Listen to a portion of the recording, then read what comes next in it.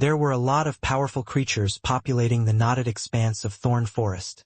Creatures Han Sen was currently unable to beat. Even if Han Sen could use his Super King Spirit mode for a long time, to kill creatures with 6 or more gene locks active would be incredibly difficult. I should put my skates on and hurry to open my second gene lock. I should do that and at the same time max out my basic and primitive geno points. My fitness level should be high enough for me to open the third gene lock. Then, Han Sen contemplated his next move. Pang! As Han Sen was lost in thought, a flaming blade suddenly appeared and exploded near him. How was that? Is my S-Class Hyper Geno art cool or is it cool? Chu Ming smiled smugly, as a fire hovered above the palm of his hand. It's not bad. Han Sen nodded. What element is your Hyper Geno art? Can you show me? Chu Ming asked Han Sen, politely. My Hyper Geno arts don't have a specific element tied to them. I can do whatever I wish, Han Sen answered. Really? Chu Ming didn't believe it. Chu Ming rolled his eyes and said, Then show me how you might cast Flaming Blade.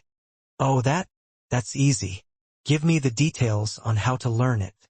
Han Sen smiled. Chu Ming explained to Han Sen how he could learn Flaming Blade, but said, It's useless to tell you, though. I don't have any more of the Geno solution. I don't need it. Han Sen followed the instructions he was given, and he felt a fire come to life in his hand. Han Sen waved his hand and a meter-long, flaming blade manifested a short distance from him, and flew out in the direction he desired. It hit the bone of a giant skeleton, which made it collapse amidst a fiery explosion. What the? How is that possible? Chu Ming's eyes were open wide. Han Sen knew his flaming blade would be stronger than Chu Ming's, as he had maxed out his Squire class, Knight class and Royal class Fire Spirit Geno points. He had also earned a King class Fire Spirit Geno point from the King of Day. His practice of fire would far exceed the capabilities of ordinary people. Spirit genes enabled a new talent. The more spirit genes a person could get, the more Hyper Geno arts they could learn. This was especially effective with elementally based Hyper Geno art. If you had many spirit genes, you would not even need the Geno solution to adopt them. Humans had known about this for a long time, but most people had to work in the employ of spirits to earn a measly sum of them. They weren't half as easy to come by as they were for Han Sen. But Han Sen did not expect his flaming blade to be that much stronger than Chu Ming's. If Han Sen's flaming blade was like a machete, then Chu Ming's was a plastic spoon. They had both opened their first gene lock, and Chu Ming's entire focus was on the single element of fire. Yet the gulf in power between them was far bigger than Han Sen would ever have expected to see. The boons of earning spirit Geno points were greater than he thought they could be, for sure. Do you focus on the fire element? Or did you secretly learn how to use Flaming Blade before? Or maybe, just maybe, you have already opened your second gene lock without telling us? Chu Ming inquired, struggling to wrap his mind around how Han Sen could have only just learned Flaming Blade and become so dexterous with the skill. Han Sen shrugged his shoulders and said, Yes. Haha, I knew it. So, you've managed to open your second gene lock? It looks like I'm falling behind here, I should try and keep up and open my second gene lock, too. Chu Ming sighed. He was initially quite dismayed, seeing how powerful Han Sen was with Flaming Blade, but after hearing this, was happier. Han Sen hadn't actually opened his second gene lock, but this entire happening reminded him that his strongest element was that of thunder. Aside from Royal and Spirit King Geno points, he was maxed out with thunder. Furthermore, he had managed to earn 3 Spirit King Geno points for it. As such, his thunder talent was quite spectacular. If he practiced a Thunder Surpasser Hyper Geno art, it'd be incredibly strong. Sonic Thunder Punch was merely an Evolver Hyper Geno art. It was one that used sonic powers, too. Unfortunately for him, the sonic element was rare, and he hadn't even been able to max out the Squire class for Sonic Geno points. When I open my second gene lock, I'm going to learn a new thunder skill, Han Sen thought to himself. Han Sen's Dongshan Sutra was almost at the second tier, and all it took was a few more days of practice to feel as if his cells were about to break. He felt relaxed. Finally, I have opened the second gene lock. Han Sen was very hyped, and so he quickly went to cast it. Dongxian Aura's field of view was 10 times wider, and his senses had gotten much stronger as well. Also, the Dongxian Aura now seemed to be able to affect the life forces of others. There was no one he could test it on now, so he wasn't entirely sure what he could do with the new feature. It was a shame, too, because Han Sen really wanted to know the effects of what it did. And because the shelter had not yet moved to the outskirts of the forest, there were no creatures he could go out and test it on. The next day, Han Sen exited the tree in the early morning. Dismayingly, he was greeted with the sight of massive thorny vines that were all tangled together like bushes. Connected all together, they looked like mountains. It seemed as if the shelter had decided to move deeper into the forest. But then, Han Sen's eyes opened wide, and he saw something move in Thorn Forest. Like usual, he was unable to see any living creature. But a good distance away, he noticed the presence of a clearing, and in this clearing a single giant vine was growing. And hanging from off of it was a golden fruit. Undoubtedly, it was something quite special. The vine's height was approximately 50 meters tall. Beside it rested a wyvern. Han Sen had detected a large life force coming from the fruit on the vine, but he had also detected a large life force coming from the wyvern. If he had to estimate, he'd have guessed it was at least a sacred blood creature. My dagger is too short for me to slay a 40-meter-tall wyvern. There's no use trying to stab him, and I'd have better luck trying to tickle it to death. Han Sen observed the fruit and the vine and continued thinking. But stealing that should be no problem. The fruit generated a golden mist, and it looked as if it would still take a while for it to mature. Unfortunately, the shelter would only be around for the day, so Han Sen could not wait for that. He instead planned on using his black crystal to drain the vine and fruit of their energy. With the water drops he'd get from those, he could get any kind of fruit he wanted. Han Sen ran back to the shelter and had Chu Ming go and look for Chu Lanqi. Han Sen would need her help to do what he planned to. He wanted her to mask his scent for when the time came. The wyvern was still asleep, so the sooner the better. Before long, Chu Lanqi arrived. She used her powers to erase Han Sen's smell. You have 1 minute. I have only opened my first gene lock, so I apologize, it cannot be any more effective. In 1 minute, your scent will return, Chu Lanqi said.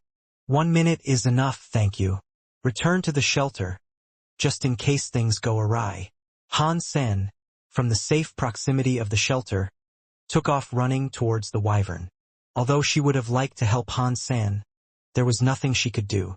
So, as instructed, she returned back inside. Han Sen activated his Dongxian aura and used it to observe both the wyvern and the vine. He was able to feel the life force clearly, unlike ever before. He could even alter his own life force signature and flow. The extent of this ability was still fairly short, however. He could not control the life force of the wyvern, either, so there was nothing he could do there. Han Sen thought, although it wasn't effective, he could erase the signature of his life force so the dragon could not sense him. Han Sen tried it out and it worked. It didn't hamper or hinder his life force in any way, but it made others unable to detect it. He was afraid of waking up the wyvern, but now he knew he had nothing to worry about. With both his life force and scent gone, it'd be impossible for the wyvern to detect his presence. The only way it would know Han Sen was around was if it could see him with its eyes. This is perfect for assassination. Han Sen was amazed at his newfound ability, but he had no time to lose. Quickly, he went behind the vine. He was afraid of waking the wyvern, so he didn't take the fruit. If he did, it might have roused the wyvern, and it'd be extremely difficult for him to absorb the life of the vine and avoid being its breakfast at the same time. If Han Sen erased the life force signature of the fruit, the wyvern was sure to recognize it was gone, and that something was amiss, too. It'd wake up in a foul mood then, as well. Activating his black crystal, Han Sen placed his hand on the vine and absorbed its life force like mad. Without the life force, it aged rapidly. The wyvern, noticing this, woke up. It opened its eyes and looked at the vine. The wyvern then stared at Han Sen. Oh, hello there. Did you enjoy your nap? Han Sen's hand remained firmly planted on the vine, as he tried to absorb as much of its life force as he could. His other hand was waving at the wyvern jovially, as if he was trying to say hello to an old friend. The wyvern was immediately confused by Han Sen's presence there. 2 seconds later, it snapped out of its post-sleep daze and roared madly. Like a geyser, lava was fired out of its mouth in Han Sen's direction. It had acknowledged what was going on, and it wasn't keen on letting the meddler who robbed him of his plant the chance to live. When Han Sen saw the lava head his way, he had no choice but to turn around and run, even though there was much still left to absorb. The cascade of lava was incredibly frightening, and it made Han Sen wonder how many gene locks the wyvern had opened. Sacred blood creatures could unlock up to 8 gene locks, though finding such creatures was quite difficult. Although Han Sen ran fast, the beam of lava was too wide and it managed to just about singe his clothing. Fortunately, he was not dealt damage, but he felt the heat, and in it, he felt as if he was being roasted alive inside an oven. Because Han Sen had a sacred blood iron bug armor, and he had many fire genopoints, his resistances were high enough for him not to receive any damage. As frightening as the blast of lava was, its spread meant the damage it could inflict was weaker. Han Sen quickly fled the scene and ran back to the shelter. The wyvern spat out a fireball, forming a deep hole. Not only the ground and grass were melted, but entire trees and rocks were instantly turned into molten lava.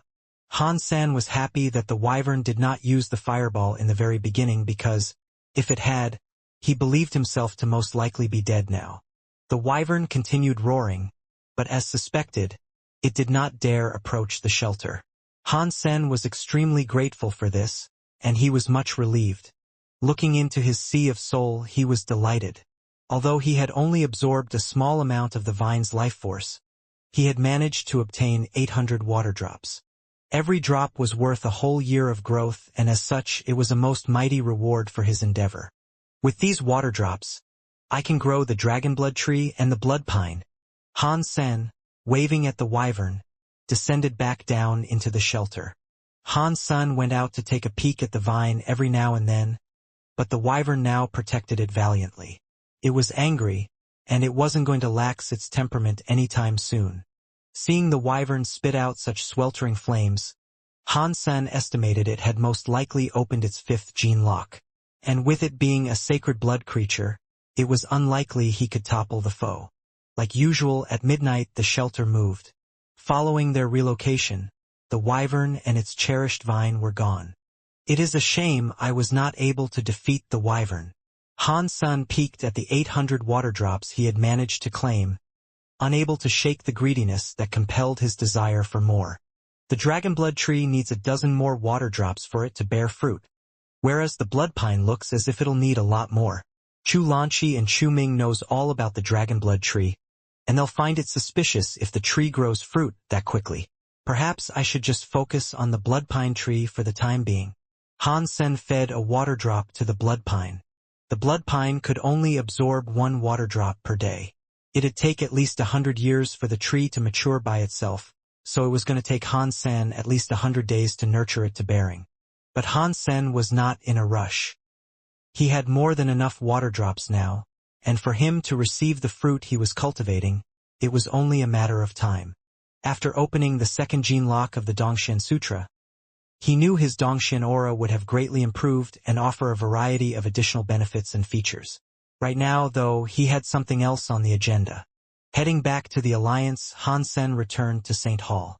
He was going to buy his first Surpasser Hyper Geno art. Han Sen could simulate the energy flows of spirits and creatures, and those that adhered to one soul element. As remarkable as this was, the strength of his replications were not as effective as proper man-made Hyper Geno arts. It was difficult to find spirits or creatures that used abilities similar to the likes of Sonic Thunder Punch. 2. The fitness and talents of spirits and creatures were stronger than their human counterparts, but they had nothing on the human psyche. Humans desire knowledge, and they are keen to experiment and go beyond what is expected and breach any horizon that sought to inhibit them. As a result, their abilities of research were unparalleled. Han Sen entered the St. Hall, hoping he'd find 2 Hyper Geno arts that would suit him. Humans were creative too. and that was exemplified by the new S-class skills Han San was seeing. He was also pleased to see that most hyper-geno arts on offer contained the powers of two elements. The first one Han San selected was called Water Thunder. It was created by a human fighter, and judging from the name, Han San was able to determine it combined the forces of the water element and thunder element.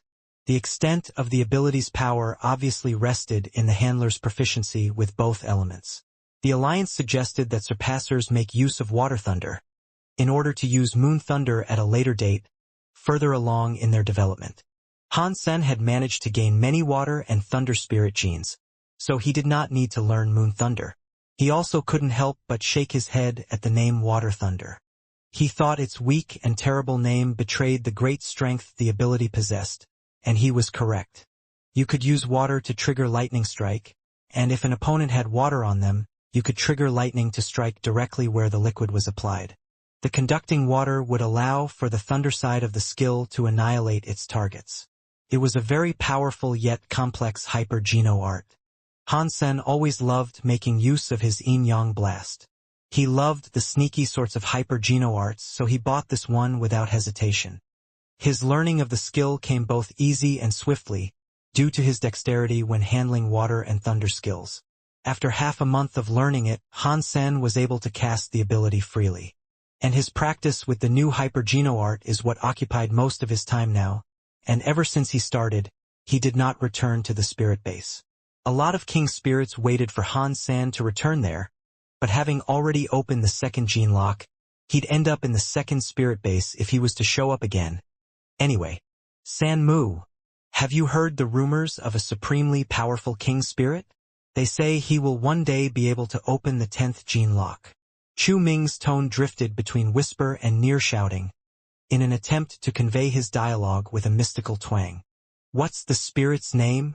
Hansen thought what he said was familiar. He calls himself the king. Fairly obnoxious, right? Chu Ming heartily said. Han San then remembered that's what he had chosen to call himself. But this was strange. He wondered how humans had come to learn of his existence. What else do you know about this king? Han Sen asked curiously. Well, I've heard he's very powerful and has quite the reputation. Some humans have overheard spirits talking about him a lot, and that he is somewhat of an idol. Many men want to become his student, and many women want nothing more than to have sex with him, Chu Ming explained. Hearing such praise, Han Sen felt pretty smug and happy with himself. He asked for more self-serving details and said, "Okay, go on. What else do they say about him?" Han San was expecting to hear more words of praise, but things quickly went the other way. Chu Ming said, "But I have heard that the king is also rather weird, and his reputation is not all swell. In fact, many king spirits and even emperors are on the hunt for him. They greatly desire to unearth his true identity and place of residence, so that when they do, they can murder him." Han San was shocked upon hearing this, and he now knew for sure that he could never expose himself as the king while he was in the sanctuaries. Chu Ming then continued by saying, "I suppose he deserves it, though. Everything I've heard about the fellow paints him as an arrogant sort. I'm so handsome, and yet no spirit wants to have sex with me. He's only lucky he's a king spirit, and that makes him the noble and entitled type. If I was a king spirit, believe me, I'd be far more popular than that numpty." Chu Ming lowered his voice and then went on by saying, "I don't think the king has a penis either. Why would so many female spirits be falling head over heels for him? And yet he doesn't go frolic with any. I'm telling you, man, this spirit is either a eunuch or he's gay. Chu Ming, let's not waste any time. Let's practice Flaming Blade together." Han Sen forced a smile, but he was thinking of something else in his now wounded heart. Arg! A scream erupted from the shelter. A scream that came from Chu Ming. Strangely, it had now been a while since the shelter teleported to the edge of Thorn Forest. They were running low on food, and they lacked opportunities to hunt. Every morning, the first thing Hansen did was to exit the shelter and get a good look at their surroundings. Each time he was disappointed. On this day, while Han Sen found himself lost in a midday reverie, he saw a shadow approach the shelter. He was shocked. He had seen many creatures wander beneath the boughs of the forest, but this was the first time he had seen a creature come this close to the shelter. The barbed bushes that encircled the tree shook, until something emerged. When Han-san laid his eyes on the beast before him, he started to immediately sweat bullets. He could feel the wretched sense of the creature that was headed his way from 50 meters away. A metal dinosaur, composed of what seemed to be blue steel, is what came out from the obscuring thickets of the trees. The suffocating feelings of dread were a direct cause of its approach. The blue dinosaur was not large by any means. In fact, it was no larger than Han-sen himself, but he was able to sense that its power dwarfed his own by an unfathomably large margin. As sweat descended his forehead, the dinosaur laid eyes on him and drew closer. It stepped directly into the shelter's surrounding, where other creatures always feared to go. Han-san quickly turned around and tried his hardest to return inside the tree. He had encountered many powerful creatures before, but this one was in another league. Never before had he seen a creature not heed the bones that offered sanctuary to such places. Bold as brass, the metallic dinosaur lurched forwards, step by step. As Han-san started running, he heard a boom. The dinosaur leapt a great distance and landed in front of him, leaving two crater-like footprints in the soil. The speed was incredible. Casting his Dongshen Sutra, a vast amount of energy began to generate inside his kidney. Then, he used arrow to try and fly away from the menace. Just as Han-sen moved, the dinosaur opened its mouth. And then, a horrible power came into contact with his back. One that pulled him back down to the ground. Fortunately, the dinosaur only took hold of Han-sen's armor. The creature did not injure him. He stood up and fell back a few steps. Then, the dinosaur jumped behind Han-sen and bit the back of his armor again, keeping him close. Strangely, it did not hurt Han-senator. All it did was pull him back and keep him close. Is this thing playing a game with me? Will it devour me when it gets tired? Han-san tried his hardest to run away and escape, but every time he did, the dinosaur stayed his flight. Han-sen knew he had to continue hiding his super spirit mode, and if he had to use it, it would only give him 3 seconds. If he decided to use it, he had to ensure he would not miss any strike he sought to deliver. With the dinosaur engaged in its game, Han-sen was first going to wait and see how long this would go on before doing something. He'd bide his time, and when that time was right, he'd use his Super King Spirit mode to ensure an escape. Han-sen was currently unsure whether or not it was a sacred blood or a super creature he was facing, but regardless of what it was, he knew he lacked what was necessary to triumph over it. Getting pulled back over and over again, the dinosaur seemed to be getting annoyed. It grabbed Han-sen and did not let him go this time. Is this it? Is the fun over? Is it going to eat me this time? Han-sen prepared himself to cast Super King Spirit mode. But the dinosaur merely reached out its talon-laden hands and presented a green fruit to Han-sen. The dinosaur seemed as if it wanted to give it to Han-sen. Han-sen froze, unsure whether or not he was reading the situation correctly. This was not the time to be making mistakes, after all.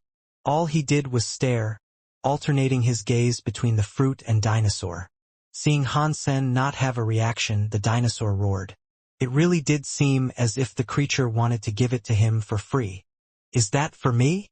Han-sen pointed at the green fruit and then himself, using gestures to illustrate his vocal question to the queer beast.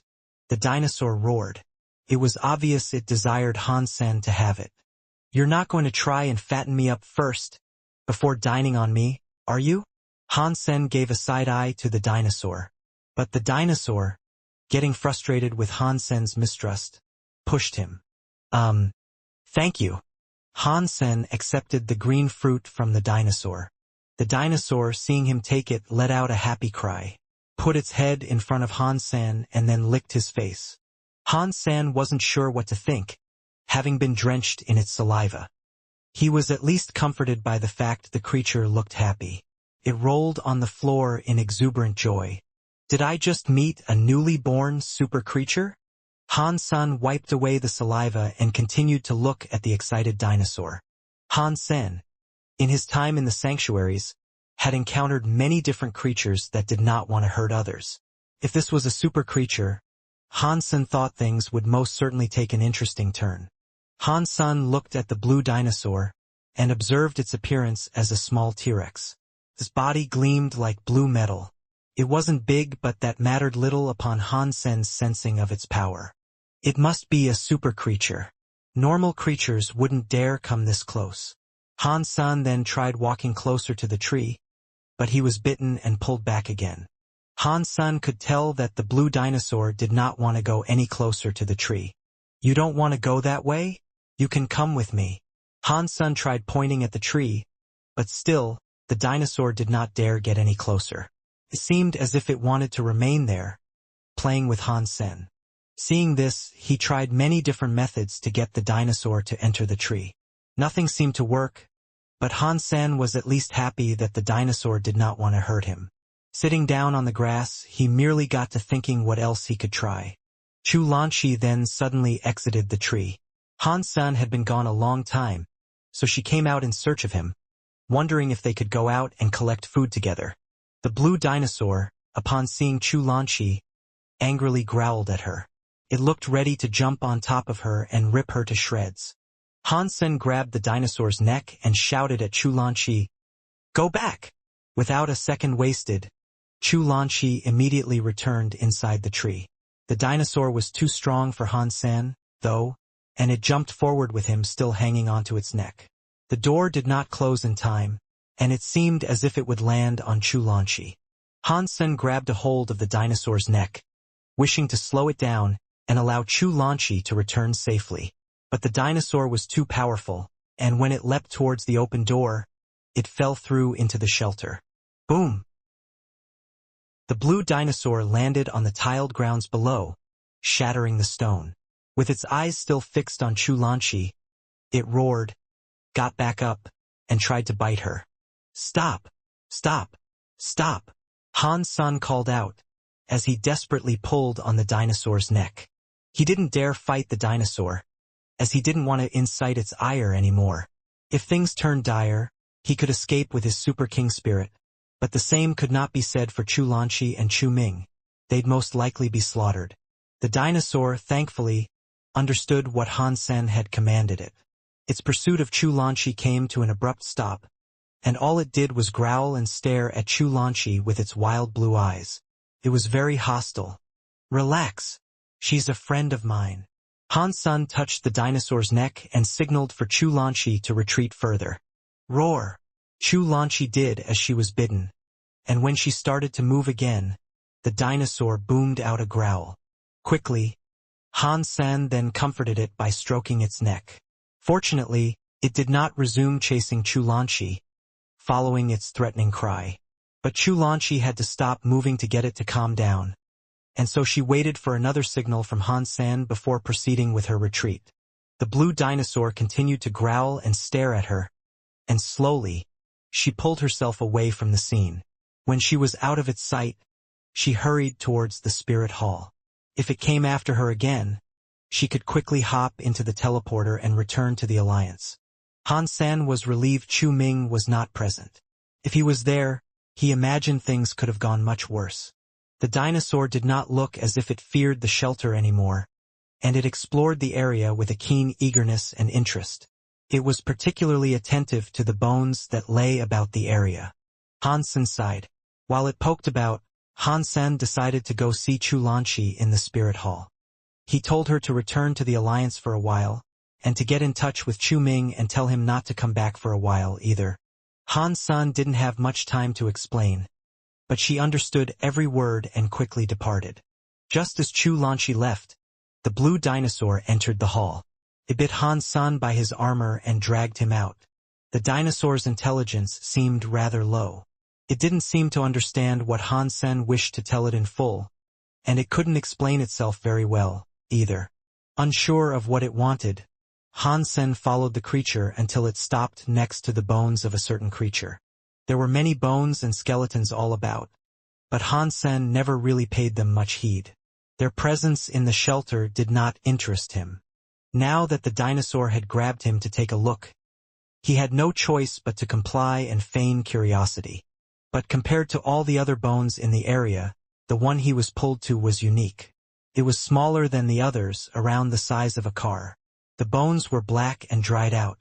From what Han Sen could tell, it looked like some sort of saber-toothed tiger whose composition of flesh had long since submitted to the passage of time and rot. They were just ordinary bones.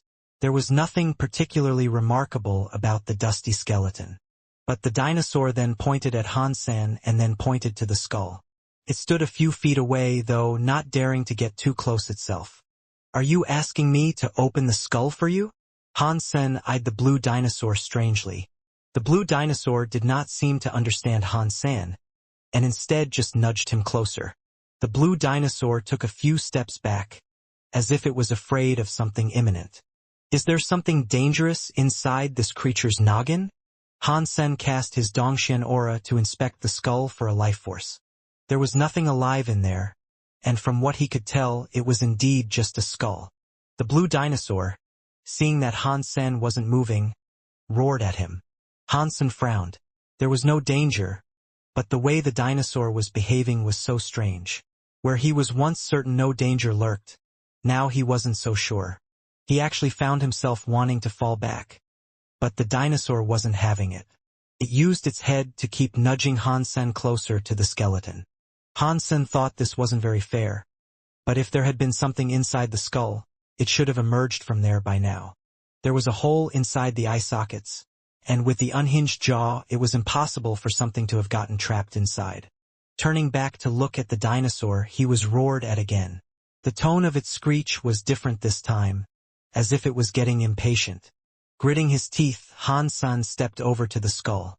Although there was no apparent danger, there was indeed something inside it. Taking a closer look, Han Sen saw a bone that looked like the arm of a human. Its color was slightly different than the rest that were there, as it was very white. Han Sen hesitated at first, but ultimately decided to pick it up. After picking it up, though, Han Sen realized the arm did not come from a human after all. It was heavier than steel, and seemed to weigh 1,000 pounds. Not expecting the weight, he failed to pick it up at first.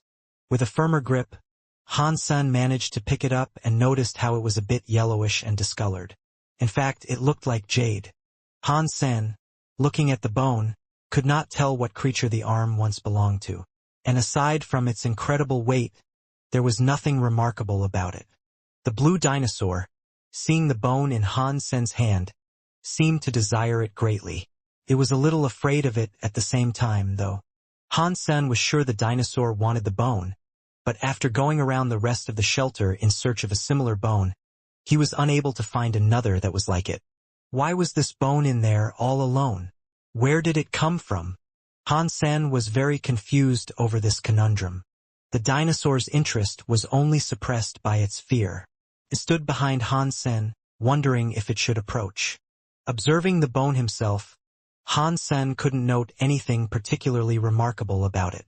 With no value to himself, he just decided to throw it to the dinosaur and say, "This is what you wanted, isn't it? Take it. It's all yours." The blue dinosaur jumped away about 50 meters, to hide behind the worn architecture of the palace. Its eyes were fixed on the bone. Han Sen thought to himself, "Its intelligence is very low indeed. Doesn't it have a brain in that thick skull?" But then, another thought struck Han Sr. Maybe that's a good thing. Perhaps because it's dumb, it'll be easier to control. I learnt my lesson with the fairy. I could never properly control her, and that was because she was too smart. Thinking of this, and then looking towards the scaredy-cat dinosaur, he felt a little better concerning the circumstances. Han Sen was still a little weak in the grander scale of the third god's sanctuary. If he could use the dinosaur as a fighter, things would become considerably easier for him.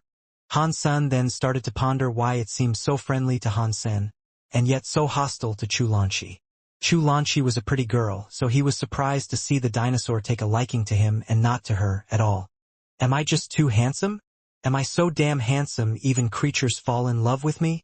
Han Sen pulled out a mirror and looked at himself from all angles, coming to the conclusion that his hypothesis was most likely correct. The dinosaur started to slowly emerge from hiding. Despite its distance from the bone, it still looked utterly terrified. "What should I call you?" "Wang Kai," maybe? Yes, that sounds good. Hansen smiled and picked up the bone, continuing to say, Wang Kai, it is only a bone. Come here or I'll eat it. Han Sen pretended to bite the bone, but it did not incite the reaction he hoped to receive. The dinosaur remained where it was, unmoving. Han Sen started to harbor doubts over his initial belief that it'd be easy to command the creature. It was not only dumb, but a scaredy cat also. Looking at the bone, Hansen knew he couldn't eat it. There was no meat and it was incredibly tough. The blue dinosaur continued to watch from a distance. Still hoping to get a reaction, Hansen decided to place his tongue on the bone and give it a lick. Oh yeah, tastes so good. Wang Kai, get over here. It's as safe as this thing is succulent. Hansen smiled at the dinosaur as he spoke. The dinosaur, seeing Hansen lick the bone, carefully came forward. After Hansen's lure, it made its way over to where he was. The dinosaur joined in with Hansen, using its own tongue to lick the bone. Soon after, all semblance of the dinosaur's fear had gone and it licked the bone with a great appetite. That's right. Hansen smiled, as his mind mulled the ways in which he could use the bone to make the dinosaur obey his every command. But then, the dinosaur opened its mouth and bit on the bone. Hey, don't eat it all. Save me some. Hansen didn't want the dinosaur to consume the whole bone at once, as he needed some of it to lure and teach the creature. The blue dinosaur cared little for the command, though. It merrily chomped away at the bone until it was down its throat, not saving any for Hansen. As Hansen's heart sunk, the dinosaur roared to the sky in delight of its meal. Blue fire spewed out of its mouth like a geyser, which then fell down to wrap beast up in a blanket of blue flame. A second later, it was entirely enveloped in a scorching blue bonfire. The heat was intense, and the brightness was too much. Hansen couldn't even open his eyes to get a good look at what was happening. Feeling the power in those flames, he made sure to cast his Dongxian aura to inspect it. All he could see, however, was a blur. Fortunately, the blue spectacle did not last for long. Soon after, the flames subsided, and as the ribbons of fire shrunk, so too did the dinosaur. When the flames were only a meter high, the dinosaur had grown too small for Hansen to see. Did the bone make him grow smaller? Hansen looked at the solemn blue flame, wondering what happened to the dinosaur. The flame now faded as well. When it was 20 centimeters high, he spotted a blue metal ball as the source of the fire. It was around the size of a fist. Taking a closer look, Hansen observed that it was more of an egg shape than an actual circular ball. When the blue flame vanished, the blue egg remained where it had been on the ground. Did it evolve, maybe? He wasn't sure whether or not the dinosaur was a super creature, as he had never seen a super creature evolve before. Wang Kai, are you in there, buddy? Hansen squatted down to ask the ball, but he received no response. Picking up the egg, Hansen tried to give it a squeeze and feel if there was something in there. He couldn't discern what the item was. He couldn't feel the beat of a heart, and his Dongxian aura only presented him a blurry image. Is it evolving, or is it being reborn? Hansen wasn't sure, but he knew he wouldn't be seeing his blue dinosaur again for some time. There was no life inside the egg, so whatever was in there was most likely yolk. Should I cook it? Hansen wondered with a sinister grin. As tasty as it might have been, Hansen dropped the thought. If it was actually evolving, whatever came out of it would likely be incredibly powerful. Eating it would be a waste in comparison. I guess I should keep it for now. It'll be pretty cool if it is actually a super creature. Hansen stroked the egg and then said to it, Wang Kai, you better come out of this thing soon, okay? I need to put you to work. I need you to help me kill creatures. Don't be lazy. Hansen pocketed the egg and then decided to return to the Alliance. He told Chulanchi and Chu Ming that the dinosaur had gone. The two of them returned to the sanctuary, but there was nothing much for them to actually do there. All the three of them could ever do was exit the shelter and check whether or not they were at the edge of Thorn Forest. If they were still deep in its prickly depths, they would simply return to the Alliance. Hansen followed mostly the same schedule, but he preferred to visit the second spirit base instead. After opening his second gene lock, Han Sen noticed his super spirit mode was considerably more powerful. While this was advantageous for a number of obvious reasons, there was a certain drawback that weighed on his mind. This mostly stemmed from the fact that his fitness hadn't risen to coincide with the second gene unlock. With an even greater burst of strength, using super spirit mode could very well last even less time than it had before. So Han Sen continued practicing the Dongxian Sutra, wanting to fill up his geno points. But from his current locale, his options were limited. He had to wait for the shelter to arrive at the edge of thorn forest before going out to hunt and obtain meat. All he could do for now was harvest spirit geno points to bolster his elemental powers and resistances. Han Sen fancied obtaining space and time geno points in particular. They were incredibly rare, though, and he had only managed to obtain one space point in his entire time in the spirit base. That one point came from the King of Truth. The King of Truth was a king-class spirit. Out of all the squire, knight, aristocrat, and royal spirits he had fought, he had not managed to obtain a single space or time geno point. Can these two elements only be obtained from king spirits? Han Sen entered the second spirit base, and drove his island to the nearest island he could see. He was unranked there, so he did not care who he opposed. Freely, he challenged the first he was able to. Han Sen was naturally better than king spirits, so it did not matter who he challenged. There was nothing for him to be afraid of. "Are you the king?" The spirit, seeing Han Sen approach, stood where he was as a frightened grimace fell across his face. "Yes, I am. You have heard of me." Then, Han Sen did not immediately begin a battle, and decided to talk to the spirit first. "Of course, everyone knows who you are. I admire you a great deal." The spirit, like before, did not want to fight. Graciously, he offered Han Sen a spirit gene. Unfortunately for Han Sen, it was a fire element gene. He had already maxed this statistic out, so there was no need for him to kill the spirit.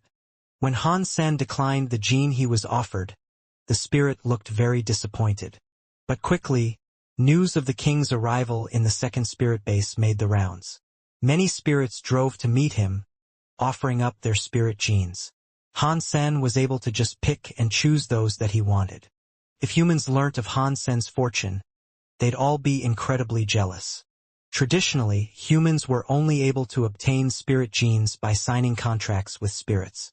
If they did not sign contracts with spirits, gathering the genes would be impossible. Aside from trading with spirits, there really was no other way. Normal high-class spirits would not give out their genes to humans who had not signed a contract with them, and this was especially true of king-class spirits. No matter what they were offered or the service that was provided to them, they would never give a human a spirit geno point. What Han Sen was able to do, and the amount he was able to receive freely, was something beyond the realm of human fathoming. Soon after, Heavenly Empress learnt of the king's arrival in the second spirit base. That was quick. He has already opened his second gene lock. The King of Truth frowned. The king is very talented. You cannot deny that. He has perfect genes, ones befitting an emperor, Flower Empress said. If anyone is able to beat him, there is only one person I can think of. He resides in the second spirit base too, Heavenly Empress said. You mean Phoenix King? The King of Day's eyes suddenly turned white as he looked at Heavenly Empress. Heavenly Empress said, He is not an emperor, but he is the offspring of two king spirits. What's more, he has Phoenix body. That makes him immune to physical attacks. If anyone will topple the king's winning streak, it will be him. Phoenix King's personality is so strange, though. He is always alone, and he is tremendously difficult to talk to, Flower Empress commented. I know him well. Perhaps I can convince him to challenge the king. Heavenly Empress was confident in his abilities. That is great news. With Phoenix King around, the king is dead. God, I wish I knew where that conniving spirit stone is. I'd crush it beneath my boots, the King of Day said spitefully. He hated Senator Han Sen had taken one of his king spirit genes and kissed the girl he had long had a crush on. Even if we knew where his stone was, we couldn't destroy it. Do you really think you have what it takes to find it, grab it, and smash it all before this emperor? Flower Empress said. He has offended all the king spirits in the third god's sanctuary. No emperor would be able to withstand the wrath that will be brought down on his shelter. The king of day explained. Who would ever want to offend an emperor, just so they could get a hold of a king? And what's more, it seems likely the king himself will become an emperor one day. If you failed, congratulations. You would have 2 emperors for nemesis. Only idiots would subject themselves to such torment. Flower Empress rebutted. Why are you speaking in favor of that asshole? The king of day now started to look angry. Flower Empress was hit with a sudden shock, and so she said, I'm only telling you cold, hard truths. I'm not saying anything to protect him. Stop arguing, you two. I will open my second gene lock and consult Phoenix King about these matters. What will you all do? Heavenly Empress inquired. I'm going to watch him get killed, the king of day said. Me too, Flower Empress concurred. The king of truth merely shook his head, saying, I can't open my second gene lock, so I will not come. Then let us return and practice. I will invite Phoenix King to come over. Heavenly Empress stood up. Then, she approached Flower Empress and said, Let's go together, and it'll help if I can receive some flower liquid off you. Heavenly Empress left with Flower Empress, and after they were out of earshot of the others, she asked, So, you have a crush on the king? Flower Empress blushed and said, Is that a bad thing? Heavenly Empress smiled and replied, It is not bad, no. But since no one has yet learned his identity, you shouldn't get your hopes up about any future hookup. I am not hoping for anything. He is powerful, that is all. It impresses me a great deal, Flower Empress explained. That's good then. Heavenly Empress smiled and did not say anything else. Han Sun spent his days in carefree merriment. He amassed large swathes of spirit genes with little to no effort. And as fortuitous as this was, it did make him feel as if there were no king spirits around. He thought it was quite strange. He had spent many days there, but had not been challenged or approached by a single king spirit. As such, he didn't obtain a single king spirit genopoint. It was almost as if they were all avoiding him. How am I supposed to get more king spirit genes, if things continue in such a way? Han Sun looked at his rank, noticing he was just below 100,000. Humph. If you don't seek me out, then I will seek you out. Han Sun sent away the spirits that crowded around him, and drove off on his island. As everyone wondered what he was up to, Han Sen went off in search of spirits that were of a higher rank than him. Han Sen hid his life force with Dongxian aura, so that no one would know he was coming. When he neared a spirit, he challenged his desired opponent quickly.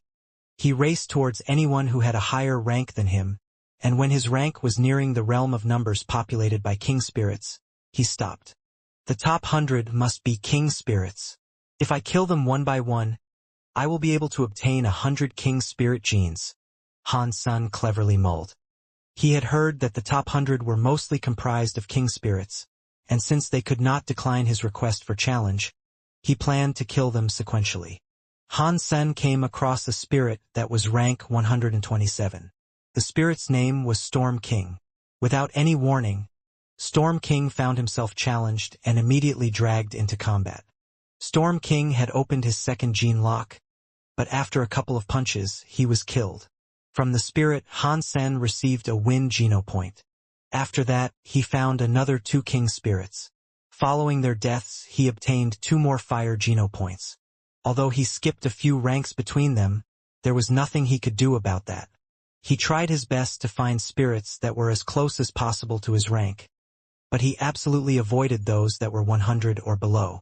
All of a sudden, he caught sight of a few islands that were headed his way. It was Flower Empress and the King of Day. With them was another woman spirit he had seen before, but not been introduced to. There was also a person he had never seen before. The male spirit was blonde, and he had fiery, phoenix-like eyes. He looked noble, as if he was stuffed rigid with pride. When he approached Han Sen, he did not even look at him. All the spirit did was talk with one of the empresses. Looking at his statue, Han Sen noticed that his number was 1. That meant he was the greatest and most powerful spirit in the entire spirit base. The king. Do you dare challenge Phoenix King?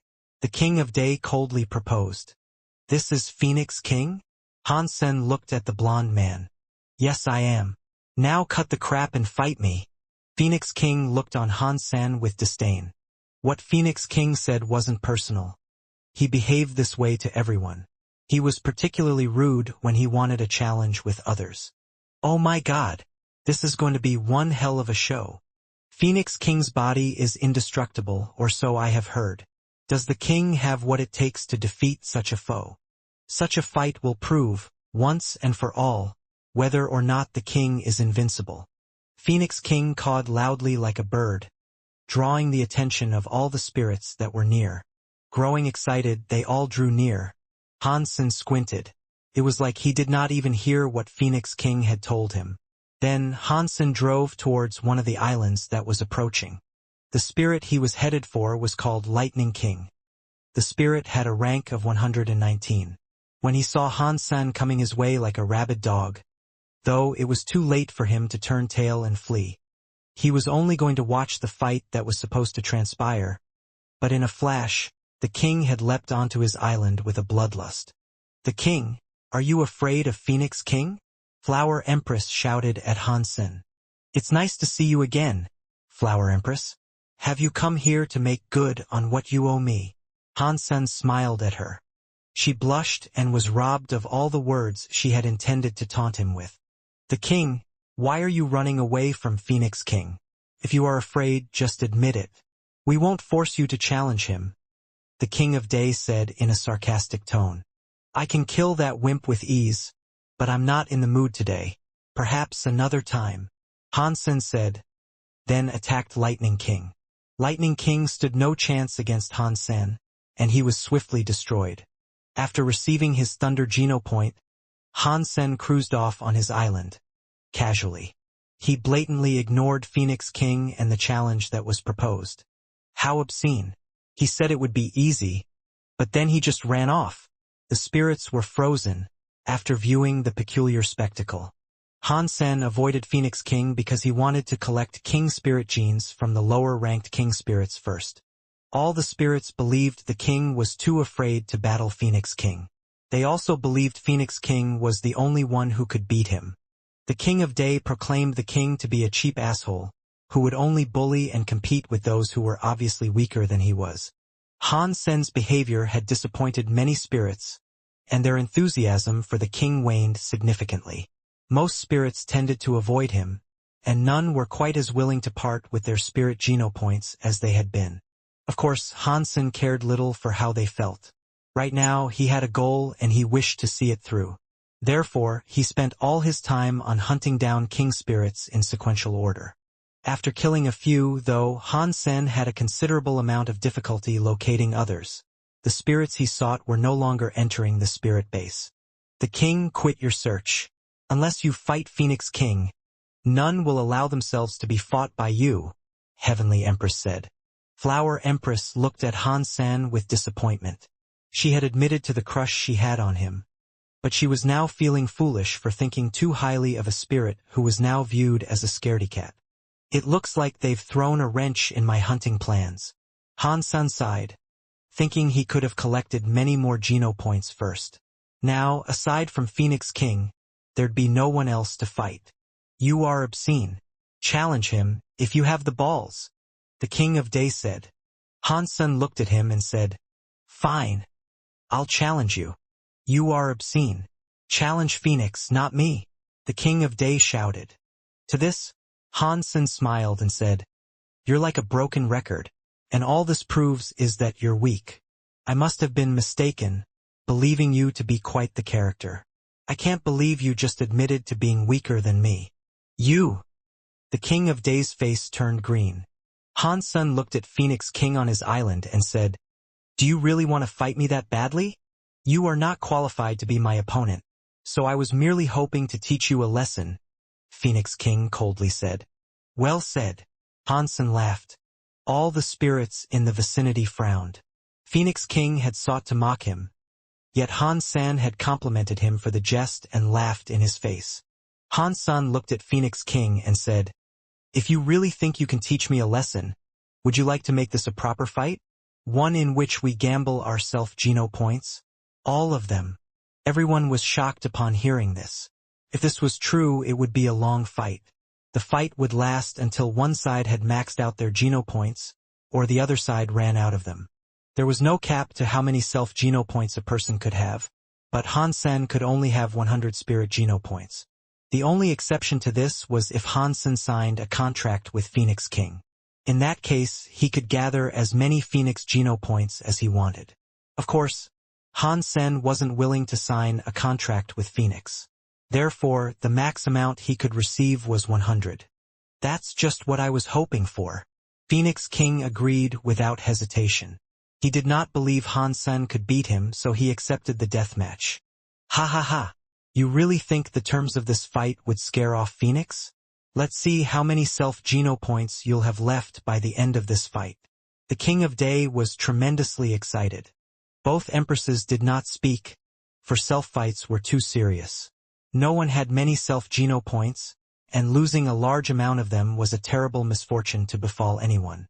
They were surprised at Han Sen's suggestion of making it a self-fight. What they did not know was that Han Sen only had 2 self-geno points. At the most, he could only lose 2. Han Sen wanted to increase his number of self-geno points, but until now, he had not known how. They would never have guessed Han Sen only had 2 self-geno points. Han Sen sent out his self-fight request, and Phoenix King spared no time in accepting it.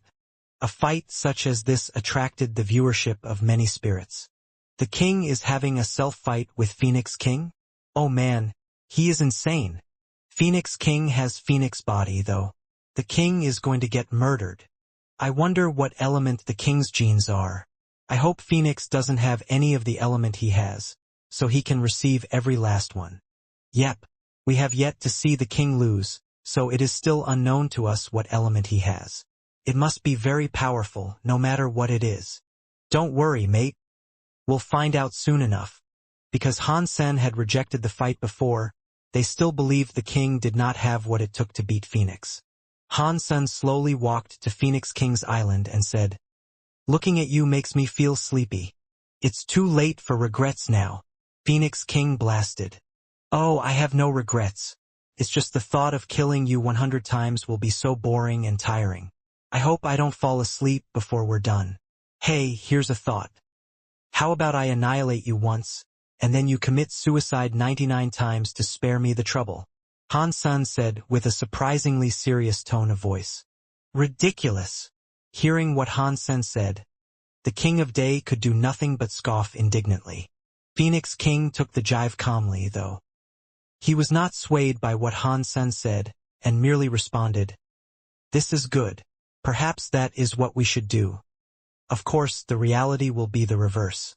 I kill you, and then you proceed to kill yourself 99 times. Okay? Then it is settled." Han Sen smiled, as he let out a holy light that enveloped him. Phoenix King's body kicked up a blaze of golden flames. Instead, the shadow of a newly arisen phoenix could faintly be seen, behind the curtain of fire that wreathed the spirit. The array of tall flames was a mesmerizing sight, like a fountain of molten gold. Phoenix body sure puts the envy into all who look upon it, the King of Day said, not even attempting to hide his own jealousy of the power. Each member of the audience of spirits had their mouths agape and eyes wide. They felt pride in being allowed to witness the casting of Phoenix body. Phoenix King had spent many years in the first and second spirit bases. He had never lost once, and he was a supremely powerful spirit. Han Sen looked at him and merely swung his fist. Phoenix King threw a fist of his own in retaliation. The gold flames that surged around his fist turned into the shape of a fire-born phoenix, and it carried the knuckles forward with tremendous force. Boom! Han Sen's fist collided with the phoenix and broke it. His fist did not stop there, however, and onwards it went. His fist surged through the air and walloped Phoenix King.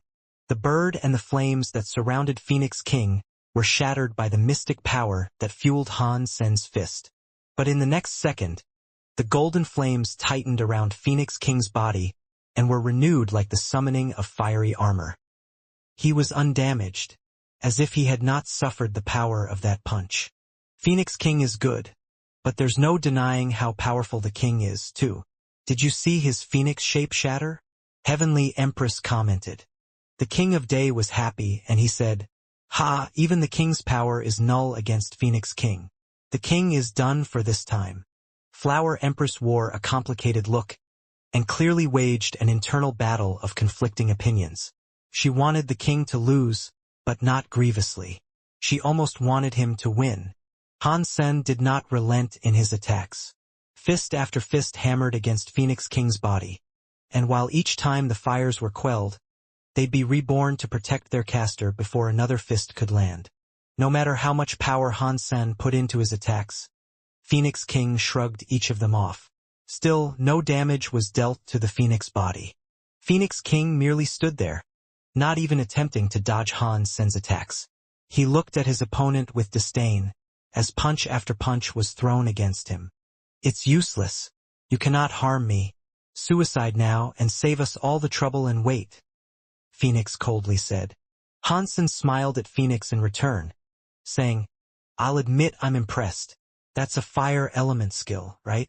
Don't compare the grace of my Phoenix body with that of ordinary fire. Mine is a holy flame.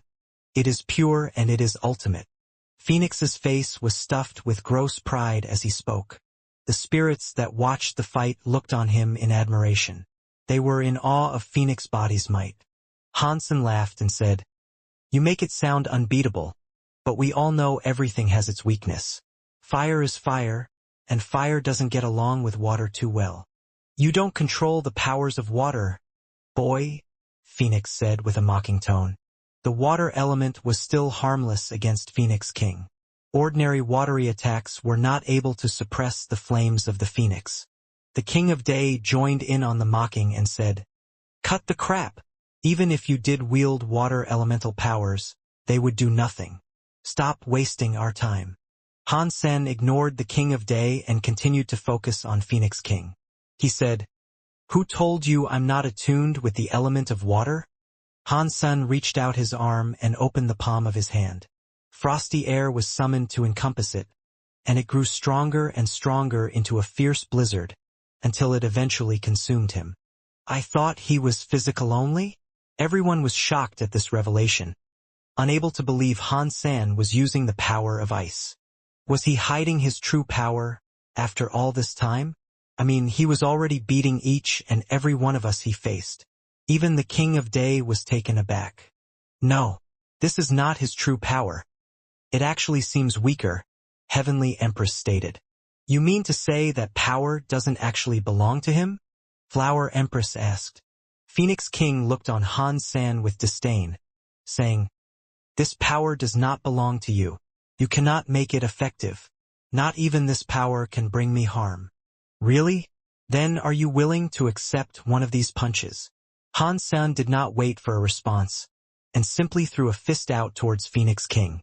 The icy powers were learnt from Little Fairy in the Second God's Sanctuary. He had only opened its first gene lock, so it was indeed weaker than what it could have been. It was visibly so in the eyes of others. Han Sen knew Little Fairy's powers were special, but he planned on doing more than just using her powers. He had more than a few aces up his sleeve. Almost at the same moment, Han Sen simulated Little Silver's power. The frosty air crackled with the charge of brutal electricity, not too unlike the water thunder skill he had just learnt. Han Sen's fist was shrouded in biting clouds, the same clouds that masked much of his body. Phoenix King's power and speed were not as good as Han Sen's, so the Spirit's Phoenix Flame attack could not hurt him. They had been at a stalemate in which Han Sen could not be damaged and Han Sen could not damage the Spirit with his holy light. Thus far, Phoenix King had only been so cocky and boisterous because of the Phoenix body talent he possessed. He had an indestructible body, and he wanted people to know that. Boom! Han Sen's fist collided with Phoenix King's fire-wreathed body. The clouds pierced the wall of fire. The cold air could freeze the cells of others, and almost immediately, the flaming phoenix was metamorphosed into its own opposite. It was turned into a statue of ice. Boom! Phoenix King had become ice, and all of his cells had frozen solid. Then, without notice, the composition of his being exploded into minuscule chips of ice that either pelted the field or submitted to the wind and were blown away. The golden flames were gone, and Phoenix King had poofed out of existence in a haze of cold blue dust. He respawned near his spirit statue. The spirit base fell so quiet you could hear a pin drop. Phoenix King had been utterly annihilated in the blink of an eye, and for a moment, every spirit thought they had slipped into a bizarre and surreal dream. The King of Day was frozen, and he could hardly believe his eyes. Flower Empress' mouth was wide open, as if in awe that was trying to masquerade as disappointed shock. Heavenly Empress herself did not expect that the king could defeat Phoenix King so easily, meaning all the Phoenix genes would have to be delivered to the king now. Seeing as she was the one who had convinced Phoenix King to fight the king, she felt tremendously guilty. King Fire Gene +1. First rank achieved. First rank reward. Self-Spirit Gene plus 10". Han Sen was only a little bit pleased.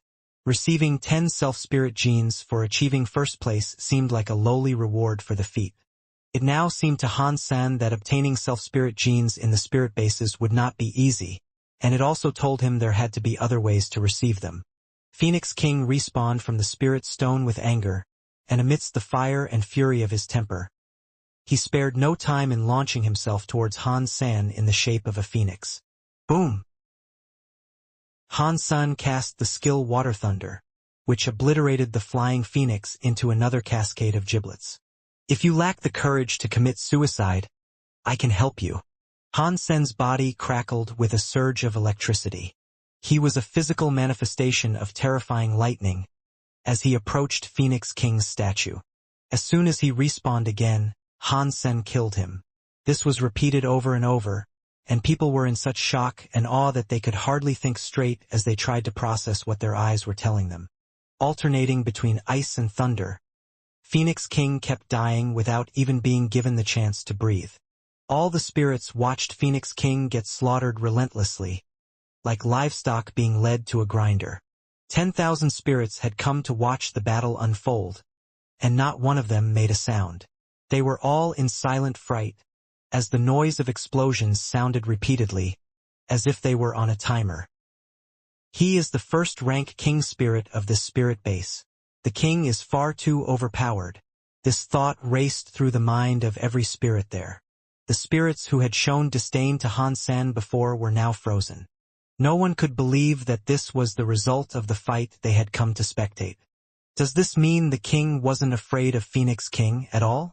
Did he just want to collect more king spirit genes before achieving first place? Some spirits finally understood Han Sen's initial reaction to the proposition of fighting Phoenix King, and after realizing this, they shouted to the sky. So, the king decided to fight king spirits one by one, in sequential order, and the people who wanted to bully him were those king spirits. The king is so powerful, man. He'd never fear an opponent, or even think of fleeing a battle. The king is invincible. Who was stupid enough to believe he would be afraid of Phoenix King? The sudden reversal of opinion represented just how much spirits adored those who were stronger. More than ever, spirits started to admire and show their affection for Han Sen again. For the fire genes he sought, Han Sen did not slow down in his repeated slaying of Phoenix King. He kept on killing him until he reached the sum of 100. 100 points was the max he was able to extract, unfortunately. Had he signed a contract, he could have received an infinite amount. Still, the results satisfied Han Sen a great deal. He was very appreciative of the fire genes he was able to harvest. All he would have to do next was max out his fire royal genes. Once he did that, his fire element strengths and resistances would be perfect. Once this was achieved, he could practice fire hyper-geno arts at a considerably quicker pace. After the fight was over, the king's name became synonymous with the word invincible. Many king spirits continued to despise him, but the love given to Han Sen from the lower-tier spirits was unending. Many royal spirits were all too happy to provide him with spirit genes. Despite receiving so many spirit genes, though, A feeling nagged at Han Sen's mind. He was actually quite unhappy. Spirit genes only strengthened a person's talent and proficiencies with elements. They did not increase a person's fitness level. The greatest effect they would provide was in the opening of a gene lock. Han Sen's fire genopoints had almost maxed out. If he practiced fire element skills, his speed in opening gene locks would be far quicker than it would be for other humans. Ordinary humans needed a fitness level of 900 to open their third gene lock, but if Han Sen practiced fire element skills, he could open a third gene lock from as low as 600. Whatever fire elemental skill he used could be cast faster and with a greater power, too. But to Han Sen, such a privilege was useless. The reason why he was this powerful was all down to his Super King Spirit body. It put him in a whole different league than other King Spirits. Of course, the title of being a Super King Spirit did not mean that it was stronger than every other King Spirit. Still, King Spirits that had only opened their first or second gene lock would still be weaker than a base Super King Spirit. A King Spirit that had opened their first gene lock possessed a fitness level that was comparable to the Iron Bug King. King Spirits needed to grow, and their fitness increased as they became stronger. Han Sen noticed that by obtaining more self-spirit points, the power possessed by his Super King Spirit mode would be much stronger. Because Super King Spirit was stronger, he could defeat King Spirits with ease. But to keep going in this manner, without increasing his sum of self genes, the advantages he had would soon be made irrelevant. He needed more, and he realized how difficult such a task would be. And to make matters worse for him, Han Sen was still stuck back in the sanctuary, unable to hunt creatures there. Continuing on this trajectory without increasing his fitness could one day prove deadly. He could only use Super King Spirit mode in the sanctuary as a trump card. It was relegated to being a last resort. He couldn't randomly use it anymore, not before improving the strength of his body. San Mu. We have finally come to the edge of Thorn Forest. Chu Ming jovially called out to Han Sen. Han Sen was incredibly happy at this news. They had run out of food a long time ago, and now they had the opportunity to restock. Han Sen called for Chu Lanshi and Little Wind to accompany him and Chu Ming in the hunt of creatures. He wasn't going to waste a single second, as he wasn't sure when the shelter would move to the outskirts of the forest again. They did not know which way they were going to go, but where they went seemed to be in absence of thorny brushes, and they espied a number of clearings in the distances ahead. After killing a group of iron bugs, they stumbled across a hunting party of humans. Humans? There are humans! Chu Ming looked excited when his eyes fell upon them. Each of them were surprised, and it was a sight that warmed their hearts. It was usually a great joy to come across other humans, as the occasion was rare across the brutal expanse of the third god's sanctuary. They had heard of a human royal shelter in the vicinity, and after walking an additional 30 miles, they came to a shelter which had many humans strolling in and out. Finally, I'm back to civilization. Chu Ming almost cried at the sight. Han Sen and Chu Lanshi were glad to have found such a shelter, but weren't half as excited as Chu Ming. After entering the shelter, they informed themselves of what manner of place it was. It was a relief to hear it was good for humans, despite the spirit shelters that weren't too far away. The people in this place were strong, and they could fight back and maintain their independence. Whoever was capable of defending themselves were allowed to live there. We have found a place in which we can live and be free. We can have a good life, free from the fear we have had to constantly live through in recent times, Chu Ming said. Han Sen said, if you two like it, then stay. I'm going back, though. What? Why are you returning to that dump? You might die out there all alone. Chu Ming looked at Han Sen with confusion. I prefer to remain in perpetual adventure. Han Sen couldn't explain how he felt well, but this was the closest and most concise way he could express himself. There were a few other reasons, of course, ones he did not wish to tell them. Han Sen needed that shelter to grow plants and enter the spirit base, something that was far more valuable to him than a safe place to lay his head. In Thorn Forest, there weren't many primitive creatures to find, but he could easily encounter creatures of a higher level. The resources he could get there with his moving shelter was far more important, and having a shelter that resided underground, free from any possible attack, was something incredibly rare, and it was not something Han San was willing to give up. "Can't we adventure from the safety of this place?" Chu Ming asked. Han San wanted to explain further, but much of what anchored his desire to remain in the hidden shelter had to be kept a secret. "Chu Ming, San Mu knows what he is doing. Don't try and change his mind.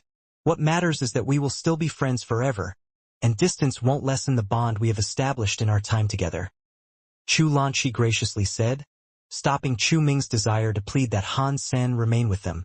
Han Sun looked at Chu Lanqi and said, "You are right.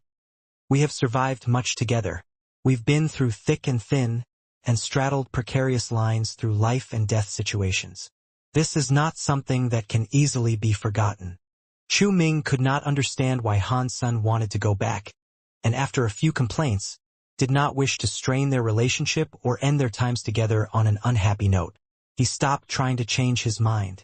When Han San and Chu Lanqi found some time to be alone, she said, "You are Ji Yanran's fiancé, aren't you? Your name is Han Sr. You knew." Han San had a wry smile. Chu Lanqi smiled and told him, "There aren't many famous surpassers that go by the name of Han. I figured it had to be you, especially since you are fairly young. Besides, if you were going to select a fake name, San Mu was a bad choice." Han San said, "I didn't mean to lie or hide. It wasn't done in spite. I have many enemies, and I didn't want to bring you any more trouble than I did when we first met. When I got a firmer grasp on where we were, and was able to acknowledge that where I was free of other humans, I didn't mind changing my surname and confiding in you." Chu Lanqi put her hand out in front of Han San and said, "When next we meet, I'll buy you a drink. Meeting you again will be quite the occasion, I'm sure. And getting drunk on special occasions seems to be the tradition. Haha."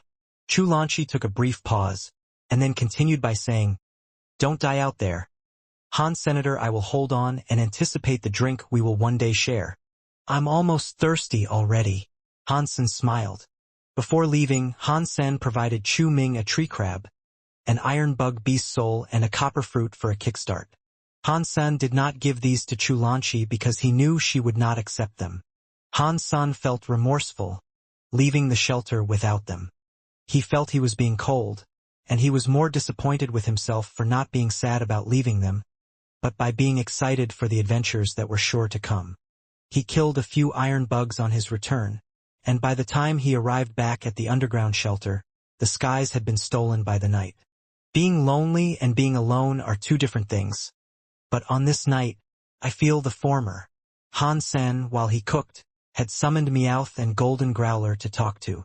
Meowth and Golden Growler would occasionally reply, and it struck Han Sen how much more intelligent and human they were, following their consumption of the water drops.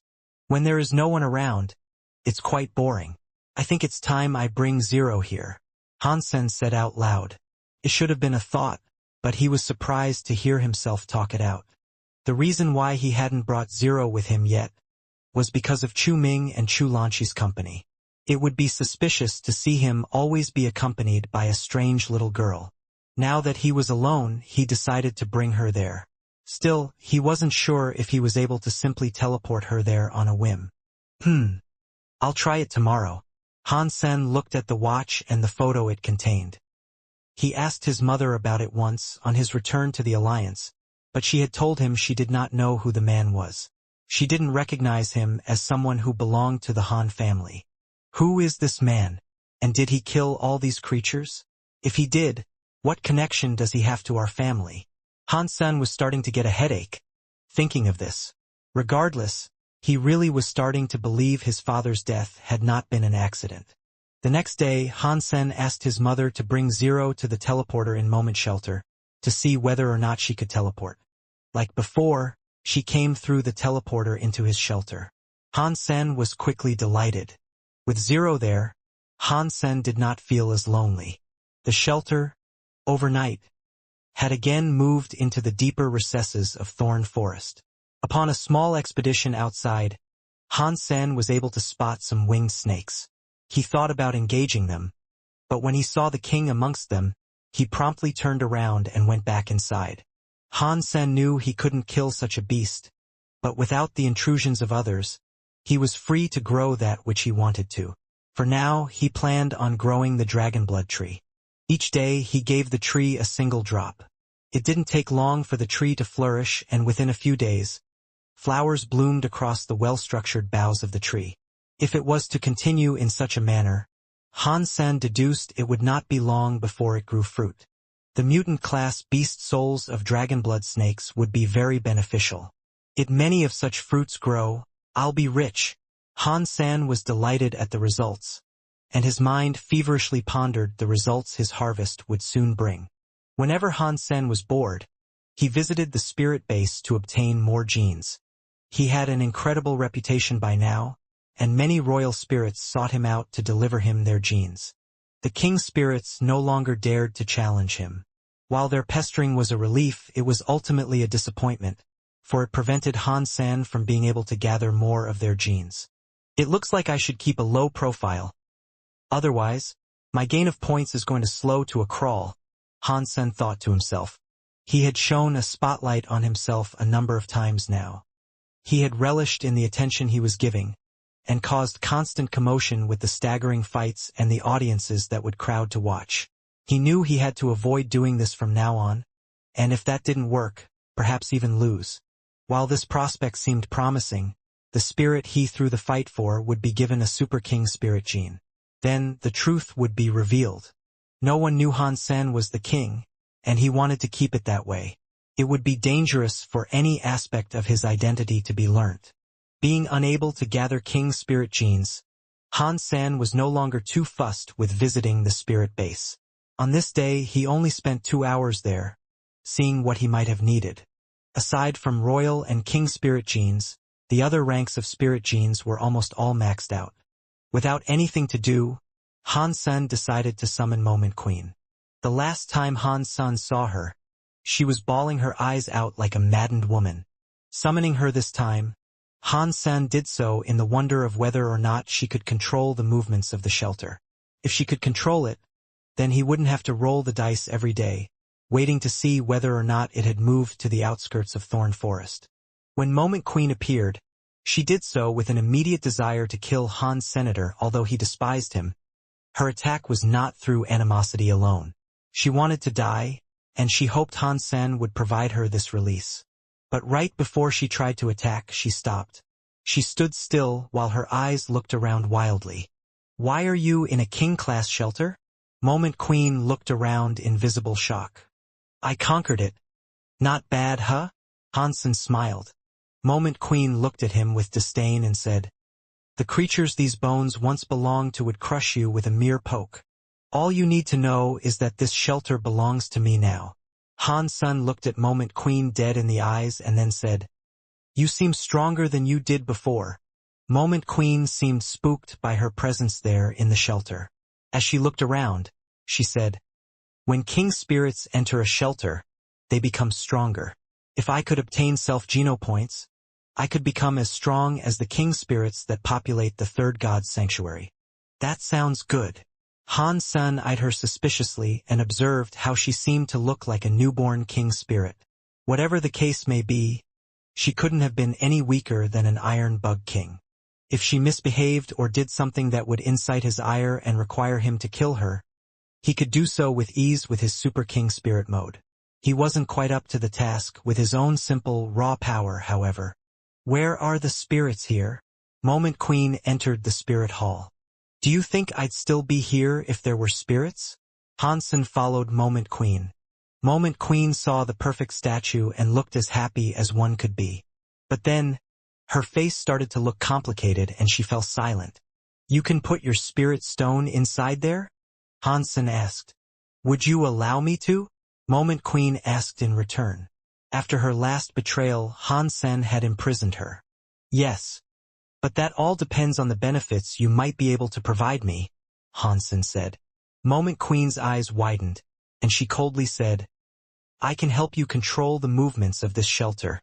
If I don't, then this shelter will continue to teleport as it does and total ownership of it will be impossible. I like the moving aspect of this shelter. Give me some cold, hard benefits," Han Sen said. Han Sen would have really liked her to be able to control the position and location of the shelter, but he wasn't quite willing to let her know that now. Well, aside from that, I have nothing. Of this, Moment Queen said dismally. I want your king spirit gene, Han Sen told her. Moment Queen's spirit gene might have been of the space element he much desired, but because she would rather die completely, she would not give it to him. This was his first mentioning of this. Impossible. Moment Queen rejected Han Sen. Do you want to be imprisoned in the Sea of Soul from now unto eternity? Or would you like to control the shelter? Han Sen said, sternly looking at Moment Queen. Moment Queen had a conflicted expression. Humanity acknowledged the existence of spirit bases, but very few knew what they were exactly. Han Sen had threatened her with what she feared the most. Return to the Sea of Soul, trapped. If she could control the shelter and enter the spirit base, she believed she would have a chance to escape him. Of course, Han Sen was not entirely trusting, and he practically knew what she was planning. He wanted her to feel hopeless, though, so that she would deliver her genopoints to him. He thought Moment Queen aligned with the rare space element, and she was likely the only spirit he could find who had space genes.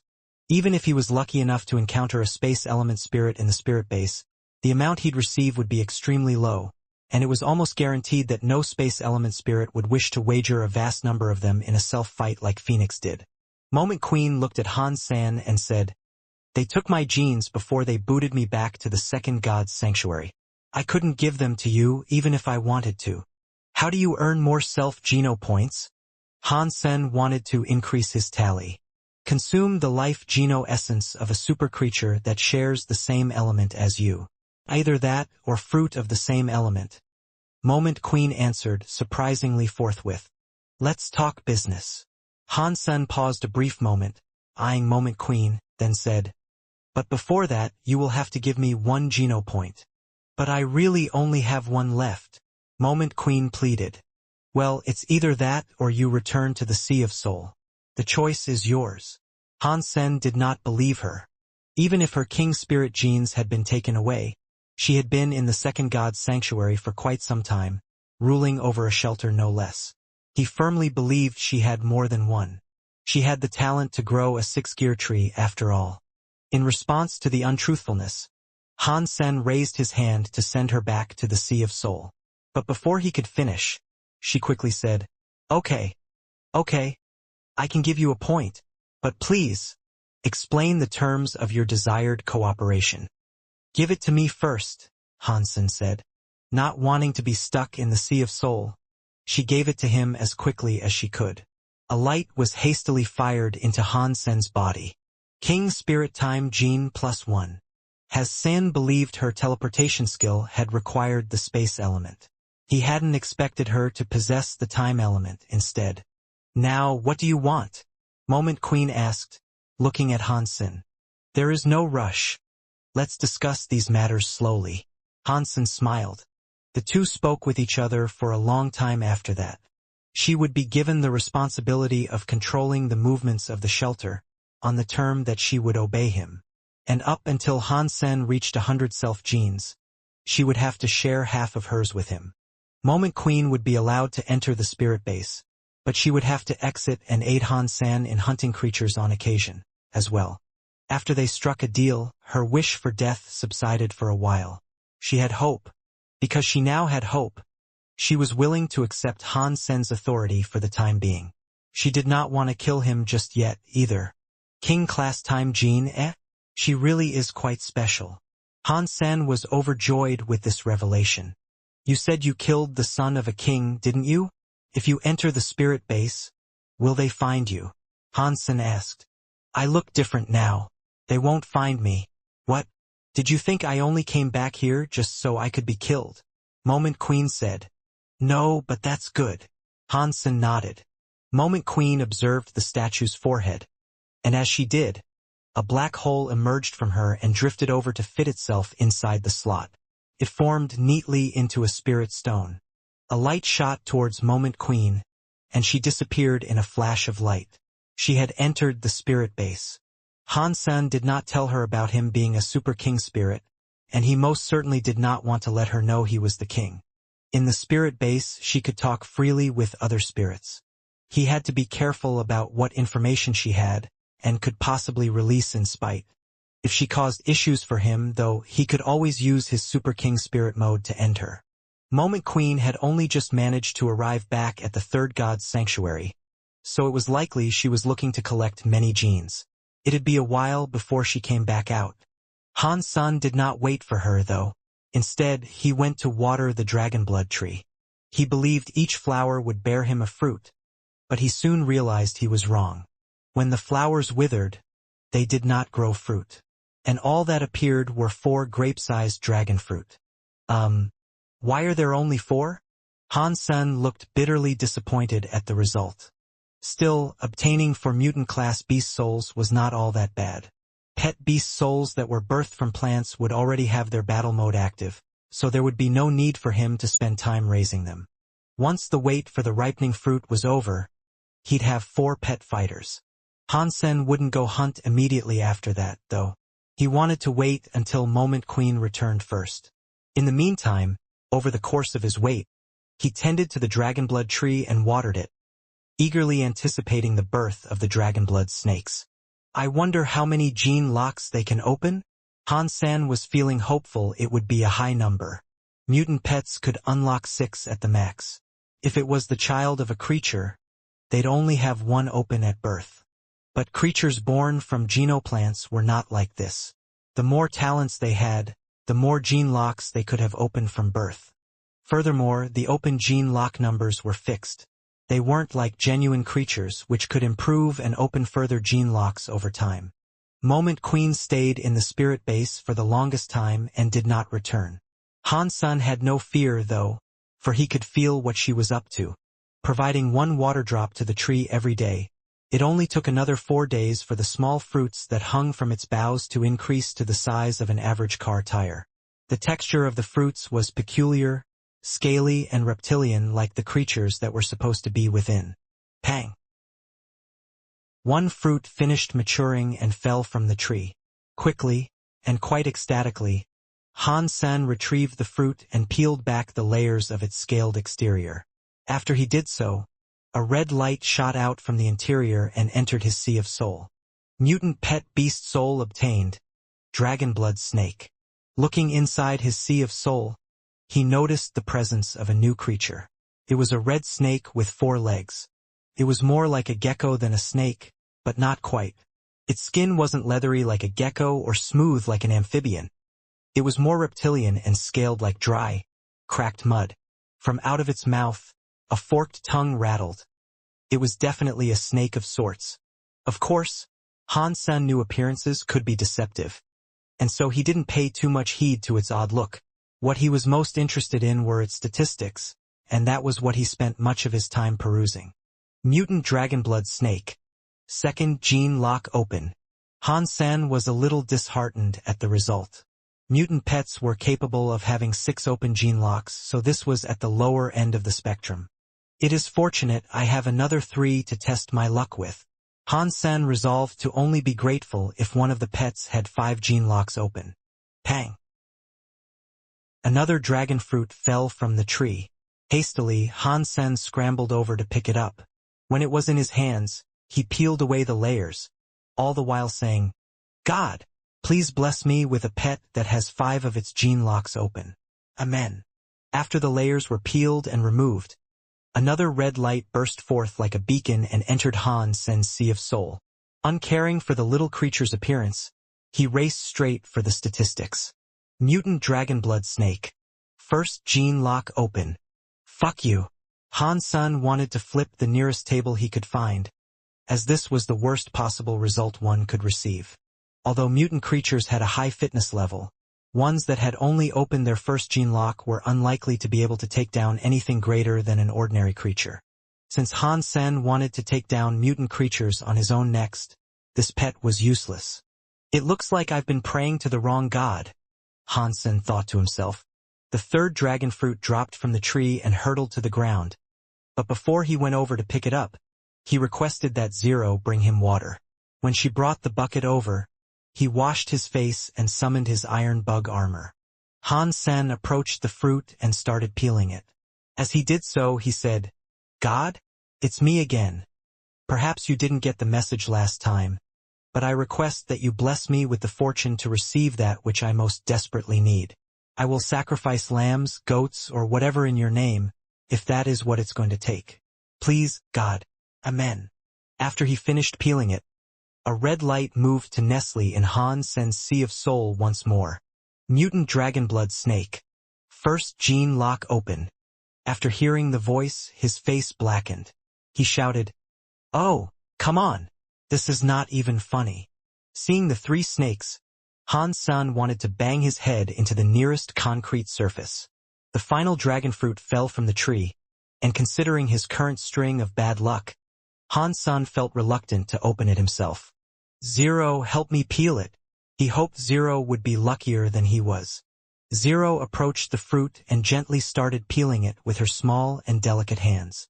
When she was done, a red light shot into her forehead. Hansen pointed at Zero and asked, "Hey, I thought you couldn't use beast souls?" Zero could not eat the flesh of creatures, and neither could she make use of beast souls. This was because she did not have a sea of soul. Her situation was similar to the Shura in that regard. But with ease, the dragon-blood snake entered her forehead, signifying she now had a sea of soul. Hansen had once tried to send her a beast soul in the past, but it didn't work. He knew for sure she had no sea of soul, but clearly, things were different now. Zero looked at Hansen but did not say anything, and the expression she wore made it seem as if she didn't know what to say. Hansen tried sending her one of his other, now useless dragonblood snakes, and the transfer actually worked this time. What is this? Hansen was shocked with this revelation, but judging from Zero's relative silence, it seemed as if she too was unsure what had happened or what had changed. Zero merely stood where she was, staring back at Hansen at a loss for words. Hansen asked Zero to return the snakes to him, and lo and behold, they were transferred back to Hansen correctly. Her sea of soul seemed to function just as any others would. Was she too young before or something? Perhaps that is why her sea of soul had not yet activated. Hansen mulled over this curious development with great interest. After thinking about it some more, her being too young may have indeed been the correct answer. He observed Zero's figure some more and noticed she appeared a little more grown up than she had previously. Rather than a child, she looked more like a teenager. That being said, she should have fully grown up a long time ago. Why this was happening now befuddled Hansen. Humans need to be 16 before they can enter the first god's sanctuary. Before 16 you haven't fully grown up, thus the ineligibility. It is true she is not a pure, average, run-of-the-mill human. So is her slow growth a result of this peculiarity? Hansen wondered some more. He couldn't prove his theories, but looking at her matured facial structure, it seemed likely. Regardless of what the cause was, Hansen was just happy she could now use beast souls. Hansen asked her if she could receive geno points from the consumption of meat, but she merely shook her head. Hansen took a look at the dragon-blood snake she had obtained and returned to him, in the desperate hope her fruit-opening result was better than his own 3 tries. Mutant dragon-blood snake. 6th gene lock open. Hansen's jaw dropped to the ground. He ran over to Zero, picked her up in his arms, and started spinning about with her. Then, he kissed her on the cheek, telling her, "My dear little Zero, you are my lucky goddess. Yes, yes you are. You just got me the best snake possible." Blood dragon snakes were of the blood element. With every gene lock that they had open, their powers improved by a great deal all across the board. Their speed and strength, however, were given an exponential boost.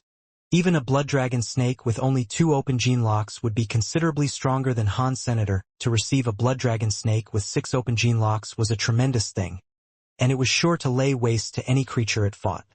The fitness level of ordinary creatures was 3 to 600. Primitive was 6 to 1200. Mutant was 12 to 1800. Sacred blood was 18 to 2400. Humans had yet to gauge the fitness levels of super creatures, but it was estimated that they had a fitness level of at least 3000. There was quite a gulf separating sacred blood and super creatures in this sanctuary. To bridge that fitness gully, newborn super creatures and newborn king spirits were viable targets. Newborn king spirits would not be unlike the spirits Hansen had encountered in the first and second spirit bases. Their fitness was comparable to that of a sacred blood creature, with some being a little higher. But when challenging creatures that were of the same tier as a human, creatures always proved stronger. Humans couldn't go against creatures unless they had a clear advantage. With that being said, it was more difficult for creatures to open their gene locks. Their control of energy flows was not as efficient as human hypergenoarts in harnessing and using power. Receiving a snake, with 6 open gene locks, was an incredibly rare gift for Han's Senator. It had a base fitness level of 1500, but the 6 open gene locks boosted that to the region of 2000. It was a creature that could hunt sacred blood creatures effortlessly. The dragon blood snake would have destroyed the Iron Bug King with ease, and yet, it was likely that the other 3 snakes he had received would have been the ones wrecked if such a fight took place. Any sacred blood creature with a single open gene lock would have had what it took to destroy those 3 snakes. They wouldn't perform too well against mutant-class creatures, either. It was strange, though, as many people would value such pets. Other humans would need whatever help they could get, and they'd view even the weaker snakes as formidable pets to aid them in the third god's sanctuary. I would like to send them to Chulanchi, but how am I supposed to explain how rapidly the dragonblood snakes were grown? I guess I have no choice but to sell them, Hansen thought to himself, but thinking about this made him frown. Moment Queen had yet to return from the spirit base, and by now he was getting impatient. He summoned her to return. She had become addicted to the acquisition of power and genopoints, so she was unhappy at having Hansen yank her out so abruptly. You'll have plenty of time to earn genopoints, so maybe now you can help me move this shelter someplace safer, Hansen said. I can move it, but where is safe exactly? Moment Queen asked. Hansen did not know either, but Thorn Forest was not an infinite woodland. If they were to travel in one direction or another, they'd eventually arrive at an outskirt of some sort. Acknowledging this, Hansen merely pointed in a direction. Moment Queen moved in the direction Hansen wished for her to go. Unfortunately, the distance the shelter could travel was limited, and it could only move a certain amount a day. After the move, they were still deep inside the webbed brush of Thorn Forest. The next day, they were still there after the subsequent move, too. And so they were after the next few moves following that. Where is this? Hansen saw a big tree ahead of him in Thorn Forest. It stood half a kilometer from the shelter. A Goliath tree that stood proud and firm, its verdant head standing 40 meters high in the sky. Curiously, it looked as if many people had been strung up and left to hang, dangling from the thick boughs of the tree. Fortunately, upon closer inspection, Hansen realized his vision was just a misinterpretation of what they actually were. They were fruit and only human in shape. While they looked human, they were slightly bulky. It was as if they were armor-clad humans, and with such protective gear, no hint of flesh could be seen. Hansen thought they looked similar to the steel-clad knights that hailed from medieval Europe. With their helmets connected to the tree, it was a strange sight. Are they alive? Hansen counted the 6 armored knight fruits. This is a sacred blood class knight tree. They grow sacred blood class loyal knights, Moment Queen explained, as she too calculated the breadth of the remarkable tree that stood before them. They're sacred blood creatures? Hansen asked, before going on to say, should we kill them before they mature? Moment Queen looked at Hansen as if she had just witnessed his brain cells implode. She asked him, why would you do that? You can't eat them. And when they mature, they will never betray the first person their eyes fall upon. Really? When will they mature, then? Hansen said jovially. Moment Queen looked at the tree and said, well, sacred blood trees take a few thousand years to mature. This one will take another 1,000, is my best estimate. I can't wait that long. Hansen frowned, but his frown soon vanished upon a sudden realization. But that's okay. Let's bring it with us. Stop moving the shelter, and let's go dig it up. Pa! You think you can transplant a sacred blood tree? Moment Queen found it funny, and she giggled under her breath. Just do it. Hansen did not explain and just rallied his 4 snakes and Little Wind to accompany him on the way to the tree. Moment Queen followed. Not long after, her face curdled as she noticed something amiss. She called out, "Stop! Something is wrong. Look at the ground." They were only 3 meters away from the night tree at this point. When Han Sun looked down, all he could see was yellow soil. Still wondering what she was referring to, he asked, "Why, what is it? Is this something special? Don't you think it is strange? How can such sordid, ill-kept ground birth such a magnificent tree?" Moment Queen asked. Han Sen used his Dongxian aura to scan the vicinity, and it was just as she said. There was no life force around or in the soil below. "This is weird." Han Sen frowned. Only the night tree had a life force in the vicinity. Maybe the tree absorbed the life from the soil all around it? Han Sen asked, looking at Moment Queen. All plants absorb energy from the ground, but they never take more than their fair share. If there is an insufficient amount of nutrients available for its growth, it does not drain the surrounding area. It just accepts its own demise. "It would not grow," Moment Queen said, with her eyes fixed on the night tree. "The tree has a problem?" Han San said, as he eyed the 6 knights that hung from the boughs. Moment Queen replied, "Yes, it has a big problem. For this tree to grow, with dead earth all around, should be impossible." Han Sun nodded to display his understanding, and as he turned back to watch the tree, his face turned grim. "There is something amiss with the fruit, also." Han Sen's forehead flexed again. "Why? What do you see?" Moment Queen asked, with her own ardent curiosity. Han Sen, with his eyes on the 6-night fruit, said, "The night tree is strong, as we have surmised, but the fruit it bears are weak. And you said it would take another 1,000 years for them to mature? They seem too weak to adhere to your estimate. And—" Hansen froze. "And what?" Moment Queen was not used to the way Han Sen was speaking. "This night tree has 7 fruit, actually. There is one behind the tree, but it avoided our attention at first," Hansen explained. "There is another one?" Moment Queen's face changed, and so she went to the other side of the tree. Han Sun brought the dragon blood snake and Little Wind with him to circle the tree. He was keen to get a better look, but he made sure to keep his distance. On the other side of the tree, the fruit there was different than the other 6. It was similar in shape, but it didn't look quite as natural. It was more like a statue of a knight. The other 6 wore bright steel armor, but this one wore green copper armor. His presence there was a mystery. Han Sen felt a powerful energy coming from the knight, and the other 6 combined seemed to be no match for the green copper enigma. As Moment Queen's eyes fell upon it, she exclaimed, "Disloyal knight! It is a disloyal knight. The tree has birthed a disloyal knight. What is that? Is there a difference between loyal knights and disloyal knights?" Han Sun looked at the green copper fruit in confusion, and so he asked Moment Queen to clarify. "Well, of course there is. Duh. They aren't the same type of fruit. Can apples grow on a peach tree?" Moment Queen retorted. Han Sun did not know much about botany, so he frowned and said, "Maybe it was lonely on its own tree. Hey, do you think a disloyal knight will be loyal to me like the loyal knights?" Moment Queen looked at Han Sen with eyes of fire, wondering whether or not his stupidity was genuine. She told him, "No, of course not. Are you serious? Disloyalty is the opposite of loyalty, and so the disloyal knight is the opposite of a loyal knight. If you are the first person it sees, consider yourself marked.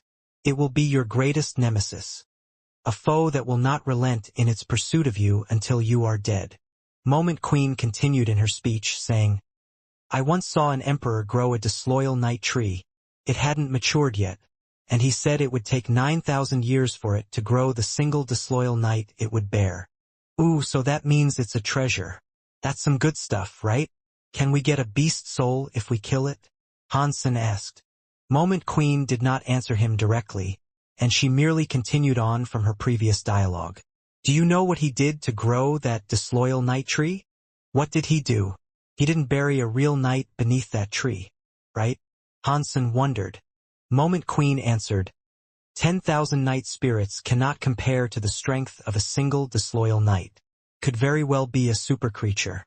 At the very least, any ordinary disloyal knight can be birthed to the rank of a berserk sacred blood creature. Could you answer my question, please? The emperor that wanted to grow the tree. What did he do? Hansen asked. Moment Queen said. Before he grew it, he had a grand expanse of land dedicated to the cultivation of night trees. There were over 10,000 of them. But when the disloyal knight was born, they all withered and died. Okay. But that at least explains why there is no life force in the area around this tree, Hansen said. But there's another problem. Disloyal knights are birthed on trees of their own. They cannot grow on a traditional night tree. I remember this emperor saying that without the energy of the loyal knights, the disloyal knight could not grow. What?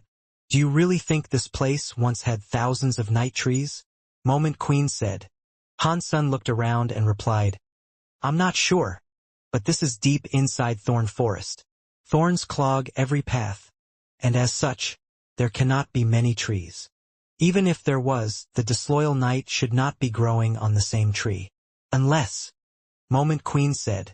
Unless what? Hansen asked inquisitively.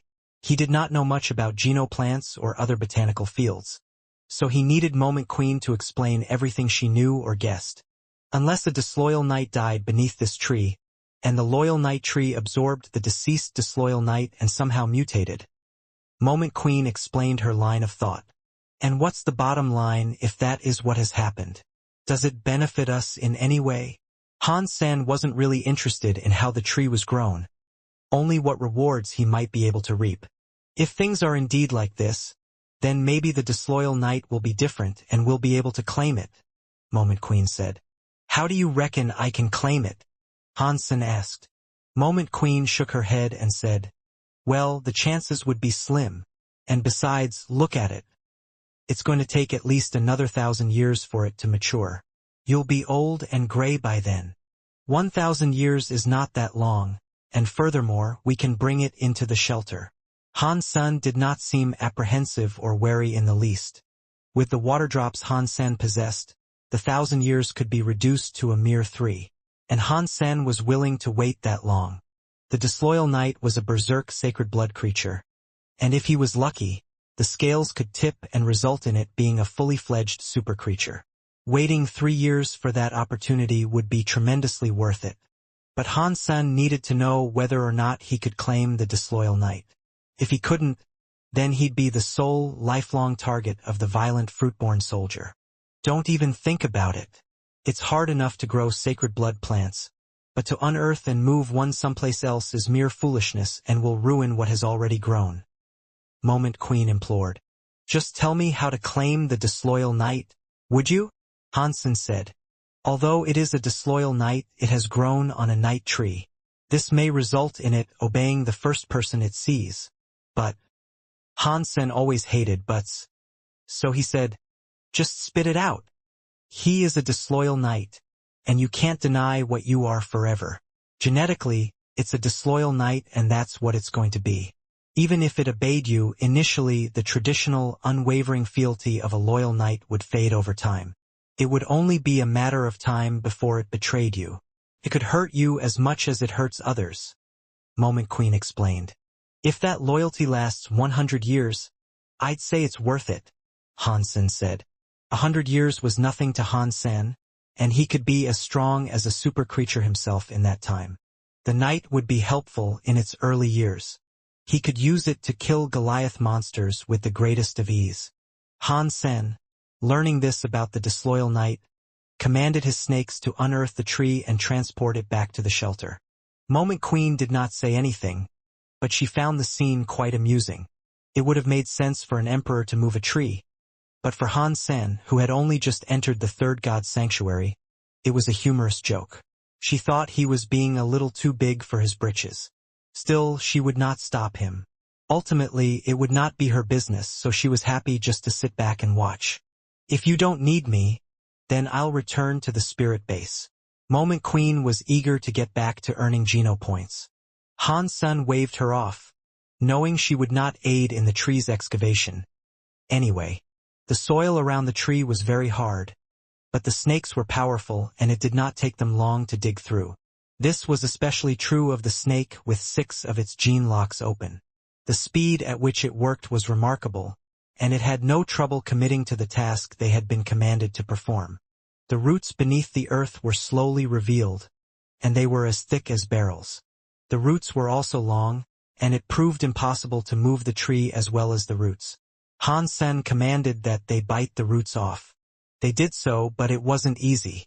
The roots were harder than stone, and 3 of them failed, only leaving light bite marks in the material.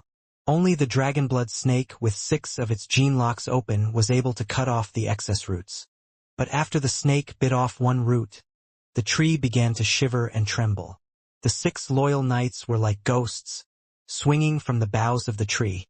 Boom! One loyal knight disconnected and hit the ground. One after another, so did the others.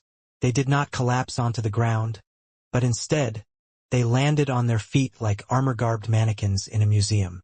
Han Sen took a step back, not sure what to expect, and allowed Little Wind and his number 1 dragonblood snake to protect him from the front. He also made sure to summon his armor just in case. What have we here? Didn't Moment Queen say it would take 1,000 years for them to grow? Why would they detach now? Han Sen looked at the 6 figures, twirling the red dagger in his hand. Suddenly, the loyal knights opened their eyes. They looked at Han Sen and the dragonblood snake beside him. Wait, these are loyal knights, so that means they'll obey me upon seeing me, right? But if the snake is in front of me... Han Sen regretted using the snake for protection, but suddenly, one of the loyal knights threw a punch towards it. The other 5 followed and did the same, throwing fists towards the stalwart snake. They were much weaker than sacred blood creatures, but they were undoubtedly greater than mutant class types. Did Moment lie? They are attacking whatever they see. Han Sen commanded the dragonblood snake and Little Wind to fight back against their fruity aggressors. Boom! A light rose from the feet of one of the loyal knights. Then it punched the snake. The snake was sent flying. Han Sen saw the rest of the knights generate an aura, one that rose from their feet. Also, 3 of them were graced with a halo atop their heads. 2 of them had 2 halos, whereas 1 had 3. The more halos they had, the more powerful they were. Han Sen thought it might have signified the number of gene locks they had open. The halos did not deal extra damage, but they buffed the knights in a variety of ways. Not that Han Sen cared much for this. They hadn't finished fully maturing, and they had been deprived of adequate nutrition. Han Sen guessed the pets under his command could deal with the foes before him. It's lucky the disloyal knight has not decided to join them. Had it chosen to, I might have been done for, Han Sen thought. But then, he looked towards the figure of his musing and was given a shock. He did not know when it had happened, but the disloyal knight's eyes were open. They were fixed on Han Sen. Han Sen was taken aback. For now, it was lucky that the disloyal knight had not left the tree. You're nowhere near done. There's no way you're coming down from there. Han Sen looked at the disloyal knight and felt a little safer. Han Sen, clutching the dagger in his hand, turned around and attacked one of the loyal knights that were advancing. The dragonblood snakes took 1 knight each, and Little Wind engaged one, too. The loyal knights were almost as strong as the dragonblood snakes, and only the one with 3 halos had a noticeable advantage in strength. Fortunately for all involved, it was the dragonblood snake with 6 active gene locks that chose to engage that knight. The skittering, slithering fiend was quick on its feet, and it leapt at the armored nemesis to scratch it and draw blood. Little Wind fought against a knight that had only 1 gene lock open, and thus had only 1 halo. His fitness was pretty low, all things considered, but he had 4 gene locks open. The wind attacks the furry fighter employed ravaged the defenses of his enemy. Han Sen used his sacred blood armor and dagger to engage his target, and he was doing well in the fight. He suffered a few hits, but the armor was strong enough to keep him protected. Catcha! The dragonblood snake, with 6 open gene locks, found an opening to dig its teeth into the neck of the loyal knight it had engaged. The vicious teeth sunk into the neck with ease, and it tore the entire head off the knight's shoulders in a gruesome display. Before the head could hit the ground, though, the snake spun around and swallowed it. Sacred blood creature loyal knight killed. No beast soul gained. The flesh is inedible. Wow, these things are pretty weak. It looks like the disloyal knight really has been hogging all the energy. Han-san was overjoyed, thinking he could still one day claim it. And the fact that they were weak was good, as he wouldn't have to exhaust himself in the battle, despite the lack of meat he would receive. With that being said, though, he wouldn't mind getting one of the beast souls. A sacred blood beast soul was, after all, a sacred blood beast soul. Roar! The dragon blood snake leapt towards another knight. Against the dragon blood snake with 6 gene locks open, the other knights on the field didn't stand a snowflake's chance in hell. The heads of 4 loyal knights were quickly severed and gobbled up by the snake.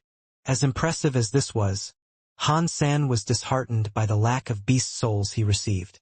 The other 2 loyal knights were still doing combat. With the situation under control, Han-san decided to turn around and look at the disloyal knight to see if anything had changed. Eerily, it was still there, staring back at him. But with the disloyal knight being unable to move, Han-san was not afraid. The snake finished off the other loyal knights, but still he received no beast soul. Today's luck is far too poor. Han-san commanded the snake to get back to work, excavating the tree for transport. 3 snakes dug the earth around the tree, while the strongest went to biting through the roots. All of a sudden, the disloyal knight began to scream in agony with a shrill, inhuman voice. It was still connected to the tree, though, and Han-san was confident that it couldn't dislodge itself.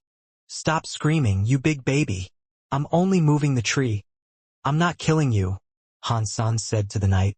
The disloyal knight seemed to hear what was spoken to him, and it looked down on Han-san with murder in its eyes.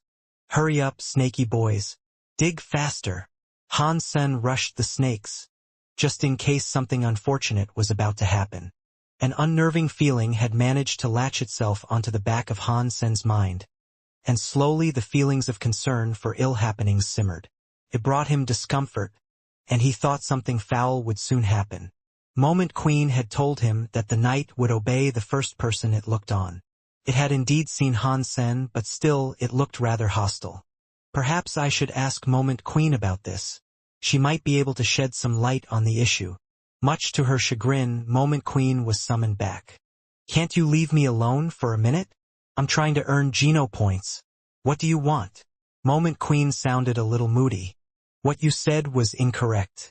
You have some explaining to do." Han-san then proceeded to tell her what had occurred in her absence.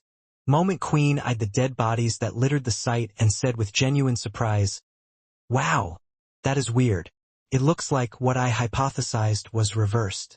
The disloyal knight was not affected by the loyal knights, but it was the loyal knights that were affected by the overbearing force of the disloyal knight. I think it made them disloyal. Does that mean I won't be able to tame it?" Han-san asked, quickly gesturing for the snakes to stop digging. "I suppose," Moment Queen said. "Are you positive? There is no other way I can get that knight to follow my commands? The Emperor must have had a way, surely," Han-san said. "Yes, but it doesn't work for ordinary people," Moment Queen said. "How do you know that?" Han-san asked, looking at the disloyal knight. "Easy. It requires domination. If you could dominate the disloyal knight, prove to it that you are the alpha and that you are unequivocally superior to the disloyal knight in strength, it wouldn't betray you. It would follow you. But do bear in mind that this thing, once matured, might actually end up being a super creature. Toppling a foe such as that would be no small feat," Moment Queen explained.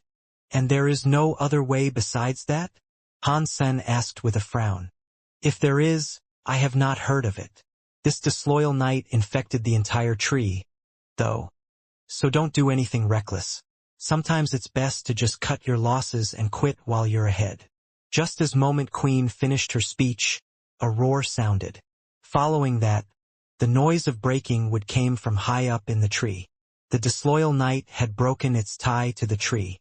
It looked as cold as ice, as the back of its copper armor was stained with blood. It looked broken there, also, as if it had not finished growing. The disloyal knight cried out. Its copper armor glistened in the midday sun, as it teleported in front of Han-san and tried to strike his stomach. The disloyal knight moved too quickly, and Han Sen took the punch. The force lifted Han Sen from his feet and sent him hurtling a couple dozen meters, toppling several trees as he went. When the arc of his launch led him to the ground, a deep crater was left in his shape. His sacred blood armor was dented, and its metal was cracked. Blurg! Han Sen spat out blood. Damn it! Why did I react so slowly to that strike? I should have been able to dodge that. As Han Sen reflected over what had just happened, the disloyal knight did not relent in its pursuit of Han Senator. It came over to where he lay and tried to strike him again. Han Sen commanded his 4 dragonblood snakes to writhe together and protect him like a shield. Pang! The disloyal knight struck the barricade, with the fist landing firmly on the head of one of the snakes. The snake was pulverized immediately, as a squelching noise greeted the knight's closed fist. The beast's soul had been killed just like that. The dragonblood snakes unfurled and leapt towards their aggressor in an attack, but the disloyal knight dodged. One snake aimed for the knight's helmet, but just as it flew close, an open hand was raised. The gauntlet captured the airborne snake and then closed hard, turning the wriggling creature into jelly. Another snake was killed. In a short amount of time, the disloyal knight had managed to damage Han Sen and kill 2 of Han Sen's mutant-class pet beast souls. Moment, what are you waiting for? If I die, you die with me. Han Sen called for Moment Queen to act. If this had happened any earlier, she would not have cared for his plight, and instead would have opted to die alongside him. But she had recently been given hope, and the promise of a brighter future not locked inside the Sea of Soul. She had to do something. She was not willing to watch Han Sen die. Moment Queen gritted her teeth and raced towards the disloyal knight. She would do what she could, but she had only recently started to gain strength through the collection of genopoints in the spirit base. She wasn't in her prime, despite her willingness to aid Han Sen the best she could. Her body was little greater than a young king's spirit's. Her speed was exceptional, but overall, her fitness level was lower than the snake that had its 6th gene lock opened. This speed of hers was no trivial factor, however.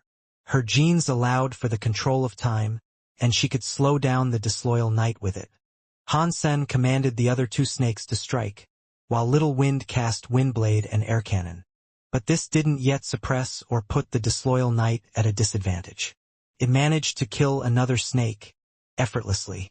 The only one left alive now was the one with its 6th gene lock open. Damn it! Its halo weakens others. Moment Queen called out, as she evaded an attack that came for her. Her long hair was given a trim by the disloyal knight. Had she moved any slower, it would have been her head that was cut off. I see that. So what can we do?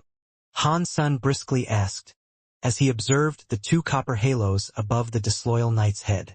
The reason Han Sen had been unable to dodge the initial attack was clear now. It was all because of those halos.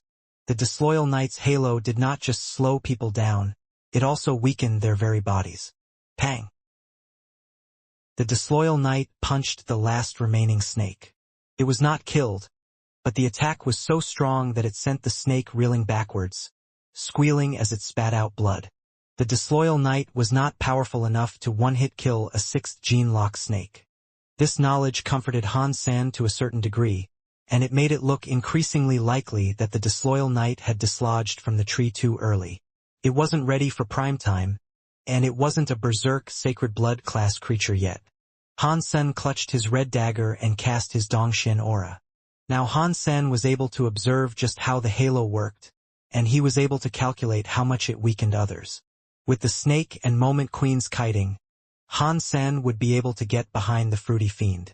Unfortunately, though, they'd still be at a disadvantage. Little Wind fired its blades of wind and finished casting its air cannon. Unfortunately, they did not help all that much. The attacks were little more than a stiff breeze to the disloyal knight. The knight had a great level of fitness, and its halo was strong. His punches were mighty and destructive. When the red dagger cut the copper light of its fist, no damage was done. So, Han Sen resolved to watch its movements more and get a firmer grasp on how the opponent acted. Previously, in grievous times such as this, he'd activate his Super King Spirit Body mode. Using it in such a dire situation would usually ensure a victory, but alas, he couldn't. Pang! Moment Queen teleported directly behind the disloyal knight and tried to punch the bloody, torn place in its armor where it had prematurely ripped itself loose from the tree. But all of a sudden, the disloyal knight's body shone brightly and blocked her attack. It was close, but no cigar. Moment Queen's fist bled after punching the light-imbued protection that now coated the foe's armor. The dragon-blood snake roared and attempted to sever the knight's head from its body. But the knight was able to move away, turn, and wallop the snake's head. The snake fell to the ground. Now, Han-san appeared behind the disloyal knight and threw a punch. He had used a stealth skill, one that didn't allow the disloyal knight enough time to notice and deflect the punch. Still, its body glowed in order to better absorb the damage that would come from the incoming fist. Han-san knew there was much power in that glow, but he was not afraid. His left arm was raised as it gathered frost and lightning, and his right arm bore the dagger. The fist carried a destructive light. The power was so great that it shone straight through Han-sen's hand like an X-ray, revealing the skeleton beneath his flesh. Han-sen's water thunder skill smashed against the disloyal knight's back. Boom! When the water thunder came into contact with the knight's blood, it electrified the being. The crackle, sizzle, and pop of the lightning strike grew louder and fiercer until it crescendoed in a dizzying firework of electricity. Without Super King Spirit Mode, the body of the disloyal knight was not blown to smithereens. Still, it froze and paralyzed the knight, inhibiting any further movement from it. This was exactly as planned. The Dragonblood Snake and Moment Queen both recollected themselves and did not spare a single moment in taking the opening Han-san had created. They raced towards the disabled knight that could not currently move. All the knight could do was try to block. With each hit that landed on his defenses, the force pushed him back. The attacks mounted, and the rate of fire against him steadily increased. When the knight looked ready to lose all control, Han-sen fired coins onto his body. The pressure of several mountains weighed upon him, slowing him down considerably. When the disloyal knight finally buckled under the pressure of the relentless attacks, Han-sen had fired a dozen coins upon it. Since Han-sen had opened his second gene lock by now, they were far more effective too. Dragonblood Snake and Moment Queen did not cease in their merciless assault, particularly now that the coin-laden knight was unable to fight back. The knight was maddened by what was happening, and its mind could not fathom losing to them. As much as it wanted to lash out and do something, its health was being slowly whittled away, and the coins prevented it from doing anything. The weight that disabled it only got increasingly heavy over time as well. Han-san himself took advantage of the situation he had stuck the knight in. He noticed their fruity foe was still trying its hardest to resist its predicament, and he also noticed the negative effects the halo upon its head continued to exude. But still, he knew that he had all but triumphed over the frighteningly powerful tree-born nemesis. It had been crippled by the weight and repeated attacks. It was no longer a threat to him. The disloyal knight had countless coins stacked on it. Boom! The disloyal knight could no longer withstand the pressure. It submitted to the weight and collapsed to the ground, entirely immobile. Han-sen, the Dragonblood Snake, and Moment Queen did not lax. They all continued to batter the monster, and after a few more minutes of such a treatment, it died. Super creature disloyal knight killed. Beast soul gained.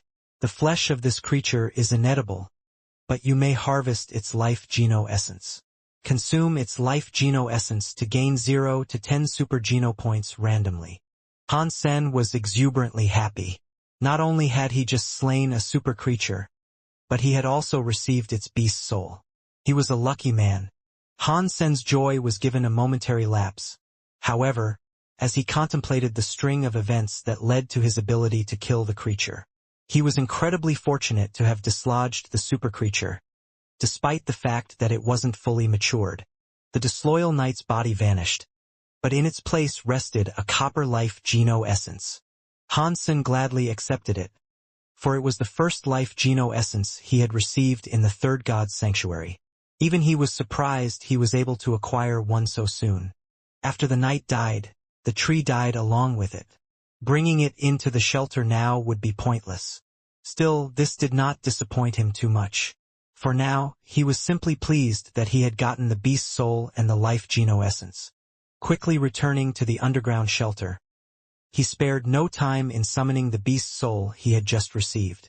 A copper-plated knight appeared in front of Han's senator. There was no halo above its head, but the armor was complete. Disloyal knight, super pet beast soul. As glad as Han Sen was, he was a little upset to learn it was a pet. That meant it would take a long time for it to be raised, and he couldn't use it for a while. If others learned he had a super pet, the attention he would receive would be insufferable. It'd undoubtedly create another big fuss. After the ordeal, Moment Queen returned to the spirit base. In her absence, Han Sen decided to refine the life geno-essence. He simulated the energy flow of the night and consumed the orb. He received 5 super geno points. Perhaps it was because it hadn't fully grown, or that it was a first-generation super creature, but receiving only 5 points was a little disheartening for Han Sen. The shelter, after another couple of jumps, reached the outskirts of Thorn Forest. Creatures were finally appearing now, and it looked as if Han Sen could start hunting again. With Little Wind and the Dragonblood Snake, Han Sen wasted no further time and left the shelter to kill as many creatures as he could. It wasn't long before Han Sen was able to max out his ordinary and primitive genopoint tallies. Han Sen did not know which area he was in, and he wondered whether or not there might have been a shelter nearby. If there was, he didn't want anyone to discover the location of his shelter, so he didn't allow his shelter to advance any further. He preferred walking a greater distance if it meant less exposure. Wherever he was, though, it was far away from the human shelter he had previously discovered. It was even further away from Qing Ming shelter. Regardless, it wasn't a coarse area of woodland. Low-level creatures populated the region, which made for more relaxing hunts. After walking 50 miles, however, Han Sen stumbled across another shelter. It appeared to be a night-class shelter. From what he could see from the outside, the interior seemed to resemble some sort of ancient city. Han Sen saw many humans there, and that excited Han Sen a great deal. If it was a spirit shelter, there'd be many creatures in and about the shelter as well. Fortunately, they were absent, so he thought he was in luck. But why do they only stand there on the inside? Doesn't anyone want to come outside? Han Sen pondered the curious sight. Normally, he'd have met and greeted the humans already. The fact that there was not a single human outside of the shelter struck Han Sen as strange.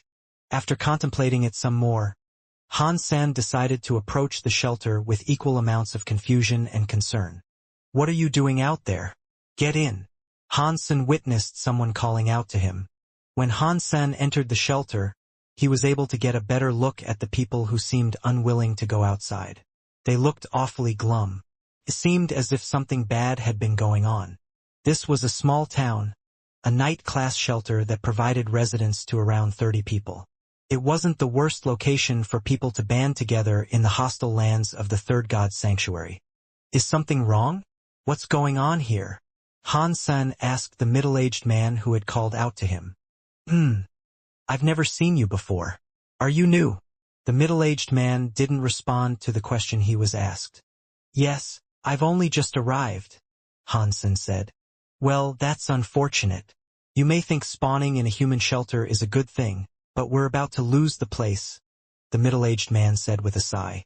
"Why?" Han Sen asked. The middle-aged man explained, 20 years ago, we conquered this shelter and built it up as a safe refuge for many people. A few days ago, a creature discovered our shelter. It's not your average woodland critter either. It is a foul beast, one that came here from the north. The creature belongs to a royal shelter someplace in the mountains of that region, and we have been informed of an impending assault. The leader of that shelter is determined to lay waste to our little sanctuary. "How did you learn about all of this?" Han Sen asked. He thought it was strange that they would even know about the shelter that lay to the north. "We have a man in their shelter. He has risked life and limb to provide us this information. But even so, with all the knowledge in the world, there is little that can be done. We don't have the manpower to withstand an assault like the one that is said to be coming down on us. We only wonder now whether or not we should make our glorious last stand here or flee to the wilds. The middle-aged man explained. Han Sen, understanding their predicament a bit better, acknowledged the direness of their situation and their hesitance to defend the shelter against the hostilities of the north. He could tell they were weak and had no chance of protecting their home. As Han Sen retreated into thought, a loud noise brought him back. It was the tolling of a bell in the plaza. Old Huang is summoning us, the middle-aged man told Han Sen, before proceeding to the plaza. Han Sen followed the rest there as well. Normally, many would take a newbie under their wings and treat them well. They'd be asked many things and offered an all-around welcome. Under the current circumstances, however, few cared enough to make the effort. Things were bleak for them, after all. A man with white hair was ringing the bell. A man Han Sen naturally assumed was Old Huang. For a moment, Old Huang's eyes fell upon Han Senator, then the man's eyes moved on. The time is nigh. Now we must decide. Do we fight or do we go? Old Huang finally spoke. Against the darkness that fast approaches, raise your hands if you wish to flee. Everyone looked at each other before making a decision, but ultimately, almost all chose to raise their hands. Then perhaps it is for the best. Let this be our final night of refuge in what has become our home. Tend to any last duties and prepare yourself for the road ahead. We leave at first light on the morrow. Old Huang solemnly spoke. After his speech concluded, everyone stood where they were. They all knew it would be best if they abandoned the shelter. But the sudden realization of this loss was difficult to swallow, and they knew once they departed, they'd have nowhere else to go. There was going to be a great deal of hardship for them, beginning the next day.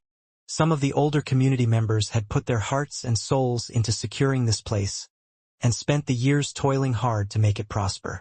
They felt the most agony, in understanding they would soon depart the safety of its walls. Go home, Old Huang said, returning to the podium he had spoken from. They had been there many years, and it was their home. But if they didn't leave, it would swiftly become their grave. Unless they were willing to obey a spirit for what would likely be the remainder of their days, they had to flee. And even if they did decide to accept a lesser fate as thralls for a spirit, there was no guarantee the spirit would even want their service. They might have been killed even in surrender.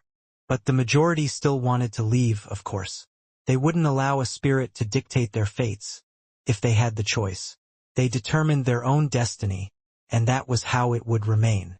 Still, leaving their home behind was a difficult thing to come to terms with. Han Sen observed the life forces of the people around him, and he noticed many of them were quite skilled and powerful. 30 such people in a group was quite impressive. Can I say something? Han Sen broke the silence. Everyone turned to look at Han Sen, and when they did, Old Huang said, Of course. Speak. We are all family here. We should fight, Han Sen said. Old Huang, with a wry smile, said, Young man, I understand the zeal of youth and the way in which you feel, but you must understand. We face the unyielding wrath of a royal spirit. They have at least 15 mutant creatures. Even if half our people went to face that wall of terror, there is little we could do. Do you think we would leave if we had what it took to fight, Grasshopper? Han Sen wished to say something more, but a young person who stood near Old Huang suddenly asked, Are you Han Sen? Yes. Han Sen nodded. Little you, do you know who this young man is? Old Huang asked. He is Han Sen, the son-in-law of the president. He is a great man. He is the one who defeated the Royal Shura. Little you explained. After Little you said this, people recalled the name and the deeds he had become known for. Even the elderly of the shelter had heard of Han Sen. If you choose to flee, then flee. But if you decide to fight, you have my full support. Not only will we defeat those who believe they can trample us underfoot, but we will strike back and claim that northern royal shelter for ourselves, Han Sen proclaimed. Little Han, we would like to, but we don't have the power. It is a struggle to maintain our current grip on this shelter, Old Huang confessed. Do you not believe we can stand firm against the assault on this shelter with this? Han Sen summoned his dragon-blood snake. This is. Old Huang and everyone there looked at the dragon-blood snake in wonder. They thought it was some small, average pet beast soul. Han Sen let the pet do the explaining for him, by having it unleash its gene locks. When the first gene lock opened, the dragon-blood snake's body grew to the size of a tiger. When the second gene lock opened, the dragon-blood snake's body grew to the size of a bull. When the third gene lock opened, the dragon-blood snake's body grew to the size of a golem. When the fourth gene lock opened, the dragon-blood snake's body grew to the size of a giant beast. When the fifth gene lock opened, the dragon-blood snake's body grew to the size of a dinosaur. A pet beast soul with 5 of its gene locks opened? The plaza gathering had quickly become an audience, and they were each amazed by the mutant pet. Then, the dragon-blood snake hissed and grew in size one more time. Its red scales glistened as it became a terrifying beast of gigantic proportions. It looked ready to murder any that offended it. 6 gene locks? The best possible mutant pet one can claim. Someone in the crowd shouted. Old Huang, with this snake, do you think we stand a chance of repelling those who seek to remove you from your home? Han Sen posed the question. That just may be possible. Although he tried to hide it, his loosely bottled excitement began to overflow. Although the spirit shelter that opposed them had many creatures, it was very unlikely there'd be a creature amongst them with an open gene lock tally anywhere close to the snakes. Mutant creatures could open 6 gene locks at the most, but that did not mean it was achievable for all mutant creatures. And now, it wasn't only Old Huang who got excited. As hope of a future in their shelter returned to the crowd. This mutant creature can at least kite 3 creatures for us. And with us there, valiantly fighting alongside it, we may just pull through. Yes. Let's fight and prove to that spirit we're not to be messed with. We're not leaving this place. Fuck those spirits. Aside from a few of the elders, everyone who saw the snake had a change of heart they were keen to vocally express. Old Huang told everyone to calm down soon after, however, and then told Han Sen, I would like to ask you a few questions. Han Senator, and I would like you to answer my questions seriously and truthfully. This is a matter of life and death.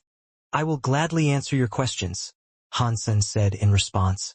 Where did you come here from? Did you travel here from another shelter? Old Huang asked. Yes. Han Sen nodded. Hearing this, Old Huang also nodded. Then he asked, if we succeed, will you remain with us? Everyone understood what Old Huang was implying. Even if they could withstand the attack, Han Sen's absence after that would mean they'd have no more manpower if something sought to retaliate. They would still be vulnerable. Fighting now would be pointless if it meant they'd only fall in the future. Everyone looked at Han Sen, hoping he would choose to stay. I will leave, Han Sen answered. Everyone looked disappointed. It felt as if their newfound hope had been dashed across the rocks. I appreciate your honesty. Old Huang did not hold it against Han Sen and understood why he'd leave. I have not finished. I said I will leave, but only under these 2 conditions. Firstly, we claim that royal shelter. Secondly, if we fail, I leave the snake behind, Han Sen said. Everyone looked surprised, and in response, Old Huang asked, do you speak the truth? If you don't believe it, I can give you the snake now. Han Sen was not afraid of any potential theft, and didn't think they'd refuse to return it. Had they sought to, there was nowhere they could run off to. They were in the middle of the woods with a small army of creatures preparing to wipe them off the face of the sanctuary. To do so would be futile. If the people did not stand and fight for their shelter, they'd most likely run off into the forest. And gauging the strength they possessed, Han Sen believed they did not have the mettle to survive in that domain. Han Sen knew the end result if they chose to flee, so he felt compelled to help them. Han Sen would use this opportunity to raise his mutant genopoint tally too. It was far more difficult to do when flying solo, after all. The people there weren't that strong, but many could challenge and rival mutant creatures in strength. If Han Sen could use this opportunity to obtain a royal shelter, it would be a terrific result as well. Little Han, you are the president's son-in-law, so of course we believe you.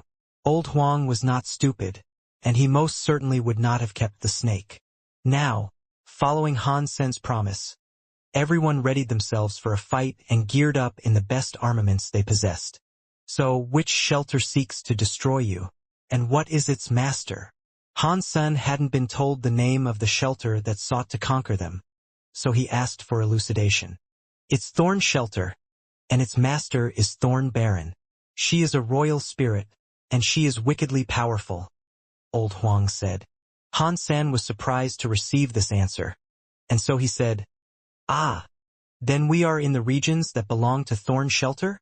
Han Sen became the de facto leader of the shelter for the time being, and others relied upon him to establish and organize their defenses and tactics for the coming battle. He was capable when it came to leading others. He might not have had what it took to command large armies, but a group of about 30 people was within his comfort zone. Han Sen was able to use his formations to effectively coordinate the others. At first, others did not trust Han Sen, but after some more practice with the formations, they listened and paid greater heed. They soon realized the true talent he had, and so they were all able to work together in greater cohesion and synergy. 3 days later, the spirit army had yet to arrive. Han Sen traveled to a nearby knoll to see if he could spy any movement. Han Sen ascended a mountain, led by an old man. He was on his way to Thorn Shelter. The mountainsides were steep, and unlike the woodland that circled them, they were barren. The environment there was poor, which provided little reason for creatures to visit. As such, there was a noticeable lack of them. The old man did not go too far across the mountain, and when he decided to return, he instructed Han Sen on which way he should go. Han Sen's purpose for making this venture to Thorn Shelter was to meet the person who had supposedly risked life and limb in warning the night shelter and its inhabitants of an imminent attack. After 100 miles of travel, Han Sen was finally able to lay eyes on the black shelter which resided on the peak of that mountain. Above the foothills of the mountain, Han Sen caught sight of creatures, running to and fro. The human who delivered the news was said to live separate from the shelter, in a house that had been built in a nearby valley that was said to resemble the shape of a fish's mouth. When Han Sen came to that valley, he spotted the house. It was wooden, but ill-kept and all around ugly. Han Sen did not approach as he frequently did, casually and without care. He instead chose to approach stealthily. There didn't seem to be anyone around, so he waited for the onset of night. As the sun was being reclaimed by the horizon once more, a man returned to the house. The man was built like a tower, and when Han Sen saw his face, he couldn't help but quietly exclaim in shock, "Tiger of Blue Blood, Tai Yi." Han Sen and Tai Yi once butted heads in a competition for a military position. He beat Tai Yi, thereby becoming Ji Yanran's bodyguard.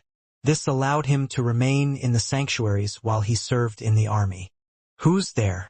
Tai Yi was quickly alerted upon hearing Han Sen's unexpected outburst. "Long time no see. I didn't expect to find you here, as a courier of bad news to the shelter that lies a good distance south of us." Han Sen arose from the bushes and smiled as he delivered his dialogue. "Han Sen, why have you come here?" Tai Yi appeared to be just as surprised.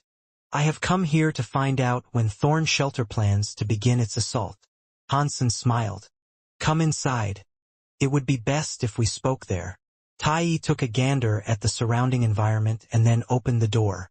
Han Sen followed, and when he entered the shack, he closed the door behind him. There were no chairs inside, so he had no choice but to sit on the floor. Han Sen observed the decor and decayed architecture of the home. He found himself sitting in, and was surprised to see it so bare. Items of comfort were in short supply, and the majority of what lay scattered about were tools. There wasn't even a bed frame, mattress, or duvet. "Have the people in that shelter evacuated?" Tai Yi asked. "No. We will fight Thorn Baron and slay her," Han Sen said with confidence. "Are you people insane? She also has a multitude of royal spirits in her service. They would be all that is required to conquer that shelter and its meager populace." Tai Yi finished with a concerned frown. "That won't happen. We have a nice howdy-doody prepared for whatever threat comes our way. But can I ask if you know which spirits and creatures are to be rallied and sent against the shelter in the planned assault?" Han Sen asked. "Unfortunately, Tai shook his head, saying, I am only here to grow geno vines for them. That's all. I was lucky enough to overhear the murmurs that spoke of their planned conquering of that shelter. But I've been here long enough to learn a thing or two about how Thorn Shelter and its occupants operate. If Thorn Baron is going, she'll lead the battle with 8 mutant creatures. Hansen nodded and said, And when are they planning to strike? Tai shook his head and said, I have told you everything you need to know.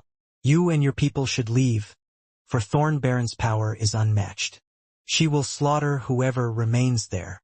Hansen smiled and said, A matter of principle is involved in all this, and as easy as it would be to run away, we can't do that. We, nor the people who initially claimed the shelter way back when, will not throw away all they have built. If you don't run, then at least consider a surrender. You might still walk away with your head attached to your shoulders if you do that, Tai offered. It was, he believed, the only alternative to flight. I am confident we can defeat Thorn Baron. After a pause, Hansen continued by saying, You can remain here. When we launch our counterattack, we will save you. Tai looked strangely upon Han's senator after a moment of contemplation. He said, Are you naive? Are you stubborn? Or are you just too thick in the skull to not hear what I'm telling you? You don't actually have a plan, do you? And a viable one at that. I won't tell you more than you need to know, but I will save that shelter.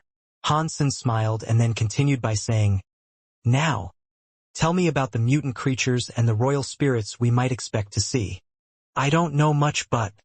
Tai told Hansen all he knew. After asking a few more questions, Hansen decided to return to his shelter. Seeing Hansen leave, Tai could only sigh before closing the door behind him. Back in the shelter, Hansen continued to refine and formulate more plans for the upcoming siege.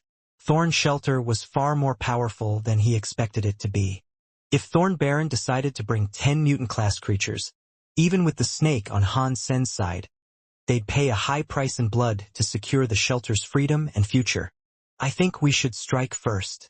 We can take the fight to them, and battle them beyond the immediate borders of home. Hansen decided to return to the alliance. Hansen figured he needed a good bow, one that was good enough to slay mutant creatures. He had already maxed out his ordinary and primitive geno points and managed to obtain 7 sacred geno points, as well as 5 super geno points. His fitness was over 1,000 points by this point, and that put him in the range of mutant creatures. If he had a quality bow, he could make use of the flaming arrow he received off the porcupine and further increase its efficiency and power by employing the drillhead arrow skill. Killing the mutant creatures should not prove too difficult. The Alliance had many powerful bows he could use for such an occasion, but their use required much strength. Not everyone could use them effectively. With a fitness level of 1,000, Hansen would only be able to use such a bow once or twice in rapid succession. Hansen received a bow from Annie. The Z-steel arrows that were available for purchase would be ineffective against creatures of the third god's sanctuary, so the best arrow to use would undoubtedly be his flaming arrow. Hansen brought the bow and arrow with him as he snuck near Thorn Shelter. He wished to find Tai again, but before he could, he saw a group of people approaching him. Hansen went into hiding and watched the people go by. They were all so strong, it was clear that they hailed from Thorn Shelter. When Hansen saw the leader of the collective, he was delivered another shock. It was the female spirit he had once encountered in Thorn Forest. She is Thorn Baron. Humph, I suppose that rules out my use of the red dagger. If she sees that, she'll recognize me. Hansen was glad he had decided to bring a bow. After opening his second gene lock, Hansen's Dongxian aura had improved a considerable amount. Its effective radius had greatly increased, and it now allowed Hansen to inspect and observe every member of Thorn Baron's team. The team was massive. A royal-class spirit accompanied Thorn Baron, and 7 mutant-class creatures encircled him. There were 300 primitive creatures in Thorn Baron's company, all in all, and even with the dragon blood snake on Hansen's side, if they were to triumph, it would be a hard-fought victory.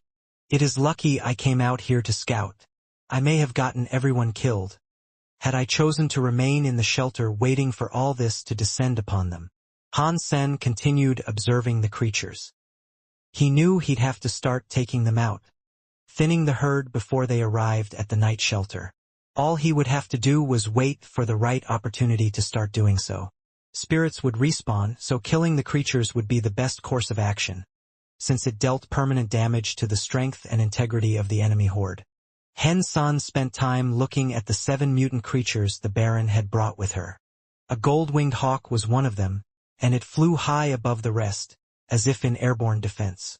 Its eyes flickered with gold lightning, as its body glistened in the warm rays of the sun. It was a powerful Thunder-class mutant creature, in terms of the damage it could deal out. Han-sen, however, could gauge the strength of its defense and tell that it had a weak body. It was like a glass cannon. Its weakest spot, Han-san could detect, was a furry section on its chest. It was even less sturdy than the plated wings. Han-sen remained hidden for the time being, clutching the bow he had borrowed from Annie. He summoned his flaming arrow and knocked it on the string. Having prepped himself for dealing with the host of creatures he would engage solo, he pulled the string back. Han-sen suddenly felt very heavy. He had to exhaust all his strength in preparation of firing the bow. The bow was aimed at the exposed spot of the gold Thunderhawk's chest, and the moment it spread its wings to reveal it clearly, Han-sen loosed the arrow. Without making a sound, the arrow glided towards its target without drawing any attention to its presence. It pierced directly through the hawk's chest, causing it to gush blood in a cascade to the ground below. The hawk cried out, fell to the earth, and after a few futile flaps of its wings in an attempt to return to the skies, died. Everyone and everything that accompanied Thorn Baron saw it happen and were dazed. The Baron herself was shocked, seeing one of her most prized creatures suddenly assassinated. The creatures and spirits all peered in the direction they believed the arrow had come from, and without hesitation, the Baron barked an order for them to annihilate the hidden assassin. When they arrived in the area where they suspected the arrow had come from, there was no one there. No sense or life force revealed the presence of an enemy in that place. Mutant creature Gold Thunderhawk killed. No beast soul gained. Consume its flesh to gain 0 to 10 mutant geno points randomly. Before Han-san could even hear the announcement chime, he had already vanished from the area. He was not afraid that others could find him, as he was able to erase any indication of his life force and even the precise trail of the arrow. Unless they could see the arrow, no one could detect where he might have attacked from. Han-sen used the skill Cold Arrow, which masked the flight of an arrow and made it incredibly difficult for people to deduce where the attack originated. If he had not done this, he might not have been able to kill the creature without catching its attention and giving it a chance to evade. He thought it was a shame he could not retrieve the dead body, though. When Thorn Baron noticed that the hawk had been murdered, Han-san was already long gone. He simulated the powers used by Chu Lanshi and masked his scent. Although he wasn't as proficient at it as she was, it was still good enough to mask the scent of one person. Even mutant creatures that were of the same level as Han-san would not be able to detect him. And the creatures that were naturally talented in detecting scents and life forces were unable to detect Han-san due to his Dongxian aura. Like a ghost, Han-sen weaved his way between the trees. With his bow raised, the flaming arrow was knocked and ready to fire again. How can there be no one there? Thorn Baron frowned. Roar! As Thorn Baron mulled what phantom might have decided to attack them, she was suddenly interrupted by the cry of another creature. An arrow of fire had pierced through Gold Talon Wolf's left eye. It writhed around in agony as the arrow vanished into thin air. Blood flowed out of the annihilated eye socket in a gruesome stream. It wasn't dead yet, but it would be soon. Thorn Baron looked angry, and she herself raced towards the area where she believed the arrow had come from.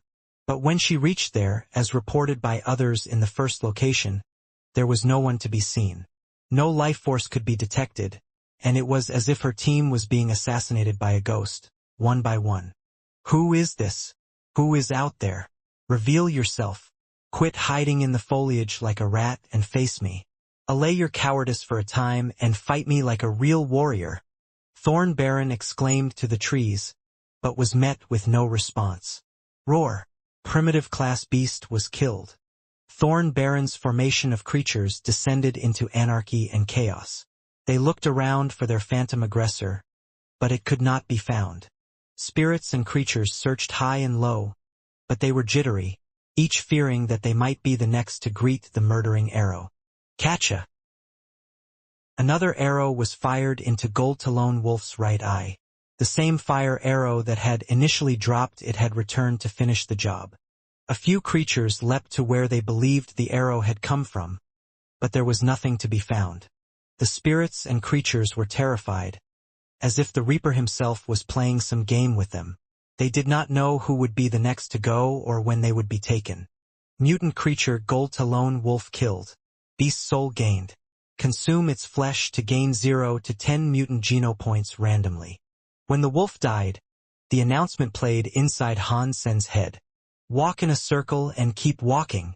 Thorn Baron was angry, but she had to maintain her composure in order to effectively lead and issue appropriate commands for the situation. Han Sen's arrow was a silent killer, but it could still be seen with the naked eye.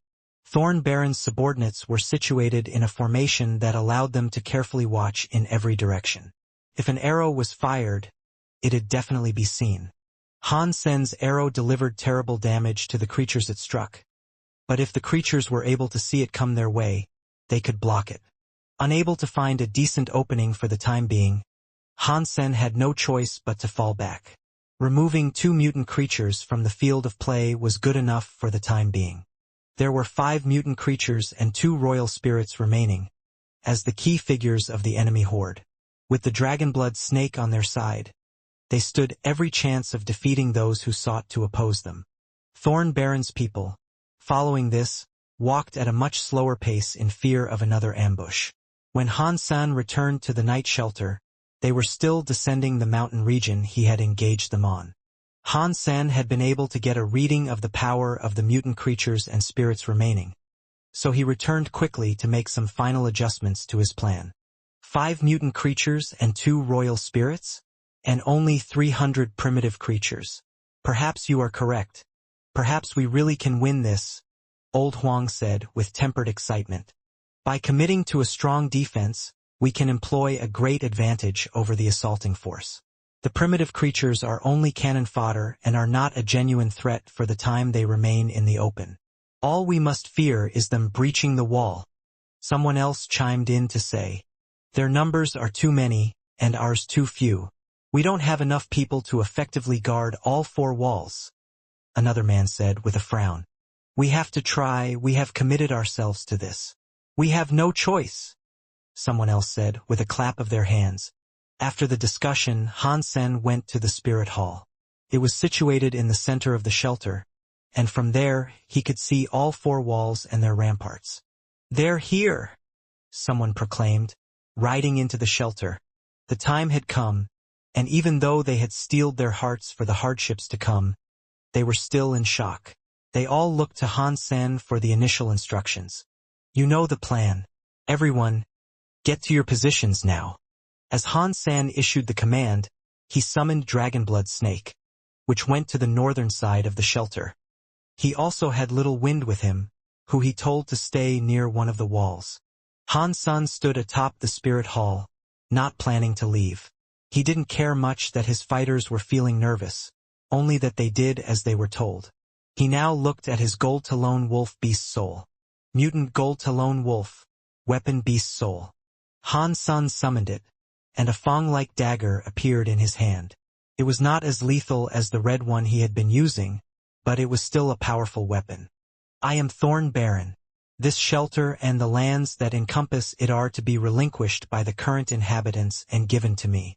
If you wish to escape the futile death that will result from pointless resistance, your lives can be spared and forfeited to service beneath my rule. Thorn Baron was not in a good mood. And I am just a soldier. If you wish to escape a futile death that will come about from pointless attempts of shelter conquering, your lives can be spared and forfeited to service beneath my rule. I could do with a pretty new maid. A man called Chun Lei spoke aloud in response. The humans around him all burst into laughter, and they did not appear as tense as Thorn Baron had expected. As a Baron of Thorns, I'm used to dealing with pricks, but you... Thorn Baron's mood went from sour to curdled. Hearing this, she became angrier than ever. Not in the mood to negotiate any further, she commanded her creatures to begin their assault. Han Sen had drafted many different plans, but most of them seemed to be pointless now. Perhaps it was due to her impatient mood, but her entire host seemed to only attack from one sole direction. I overestimated her intelligence. Han Sen had a wry smile and commanded everyone to the defense of the northern wall and ramparts. He also went to accompany them there. With Thorn Baron's less than efficient method of assault, the pressure they had each been under was lifted by a great degree. Having 30 people to guard the northern wall was more than enough. Monsters roared, explosions sounded, thunder struck, and humans shouted their war cries. The variety of noises melded together to form the grand soundscape of war. It was a magnificent scene. The walls were being shredded by blades of wind, as fireballs were also hurled at it. A creature that looked like a leopard started to scale the stone wall, and just as it was about to reach the top, a human plunged a sword deep into one of its eyes. Blood squirted from the puncture, as the leopard dropped back down to the chaotic ground below. Roar! A tiger that was wreathed in fire appeared and announced itself. Its body was sturdily built like a tank, and its mere presence was enough to exude a feeling of dread on those that saw it coming. Boom! A red shadow jumped out of the shelter and lashed out against the terrifying tiger. It was sent flying through the air, on a low trajectory which had it knocking down trees as it went. The dragonblood snake cried out at the foes that assaulted the shelter. With a simple swing of its tail, 8 primitive creatures were instantly slaughtered. A black eagle circled the air and cast its own wind blade down below. A titan-like beast brought a battering ram towards the gate of the shelter, and with each pounding impact, the shelter rattled and vibrated. Han San did not fight during the entirety of this. He merely commanded the dragonblood snake and the humans that fought valiantly in the defense of their home. As good as things had been going so far, Han San believed the enemy was more formidable than he had initially assumed them to be. They even had 2 mutant creatures with them that had unlocked 5 of their gene locks. The flaming tiger that had been knocked away had 6 of its gene locks open, just like the snake. The humans were in a bad spot, and the battle was going to be far tougher than they expected. But calmly, Han Sen watched and commanded his troops to repel the invasion. And with his improved Dongxian aura, he could keep track of all the humans and creatures. While things would be okay for now, he knew he'd need an additional trick to give his team an edge. As such, he spared one part of his mind for figuring that out. He knew he could maintain a stalemate, continuing as he had been, but a surefire victory would need something more. If this isn't enough to win, we may have to cut corners. Han Sen observed Thorn Baron, who was standing behind her army. She too observed Han Senator. She believed the humans would be easily defeated, and was surprised to see such an effective resistance. Of course, she knew this was down to the person commanding them. He attracted her gaze. "My Baron, do you wish me to rid the field of that human?" the royal spirit dragon demon asked. In response, Thorn Baron said, "Yes, do it at once. Quick and clean. We have wasted far too much time as it is." "Yes," Dragon Demon said. He was clad in black armor, and with a black dagger in hand, he raced towards the gate. His eyes looked on Han San with the desire for cold-blooded murder. When Han San saw him come, he frowned. He knew this latest foe would be a more formidable opponent than the dragonblood snake itself. The odds truly were against them, it felt. Thorn Baron's team was, on the whole, significantly stronger than those who defended the shelter. "Old Huang, take the reins of command." Han San leapt down into the chaotic battlefield below. If he wanted to halt the incessant advance of the creatures, Han Sen knew he'd have to take down Thorn Baron. If that didn't happen soon, he'd have no choice but to summon Moment Queen for aid in the shelter's defense. Han Sen did not want to make his ownership of Moment Queen public yet, so he decided to go solo for now. Old Huang was shocked to see Han Sen so casually descend onto the battlefield. How Han Sen would survive, amidst the carnage, he could not even hazard a guess. The humans that fought were starting to realize the creatures were stronger than they initially believed them to be. To them, Han Sen's sudden behavioral shift was like suicide. Of course, Han Sen did not think this way. Although the Baron was physically stronger, it was a situation he wasn't likely to drown in. He knew he could hold his own against her. And for as long as he remained fleet of foot, Han Sen wouldn't find himself surrounded by the creatures of the battlefield. Either. He could detect and respond to each and every creature movement. The moment he leapt from the ground, he'd know exactly where to land and what he'd do next. Left and right, Han Sen swerved, bent, and twisted his way through the hordes of enemies like a breakdancing leopard. The entire scene looked as if he was running through a number of bushes, yet not a single leaf touched him. It was wild to watch. Despite the countless creatures that thirsted for his blood and did the best they could to stop him, nothing could come close to touching Han Senator closer and closer. Han Sen advanced to the approaching royal spirit. Arrogant. Dragon Demon's eyes were filled with the desire for slaughter. The black armor began to generate scales, as horns formed atop his helmet. The black claws were like the fangs of dragons, and they looked indestructible. Han Sen could feel the staggering amount of power inside his latest nemesis, but it did not make him afraid. He didn't feel any hesitation, even in the knowledge that his own speed and strength did not match that of the spirit who desired his blood. Han Sen and Dragon Demon's shadows flickered past each other. But before Han Sen could launch his fist, slashes were carved in his chest that exposed his ribs. Catcha! Han Sen coughed out a glob of blood, as a river of claret oozed from his chest. He fell to the ground with no sign of life. He was a dead man. Dumb human. He could not even recognize the difference in strength between us. Thorn Baron looked upon Han Sen's lifeless corpse with disdain. Then she issued one more command. Kill the remainder! Yes. Dragon Demon was delighted to hear this, and he took off running towards the shelter. He was confident in his powers, and he could sense there was no more life force inside Han Sen's body. There was no longer any need for him to concern himself with the human that so stupidly engaged him in battle. A primitive creature then jumped onto Han Sen's body and tried to devour it. The remainder of the humans, those left guarding the stronghold they had spent their lives in the Third God's Sanctuary building, were sad. They saw what had happened to the man they believed to be their savior, and felt the zest and zeal to fight being sapped upon the realization the hero Han Sen had been killed. Don't give up, people. We still have a chance of securing victory. Old Huang could not give in to sadness, and he did his best to instill some confidence in the people who were valiantly fighting for their lives and future. He saw the dragon-blood snake continuing to fight out on the battlefield.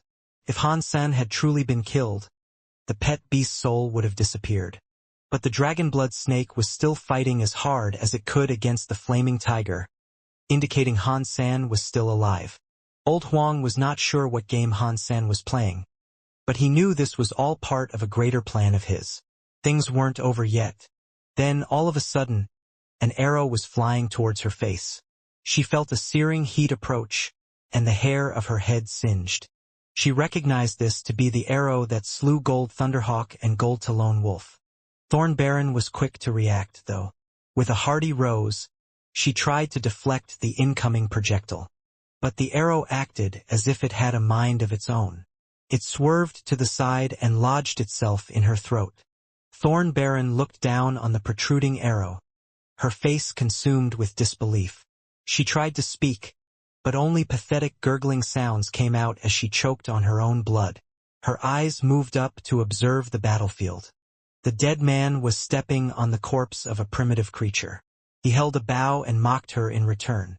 Thorn Baron had wished to later cut his lifeless body up into pieces to release her anger. But now she could do nothing.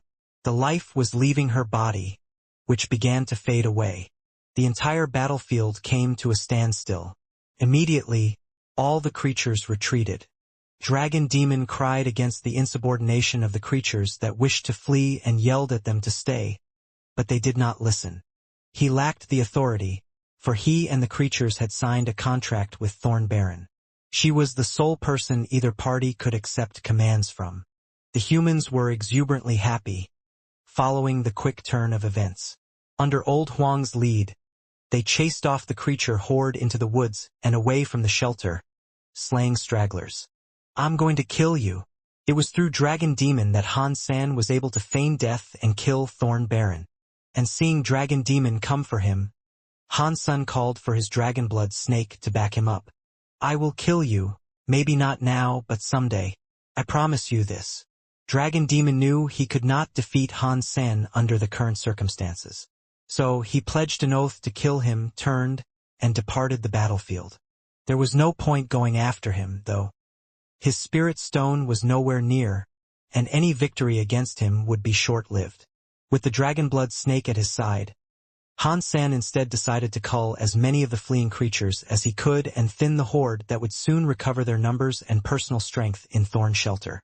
Mutant creature Pillar Titan killed. Beast soul gained. Consume its flesh, gain 0 to 10 mutant geno points randomly. Han San and the snake delivered the beatdown upon the creature. Through the entire ordeal, this only marked their third kill of the evening. Receiving another beast soul was remarkably fortunate.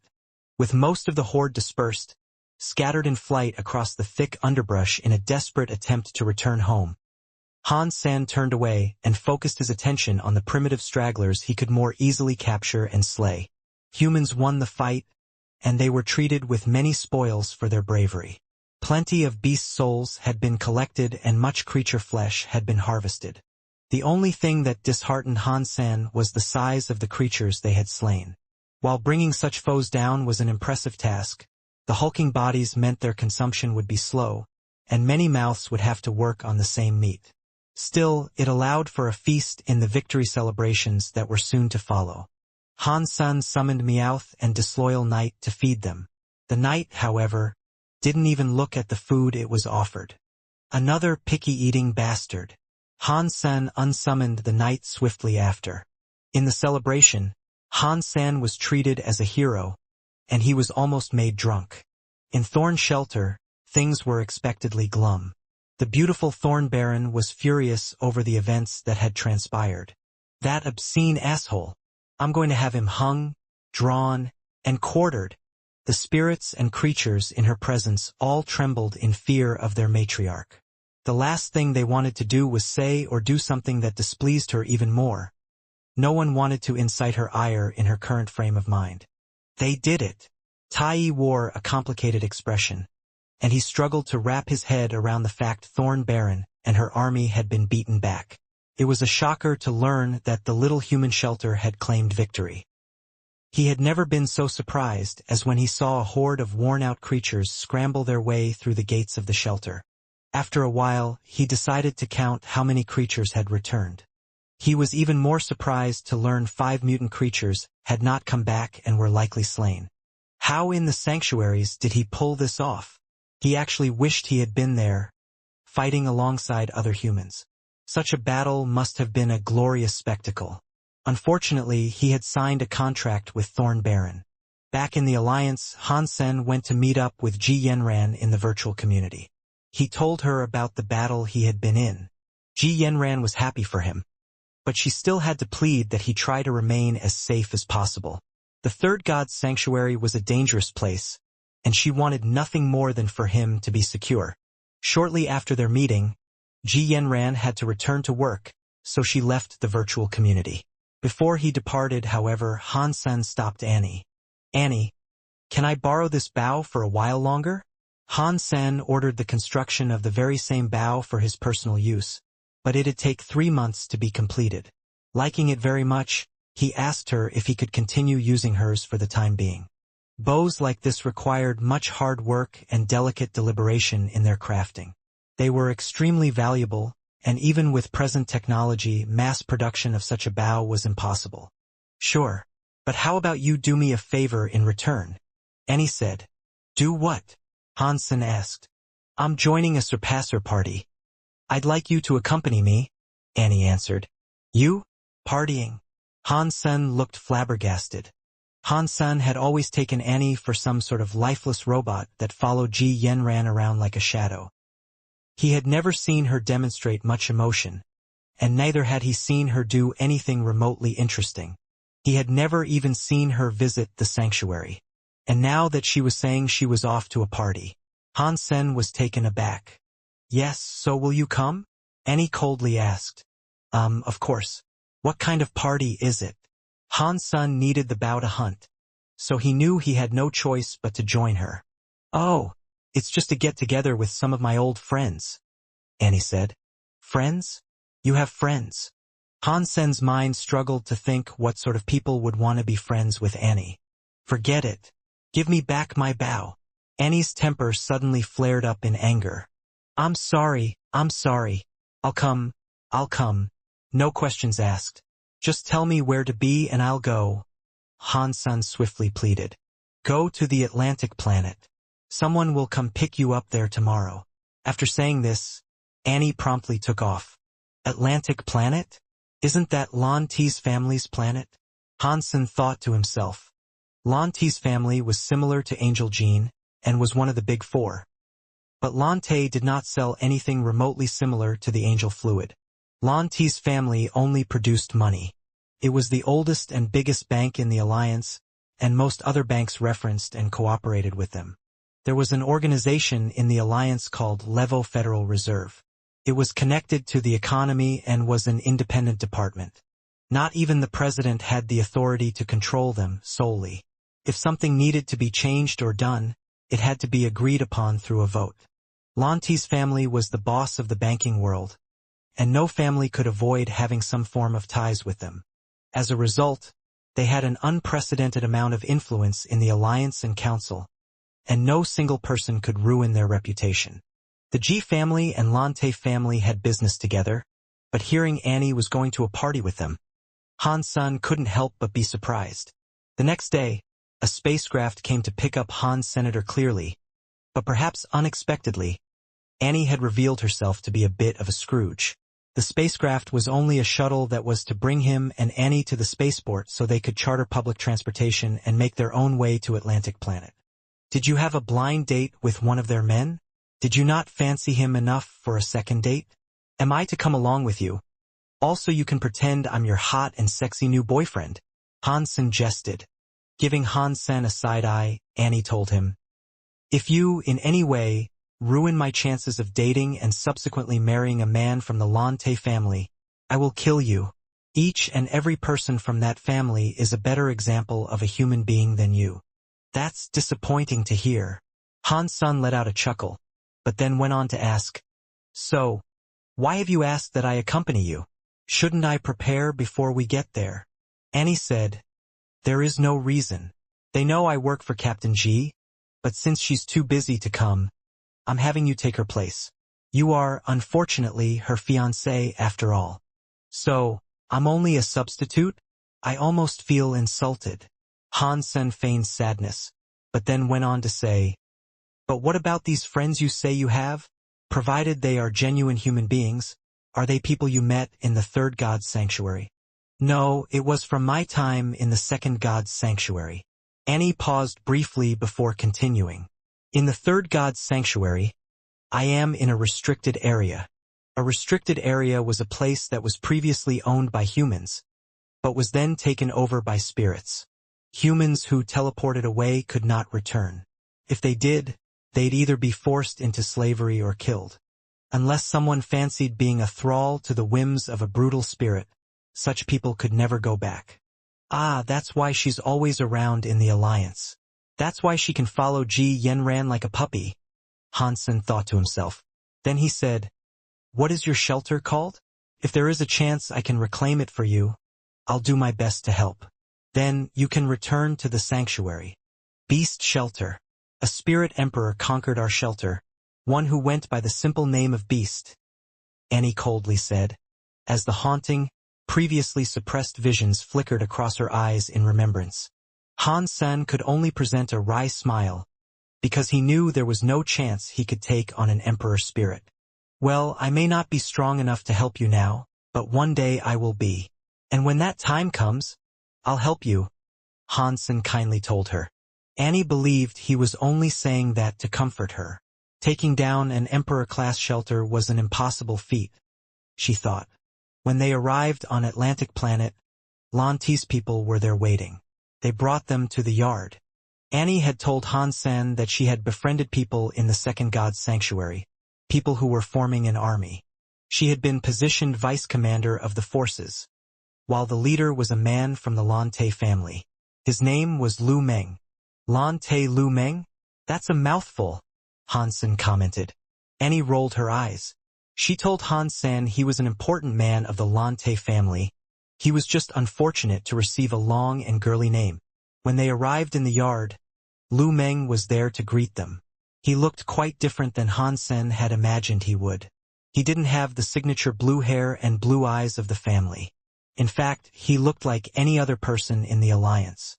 He was fairly handsome but plain. And much like everyone else in the alliance, he had black hair and black eyes. You are Han Sen, I can only assume. Finally, I get to meet the man. Lu Meng was polite, and there seemed to be genuine enthusiasm and passion in his mannerisms of speech. Han Sen expected an encounter with another rich snob, so it was nice to know he might be spending time with a humble, educated gentleman instead. When they entered the lobby, there were many other guests there. All the members of the aforementioned army came forward to greet Annie. Seeing Ji Yanran was not accompanying her, they were disappointed. Fortunately, Han Sen had made a name for himself and they weren't shortchanged. They thought he made for a fine substitute, and due to them being keen on meeting him as well, things weren't too awkward. Annie was a quiet person, and whenever she was asked a question, she replied in as few words as she possibly could. Have you heard tales of a powerful spirit said to be rising through the ranks? It is said he destroys any spirit he goes up against. Oh, you mean the king? Of course I've heard of him. I live in a shelter that belongs to Thunder Devil King's father. His son was one-hit killed by the king. Ugh, that's just what we need. Another wretched, looming threat for us humans to worry about. Spirits are born stronger than us. As everyone dined and drank, they somehow ended up discussing the king. Han Sen, what are your thoughts on the king? Lu Meng asked. He sounds strong. Han Sen wasn't sure what he should say as, unbeknownst to them, he was commenting on himself. Everyone thought Han Sen could provide a professional review or an insightful observation of what the new threat might have been. They were taken aback by the response he gave. You have just become a surpasser, have you not? It is normal that you do not understand, I suppose. Lu Meng smiled and then went on to say, there are many smart and powerful spirits in the Third God's Sanctuary, but we're not too far behind. We have angel gene fluid and pet pills. In time, we will bridge the gap that separates our power from the spirits there. The speed of our development will only increase beyond that, too. People were very interested in Han Sen, but they were surprised to see he mostly ignored everyone else there.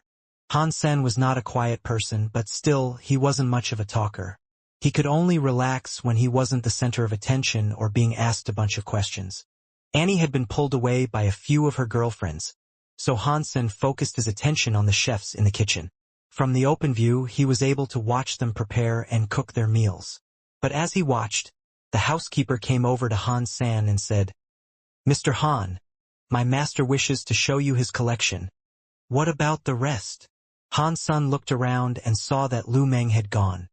My master tells me the special collection can only be shown to special people, the housekeeper said. Han Sen followed the housekeeper out into the gardens.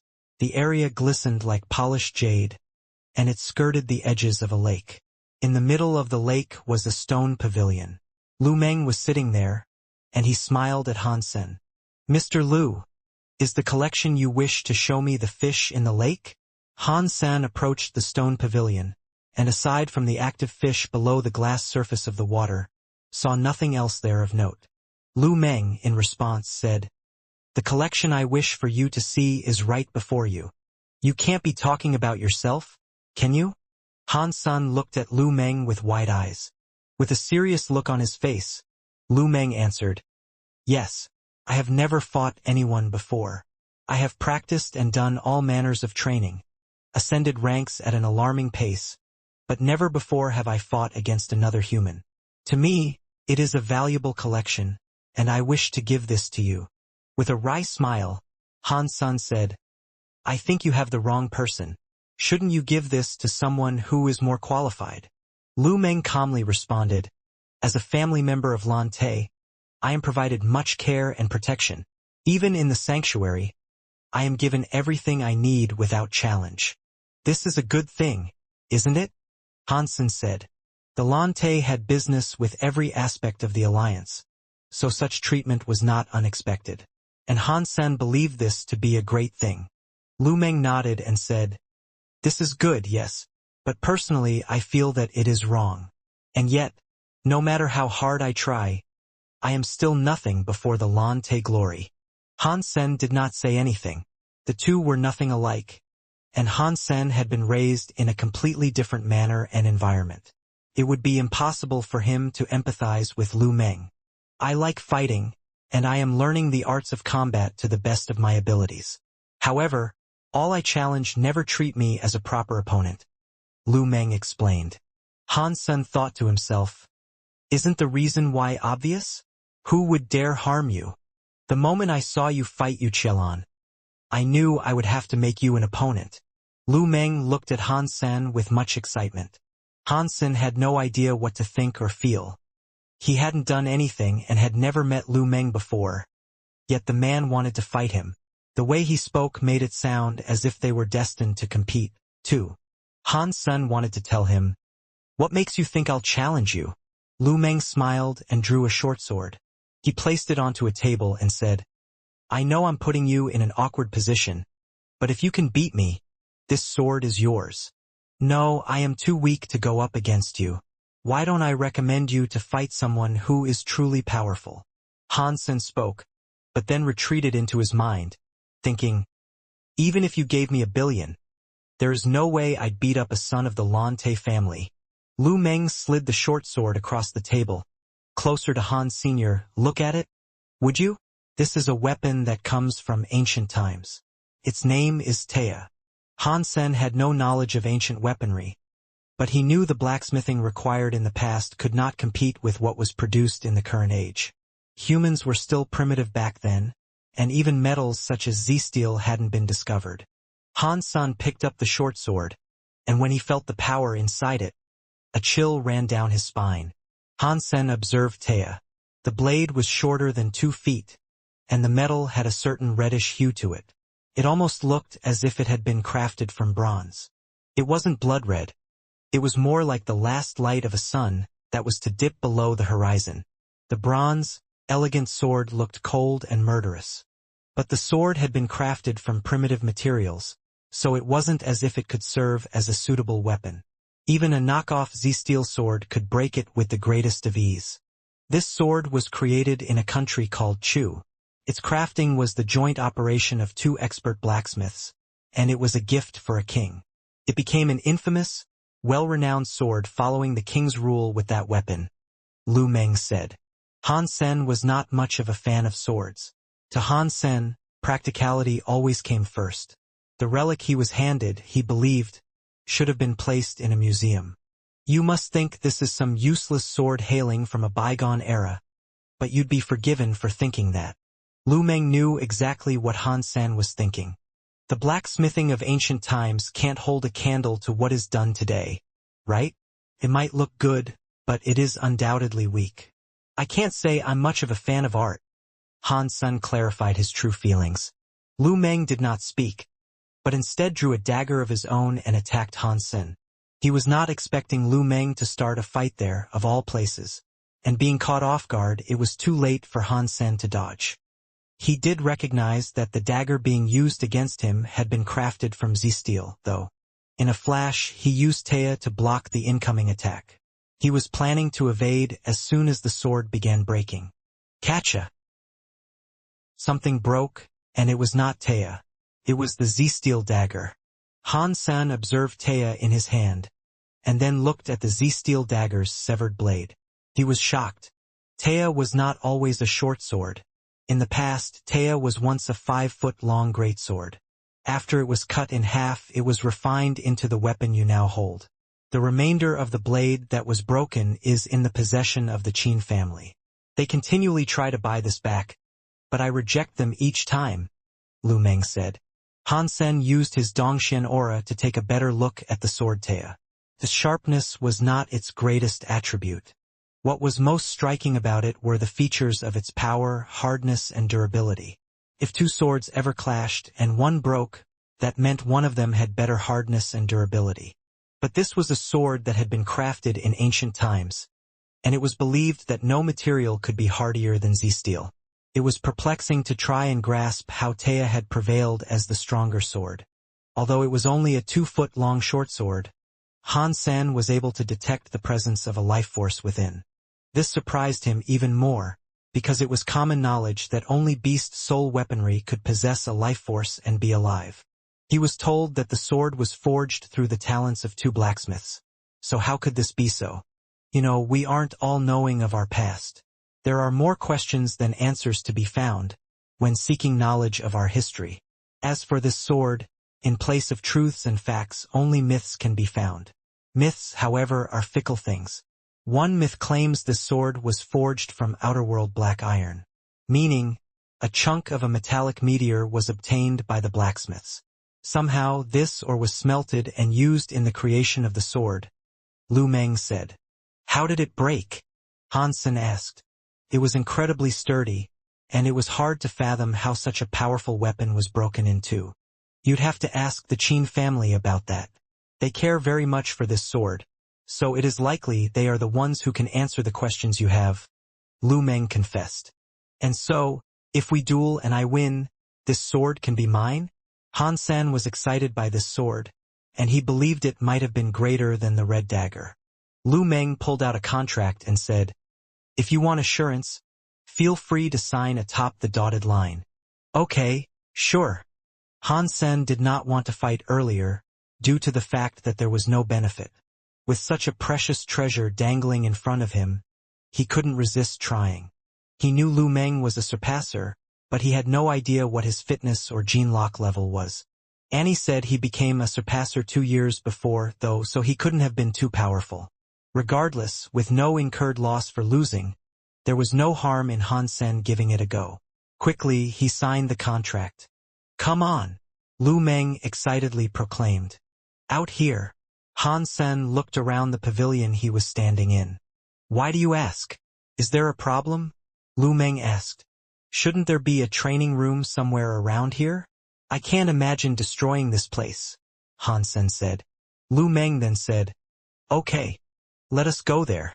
Acknowledging Han Sen would actually try his best in a fight against him, Lu Meng was visibly overjoyed despite his attempts to contain it. Lu Meng did not want to fight Han Sen due to his inability to find a person who was stronger. The primary reason was because of Han Sen's defeat of Yu Qielon. Beating those of your own kind wasn't glorious, but beating a royal Shura was. It was quite the achievement. Unfortunately for him, his family forbade him from challenging a Shura. As a substitute, he decided to fight Han Sen, for he was at least as powerful as a Shura. Han Sen followed Lu Meng, and along the way they bumped into Annie. Where are you two going? Annie asked. Lu Meng wants to fight me, so I am going to the training room, Han Sen explained. You are fighting him? Annie asked. Is there a problem with that? Han Sen looked at Annie. Lu Meng, do not play with him. I promised Lady Ji I would bring him back safely, Annie said. But then, Lu Meng showed her the signed contract and said, We aren't playing. Look, we've signed a contract and everything. Lu Meng then went on to say, Han Sen, I'll wait for you in the room just up ahead. You talk to her first. Annie, with apparent concern, hastily asked, Why would you agree to such a foolish thing? Didn't I tell you he is the only heir of this family? Han Sen smiled and said, We're only having a friendly bout. Don't worry, I won't hurt him too much. Annie said, Hurt him? Do you have any idea who you're up against? Do you have any idea what his title is? I dunno. I've never met the chap before. Han Sen shrugged his shoulders. Annie sighed and slowly pronounced his title. He is the son of all gods. He has never killed a creature, due to many demigods accompanying him. That may be true, but they are the ones who train him. Don't be so foolish as to think he won't know how to fight. Many demigods frequently speak highly of his talents. They say he's even better than Lin Feng. Ji Yanran's great-grandfather has even spent some time training him, too. He sounds pretty powerful. Hansen smiled. Annie then said, he is powerful. When we were both in the second god's sanctuary, although he had many bodyguards with him and he was forbidden from killing stuff himself, his commands saw us through many perilous battles. Even I have learnt a lot from him. Hansen looked at Annie, and with a smile, said, nice. After that, Hansen patted her shoulders and entered the training room. What is that supposed to mean? Annie sounded a little frustrated now. She believed Hansen was implying she was weak, due to his continued belief Lu Meng was an average fighter. But she knew he was joking, and so she just followed Hansen into the training room. Lu Meng was there waiting, and as Hansen stepped forth, he performed a friendly welcome gesture. Hansen gave one last look to Annie and approached the stage. There was a strength tester in the training room. Lu Meng punched it hard, and on the display, the number 1203 appeared. This is my fitness level. My strongest skill has unlocked its third gene lock. If you haven't reached that level yet, then I can only open one gene lock to match a similar strength to your own, Lu Meng said. No, do your best. Otherwise, what is the point in winning? Hansen said, as he looked at the number. Lu Meng said, good. In that case, use any weapon you fancy. I think my fists will do just fine, Hansen said. All right then. It is settled. Lu Meng's body blazed with a sudden flame, and immediately, a fiery fist was thrown Hansen's way. The fire that snared his maniacal fist was carried by a gust of wind, and it reached for Hansen's head with an alarming speed. Pang! Hansen punched Lu Meng's fist, and with the collision of fire and lightning, sparks obscured the battlefield. They both fell back, regathering their composure. With no cause for delay, they lunged towards each other again. The dance of lightning and fire was wild and unpredictable. It was like a light show of the elements, and so bright and quick were they, the arms that carried the elements could not even be seen. And thus they remained engaged, with not one of them taking a step back. Annie watched the fight with keen interest, unsure which of the fighters would end up injured. Inside a room in the yard, away from the training area, an old man with blue eyes and hair settled his eyes on a screen. It was a video feed of the fight and he watched it intently. Near the blue-haired old man there was a black-haired old man also. He was watching the fight as well. The black-haired old man was the one Hansen had thrown up on, outside of a bathroom one time. Tell me, old friend, who do you think will win? The blue-haired old man asked Shuadonglai. Your grandson is more talented than you were. He is the strongest person of his age, but I must confess that if I were a betting man, I'd put my money on Hansen prevailing, Shuadonglai said. The blue-haired old man looked offended, but he still smiled and said, why? Do you think Hansen has received better training than my grandson? Or is it because he is the heir of Mr. Luo? What I do know is that he chose not to practice the falsified Sky Sutra. Shuadonglai was aware of the temper that silently flared beneath his feigned smile. His name was Green, and although he appeared to be gentlemanly, he was extremely stubborn. What's more, he always wanted to win. Green did not fight much, but he believed the Lante family was superior to all others. If Hansen wasn't from the Luo family, Green would have already stopped the match, proclaiming it to be disrespectful. Shuadonglai smiled in response and said, believing Hansen will win does not stem from any part of his muddled heritage. I simply believe he is the best. You think he is better than my grandson? Green asked with a serious look. Green was not willing to veil his true thoughts, despite sitting beside his old friend. He was not happy about what Shuadonglai said, and he was fine with allowing his face to carry a scowl that explained this on his behalf. When the words my grandson were spoken, the tone of voice deepened. Shuadonglai smiled and answered, yes, I think he is better than your grandson. Shuadonglai was not a person to beat around the bush. He was happy to tell Green exactly what he thought, as straight as an arrow. Besides, it was not out of the simple respect he had for Hansen. He had plans for the boy. He planned to take Hansen on as a student of his, and of course, He'd never agree to a student that he believed was inferior to any others. Green was visibly disgruntled by the answer, but he still tried to maintain a graceful appearance. He then proposed, "How about a wager?" "And what wager would that be?" Zhuodonglai said. "If Han Sen loses, take Lu Meng as your student and teach him the Purple Manner Sutra," Green proposed. Zhuodonglai frowned and responded, "Don't you remember what I told you? It is not that I am unwilling to teach him, it's just that your grandson is unsuitable for its learning." "And how would you know that? He is the best in our family, and I believe he can." Green took a moment to collect his composure and then said, "If you are that confident in Han Sen's abilities, then agree to the wager. Or are you merely saying Han Sen will win, so you can be contrary and go against me?" Green knew Zhuodonglai well. Zhuodonglai wouldn't let others think he was not firm in his beliefs. "Han Sen will win," Zhuodonglai said. "Then there is nothing to worry about, is there?" Green laughed. "But this seems to be a lopsided wager, don't you think? What if you are the one who is wrong, my friend? What will you be coughing up?" Zhuodonglai asked, looking at Green. Then take an item from my collection. Once upon a time, didn't you want them?" Green offered. Zhuodonglai said, "They are good, yes, but none are superior to my Purple Manner Sutra." "Then what would you like?" Green asked. "Angel's Wheel," Zhuodonglai slowly answered. Green's face dropped to a cold stare at Zhuodonglai. After a lengthy silence, Green's face returned to a smile and he said, "You are already a demigod. What do you need that for?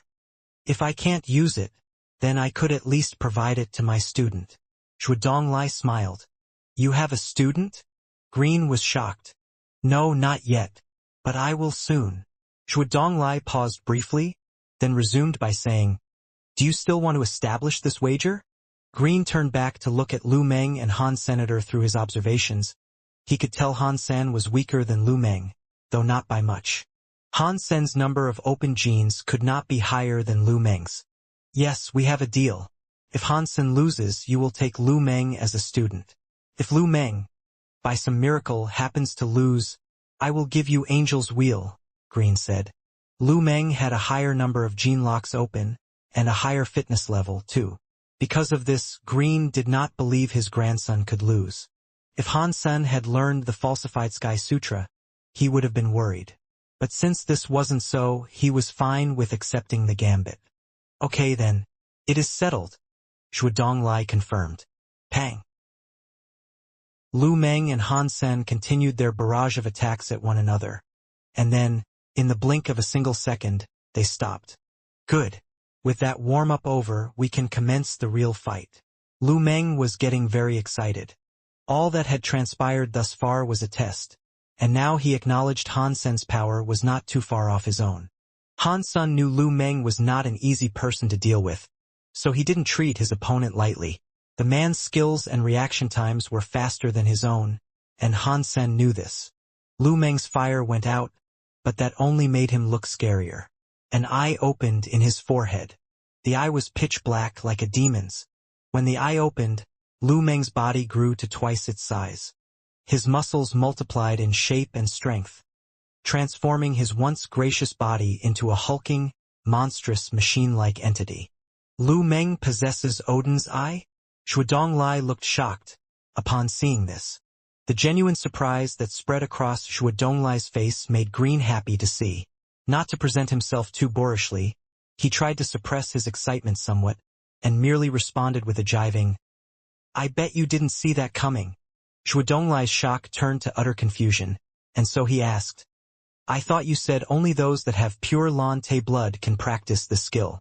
Your grandson is a mix, is he not?"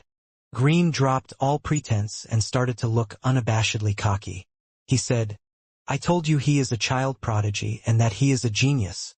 Even I sometimes believe his learning of Odin's eye is some strange hallucination of mine. If he can learn Odin's eye, then he can learn Purple Manner Sutra." Zhuodonglai gave no response to this. He knew how powerful Odin's eye was, and this birthed a worry in his heart. To see a non-pure blood member of the family was able to learn this skill was shocking. Zhuo Donglai's confidence in Han Sen's ability to win this fight had actually been dialed down a couple of notches. Odin's "I was not something to be trifled with." Lu Meng does not only have Lante blood running through him, but he has your blood, too.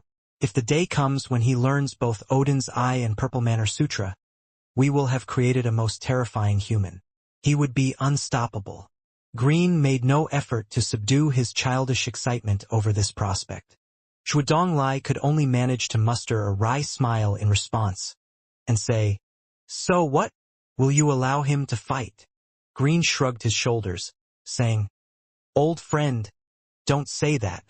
Lu Meng himself, down on the battleground, was very excited. His third eye, the black one, had a white pupil. It exuded a certain mystic quality. "I see you have opened 2 gene locks. I will open 2 as well."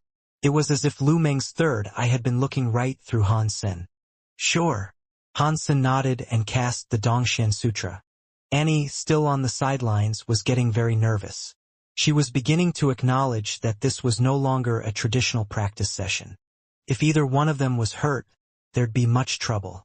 She wanted nothing more than to stand up, run over to them, and get them both to stop. Just as she opted to do just that, the housekeeper appeared beside her.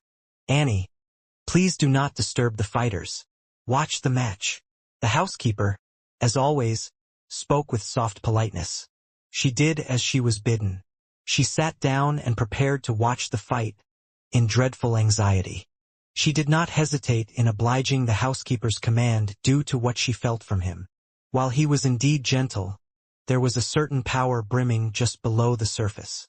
She believed it wasn't a power she should risk upsetting. Han Sen's fists were like cannons. As the powers of Sonic and Thunder exploded in the air, he ran towards Lu Meng.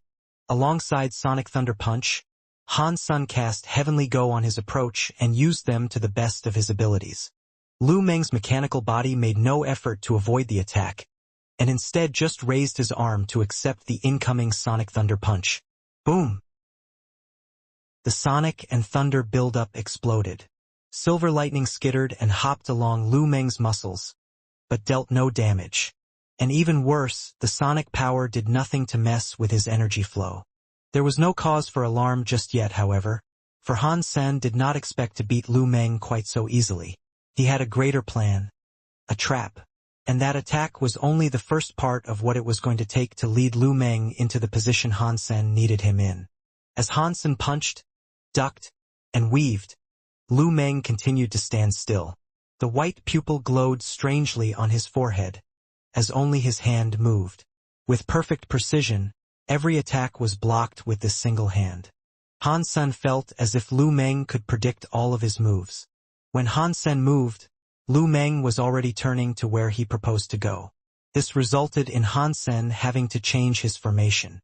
But no matter what he tried, whenever Han Sen sought to attack Lu Meng, his hits were deflected. The formidability of his opponent surprised him a good deal.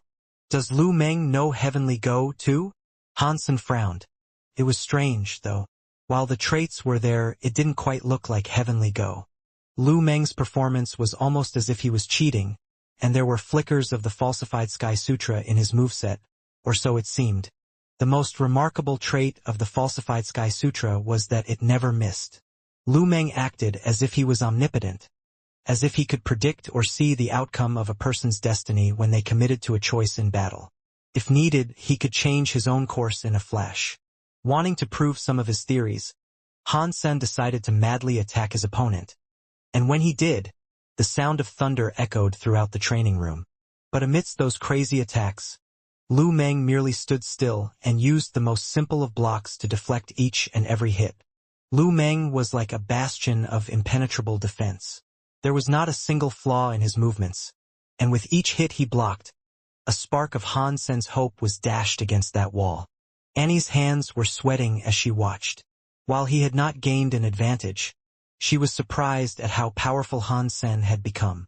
After all, he had only just entered the third god's shelter. Lu Meng's power, however, scared her even more. He looked invincible before Han Sen. The dominating feeling he exuded was overwhelming, and it almost choked the breath from his onlookers. Annie could not see a way in which Han Sen might overcome this foe. Annie believed that if she had been the one competing against Lu Meng, her confidence would have snapped against his intimidation.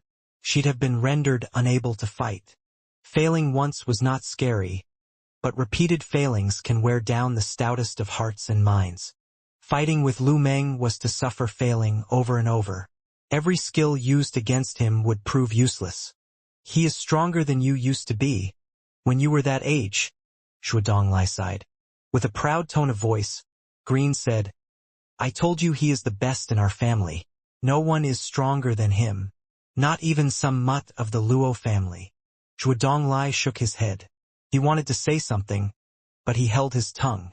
Green was an old friend of his, so there shouldn't have been anything they'd refrain from saying to each other. But this was different, and he knew he could not speak it. When Green was young, he was famous in the Alliance.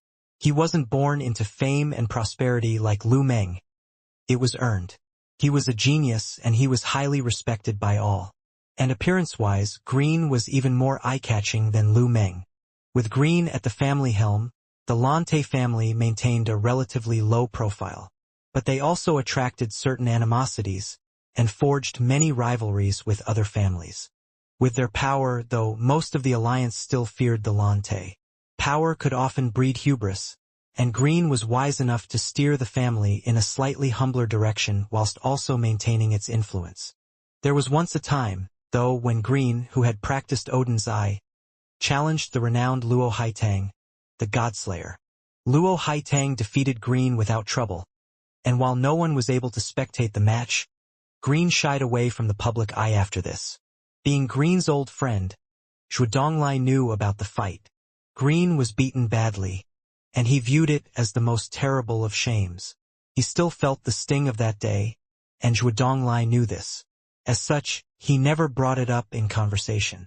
Zhuo Donglai knew how much Green had invested in Lu Meng, and he knew how much he wanted him to defeat Han Senator despite being a descendant of Luo Haitang, though Han Sen had not been trained by his forefather. He had also refused to learn the falsified Sky Sutra. This gnawed at Green's belief in the significance and the self-wrought poetic notion of the fight he was spectating. He was just not keen to admit it. I think Lu Meng can beat the falsified Sky Sutra, Green excitedly commented. Zhuo Donglai smiled and said, There's always the possibility. He is still young too. Green shook his head and said, If he practiced the Purple Manor Sutra, he could most certainly beat it, and even learn it. As we have already established, if he can beat Han Sen, I will teach it to him. Zhuo Donglai spoke with a tone of surprised seriousness. Thank you, Zhuo. Green looked touched, as if it was already a confirmed commitment. Let us eagerly await the results, shall we? Zhuo Donglai smiled wryly. Lu Meng was good, and he was most certainly a stronger fighter than Green had been, back when he was the same age. But Zhuo Donglai was still firm in the faith he could not defeat Han Senator even though Han San had not practiced the falsified Sky Sutra. He believed the young man was a better fighter. I'm going to fight back. After blocking all of Han Sen's attacks, Lu Meng finally moved. He swung his fist towards Han Sen like the flaming lunge of a wrathful dragon. Han Sen blocked the fist, resulting in an explosion of fire and electricity. Without reprieve, Lu Meng then brought down his other fist. It was wreathed in ice, and all of a sudden, the training room dropped to low temperatures. The attacks came quickly, as wind, fire, and thunder burst out of Lu Meng. He was like a machine, and every part of Lu Meng's body possessed the capacity to murder. He was able to utilize every ounce of strength effectively, and coordinate every part and component of his body with incredible precision. Everything about his performance was amazing. It was almost as if he'd transcended the capabilities of a human and operated with the perfection only achievable by a machine. Annie stood up. She had known Lu Meng for the past few years in the army, but she had never seen him strike before. With the kicks and punches that were thrown, and the constant collision of elements, the training room was filled with the raucous noise of battle. It was so loud, it felt as if the very atmosphere was getting hammered to the breaking point. But Green frowned. He noticed that when Lu Meng attacked, Han Sen managed to guard effectively. Lu Meng had been unable to penetrate his defense. Odin's eye could expose a target's weakest point, and it was not like the falsified Sky Sutra. Han Sen had his own method of evaluating his opponents, though, through his Dongxian Sutra. He used it to trace his foes' attacks and effectively block each one. Fighting Lu Meng was not easy. He was around the same level as Han Sen, and he was exceptionally talented. Since he was unable to break through Lu Meng's defense, Han Sen knew victory would not come easy when it was his turn to attack. Despite the underlying complexities of each fighter, the fight was simple to watch. When one attacked, the other blocked with absolute perfection and vice versa. Right now, it was Han Sen's turn to defend, and after a half-hour-long barrage of attacks, Lu Meng could not damage his opponent in the slightest. I have heard he has learnt Heavenly Go from the Huangfu family. I see now that it is true. Green frowned. Han Sen blocked every one of Lu Meng's attacks, despite their power. The moves Lu Meng performed against Han Sen had been taught to him by a demigod, and under the effect of Odin's eye, they were executed flawlessly. He could use any skill perfectly as a matter of fact. Whether it was a righteous skill or an evil one, Lu Meng could use it. Half an hour later, the battlers switched and Han Sen was the one to start attacking. But just like before, he was unable to overcome Odin's eye. By now they had been gone a long time. The other partygoers, noticing their absence, wandered around in search of them. One person, seeing that the light in the training room was on, curiously peeked inside and found them. The news of this fight spread like wildfire, and people came in droves to watch. One would attack and the other would defend. Their fighting skills were incredible, but it shocked the onlookers to see Lu Meng unable to penetrate Han Sen's defense. Han Sen's fists, when he attacked, came in simple. It was Han Sen's signature skill, Sonic Thunder Punch. It wasn't the same old, however. Han Sen was switching up his formation a lot, and that had a knock-on effect to the display of his skill. Still, it was not enough to damage Lu Meng. Both of them swapped between attack and defense many times, and a decisive victor seemed impossible to decide. Compared to the ferocity of their initial fighting, though, things started to change. They had slowed down in fatigue, but neither was tired enough to drop their guard. The audience had been there a long time now, too. Their excitement had long since depleted, and a few people had even gone to sleep. After 5 hours of battling, there had been no progress. Annie's but had gotten numb. I have already prepared rooms for the guests. Come with me, the housekeeper announced. Oh, thank heavens. People had grown tired of watching them fight. Most went off with the housekeeper the instant he appeared, but quite a few stayed. A few hours later, that changed. After more and more people left, only Annie remained. They may as well have been shooting free throws in basketball, except neither of them had scored a point the entire time. The initially enthralling spectacle of their combat had long since lost its excitement, and the two were a mind-numbing bore to observe now. And after all that time had elapsed, neither had been able to inflict the slightest damage to the other. Their defenses were impenetrable. Han Sen and Lu Meng, by this point, were gasping and sweating. Their exhaustion had slowed down their fight. Han Sen's fist, which once gleamed like suns of electricity, only produced minor sparks. Lu Meng only had his bare fists left to fight with. Pang! Pang! Their knuckles collided with each other, shaking off droplets of sweat as they coursed through the air. It was midnight by now, and still the fight limped on. Soon after, their movements were twisted and neither of the two could stand upright. Neither of them wanted to concede, though, and their will was all that kept them going. Their attacks, being much weaker than before, were easier to block. That Taya sword is mine, Han Sen declared. Lu Meng's body was extremely fatigued, and he had exited Odin's eye a long time ago. Lu Meng, unable to dodge Han Sen's next attack, was thrown to the ground. With an opening before him, Han Sen climbed on top and repeatedly punched Lu Meng in the face. No, I'm going to win. Lu Meng managed to get Han Sen off of him. Kicking him away, it was his turn to mount Han Sen and punch his face in. The once delicate exhibition of combat by two highly trained individuals had swiftly turned into a drunken bar brawl. Are you guys done? Annie could not watch anymore. and so she stood up and left. She knew that, with both of their stamina being what it was, neither would end up dealing considerable amounts of damage to the other. It was practically over. With Lan Ti's housekeeper there to keep an eye on the proceedings, she knew everything would be all right after she left. "Friend, I don't think our bet is going to present the results either of us want," Shu Donglai said. "Han Sun should be proud of his ability to fight with my grandson like this." While what Green said was graceful, he was sweating on the inside. He did not expect Han San to be able to fight Lu Meng to this point. "I'm going to rest. I have no interest watching kids quarrel on the ground," Shu Donglai said. "Walk with me." Green left. In the training room, both were writhing on the ground. They were sopping wet as if they had both been for a swim. "I have a skill I have not used yet. Had I used it, I would have won a long time ago. I have a skill that's more powerful than your skill. It's super secret, but you'd have lost immediately had I used it. I have a skill that would kick your skill's butt. I have a skill that is so much more powerful than your skill. It's the strongest skill, and I could kill you with ease." They were both on the ground, and the only thing that seemed to fight now were their mouths. The next day, as Han San and Annie were leaving, Lu Meng was nowhere to be seen. His face had been beaten and bruised. Thinking it wasn't appropriate for the young scion of the Lan Te family to be seen in such a state, the housekeeper accompanied them on their exit.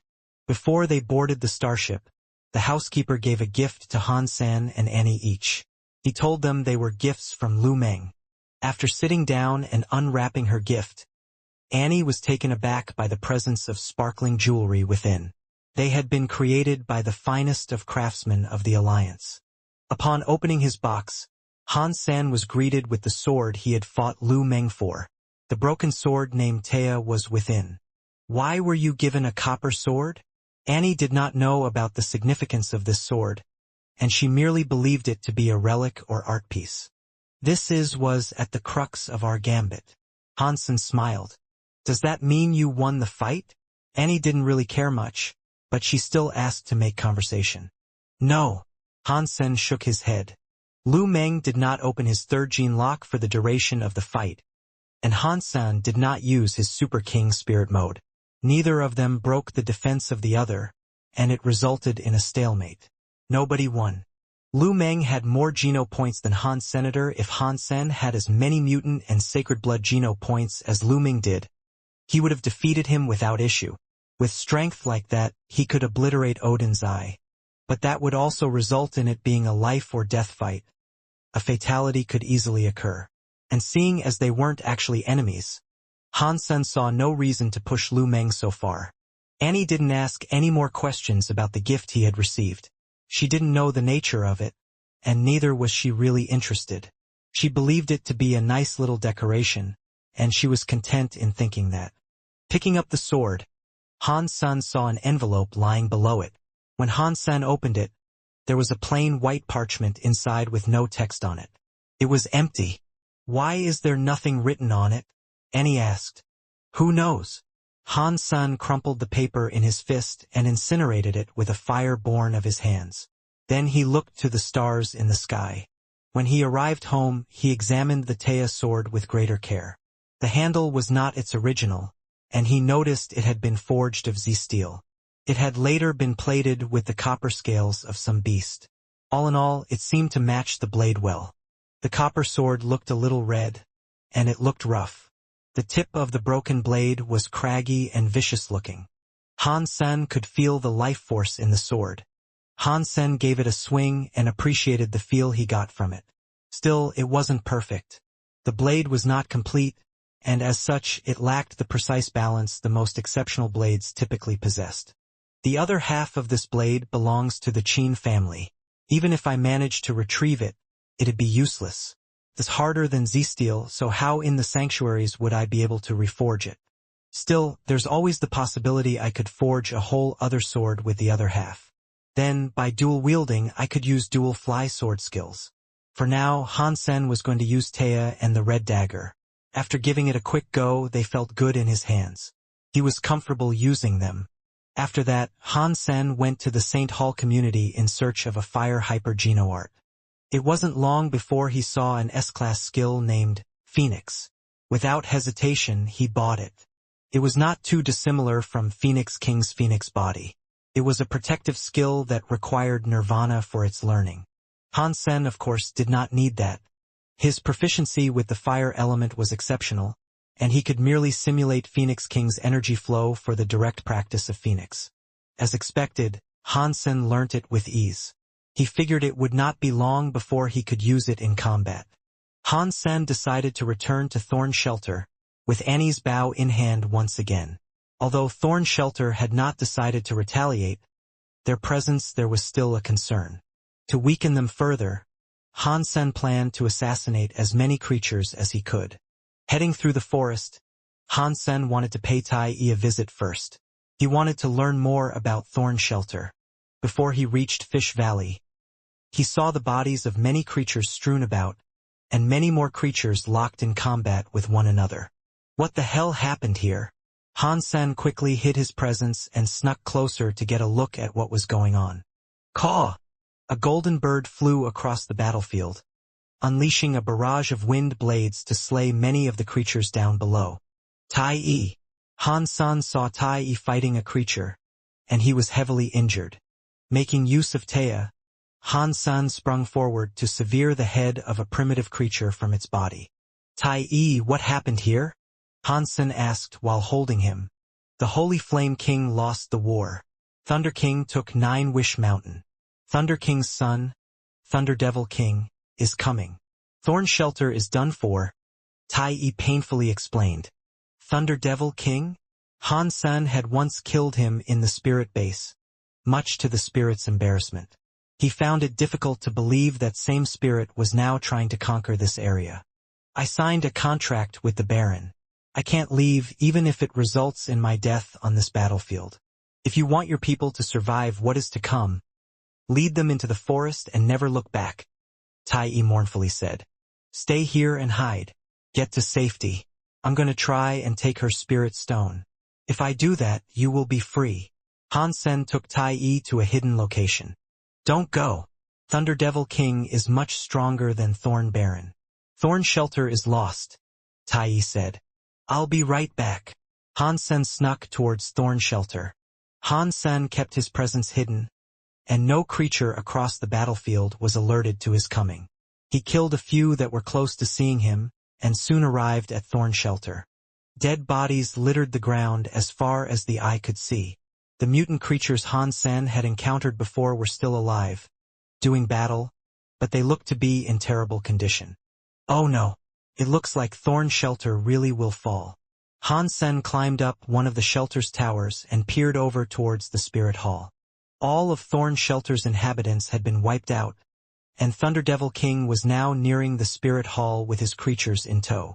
Thorn Baron was in front of the entrance, and she looked panicky when she saw Thunder Devil King strolling up towards her. Thorn, Flame King has lost the war and 9 Wish Mountain is mine. Give me your spirit stone, and I will allow you to live under my command, Thunder Devil King said. No thanks, Thorn Baron coldly responded. Thunder Devil King laughed and proclaimed, He has many wives, and you are just one name on that list. I am the son of an emperor. Become one of my wives. Damn you! Thorn Baron immediately pulled out a crystal bottle. It contained a water-like substance, which she promptly threw on the floor. Immediately, purple vines sprouted and wreathed their way across the entire ground of the spirit hall. The vines were like snakes, rising up to lash out and attack Thunder Devil King and his followers. Han Sen was shocked to see the sacred blood creatures that belonged to Thunder Devil King being injured by the vines, whereas those below sacred blood class were instantly slain. So many creatures had been beaten by the vines. No aggressor could do anything to free themselves. What is that bottle? It's so powerful. Han Sen had seen those vines before, but it was clear to him that the bottle he was seeing now had amplified the strength of them. Thunder Devil King annihilated one of the vines and said, Flame King loved you greatly, to provide you with that bottle. Die! Thorn Baron held the bottle like an orchestration baton. She conducted her vines, raising them up to attack Thunder Devil King with greater ferocity. Thunder Devil King summoned a thunder hammer in response. He shattered a large number of the vines and said, "You are too weak. Even with the bottle, your efforts are futile and powerless.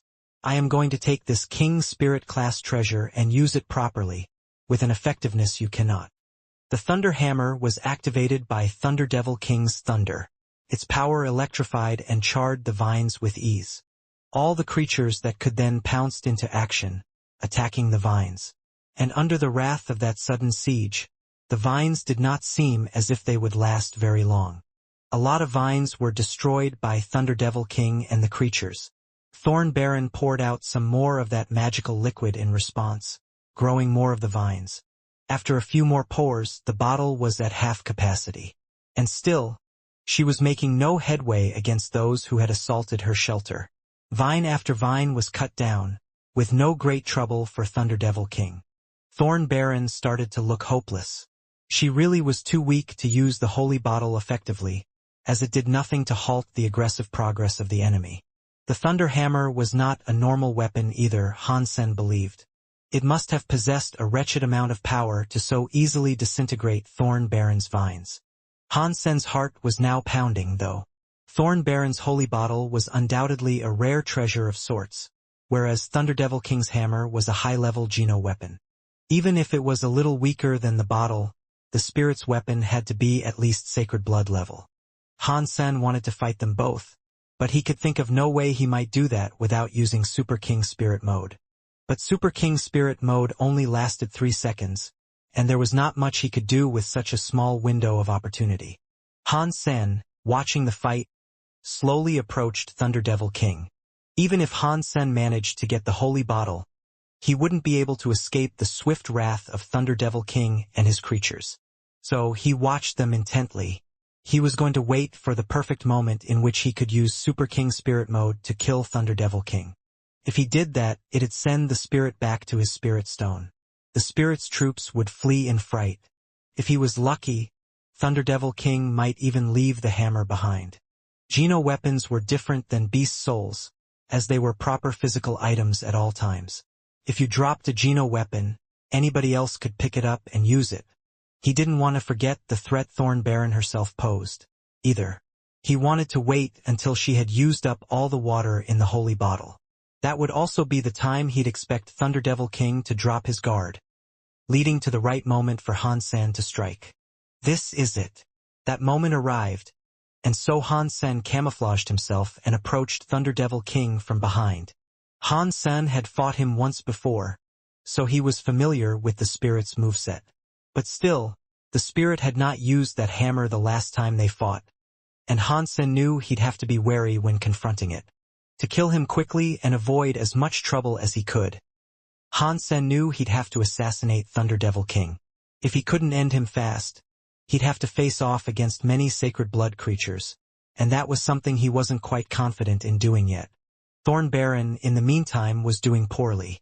The legion of vines were almost all gone, and the bottle didn't have a single drop left. The vines were no longer shielding the spirit hall either. Hiss! A colorful snake destroyed the wall of vines and grabbed Thorn Baron. She was too weak to dodge. "The bottle is mine." Thunder Devil King looked as sinister as he did happy, as he pried the bottle from her hands. Thorn Baron was hopeless, and she wanted nothing more than to self-destruct now. The moment she was about to do just that, a white light appeared behind Thunder Devil King like the sudden eruption of a volcano. Thorn Baron suddenly saw a handsome spirit appear, shrouded in a white light. As her pupils shrank, her mouth widened in joy. Thunder Devil King saw the expression on her face, but he believed she was trying to trick him into dropping his guard. He didn't feel the presence of anything behind him, but as he peered into her eyes, their glassy surfaces showed flickering reflections of something behind him. He was shocked. The white light and the handsome face looked familiar. He had repeatedly dreamed of the day when he could crush and forever mar that pretty face. But now that he was encountering the spirit again, he could only feel fear.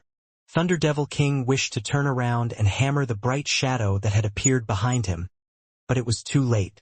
Boom! Before he could swing the hammer in retaliation, he had been killed. The creatures that had assaulted the shelter and were laying waste to its inhabitants suddenly started to flee in fear. "The king!" Thorn Baron happily exclaimed. In her eyes, Han Sen was the greatest, most powerful king spirit ever known. At his tier, she had no idea that it was a human behind the mask. Grabbing the thunder hammer, Han Sen leapt over Thorn Baron's head and took off running through her spirit hall. Han Sen hadn't grabbed the bottle yet. Instead, he focused on obtaining her spirit stone from the statue inside the hall. "I, Thorn, am willing to submit and offer absolute loyalty to a new master. I can become the most faithful of servants." Thorn knelt in front of Han Sen without reluctance, but as she combined with the spirit stone, she realized something. She wasn't kneeling before her most admired idol, the most powerful spirit of his class, the king. This was a human, and it wasn't just any human. It was the human she hated the most. "What? The king is a human?" Thorn thought in utter disbelief, but the process of becoming his subordinate had already started. She transformed into a rose and disappeared into Han Sen's sea of soul. Han Sen picked up the holy bottle and thought to himself, "Perfect!" Han Sen raced back out of the shelter and down to where he had left Tai Yi. Although Thunder Devil King had been killed and the creatures had fallen back, it would only be a matter of time before he returned. And when he did return, he'd most likely come back with a greater host of creatures. For now, Han Sen had to use the time he had to run. Tai Yi looked overjoyed, likely because his contract with Thorn Baron had been revoked. "What did you do?" Tai Yi asked with much surprise. "Flee first, talk later." Han Sen, leading the injured Tai Yi, brought him to the human shelter. Han Sen told Old Huang what had occurred, and everyone's worries over the shelter's safety returned. The shelter was again unsafe. It'd only be a matter of time before Thunder Devil King found it. He was a brutal spirit, and his power far exceeded Thorn Baron's. If they were to remain in that shelter, only death would await them. "We have to leave and depart through Thorn Forest," Old Huang said. They had to go, but Thorn Forest was a treacherous place. There was no telling how many could survive in the deeper recesses of that nefarious woodland. They'd be venturing into a great unknown, and the thought of what might await them there brought them much fear, and rightfully so. "I have a shelter where everyone can stay," Han Sen said. "You have a shelter?" Everyone looked at Han Sen in disbelief. A common sight when something concerned Han Senator, even high-level spirits would not wander through Thorn Forest. Yet Han Sen suggested that he owned a shelter of his own someplace there. "I can take you all there, but it is my shelter. That also means I call the shots. If you guys can accept that, you're welcome to stay there," Han Sen said. "Little Han, you really have a shelter where we'd be safe?" Old Huang asked once again. They did not care who would end up being their boss. What concerned them the most at that moment was survival. "If you believe me and would like to come to such a place, then start packing your bags. You can let your eyes decipher the truth. Once you've seen the place I will take you to." Han Sen did not explain more than that, as the Thunder Army would be upon them any second. They were actually reluctant to believe what Han Sen had said, but they knew they really had no other choice than to hope he was telling the truth. So they all decided to accompany him. Before long, they departed their home. When they arrived at the underground shelter, everyone was shocked. Thunder Devil King respawned with an explosion of thunder and lightning. The discharge brought ruin to everything around him. "The king! I'm going to kill you. You hear that? I'll kill you." Thunder Devil King had been snubbed in many different ways. He had not taken the holy bottle, and even his thunder hammer had been stolen. He immediately rallied his troops and prepared for another assault. When they arrived back at Thorn Shelter, the place was empty. And what's more, Thorn Baron's spirit statue was missing its spirit stone. "The king! I'm going to kill you!" Thunder Devil King wrecked the spirit hall and commanded his creatures to scour the encompassing lands for any trace of the two spirits. The creatures found the abandoned human shelter, as Han Sen suspected they might. Inside the underground shelter's palace, Han Sen sat upon a stone chair. Thorn Baron sat opposite him. She stared at him with a complicated expression, but her gaze was unblinking. "Are you done staring?" Han-sen asked. Thorn Baron looked at Han-san and mumbled, "You are the king?" Thorn Baron could not believe it, and she thought the entire concept was ridiculous. She saw the king appear to save her and then run for her spirit stone. When she looked up at the king again, it was just the human Han-sen. Aside from Han-sen being the king, there could be no other explanation. Her eyes could not have deceived her. "Does it matter?" Han-sen smiled. "Yes, of course it matters." Thorn looked at Han-sen angrily. "Then the answer is yes." Han-sen knew that she had already realized this and only wanted confirmation. "How can the king be a human? How can he be you?" Thorn Baron's tone of voice was low with sorrow, and she looked utterly disheartened. "The bottom line is that I am your master now. So, what are you going to do?" Han-sen said.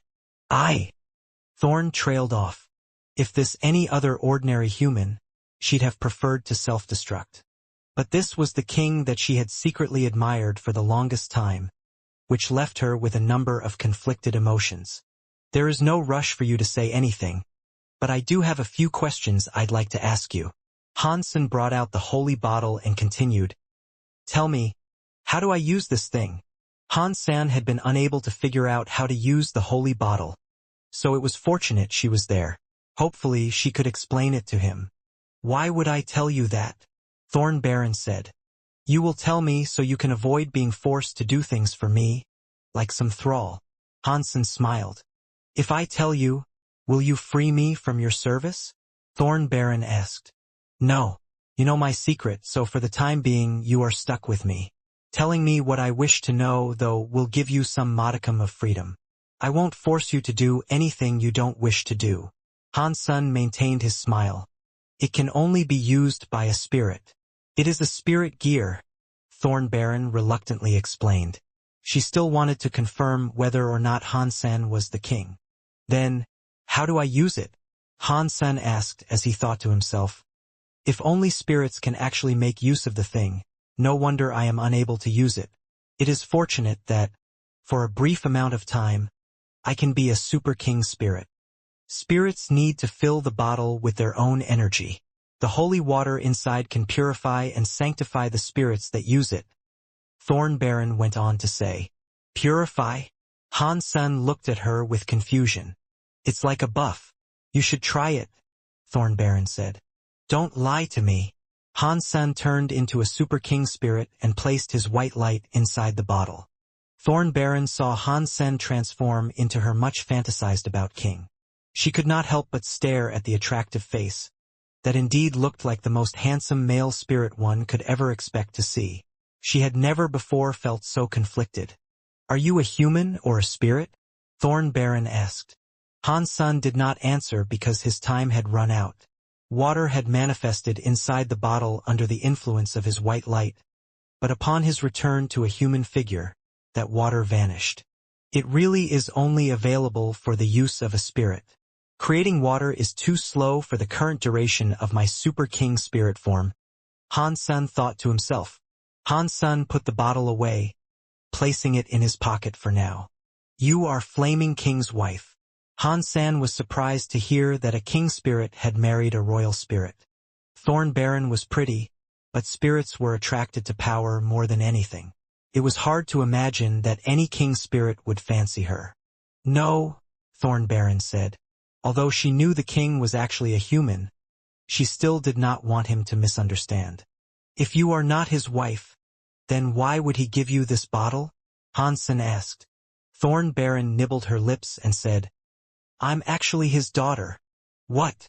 Han-sen was now looking at her in disbelief. After all, how could a king spirit give birth to a royal-class daughter?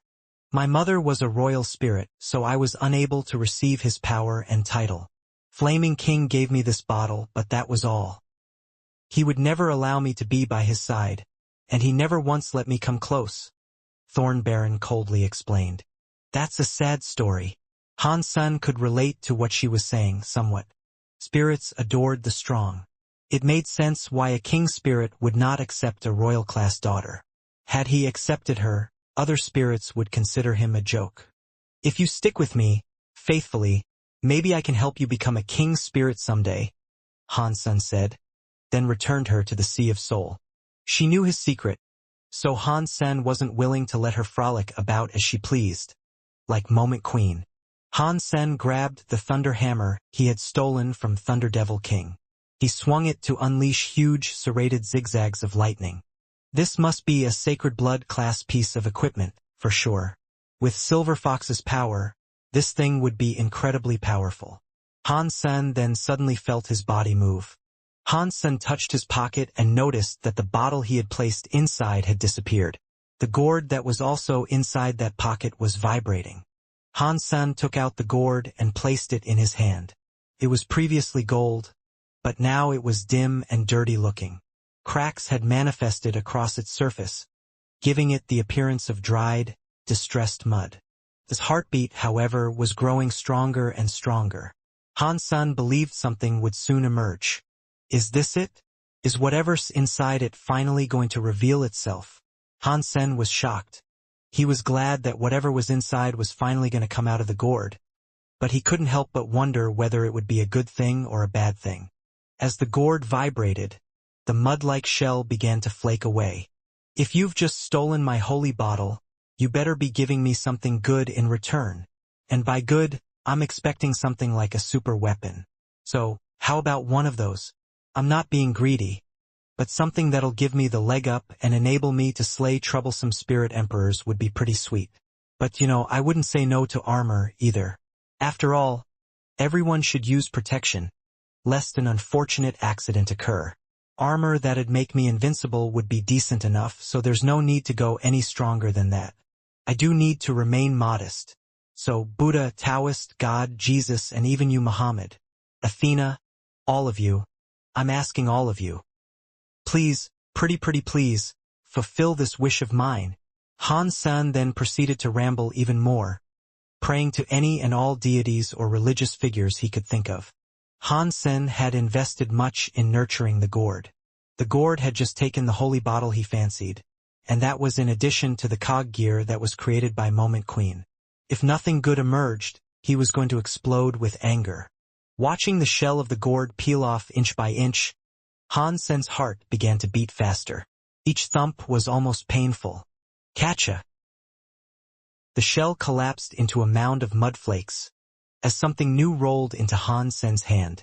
Examining it, Han Sen was in disbelief. It was a thumb-sized female doll. Its eyes were big and black, the same color as the doll's hair. It was a chubby little thing, but most curious of all was what the doll was holding. The doll was holding another gourd. As Han Sen stood there, frozen and unsure of what to think, the doll started to grow. It expanded to the size of an ordinary baby. It was alive. The chubby hand of the doll grabbed Han Sen's arm, and with its cheeks, the baby rubbed her face against Han Sen's. Then she said, "Daddy, Daddy." Han Sen wanted to shoot himself. He had sacrificed so much to the gourd, and all he had received in return was a baby. The baby grabbed Han Sen's neck and used her other hand to stroke his head, saying, "Father, don't cry." Han Sen looked at her and placed her down on a table, wishing he could exchange the baby for the weapons he so sorely wanted. After he observed her for a while, the baby's mouth began to drop as tears welled up in her pretty, sparkling eyes. "Don't cry. Don't cry." Han Sen was starting to get a headache, but he wasn't going to bully and disregard the feelings of a baby. "Father, hug." The baby looked pitiful as she stared up at Han Sen. Han Sen sighed and picked the baby up. This immediately brought the baby joy, and with her hands, she grabbed Han Sen's neck, shouting, "Daddy, Daddy, what are you?" Han Sen used his Dongxian aura to examine the baby, and didn't notice much of interest. Had it not emerged from the gourd, he'd have assumed she was a natural human baby. Whatever she wasn't a creature and she wasn't a spirit. Geno seeds can grow humans? But what do I need a baby for? Han Sen's depression was sinking in, and it wasn't going anywhere else in the immediate future. Thinking something was wrong, though, he kept on examining the baby. Strange. Where is it? Han Sen looked around on the floor and there was nothing. I thought she was holding a gourd. Where did it go? Han Sen's confusion was only getting worse. Han Sen kept searching, but he was unable to find out where it had gone. What he did find, though, was a seedling on the ground. The sprout was coming out of a rock, and like the picture-perfect image of a young plant, it had two cute little leaves. Han Sen squatted for a better look. He had seen this before. It was a 6-item gear tree. Han Sen observed the little tree and saw that the ground around it was wet, as if someone had just watered the plant. These are the tears of the baby. Han Sen looked at her and noticed the tears that still remained on her face. They must have dropped to the ground, soaking the plant. Han Sen wasn't prone to dripping sweat, so the only explanation was it being the tears of the baby. He smiled and said, "Don't cry. I love you." Han Sen then used his finger to wipe the tears from her face and then throw them on the ground deliberately. What happened, a second later, made Han Sen freeze. Where the tears fell, the rock cracked as another young plant sprouted through it. The little leaves were green like jade, and they did indeed look like another 6-item gear tree. Damn. One of her tears is equal to one of these trees. Haha, I'm rich. Han Sen almost jumped in joy. He gave her a kiss on the cheek and then said, "My good little daughter." But still, despite that revelation, Han Sen was unable to find the gourd she had been holding when she first appeared. After scouring the entire palace, he was unable to find it. Han Sen was having trouble with the baby, following all this, and its presence in the shelter drew much attention. The shelter's residents were shocked at the sight of the baby, as humans typically weren't allowed or able to enter the sanctuaries until they were 16 years of age. Due to its appearance and behavior, no one took it for a spirit or a creature. There was nothing ominous or unusual about it, so no one thought of it as being anything other than a human baby. There it was, alive and well in the third god's sanctuary. Whenever Han Sen was in her company, others would interrogate him with questions. He couldn't answer any of them, of course. Still, he was glad that he was able to command Old Huang and his people to take residence in the east side of the shelter. This meant they couldn't come to Han Sen's side and pester him whenever they wished. "So, what should I call you?" Han Sen put the baby in front of him. The baby sat there on the ground, looking up at Han's senator, seeing him standing still in thought. She tugged at his pant leg, wanting to be held and cradled. Then she went to sleep. Han Sen wasn't the most proficient when it came to naming things, and this was no different. He'd never had so much trouble coming up with a name before. And what's more, this was apparently a human girl he'd be naming. He couldn't devise any old random name. If it was a male, he could be less careful. He wanted to come up with a good one because he planned to treat her well. He wanted to raise her as an actual child and instill her with good morals. Any child under his care would grow up with her head screwed on right. If she got older, he didn't want her running off with any cheap man who sought to woo her. But every tear she cried was able to grow a 6-gear tree. And those things were more valuable than a tree made of money. Since he'd always be getting something in return, Han Sen was confident in his decision to raise her well. He was going to treat her far better than any creature he ever owned. After another half-day's thought, he was unable to devise the right name for her. "I'll just call you Bauer," Han Sen told her, putting the baby on the bed. Then he stood up, deciding to go to the Alliance so he could buy her some clothes. After going through the teleporter, though, he heard the baby cry out, "Daddy! Daddy! What? How did you get here?" Han Sen was shocked. He'd never before seen something non-human that could make use of teleporters. "Daddy, hug," Bauer said, as she sat on the teleportation plate. Han Sen picked her up, with a head chock full of questions following her arrival from the sanctuary. And it wasn't just that. She had also arrived at Han Sen's destination. He picked her up in his arms and decided to give it another test. He walked through the teleporter and was taken back to the sanctuary with her in his arms. Then he returned to the Alliance, and lo and behold, it worked. Bauer was like a human, freely able to enter and exit the sanctuary. Fortunately, Han Sen teleported to his home in the Alliance. It would only freak out the masses, Were they to see or learn about a baby that had teleported in from the sanctuary? And furthermore, if the Child Protection Agency saw Han Sen do that, he'd be taken straight to jail. So, Han Sen kept her in his room and gave her good from Little Yen. After scoffing it down messily, her face was covered in cream. Then, Han Sen bought many clothes for her off of Skynet. Once that was done, he returned to the sanctuary. Although Bauer looked like a human, her behavior was a little different. She didn't poop or pee everywhere like human babies did, and she didn't cry easily. Aside from the 2 tears she had cried on their first encounter, Han Sen hadn't seen her release a single tear. Of course, that was also partially due to Han Sen's good behavior with her. And for now, the 2 6-gear trees were enough. He couldn't take care of any more, for the time being. The 2 trees were not entirely like the ones grown by Moment Queen, and these ones were likely to require dozens of thousands of years to fully mature the fruit they'd bear. Getting water drops to sustain the trees was already enough of a trial. So, with the hope of learning a new trick or two, Han Sen decided to consult Moment Queen and ask her how her tree developed so quickly. The answer she gave surprised Han Sen, though. She told Han Sen the tree had already spent much time growing in the 3rd God's sanctuary. It stopped growing after she was kicked back into the 2nd God's sanctuary. But when the opportunity appeared, it started again. I need more water drops. Han Sen now needed to care for his blood pine and the 2-gear trees. For now, though, he had to prepare. For the duration of time he would be gone, Han Sen tasked Zero with looking after his trees and the baby. In his absence, he gave her a number of water drops to apply each day. Fortunately, Bauer did not make a fuss and was more than willing to remain in the shelter. Had she insisted on coming, Han Sen had no idea how he would have hunted.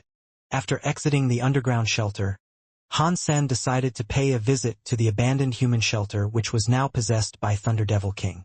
The hold was overrun by creatures and monsters. Amongst them all, Han Sen saw a royal spirit and 2 sacred blood creatures. He was surprised to see Thunder Devil King stuff so much defense in such a small compound. But, keen to learn more of what Thunder Devil King had brought to the area, Han Sen decided to venture past this shelter and see what might now reside in Thorn Shelter. He wasn't dumb enough to think of assaulting the shelter by his lonesome.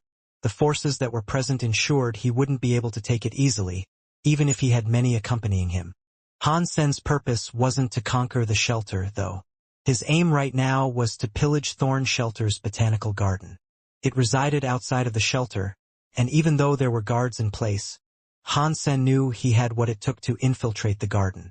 Sneaking towards it, Han Sen could already make out the presence of many peach trees. The entire garden was packed with good stuff. Thorn, you said you could sneak in there. How? Han Sen asked, after summoning Thorn Baron and gesturing towards the garden. Getting in should be easy. There is an old tree close to the east side of the garden that is hollow on the inside. It has many roots all around it. If you drill your way through below it, you can enter the garden without sounding any alarms. Thorn Baron paused, then said, but the tree that is closest to maturing still needs another 30 years. There is nothing for you to take there. You can't obtain anything of value right now. Despite being unaware of Han Sen's trick for growing plants, Thorn Baron still led the way. Before long, they came to the tree she had spoken about. As she had described, there were many thick roots protruding from the earth. After digging downwards, he soon came to a spacious pocket beneath the roots. After entering, he traveled a short distance to enter the garden. Without much effort, they had infiltrated the area without triggering any sort of alarm. It was in the middle of the night, so there wouldn't be anyone going for a walk in the garden at this time. Han Sen was delighted, seeing all the plants there that were ripe for the taking. He grabbed a nearby sword vine and sucked it dry. Suck it! Suck it! Suck it! Han Sen drained as many plants as he could, and obtained over 1,000 drops of his most cherished liquid in no time at all. Thorn Baron had no idea how Han Sen was able to suck the plants dry, but she thought it was quite concerning, watching him ruin the garden in such a manner. After sucking half of the garden's plants dry, Han Sen had obtained 10,000 water drops. Wait! Thorn Baron stopped Han Sen, just as he was tugging on another plant. What is it? Han Sen heeded her, stopping for a second. I didn't grow these ones. Thorn Baron examined the plants Han Sen was about to destroy. Should that bother me? Let me continue absorbing. All Han Sen wanted was water drops. He didn't really care who had grown the plants. No, wait. Hang on. This does not seem normal, Thorn Baron warned. Not normal. Han Sen looked at the plant he was about to absorb and saw how it looked like an orchid. This must be a sacred blood class purple butterfly orchid. It is likely Thunderdevil King claimed the garden and sought to plant his own botanical items here. This is not brand new, so it is likely it was transplanted here from someplace else of his. I'd say it is only 2 weeks away from maturing. Actually, Thorn Baron explained. Oh, I should definitely drain it then. Han Sen had thought obtaining mutant-class plants was great enough. He hadn't realized that he'd be able to nab some sacred blood plants as well. Han Sen then asked Thorn Baron, but is there anything special I should know about it? If humans eat this plant, it will increase their sacred blood geno points. If a spirit below royal class consumes it, it can increase the spirit's self-geno points, Thorn Baron said, as she counted the orchids. There are 7 flowers here, so you can increase 7 points. These things are that effective? Han Sen looked at the orchids with shock. Following that, he grabbed his red dagger and started digging around the orchid. When he was done, he picked the entire collection up. Thorn Baron frowned and said, This plant seems to have been damaged when it was transplanted here. How are you going to keep it alive? By digging it up again. If I want it to live, it'll live. Han Sen lifted it up and gave it a water drop before pocketing it. When Thorn Baron saw how rudely Han Sen was treating the flowers, she almost felt insulted. She didn't believe the plant would live following the mistreatment. As this was all Han Sen's business, however, she held her tongue and did not mention her displeasure. What lay ahead of Han Sen were mostly sacred blood plants.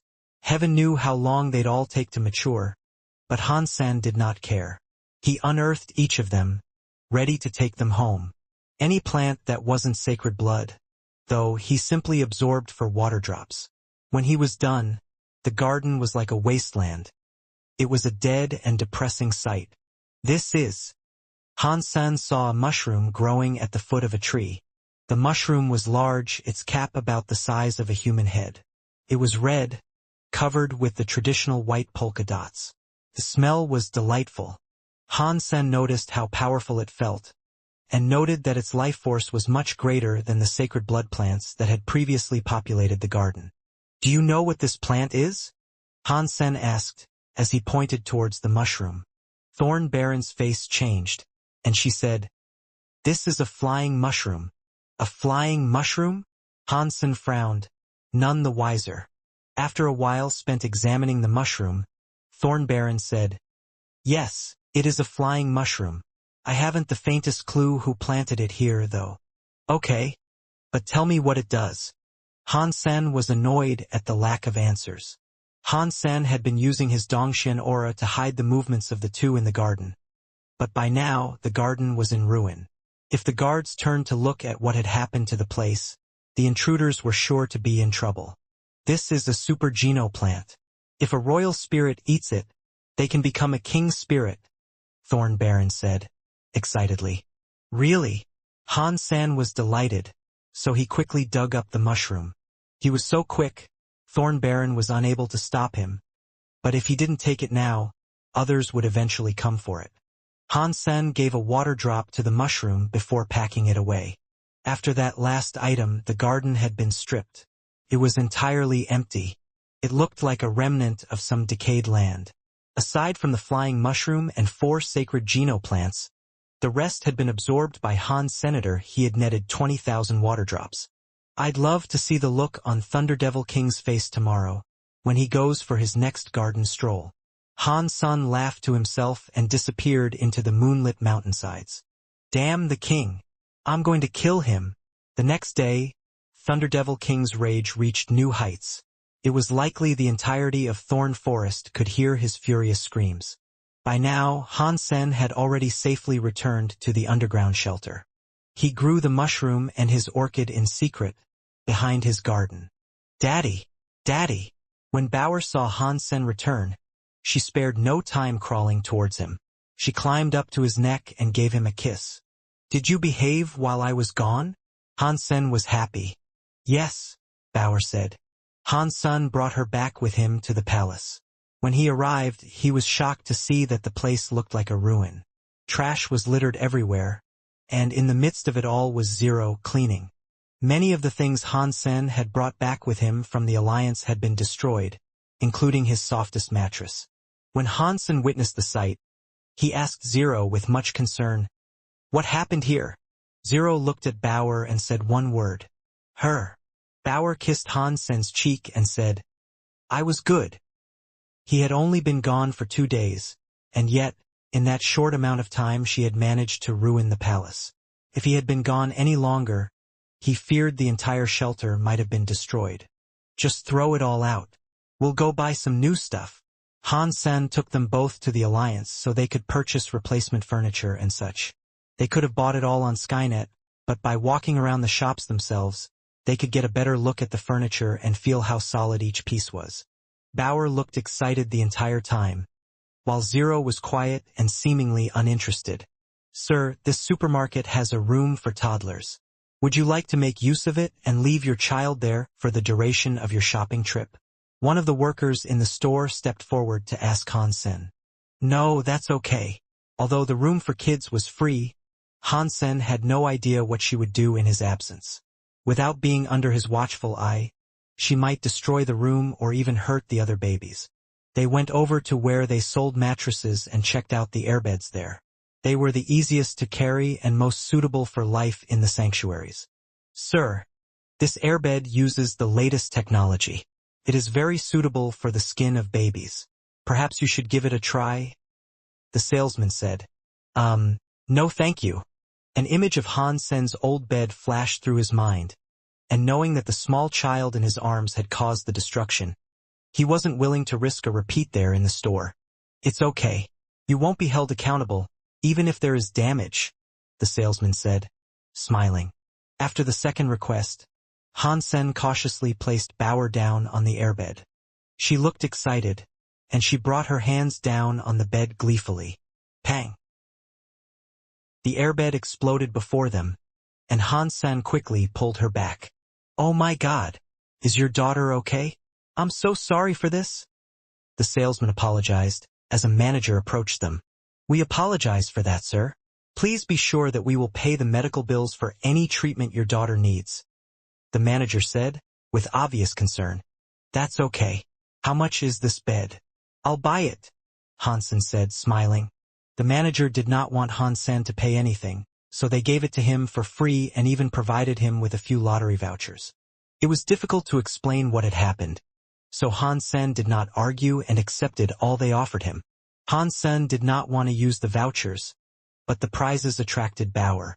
Many of the items that were up for grabs were toys. Han Sen. When Han Sen entered the entertainment section, someone called out his name. He turned around and saw that it was his second uncle Han Lei. Han Sen did not hate the Han family members, per se, but he was not fond of them either. They hadn't done anything too despicable, and Han Sen had so many dangerous enemies that he didn't have time to waste on ill thoughts of the Han family. Anyway, Han Sen's father used to manage the family's company, but the company was owned exclusively by the other members of the family. Han Sen's father was given no shares of the business. Strangely, they had no idea they owned it until after Han Sen's father died. And after the ordeal, they sold the company to Starry Group.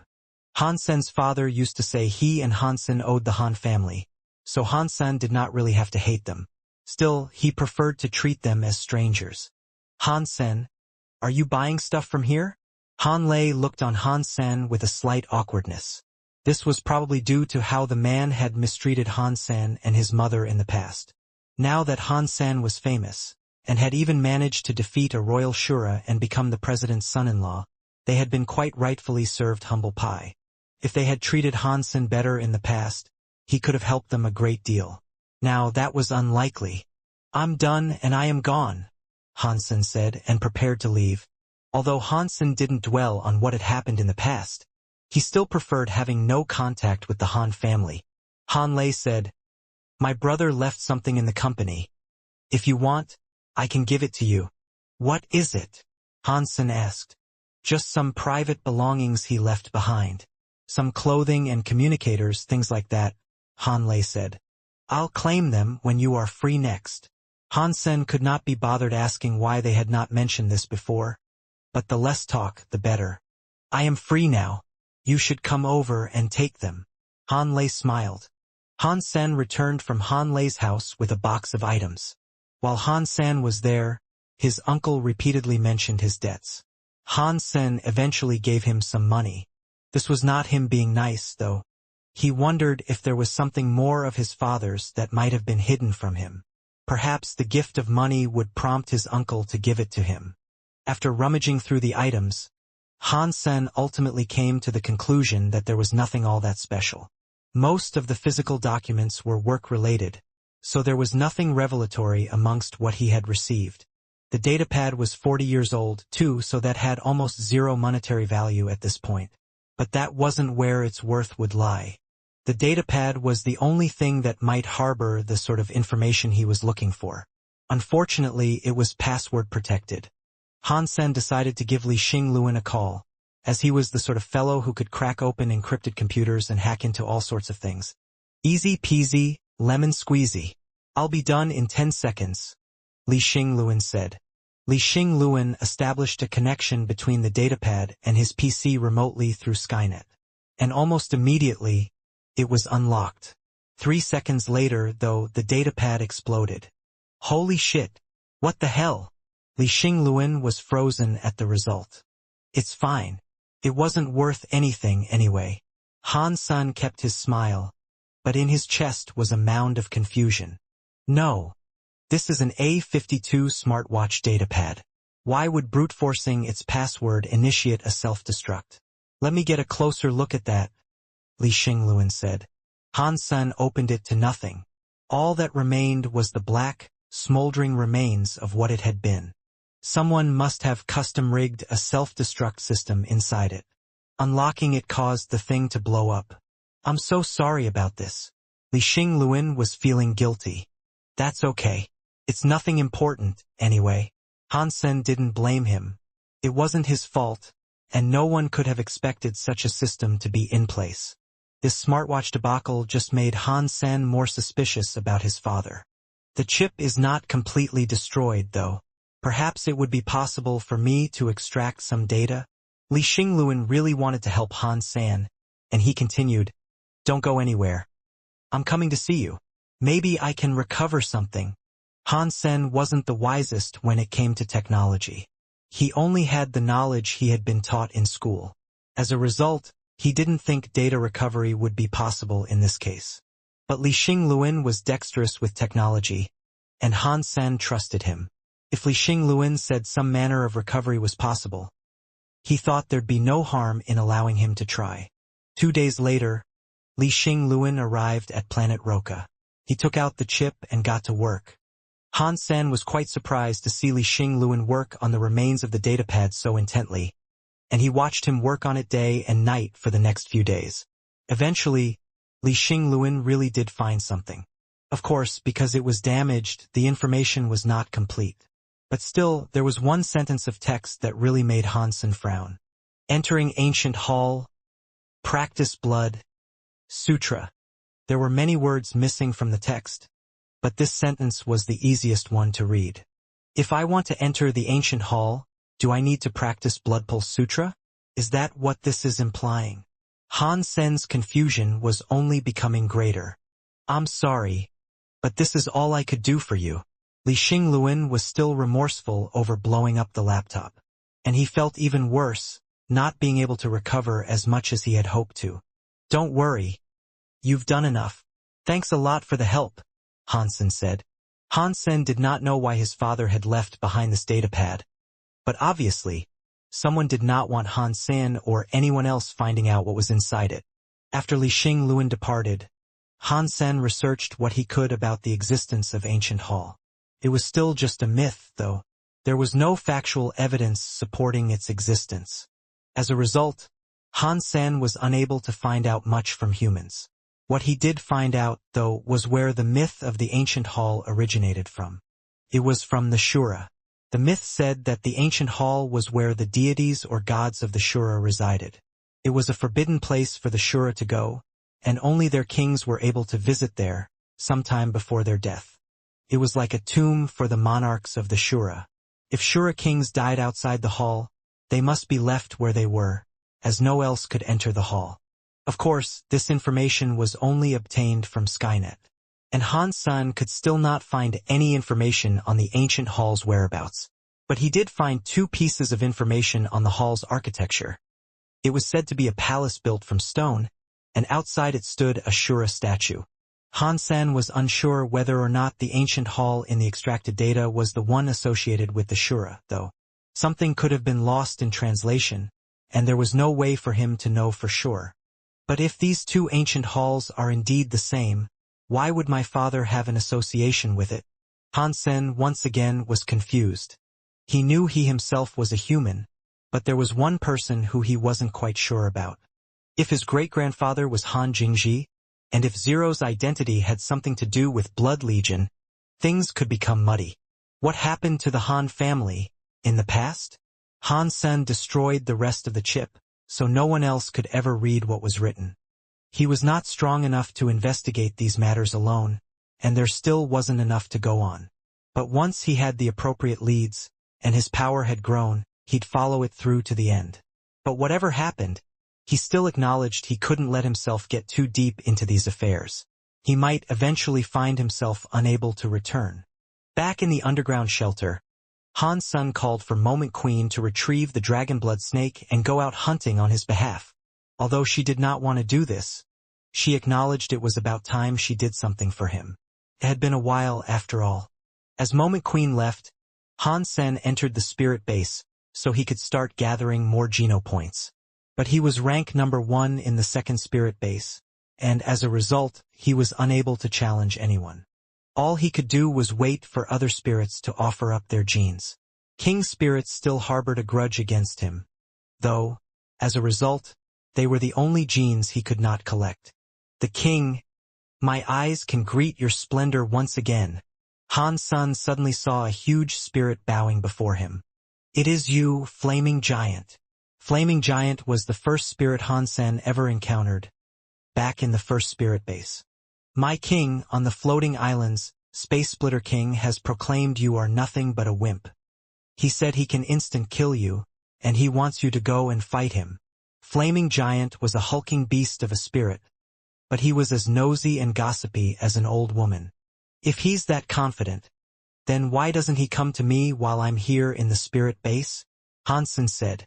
Flaming Giant said, didn't you know he's currently in the third spirit base? I don't really pay heed to those who are unworthy, Han Sen said. Flaming Giant was exuberant with joy, and his adoration of Han Sen had not lessened a single bit. But he warned, you are very powerful, but Space Splitter King has always been a bit of a boaster. With his constant trash-talking of you, it may lead other spirits to believe you are merely afraid of him, if you do not challenge him soon. Han Sen asked, what element does he align with? I have heard he possesses the powers of space, and with it, he can tear through the fabric of our dimension. He has beaten everyone that is around the same level as himself. Flaming Giant explained. Well, when I reach the third spirit base, I'll be sure to deal with him, Han Sen said. Han Sen really wanted to kill Space Splitter King for the Geno points he could provide.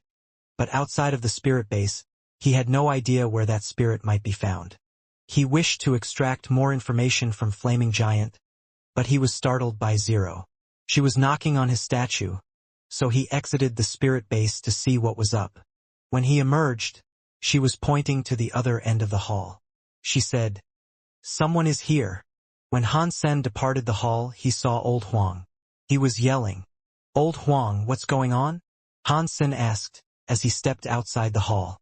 Chen Zhang and a few others left to slay iron bugs. But they have become trapped. Old Huang said, didn't I tell you guys not to wander off too far? Han Sen frowned. Han Sen went to visit the survivor of the ordeal, who had returned to inform them of what had happened.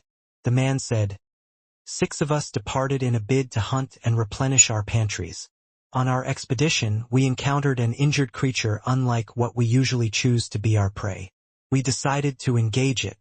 Unfortunately, its injuries had not slowed it down as much as we'd hoped, and it ran off really fast.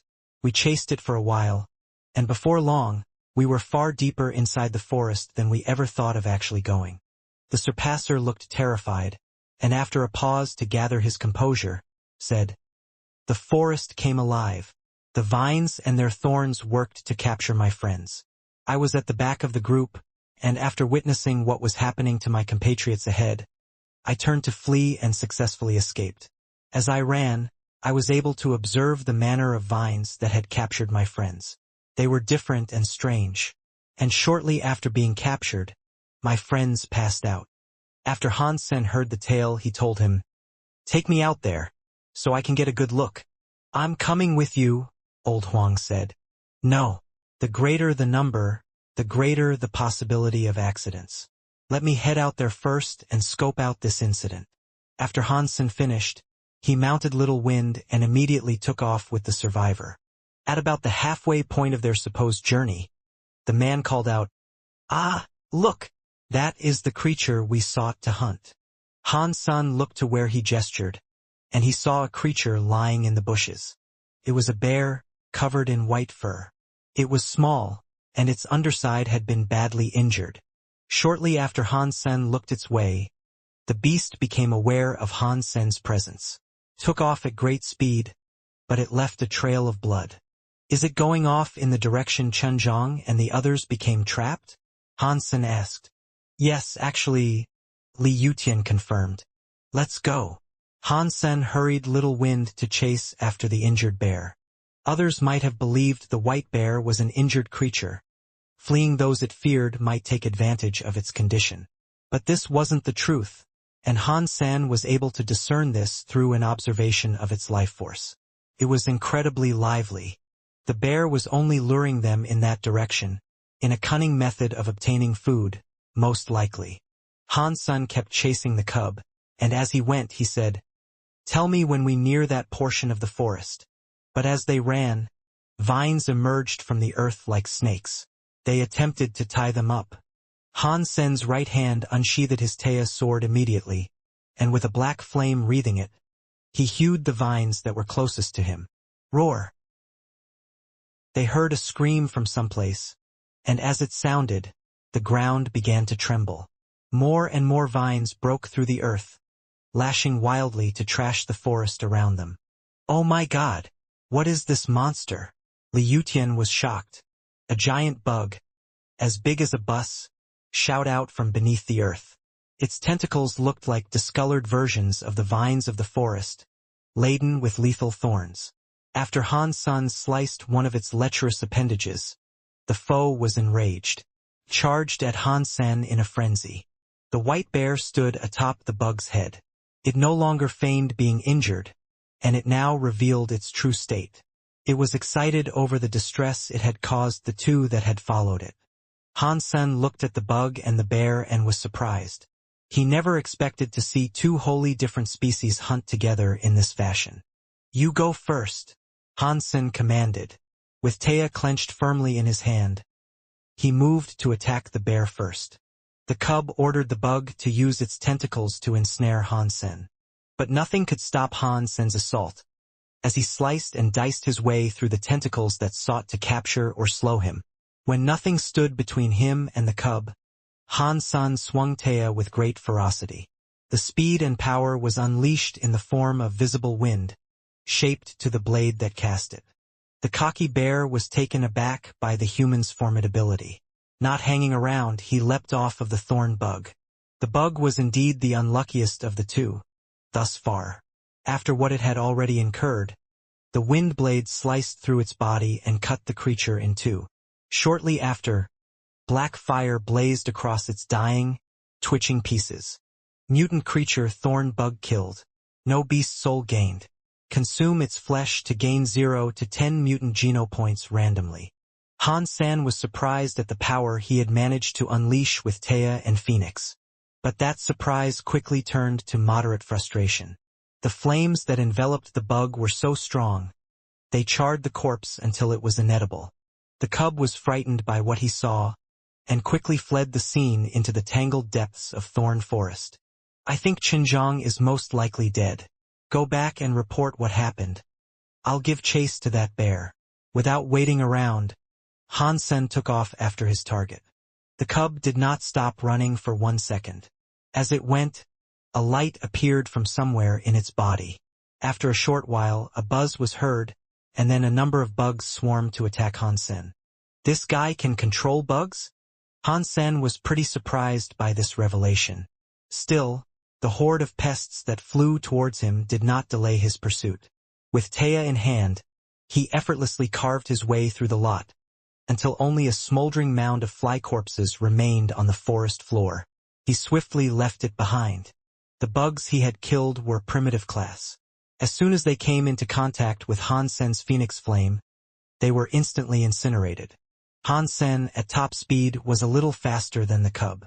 This fact and the powers he had wielded undoubtedly scared the bear, as it kept looking back as it ran. It had certainly gotten more than it had bargained for when it tried to trick Han Sen. But the bear surprised Han Sen too. The creature wasn't as weak or as simple as he had initially assumed it to be. If it was a mutant creature, it must have many of its gene locks open at the very least. Strangely, though, all it did was run. It did not seem as if it wished to fight. Is this guy actually weak, and using others is all it can do to survive? Han Sen guessed. Still, Han Sen wanted it dead, no matter the cost. And vengeance aside, there was always the chance he could net himself a new and rare beast soul. Before long, he caught up with the cub and was directly behind the fleeing beast. As Han Sen lifted his sword and brought it down low, the bear did not react. All it did was continue to run as fast as it could. And when the sword made contact with the bear, it carved a cleft into its furry backside.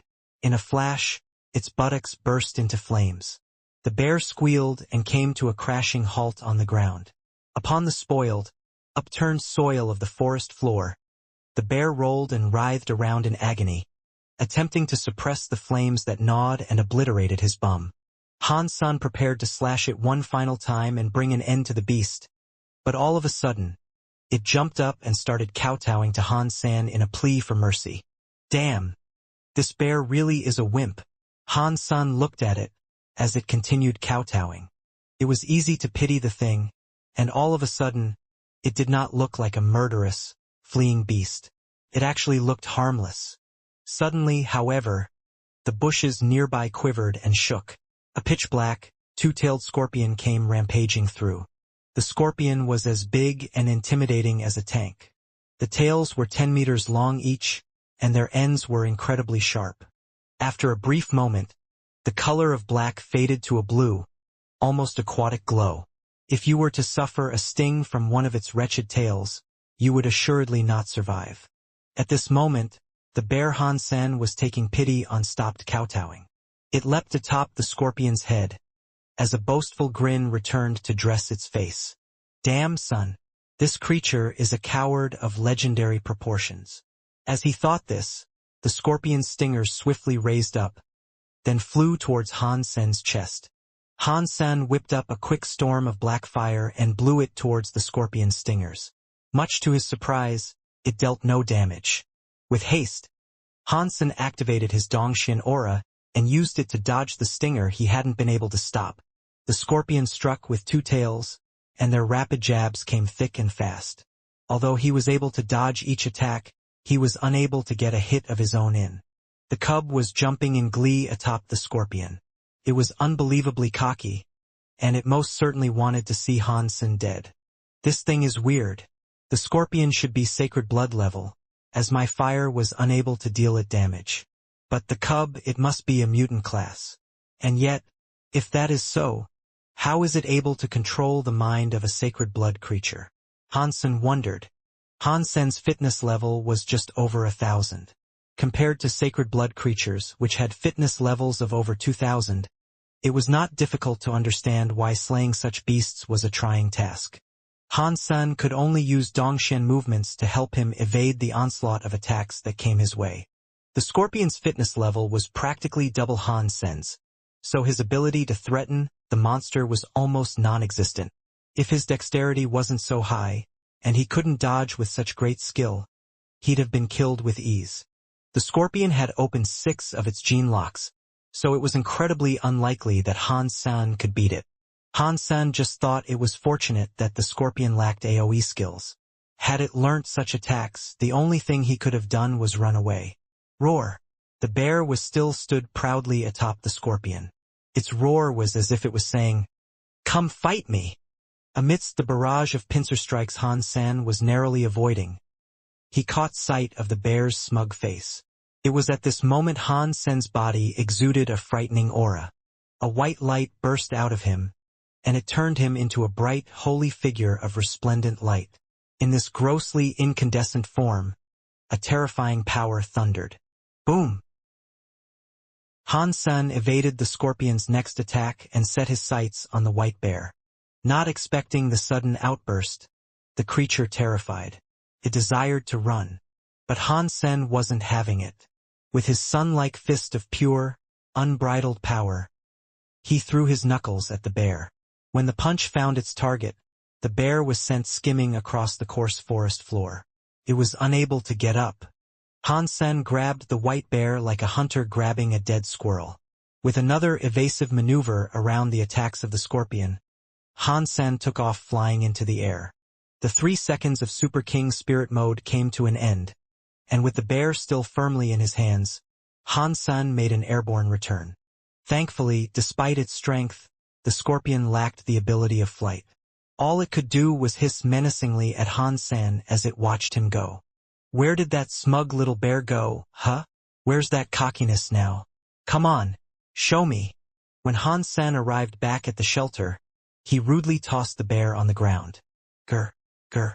The white bear was not as remorseful as Han Sen expected, and rather than beg for mercy, it threatened Han Sen with growls. Ah, that's how you want to play it? Let's see what you're made of, then. Han Sen brought out Taya in an effort to kill it.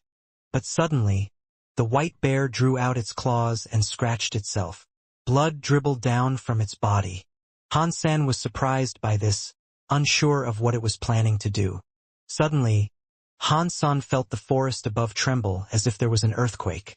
Countless bugs were now swarming towards the shelter, like an aftershock tsunami.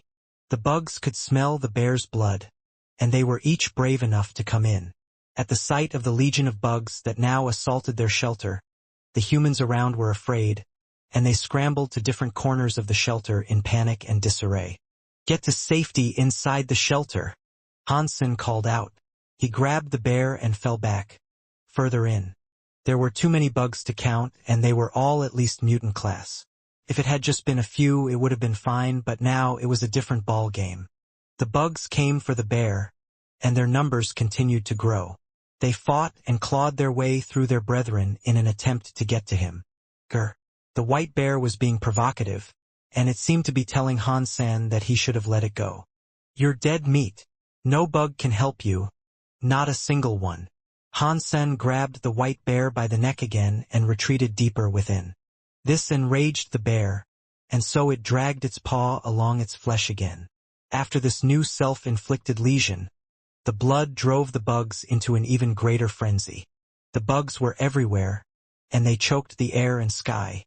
Han Sen then decided to head to the entrance of the shelter, afraid the bugs would continue their assault until they destroyed the underground realm.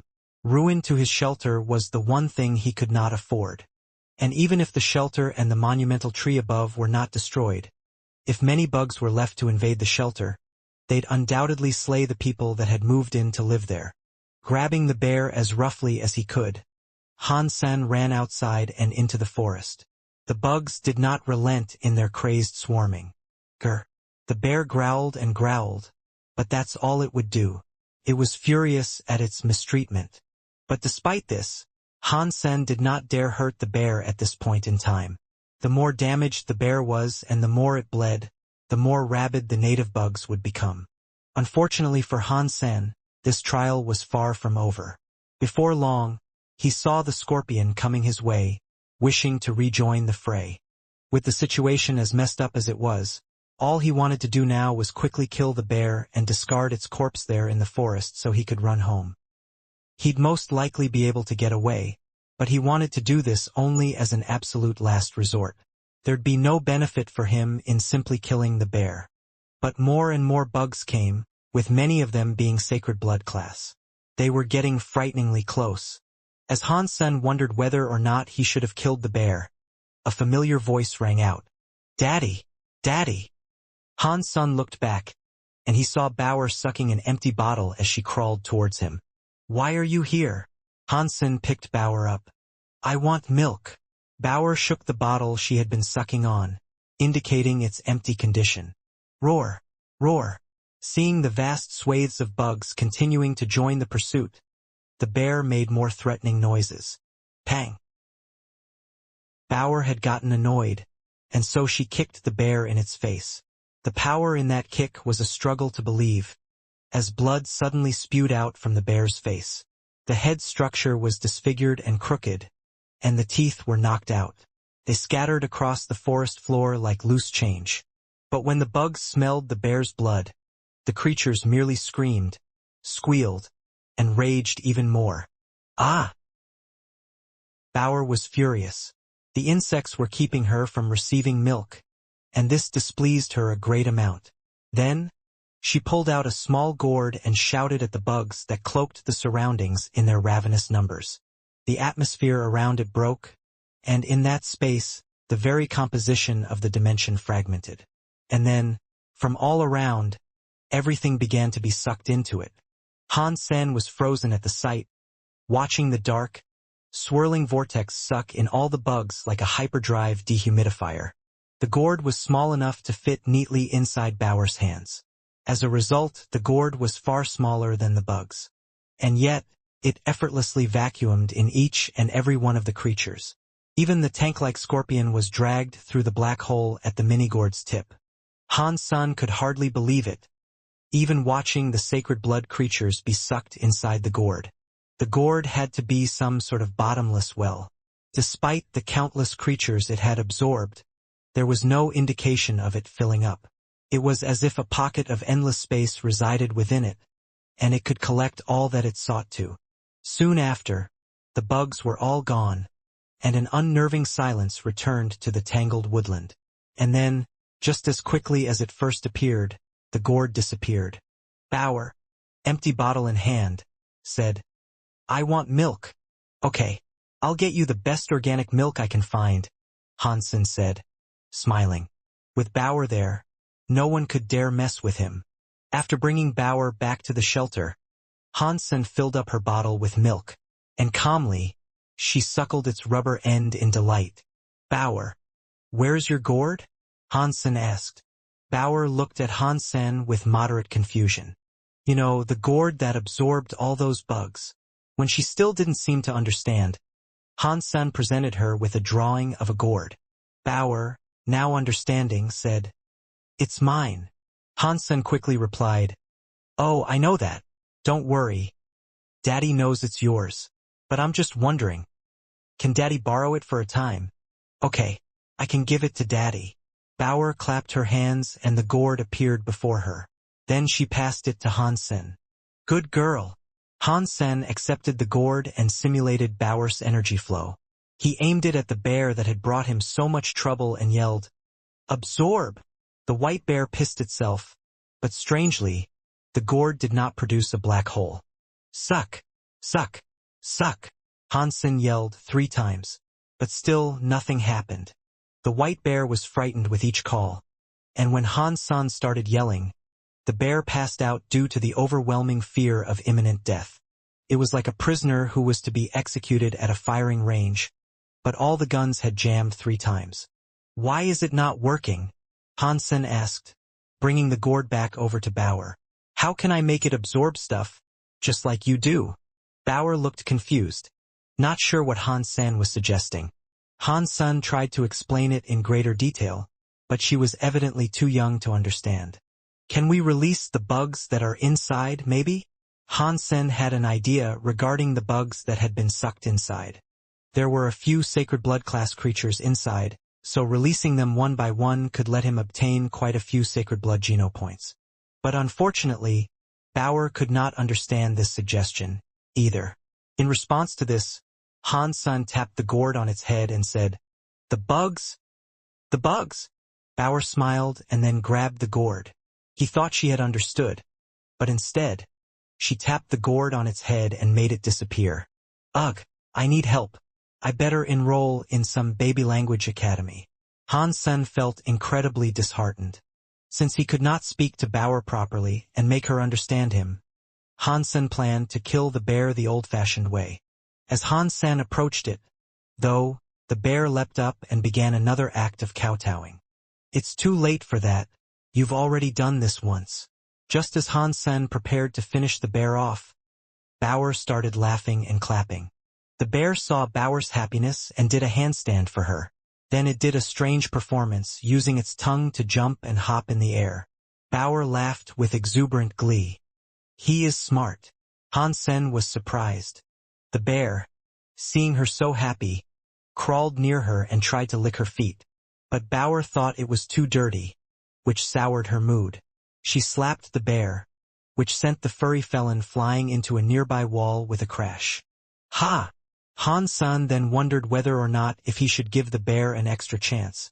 If it committed itself to pleasing and providing Bauer company. If it would change its ways and do this, he'd allow it to live as a toy for Bauer. Also, it could provide Han Sen some blood every now and then to attract bugs and make hunts simpler. The bear survived its latest wallop, but its nightmare had only just begun. Han Sen watched the bear and allowed it to remain near Bauer's side. Over time, he'd occasionally hear the bear scream in agony, following a loud thud. The people in the east would always hear these screams, and they started murmuring amongst themselves about what it could have been. Many were in the belief that Han Sen had a secret hobby of torturing animals. By the end of each day, the bear was injured and could hardly even move. It thought it could rest, but such wishes were flickers of its naivety. At night, Han Sen used his holy light to heal the creature, and the day after, it'd be sent right back to Bauer for play. The bear needed to allow Bauer to bully it, for that was the only way to keep her happy. And every now and again, Han Sen would come to draw its blood. It felt as if it had been robbed of its bare necessities, and its life as a free bear was over. As the days went by, the purple orchid matured. Its flowers spread open like purple butterflies, and they released a most glorious scent. Thorn Baron confirmed that they were mature, and so Han Sen promptly put one in his mouth.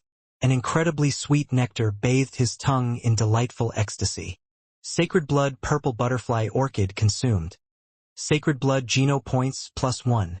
Han Sen was more than ecstatic, so he collected the rest and stuffed his mouth with them. By the time he was done, he had obtained 7 Geno points. Thorn Baron looked at the plants with shock, almost unable to fathom how the plants had all survived their uprooting from the garden.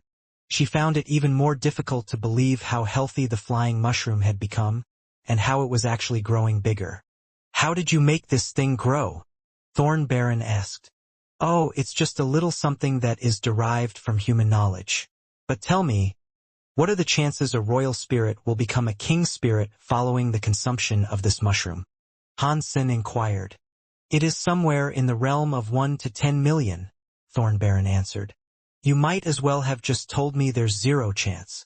Han Sen frowned. Even king spirit parents are not guaranteed to have a baby king spirit offspring. "Believe it or not, these chances are actually decent," Thorn Baron said. "You are a royal spirit, but you should have the genes of a king spirit. Will you have a higher chance of becoming a king spirit?" Han Sen asked. "Are you suggesting you might give it to me?" Thorn Baron asked, with a sudden perking of her mood. "Yes, there isn't much point in me keeping it," Han Sen coldly said. Han Sen wanted to give it to the spirit with the greatest chance, and he thought Thorn Baron would be the best choice. "I'm not sure the chance would increase, though." Thorn Baron sighed. "Well, we'll wait and see. There's still a while to go before it has fully matured." Han Sen quite liked her, and she had always been honest. That was a big plus in his books. Moment Queen returned from her hunt with Dragonblood Snake. They brought the carcasses of 6 mutant-class creatures back with them, which, after consumption, provided Han Sen an additional 35 mutant geno points. Han Sen allowed Moment Queen to remain in the shelter after that, and he himself went out to hunt next. Bauer scored was good, but the creatures it absorbed seemed to disappear forever. Because of that, he did not take her with him. The white bear was still accompanying Bauer on a day-to-day basis, and he had swiftly become her favorite toy. Han Sen took a vial of the bear's blood with him, in case he need it later for the hunt. Han Sen had long since stopped the movement of the shelter, which allowed the people to become familiar with the surrounding terrain. And on this hunt, Han Sen decided to head west. There weren't many insects left in the vicinity, due to Bauer's gourd absorbing much of the population. To find more, he had to walk an additional 50 miles. To make the traversal easier, Han Sen rode his dragonblood snake. And soon after the 50-mile mark, he did indeed start to stumble across creatures. The first thing he found was a tank ant nest. He stopped right next to it. Han Sen took out a metal straw and placed it on the corpse of a dead iron bug. Then he went into hiding. Not long after, a few tank ants came marching out of their nest. Their names were quite misleading, as tank ant belied their relatively frail nature. They were red, and they were about the size of an average fist. Their shells were tough, but that was just part of dealing with ants. But regardless, they waltzed out and went straight up to the ironbug bait. Han Sen did not use much blood, so it was only enough to attract a few ants. This was exactly what he desired, and after the ants had arrived at the dead bug, Han Sen loosed an arrow at one of the suckers. Pat! The flaming arrow tore right through the body of the targeted tank ant. Mutant creature hunted tank ant killed. No beast soul gained. Consume its flesh to gain 0 to 10 mutant geno points randomly. The tank ants had come out of their hole one by one in single file. Han Sen did not decide to hunt these tank ants because they could provide him with decent beast souls. He hunted them because of their nature. They always lived together, and what's more, most of the ants inside that particular ant hill were mutant class. They were so small, Han Sen would be able to eat them quickly and increase his mutant geno point tally at a rapid pace. The tank ants were very dumb, too. Even if the ants ahead of them had been killed, they fearlessly continued their single-file march. Han Sen was overjoyed, being able to kill them in such a hassle-free manner. It was an easy task, overall, and their mindlessness made it a simple affair. The strongest tank ant Han Sen detected had only opened 3 of its gene locks. But with its waste as a weakness like all the rest, it was still incredibly easy to kill. After killing 20 of them, Han Sen received a beast soul. Eventually, though, the smell of blood faded, and when it had all disappeared, no more ants came to the surface. Picking up the bodies of the ones he had slain, Han Sen removed their shells and built a campfire in which he could cook them.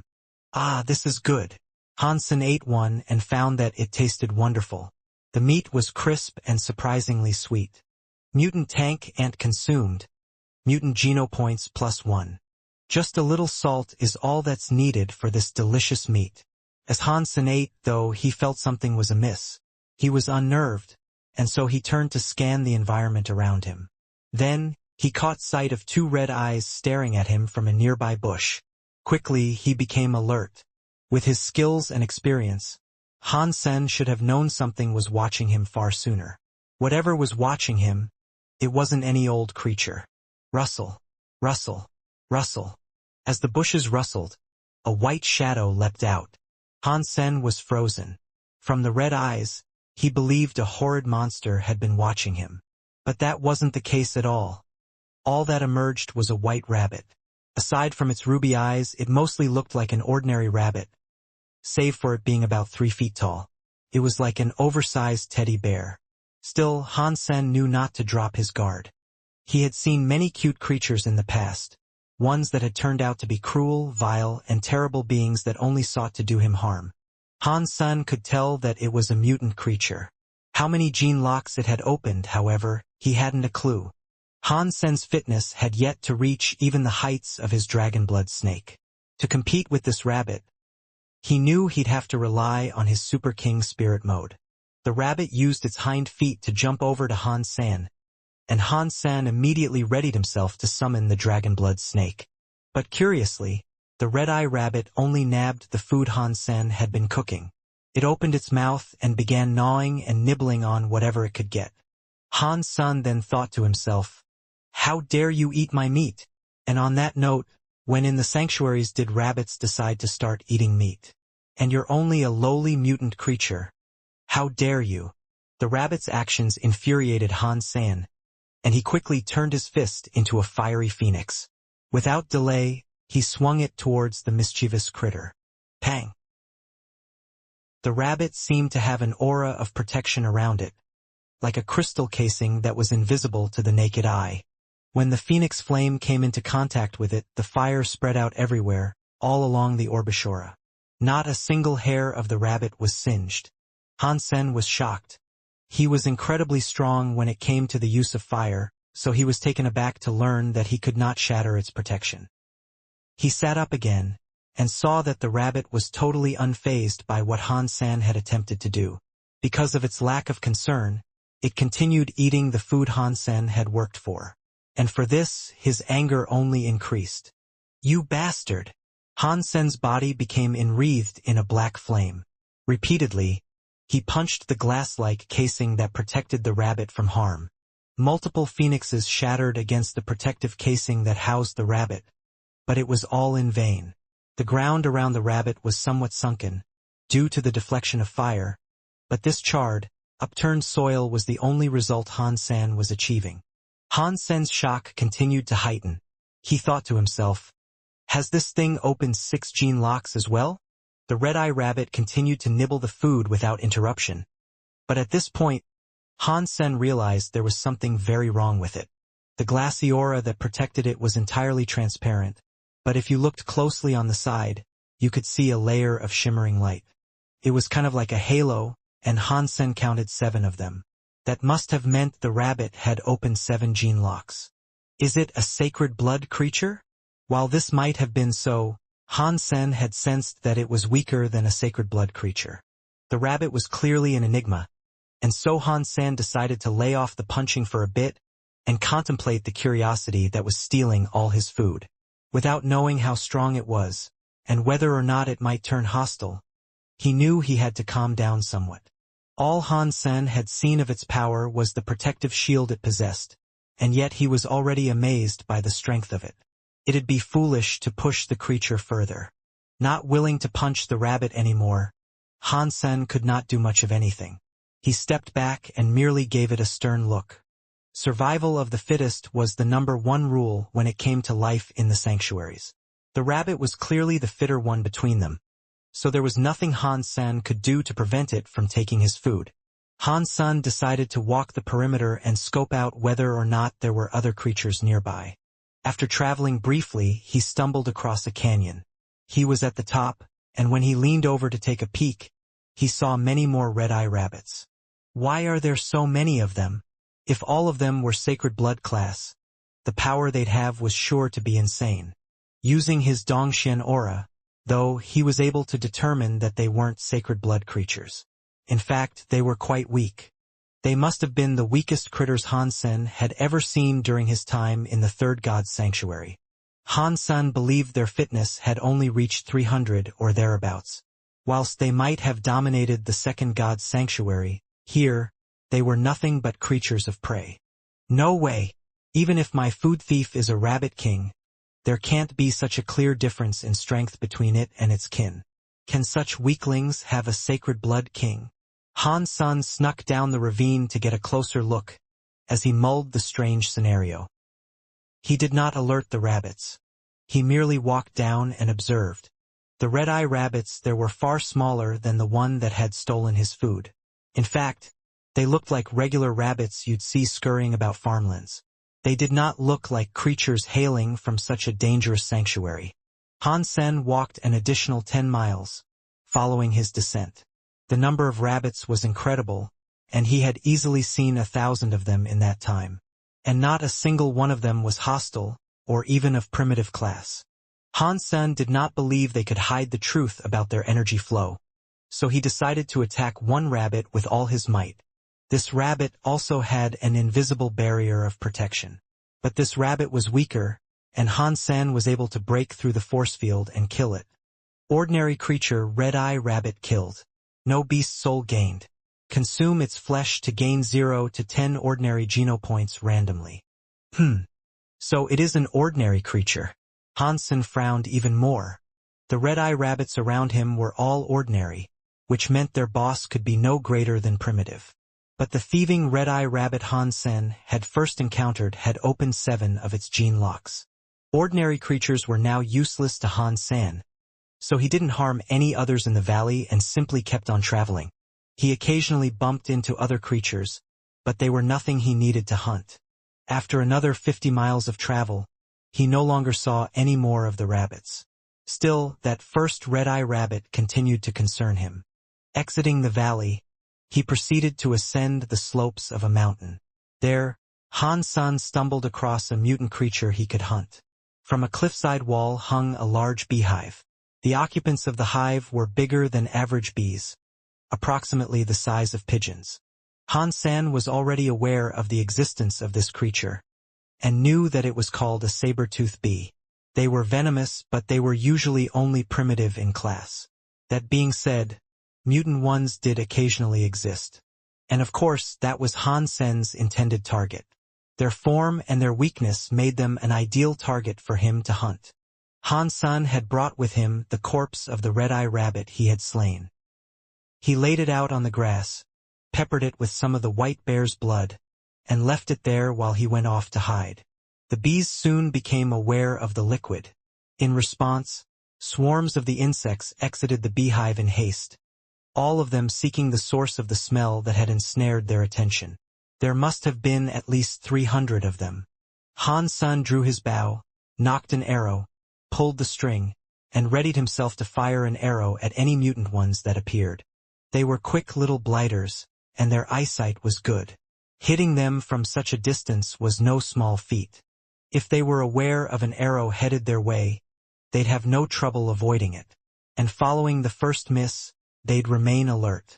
Any further shots would also result in misses. Han Sen used his Dongxian aura to mask his presence, so the bees would be unable to detect him. This increased his chances of successfully performing the stealth kills he wanted to. After gauging the scene for a while, Han Sen found the ideal opening for an attack. He fired the arrow, which silently ended the existence of one saber-toothed bee. Mutant creature saber-toothed bee killed. The beast's soul has been acquired. Consume its flesh to gain 0 to 10 mutant genopoints randomly. Han Sen was delighted to receive a beast soul on the first kill. Without waiting, he took a look at its features. The beast's soul turned out to be an arrow type. Oh! I can finally replace the arrows I've been using. Han Sen hadn't been impressed with the power of his flaming arrow for a long time, so he was pleasantly surprised to find a mutant beast soul replacement. Han Sen summoned it and he liked its look. It was white and serrated, not unlike the vicious teeth of the creature it had come from. The tip of the arrow was hooked like the saber teeth the bees possessed, as well. It was a spooky-looking arrow for sure. Nice arrow, Han Sen thought as he fiddled with it. Either the bees weren't very smart, or they were too fixated on the blood Han Sen had lured them out with. But none of the other bees cared that their bee friend had been murdered. Not wanting to waste a chance to score one more, Han Sen decided to take out another mutant bee. This time, he was going to use his saber-tooth arrow. After lining up the shot, he released the string. The arrow pierced through his desired target effortlessly. After resummoning the arrow, Han Sen fired again. By the time the blood smell had finally gone away, Han Sen had killed an additional 6. Ensuring his presence had been masked, there was nothing he had to worry about. Still uncaring for their fallen bee compatriots, the rest of the bees returned to their hive. Han Sen emerged from where he was hiding and collected his kills. Then he sprinkled a few more droplets of blood on the carcass of the rabbit to lure out more. Before the bees returned, he went back into hiding. By the time he was done with the bees, Han Sen had slain 16 of them. He was also able to obtain another saber-tooth arrow. Awesome! Without any more mutant bees for him to hunt, he decided to stop and move on. Han Sen took the bear's blood frequently, and every time he did so, he was met with high-pitched squeals and screams. To extract the amount he needed, he always had to have Bauer near him. For some reason, the white bear was extremely frightened by Bauer. Han Sen left the mountainsides on which he had hunted the bees, and then decided to have a cookout with his latest kills. The taste of the saber-tooth bees was different than the taste of the tank ants. The flavors were very wild and unappetizing, so Han Sen had to spruce the taste up himself. Han Sen added a variety of his favorite spices to the insects he roasted, and after sinking his teeth into their meat, his tongue was met with a smorgasbord of delicious tastes. It was exquisite. Mutant class saber-tooth bee consumed. Mutant geno points +1. Cool. The only thing that would make this cookout better would be a case of chilled beer. Han Sen munched and crunched his way through the bees he had harvested. Their skin was crispy and their bodies were without bones, and it was a feast he was happy to relish in. But then, Han Sen suddenly saw a white shadow emerge from the bushes. It wasted no time in destroying Han Sen's enjoyment of the moment by grabbing one of the bees he had been cooking. "It's you, you little shit." Han Sen watched the Rabbit King nibble on the bees he had hunted himself. "Fuck you.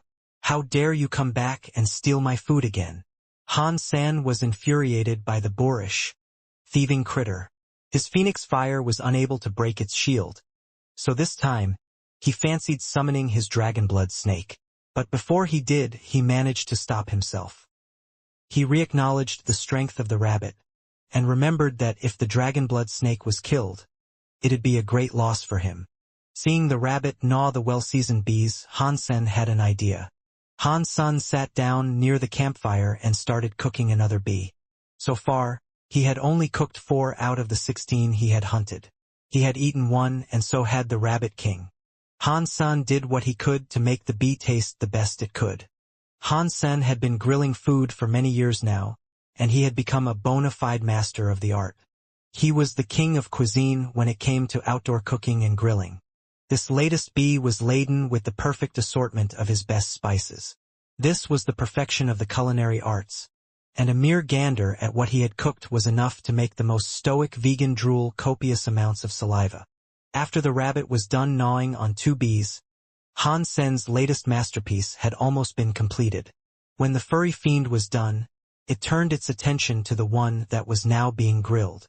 Surprisingly, it did not immediately grab it. The rabbit simply watched it get cooked in captivated silence. This wasn't at all what Han Sen expected, but he was glad the rabbit wasn't rude enough to steal the unfinished food. "What's wrong with this thing, I wonder?" Han Sen finished cooking the bee and then stood up. Seeing Han Sen put down the bee for it, the rabbit kicked its feet together in a joyous leap and began scoffing it all down. "Yes, eat it. Eat it all. This will be your last meal." Han Sen watched the rabbit and smiled menacingly. Although it surely tasted divine, Han Sen had left one of the bee's poison sacs inside. This poison could numb and paralyze the tongue, but with the spices he had used, Han Sen was sure the rabbit wouldn't be able to detect what it was eating. He didn't expect it to actually kill the rabbit, but making it sick would be enough for him. Han Sen continued to watch the rabbit, anticipating the moment it'd fall under the effect of the poison. After a few more mouthfuls, the rabbit suddenly froze in place.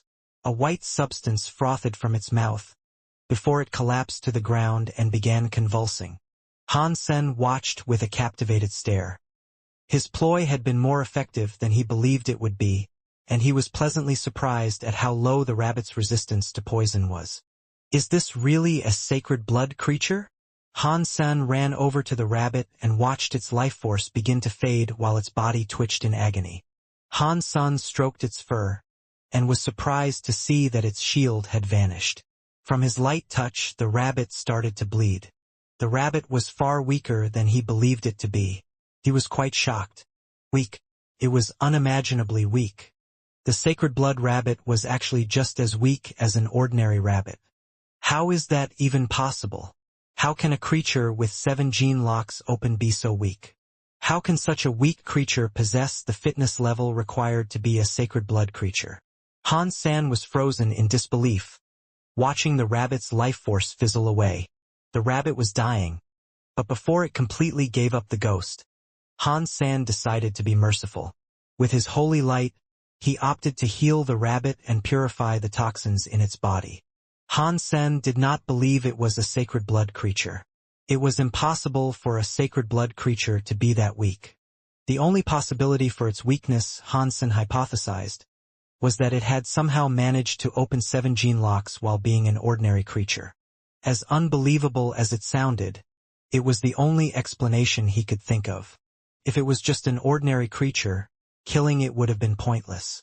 He didn't need ordinary genopoints anymore, so being merciful wasn't a problem. And besides, this was a puzzling creature. And the enigma fascinated him so much, he really desired to know how this strange anomaly had occurred. If a human with a fitness of 300 had opened their 2nd gene lock, they'd be considered a genius. Opening a 3rd gene lock would have made them a legend, and such a feat would require much time and talent. Just like Han-sen, who was very talented. He would have been capable of doing this had he remained at the same fitness level and trained for 2 years. If he had the opportunity to get extra genopoints, he could have opened 3 gene locks. But that would be as far as he could go. But Han-sen was not interested in doing things this way. He wanted to do things fast and hard, unlocking gene locks and amassing fitness levels the quickest way possible. The speed at which he gained power was something few would believe, though. Much like the rabbit, no one would believe him if he said he had opened 7 gene locks. This rabbit must have received one hell of an opportunity to achieve this. Can I somehow extract a benefit of my own following this discovery? Han-san pondered to himself as he continued healing the sick rabbit. Han-san really wanted to find out what was wrong with the Rabbit King. A short while later, the rabbit seemed to be getting better. Before long, it was able to open its eyes again. The rabbit, despite what Han-sen had done, was not aggressive. It remained still, accepting all the healing it was given. The rabbit was no longer poisoned.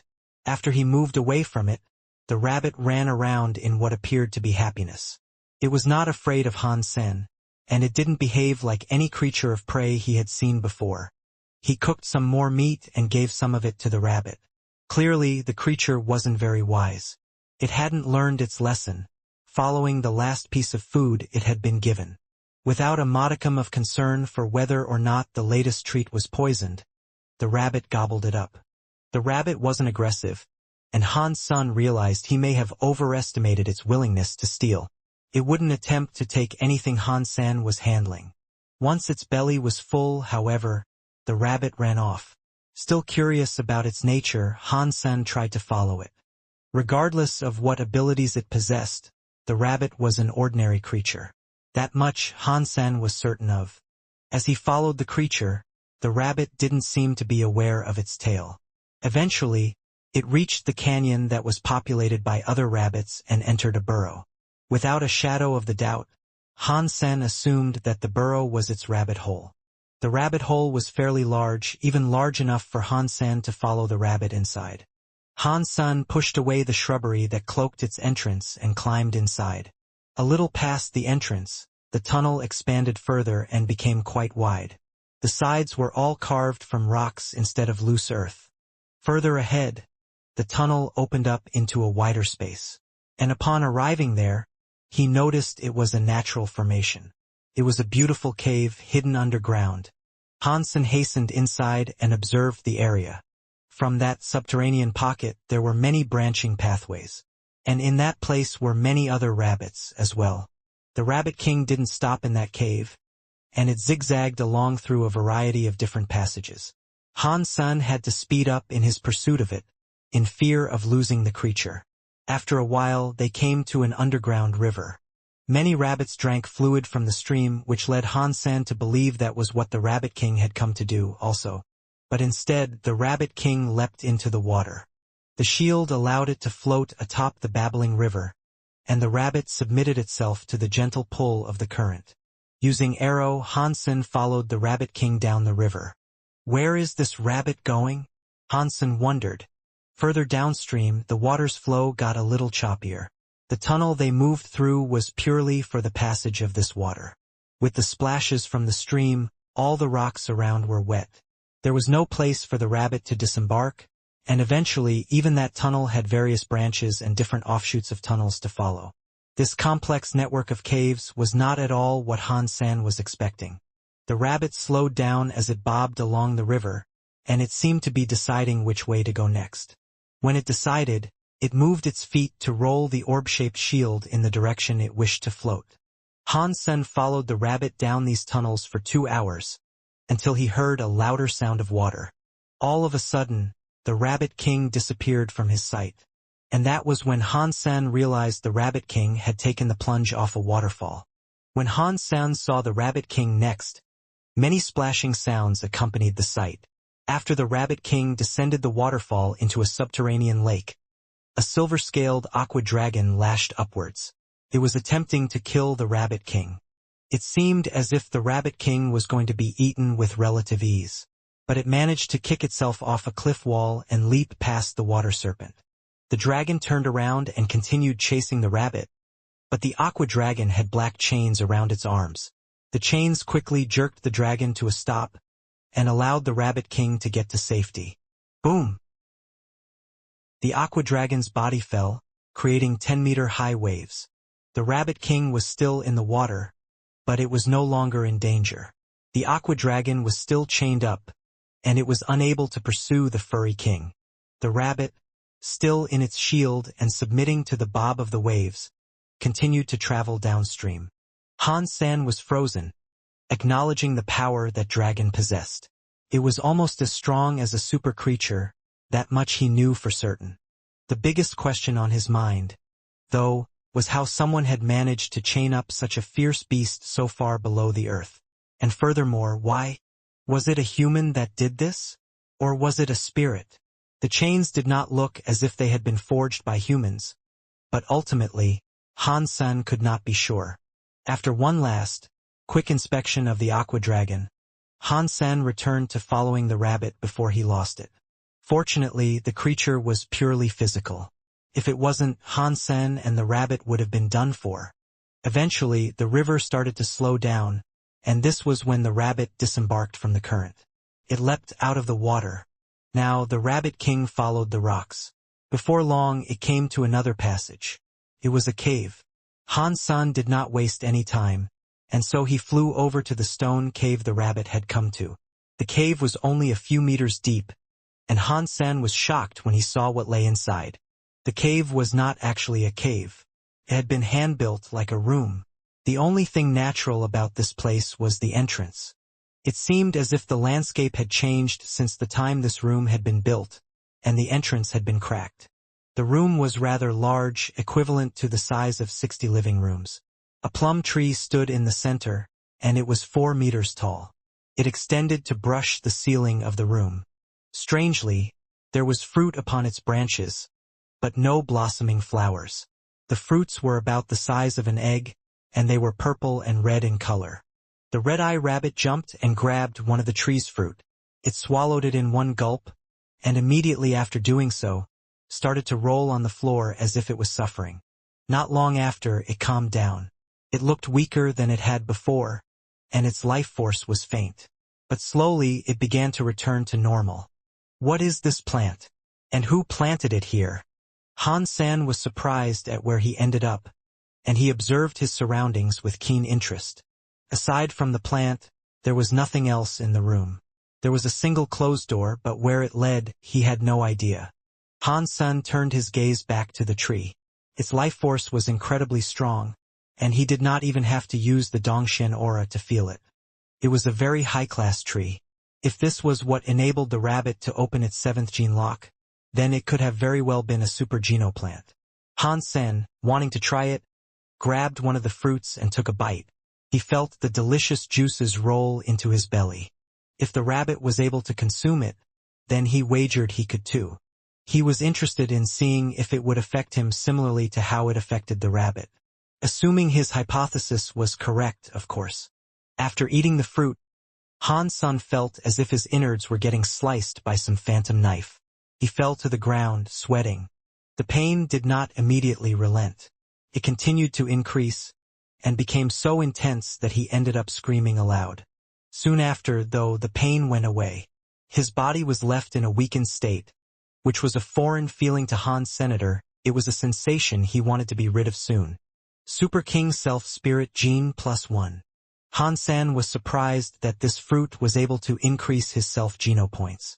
Looking up at the tree, it delighted Han-san to see that there were around 100 of the fruit. Han-san was now glad to see that the rabbit was still incredibly weak. Took a while to digest the fruit. If it was still hungry and back to being spry, it'd take all the fruit before Han-san could. Han-san saw that a lot of the fruit had already been eaten, and he wasn't sure how much had been taken. Using his holy light, Han-san was able to fully recover and get back on his feet. When he was upright, he wasted no time in gobbling up another. The pain was just as bad as it was the previous time. Fitness level did not matter when eating this fruit. You were dealt unimaginable pain no matter how strong you were. Super King Self-Spirit Gene +1. No pain, no gain. Literally. And Han-sen could not wait to eat more. After eating the fruit, he healed himself. And when he was recovered, he'd immediately eat another fruit. This happened over and over, and suddenly pain had become his pleasure. The tree still had over 100 fruit, and when he had eaten 100 of them, Han-sen heard a strange announcement play. Super King Spirit Gene Capacity at Maximum. First gene lock open. Han-sen was more than shocked, to say the least. He already knew opening his gene locks improved his Super King Spirit mode, but he had no idea Super King Spirit mode had its own gene locks to open. Although he wished to know what changes there were following the opening of its first gene lock, he had no idea where he was. He wasn't going to randomly use it here. Han-sen ate the rest of the fruit on the tree, providing him an additional 18 self-geno points. This meant he had a grand total of 118 self-geno points following this excursion. I'm sorry, rabbit, but fair's fair. You eat my stuff, I eat your stuff. Han-sen almost felt guilty. The rabbit was not aggressive to him, and Han-sen comforted himself by telling himself the rabbit's open gene locks were useless. All they did was strengthen the bubble shield around it. Fine, I'll tell you what. In return for what you've just given me, how about I provide you with a bunch of pet pills? You can have as many as you want. Han-sen planned to bring the rabbit back with him. In case it was ever killed by other humans, unable to defend itself due to the fact that Han-sen had stolen its source of strength, he decided to return with it. It was a clumsy creature, and he figured if a human ever did set its sights on the rabbit, it'd be killed without much trouble. The rabbit looks very cute, too. Bauer might like it. But thinking about what the bear had to suffer, he wasn't sure he should subject any more creatures to her cruel torment. Besides, the rabbit was different than the bear, and the circumstances of their meeting were entirely different. The rabbit didn't deserve to get destroyed every day by Bauer. Han-sen left the rabbit there for a while and went towards the door. He had already received a most amazing treasure in the room he was in. The thought of there being something even better further in excited him a great deal. Humans were both greedy and curious things, so Han-sen wasn't going to leave without searching this place in full. Han-sen pushed against the door.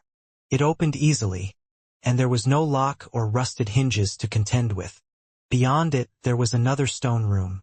This one was even bigger, and it was beautiful like a palace. The walls were decorated with a variety of strange symbols. There were curves, straight lines, and dots of all sorts. They were not religious symbols. Instead, they seemed more like celestial imagery. In the back of this palace-like room, there was a bronze tripod ding cauldron. It was 10 meters tall, and it possessed similar imagery as well. Han-sen flew over there, curious about what might be inside the ding. And after seeing what was there, goosebumps rose up and down his body. His sweat turned cold. There was red soil inside the bronze ding. It smelled like blood, and someone had been buried beneath it.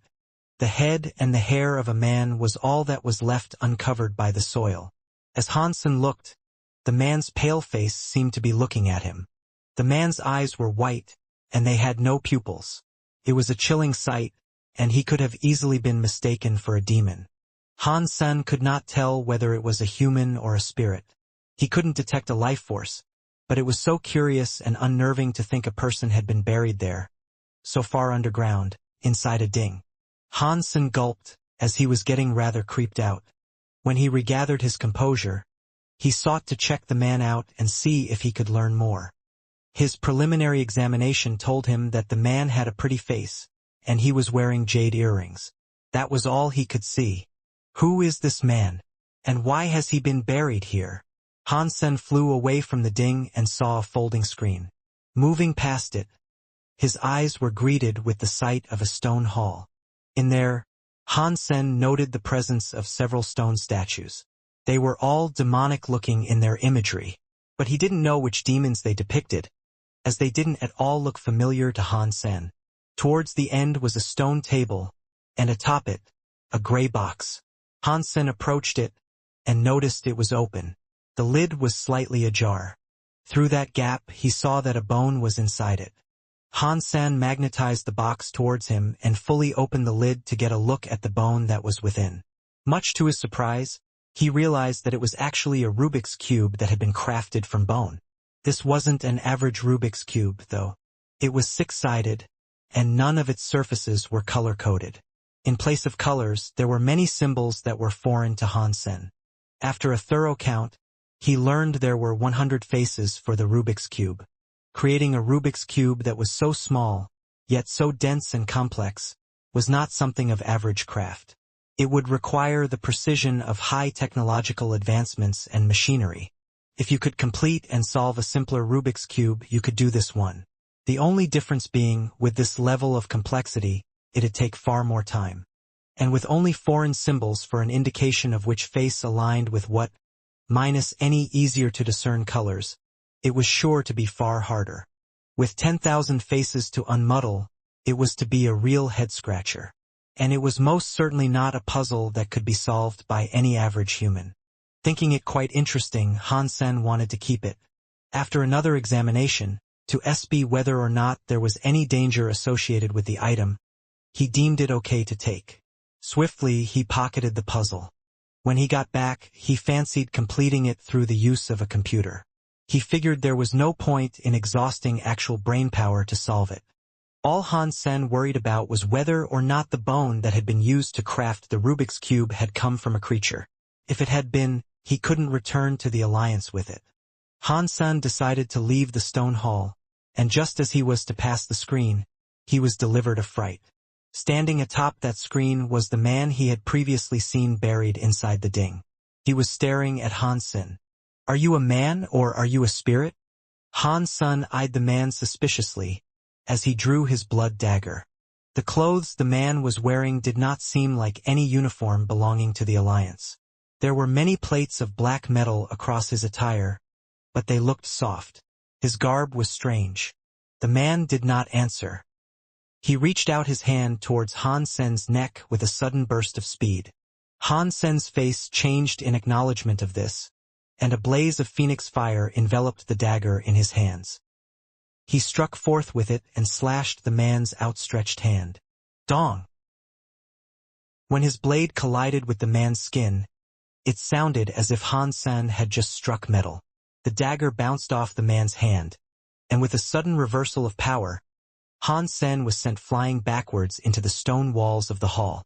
The white-eyed man sought to attack Han Sen again before he could recover, so Han Sen summoned his dragonblood snake to defend him. Pang! The white-eyed man created a hole directly through the dragonblood snake. The creature squealed in pain.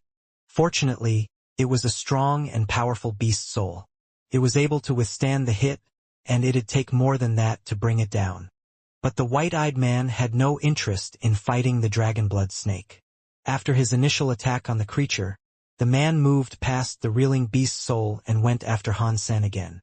Using his Dongxian movements, Han Sen repeatedly slashed the man with a storm of black fire strikes. But no matter where it landed, each hit was useless. He even attacked the man's face, but it was all to no avail. The man closed the distance between them with an attack of his own, and Han Sen was too late to dodge it. The flesh of his shoulder was torn, and the gash instantly wept blood. "Who are you?" Han Sen asked again. "Against this enemy, Dragon Blood Snake was all but useless. And even if he employed his Super King Spirit mode, Hansen wagered he'd still be weaker than the man. Realizing he could not beat this foe, all Hansen wanted to do now was escape. The landscape, and its winding tunnels, were maze-like this far below the earth. If he was quick enough, there was a chance he could lose the man. But that was a big if. The man was incredibly fast, and Hansen was unsure whether or not he could compete with him. Already, that speed was being employed to prevent Hansen's departure. After a few more evasions, Hansen's chest was slashed. When the man's middle finger came back into view, it dripped with Hansen's blood. Boom! The snake was knocked away by the man again. When it crashed into the nearby wall, the entire hall shook violently. Hansen did not dare fight the man any longer. When the man turned his attention back to him, though, he swung his dagger to kick up a black flame, then leapt out of the man's way in a fiery evasion.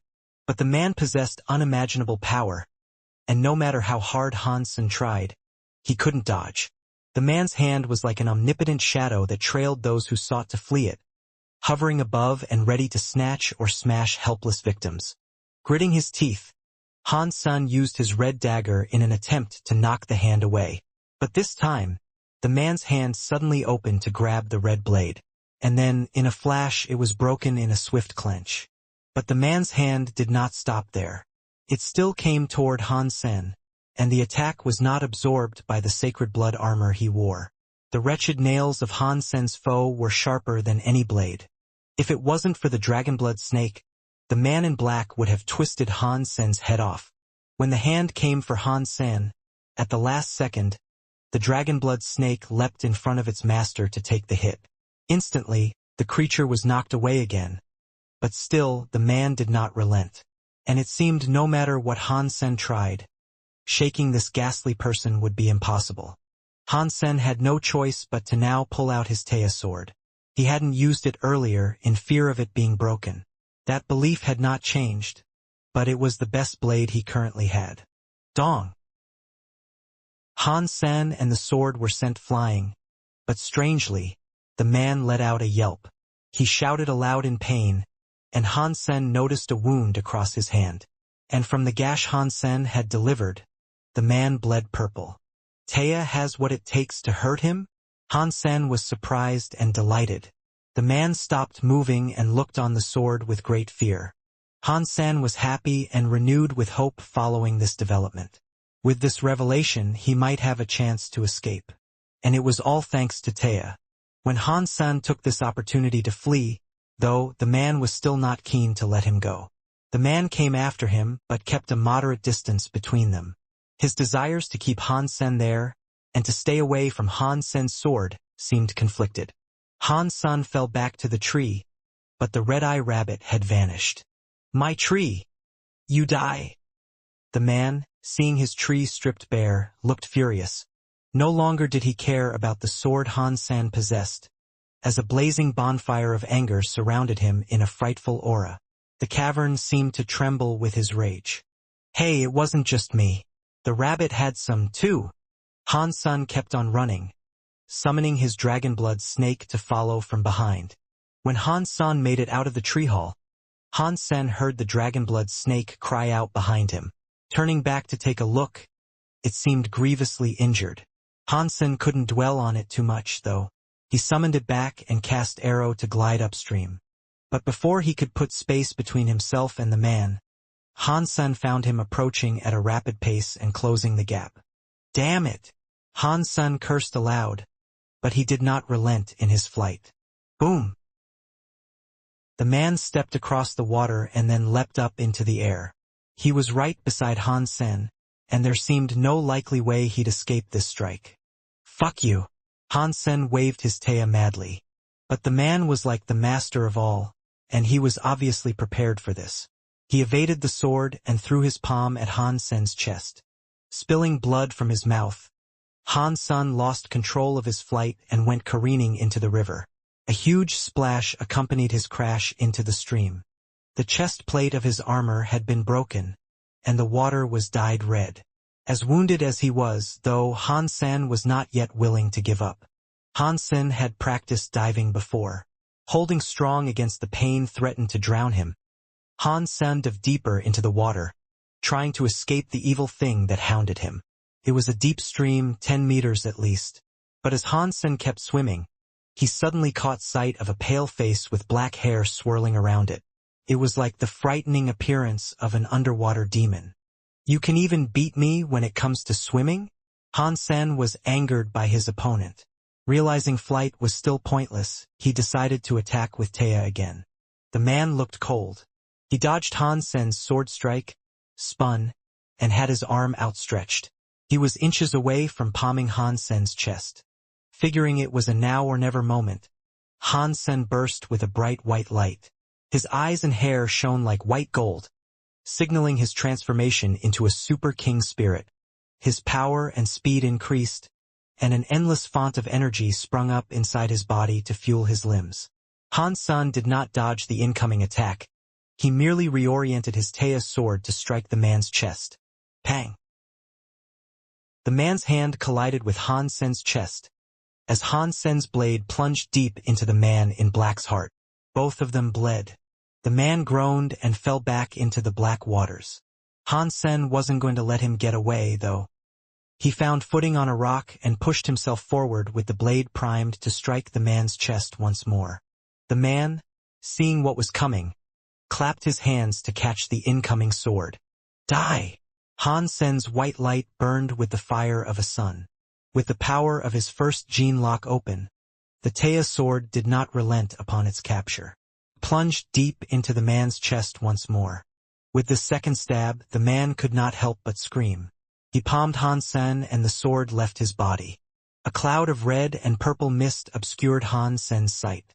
Fortunately for him, he could still use his Dongxian aura to keep track of the man. With no hesitation, Han Sen stabbed the man again. He knew the time he could keep Super King Spirit Mode activated was limited. If he didn't take advantage of that time to heavily damage his pursuer, he'd be in dire straits when it was over. But the man used his legs to kick and propel himself out of the water.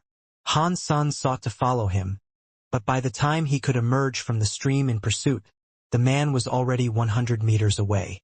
"I'll be back," the man said as he ran. But Han Sen did not chase him. He decided to turn the opposite way and flee while he had the chance.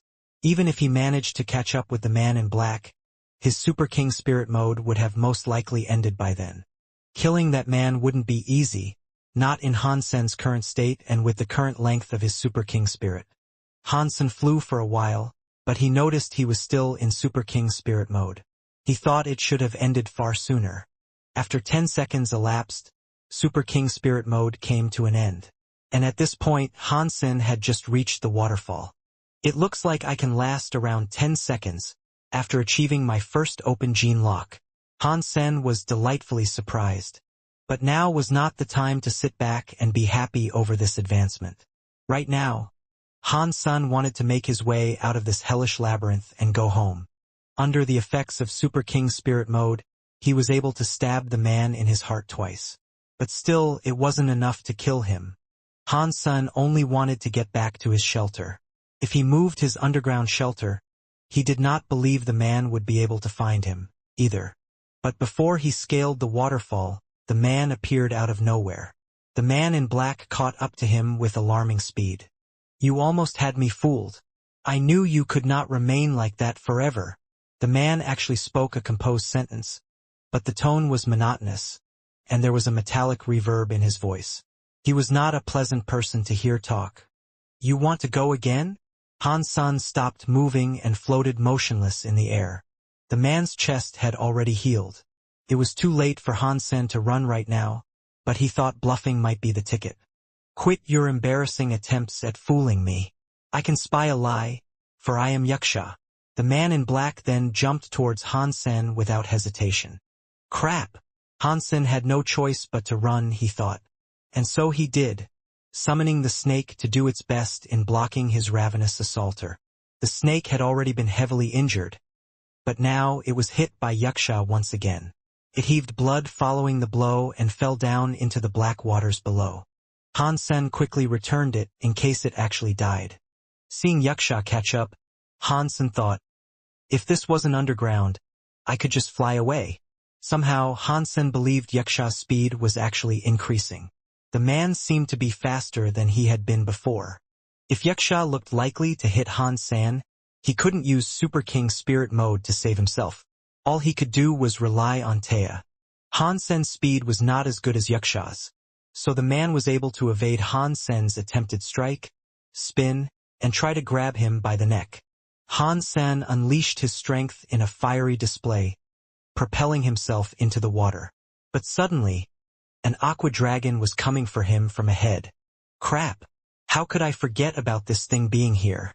Hansen now realized the waterfall in front of him was the one with a chained aqua dragon below it. Unwittingly, he had just served himself up as the dragon's prey. Yaksha froze at the sight, while Hansen leapt up and dove over the aqua dragon's head to land on its body. Hansen grabbed it and tried to attack it, but the aqua dragon ignored the human crawling on its back, and instead looked ahead at Yaksha. It roared in his direction. I can't believe you have not died, Yaksha said to the dragon. When the dragon heard his words, it only seemed to be more infuriated.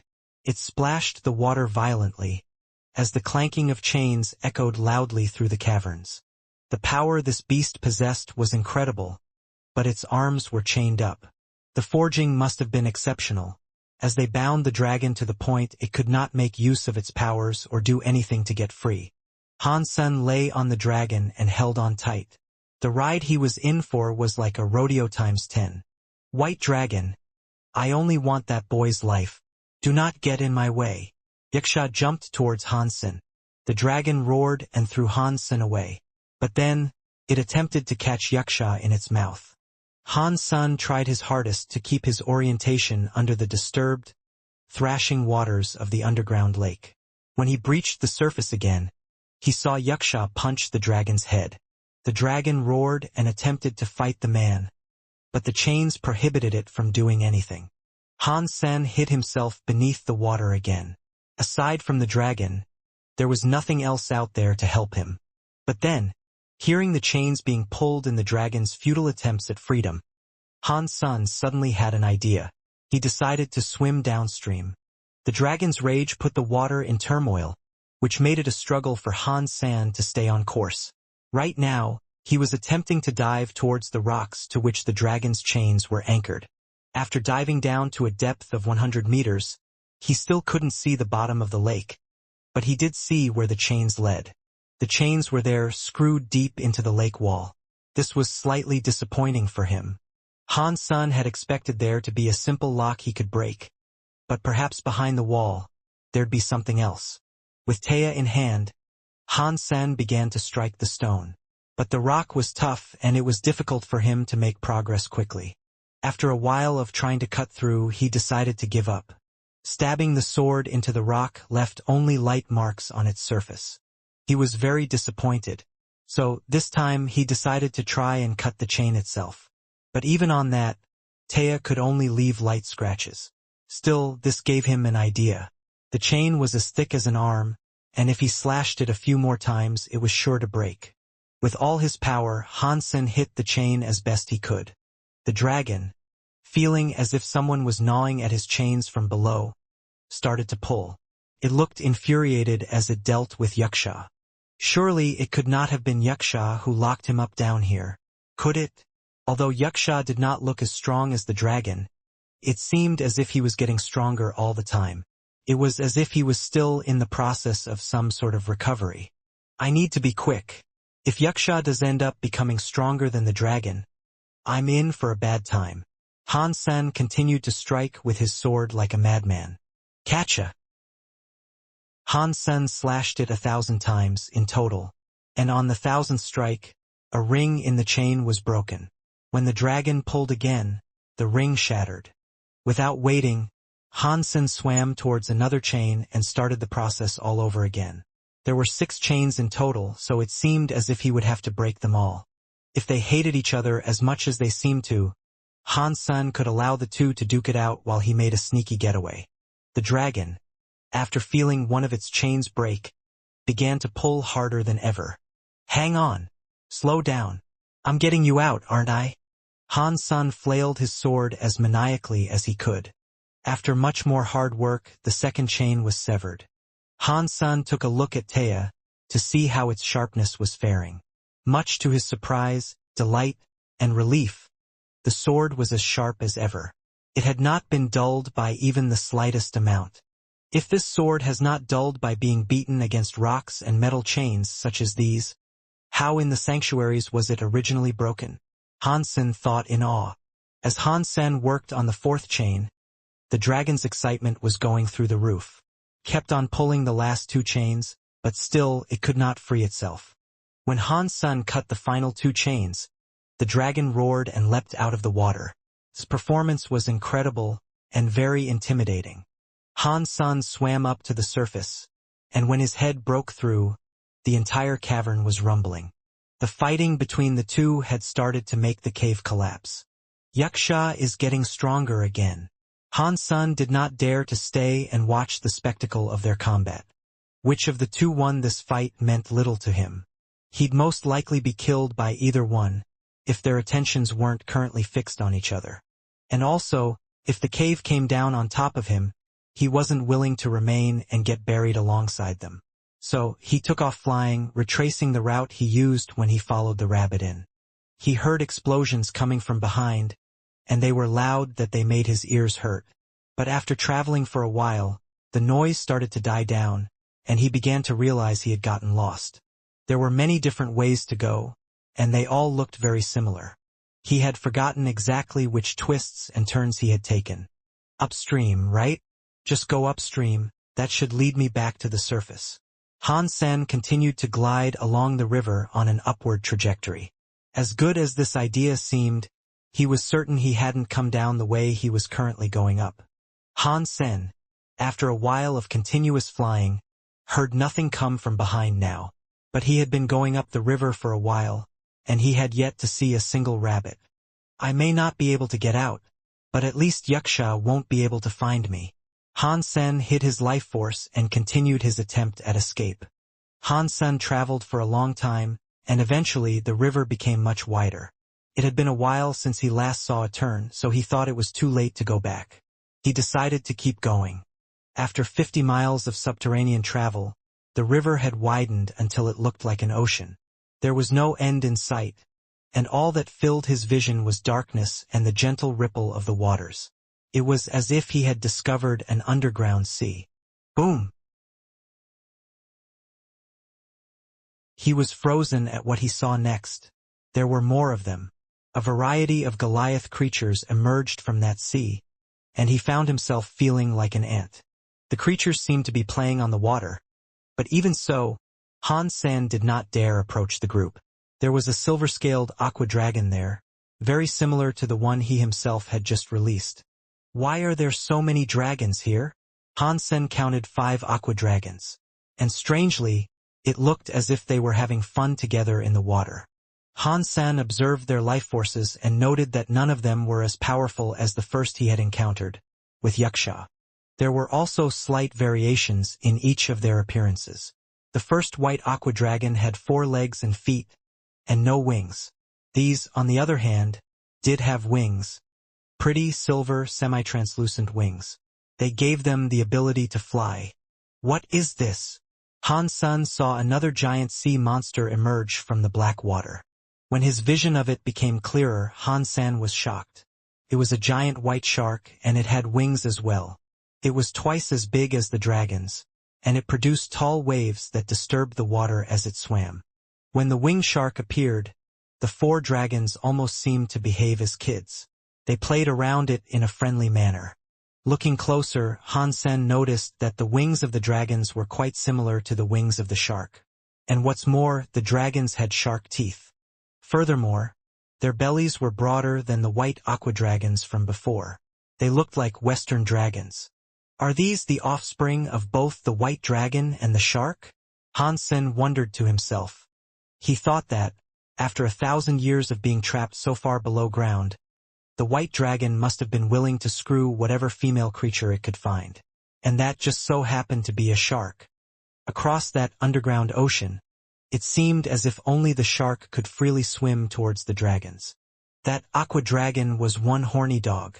You must be pretty desperate, if you're willing to make babies with a shark. Han-sun chuckled to himself. As Han-sun pondered the curiosity, he heard more splashes. Immediately, another aqua dragon came bursting out from the waters near him.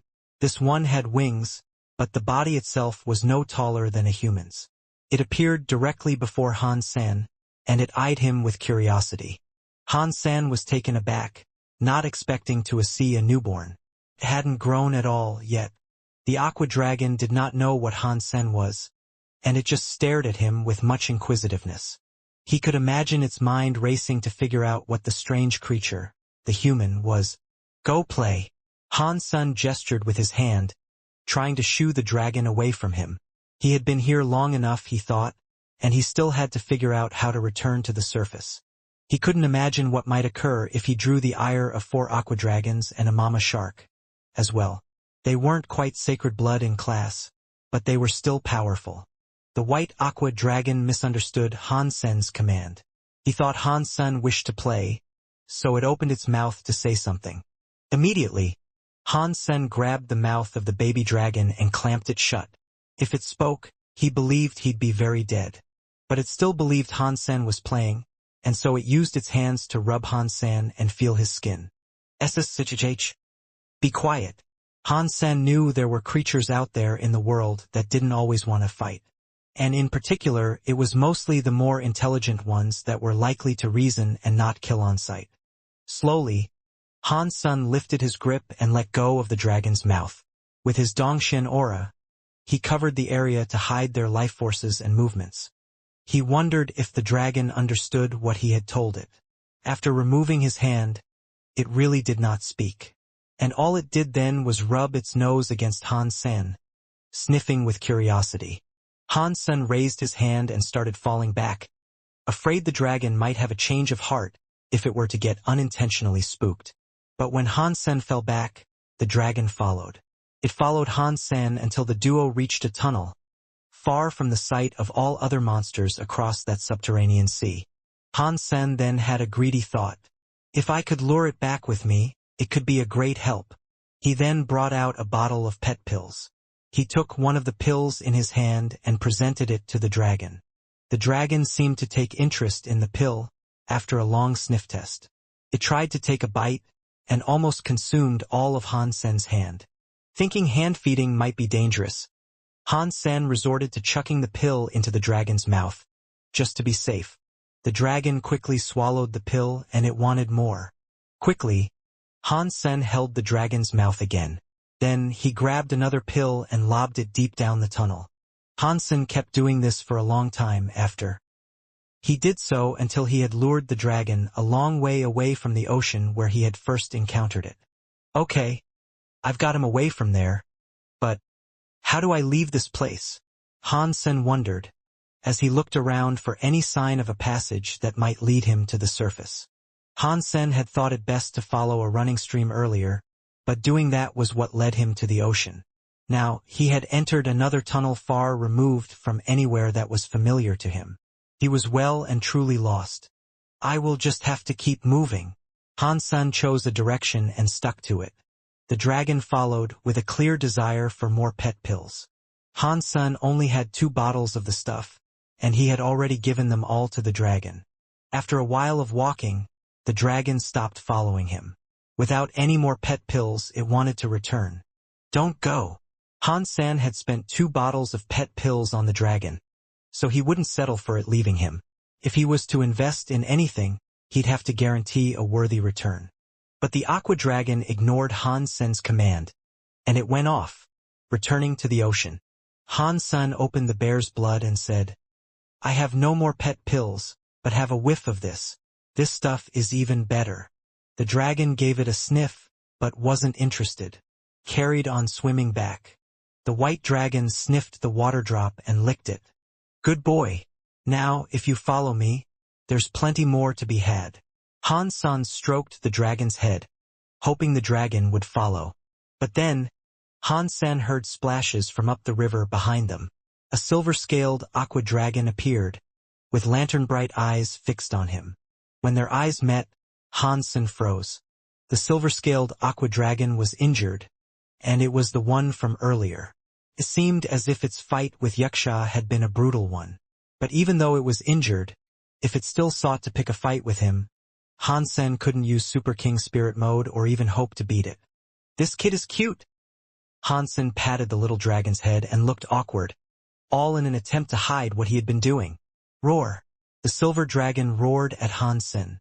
A gust of spittle and wind blew Han Sen back a few steps. The saliva that now caked him made him sick, and an overwhelming stench of fish rolled over him. Han Sen thought this signaled a need to fight, but all the dragon did was roar. It didn't do anything else, and perhaps that was because he had freed it from incarceration earlier. The baby white dragon happily ran over to the silver dragon and jumped on its back. Two then roared. "It's nice to see you two have been reunited with each other. He looked lost in these tunnels, you see, and, well, I have an errand to run. I best get going." Han Sen hoped to sneak away after the two were together again. But then another gust of dragon breath knocked Han Sen off his feet and sent him hurtling against the tunnel wall. A fresh layer of saliva gelled his entire body. The silver dragon gave Han Sen one last look, then returned to the ocean with the small white dragon atop it. From the silver dragon's back, the white dragon turned to shout at Han Sen one last time. 2. "I suppose I shouldn't be too greedy." Han Sen then started trying to wipe the slime of saliva from his body. For now, he was just glad the silver dragon had chosen to spare him, and there'd be no need for another fight. If the dragon came back, that must mean it won.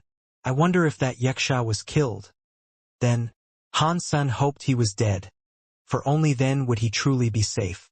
Han Sen continued through the tunnels and started following more and more water streams in the hopes one would lead him to the surface. The rivers were still too long, and the labyrinth was still too complex for him to navigate. All he could do was guess a direction and hope for the best, because he had no idea where he had come from and where he was going. But then, suddenly, Han Sen saw a white shadow appear. Much to his relief, it was the Red-Eye Rabbit King. Han Sen was made very glad, so he decided to chase after it. This couldn't have been the first time the rabbit had come here, and surely it wouldn't be lost like he was. By following the rabbit, he thought he might have a chance of getting out. The Rabbit King was on its way someplace, and it moved steadily. As such, Han Sen keenly followed. After a long while of walking, he finally encountered other rabbits, and this told him he'd soon be free of the place. The rabbit eventually led him out of the caves, and once again, Han Sen found himself in the canyon from before. He had come out a different way than he had gone in, though. But after exiting the cave, Han Sen frowned. Scattered all about were the corpses of countless dead rabbits. All the dead bodies had a hole in their head, as if something had bored through their heads to consume the brain and nothing else. The corpses were just left behind to rot. Is this Wuxia's doing? Was Wuxia not killed? Han Sen felt as if his presence there had left a dark imprint, and it made him shudder. As disappointed as he was in the thought that the man might still be alive, he knew he'd now have to exercise more caution. Fortunately, Han Sen couldn't feel him in the nearby vicinity. It must have left the area, and for that Han Sen was thankful. Then, as if it was greatly upset, Han Sen saw the white rabbit hopping and skipping between all the murdered rabbits. Feeling bad for the creature, he decided to pick it up. "Follow me home. At least you won't have to worry about being killed." Han Sen held the rabbit and left the canyon. The rabbit seemed useless, but at least he could keep it around as a sort of pet. Leaving the clumsy thing here, it would surely not last very long. Han Sen made his way back to the shelter, but throughout his return, he was in a constant state of alert. He didn't want to run into Wuxia again, and fortunately he didn't. Han Sen did not dare leave the shelter again, in fear of Wuxia, who would relish the chance to finish him off. For now, he wanted to focus on his Dongxian Sutra and open more of its gene locks. He had the ability to unlock for now. His fitness level had gone up quite a bit, and it had quickly outpaced his opening of gene locks. He entered the teleporter with the Rubik's Cube in hand. Much to his surprise, he was able to bring it with him. He scanned the computer and tasked his computer with figuring it out for him. It would have been an extremely difficult task for him to do, so it was far easier for him to just allow the computer to sort it out. Not long after, the Rubik's Cube was done. There were 6 sides, each containing a different picture and words from an ancient language. Each picture contained a different naked woman, and red and blue lines were drawn across each of their bodies. They were like arteries and veins, almost, but upon closer inspection, the pictures told a different story. Han-san did not know what the lines meant, but the ancient words were too small for him to see, and he had to zoom in to read them. The ancient words were similar to that of the Dongxian Sutra. Fortunately, he had spent time studying and learning ancient languages recently. Luckily, he could now read it. After reading the words upon the Rubik's Cube, Han-sen's face contorted a little. He was perplexed. It was an ancient qigong transcribed across the puzzle, and it was called wedding dress skill. The qigong seemed powerful, and there were 10 gene locks to open with it. But it was different from the Dongxian Sutra, in that there was only one function and it remained at the same tier no matter how many gene locks were open. After reaching new tiers and opening more gene locks, the Dongxian Sutra provided its user with new skills and improved pre-existing skills. Therefore, wedding dress skill was indeed quite different. Still, it was clearly an improvement over the Dongxian Sutra. The max number of gene locks to open with wedding dress skill was 10 gene locks. The Dongxian Sutra had more than that though, and that was the difference. As a surpasser, wedding dress skill was clearly the best you could get. There were only 5 known hyper-geno arts that could allow the opening of at least 10 gene locks. Those 5 skills did not include the Dongxian Sutra or the Bloodpool Sutra either. But now there was another, and that was called wedding dress skill. It was a strange skill, though. It was said only a woman could practice it, and only virgins, too. What was even stranger, if a woman was in the process of learning it, they could jump straight to the 10th gene lock if it meant ensuring a man who was committing a life-and-death breakthrough would succeed. But after that, the skill would be destroyed, and the memory of its learning would be gone. Life-and-death breakthrough was something Han-sen had heard of before, but he did not really know what it meant. He believed doing that could enable him to become a demigod, allowing him to practice the next Dongxian Sutra. Of course, that was just him guessing. In the Dongxian Sutra, committing a life-and-death breakthrough was incredibly dangerous. Even the most powerful of people could die using it, and traditionally, there was only a 10% chance of survival when doing such a thing. Dongxian explained that when he created the Dongxian Sutra, he ensured its life-and-death breakthrough had a higher success rate, though. It was apparently over 50%. The wedding dress skill said that if a woman was willing to sacrifice her learning of the skill, it'd allow a man to perform a life-and-death breakthrough with a 100% success rate. In Dongxian era, people who survived life-and-death breakthroughs were regarded as gods. Dongxian himself was the only known person to have performed one successfully. The wedding dress skill could enable a person to do what he did. It was a dizzying feat, and the entire concept was quite sweat-inducing. It may be a qigong, but this thing is useless to me. Han-sen downloaded the details and removed it from his PC. He then returned to the shelter and hid the Rubik's Cube there. Han-sen, Super Body Super King Spirit. Level, Surpasser. Lifespan, 400. King Body Evolution Requirement. Geno 100. Own Geno Points. Ordinary Geno Points equals 100. Primitive Geno Points equals 100. Mutant Geno Points equals 74. Sacred Blood Geno Points equals 14. Super Geno Points equals 5. Super King Self-Spirit Points, 118. Han-sen's fitness was not bad, and he had been doing well so far. But for now, he wanted to open more gene locks. He did not leave the shelter in fear of meeting Wuxia again. One day, while Han-sen practiced his Dongxian Sutra, he received a notification that Qin Xian was looking for him. Team Qin, long time no see. Han-sen smiled, looking at her in the video. Han-sen, do you have Taya? Qin Xian asked seriously. Lu Meng gave it to me. Is that a problem? Han-sen asked. He was surprised, and he was now witnessing firsthand how serious the Qin family took this business with the Taya sword. If you're looking to sell it, would you mind selling it to us? Qin Xian asked. Do you mind telling me why this sword is so special? Han Sen knew the sword was nothing ordinary. Qin Xian said, "This sword just means a lot to us, and it is a secret that pertains to our family. What I can tell you, though, is that it's useless in the hands of others." Han Sen nodded and said, "Well, if I want to sell it, I'll come looking for you." Han Sen did not mind doing her a favor, but Taya was his primary weapon for the time being, and he needed it to kill creatures.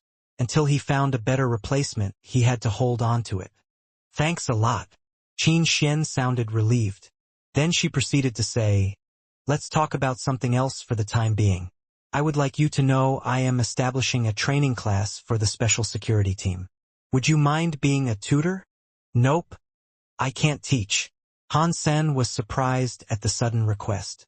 "It's not like you'll be teaching directly from a textbook, and you'll only need to do it from Skynet. It'll take 1 hour each day for a month. If you are busy, we can schedule a replacement for certain days. We can fit it around your timetable." Qin Xian smiled. "When does it start?" Han Sen asked. "Day after tomorrow. Over 20,000 people have signed up," Qin Xian said. "I'll teach archery then." Han Sen was only spending his time practicing the Dongxian Sutra each day, so squeezing in an hour to do something else would be fine. Han Sen was still a member of the team, too. He was still being paid wages, despite not having done anything for the longest time. And being a teacher for newbies might be fun. "When are you free, then? I need to sort out the rota." Qin Xian was visibly delighted at hearing Han Sen could join. After their discussion on that, they chatted about their lives for a while. Qin Xian did not want to become a surpasser yet. Ever since the discovery of super genes, many people wanted to focus on maxing out their level with the new genes before ascending to the next sanctuary. Some people managed to collect the eggs of super creatures to obtain their super geno points.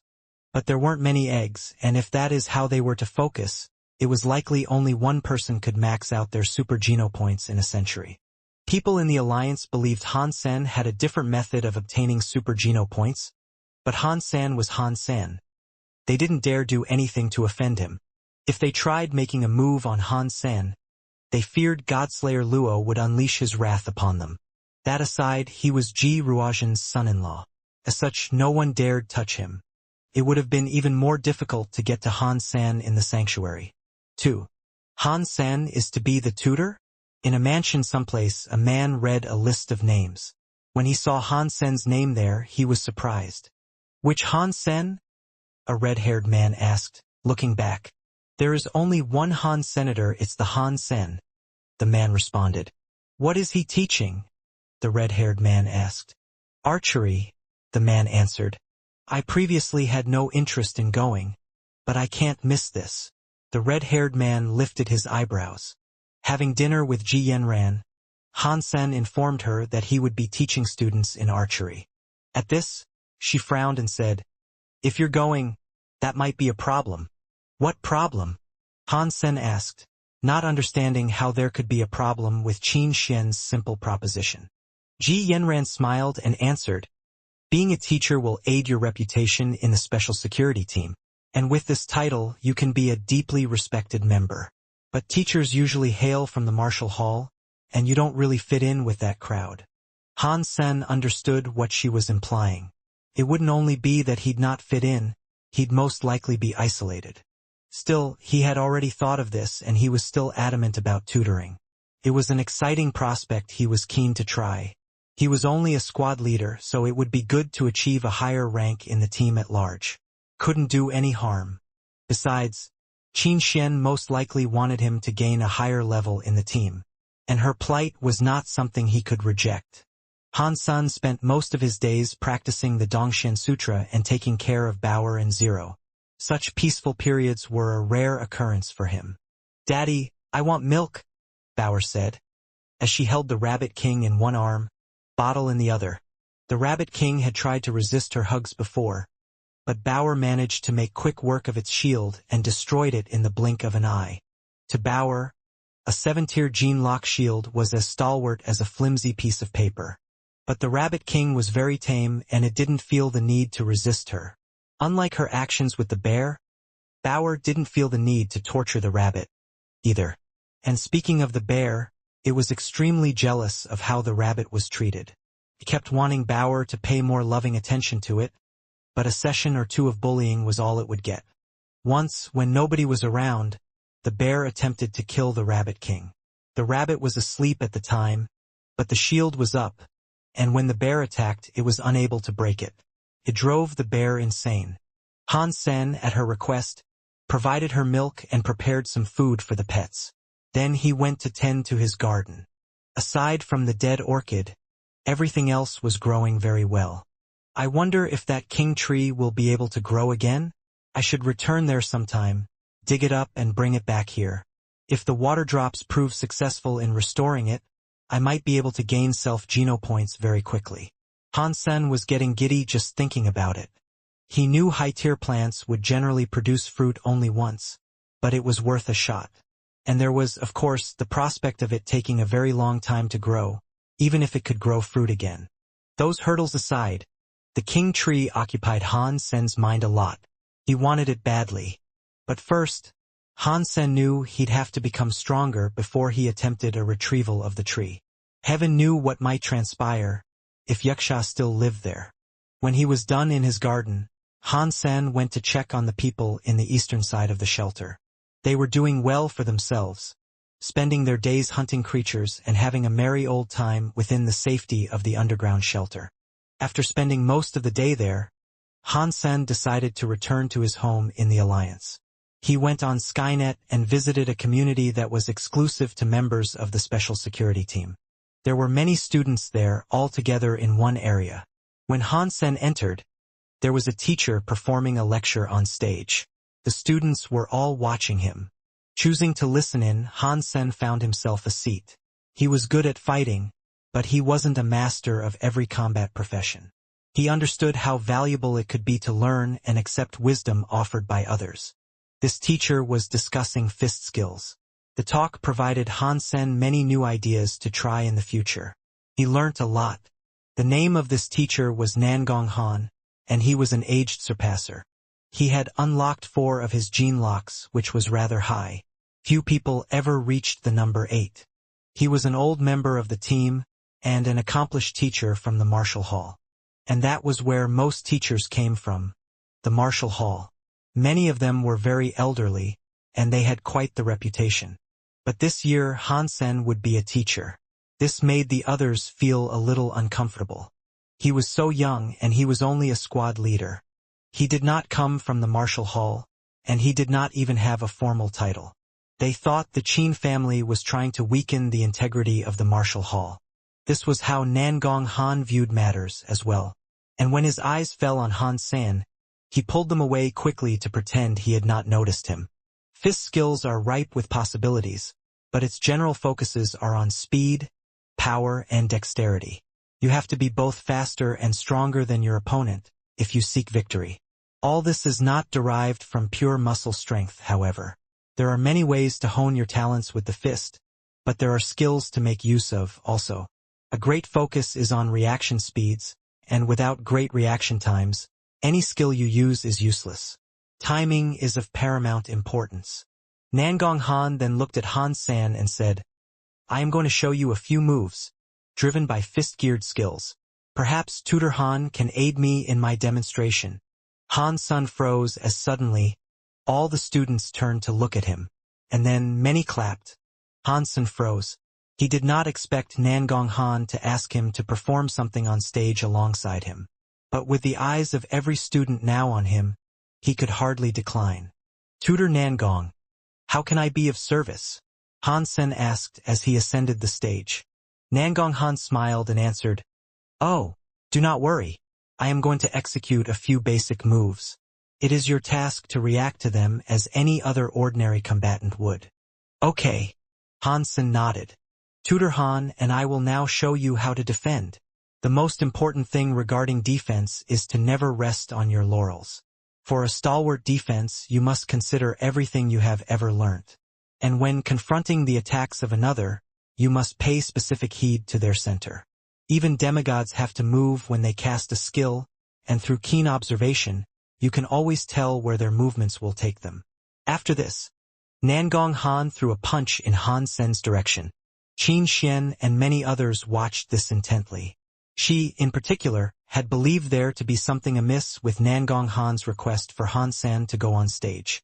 But now it was too late for her to do anything. Upon seeing a fist suddenly hurtling towards Han Sen, Qin Xian looked afraid.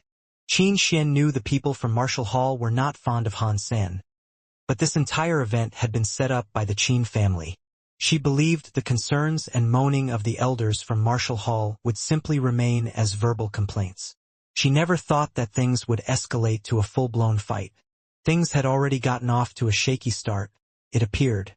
Nangong's purpose, currently, was to humiliate Han Senator. He presented a facade of friendliness, and pretended to consider Han Sen as a colleague before the audience. But there was resentment inside Nangong Han. And embarrassing Han Sen on stage was his cloak and dagger outlet for this resentment. He could have asked his personal assistant to help with the demonstrations, but he had it out for Han Sen, so he asked Han Sen to come up on stage and aid him in demonstrating defense. If Han Sen did not block this sudden attack, Nangong Han would be able to point out his error. If this were to keep occurring, Han Sen's credibility would be undermined.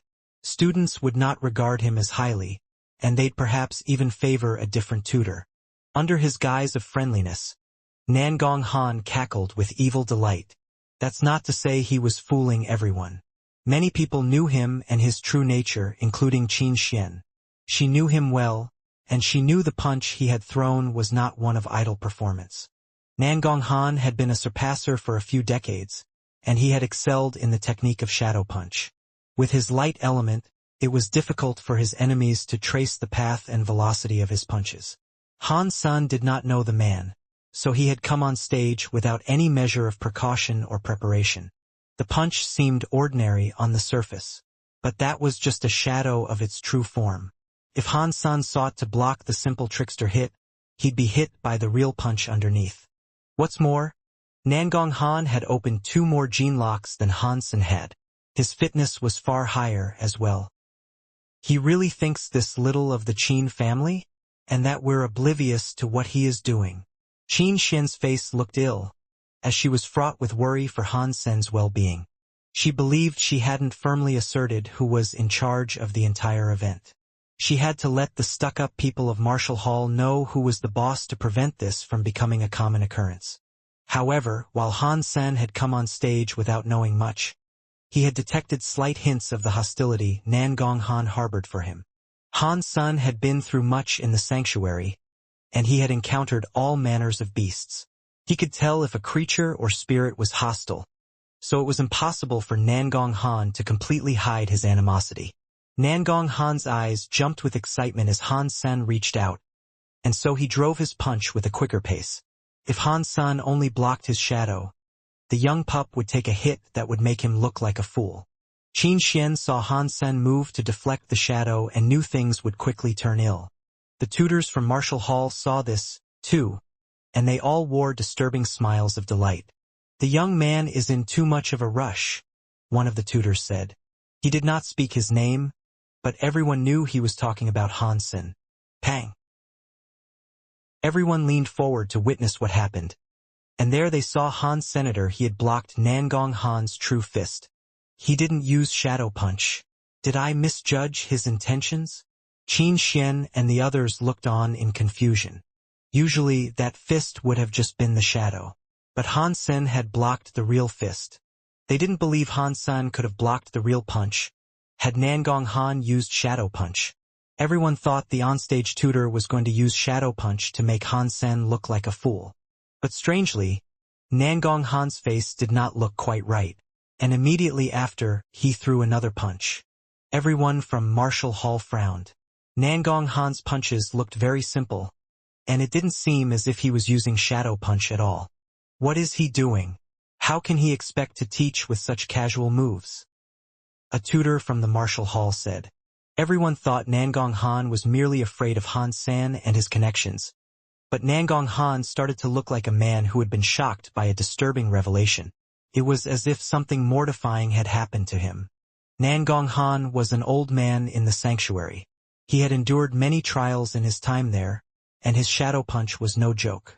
Now, he was more shocked than he had ever been. Through the years, he had never been put in such an awkward position. Despite what everyone thought, Nangong Han was indeed trying to use Shadow Punch. When Han San sought to block the Shadow Fist, Nangong Han would strike with his other. That was his plan. There was no need to hit Han San hard, as even the lightest jab would weaken his image and the respect he was given as a tutor. If he could tarnish Han Sen's reputation in such a way, Nangong Han hoped that Han San would be seen as an ignorant young man, too big for his britches.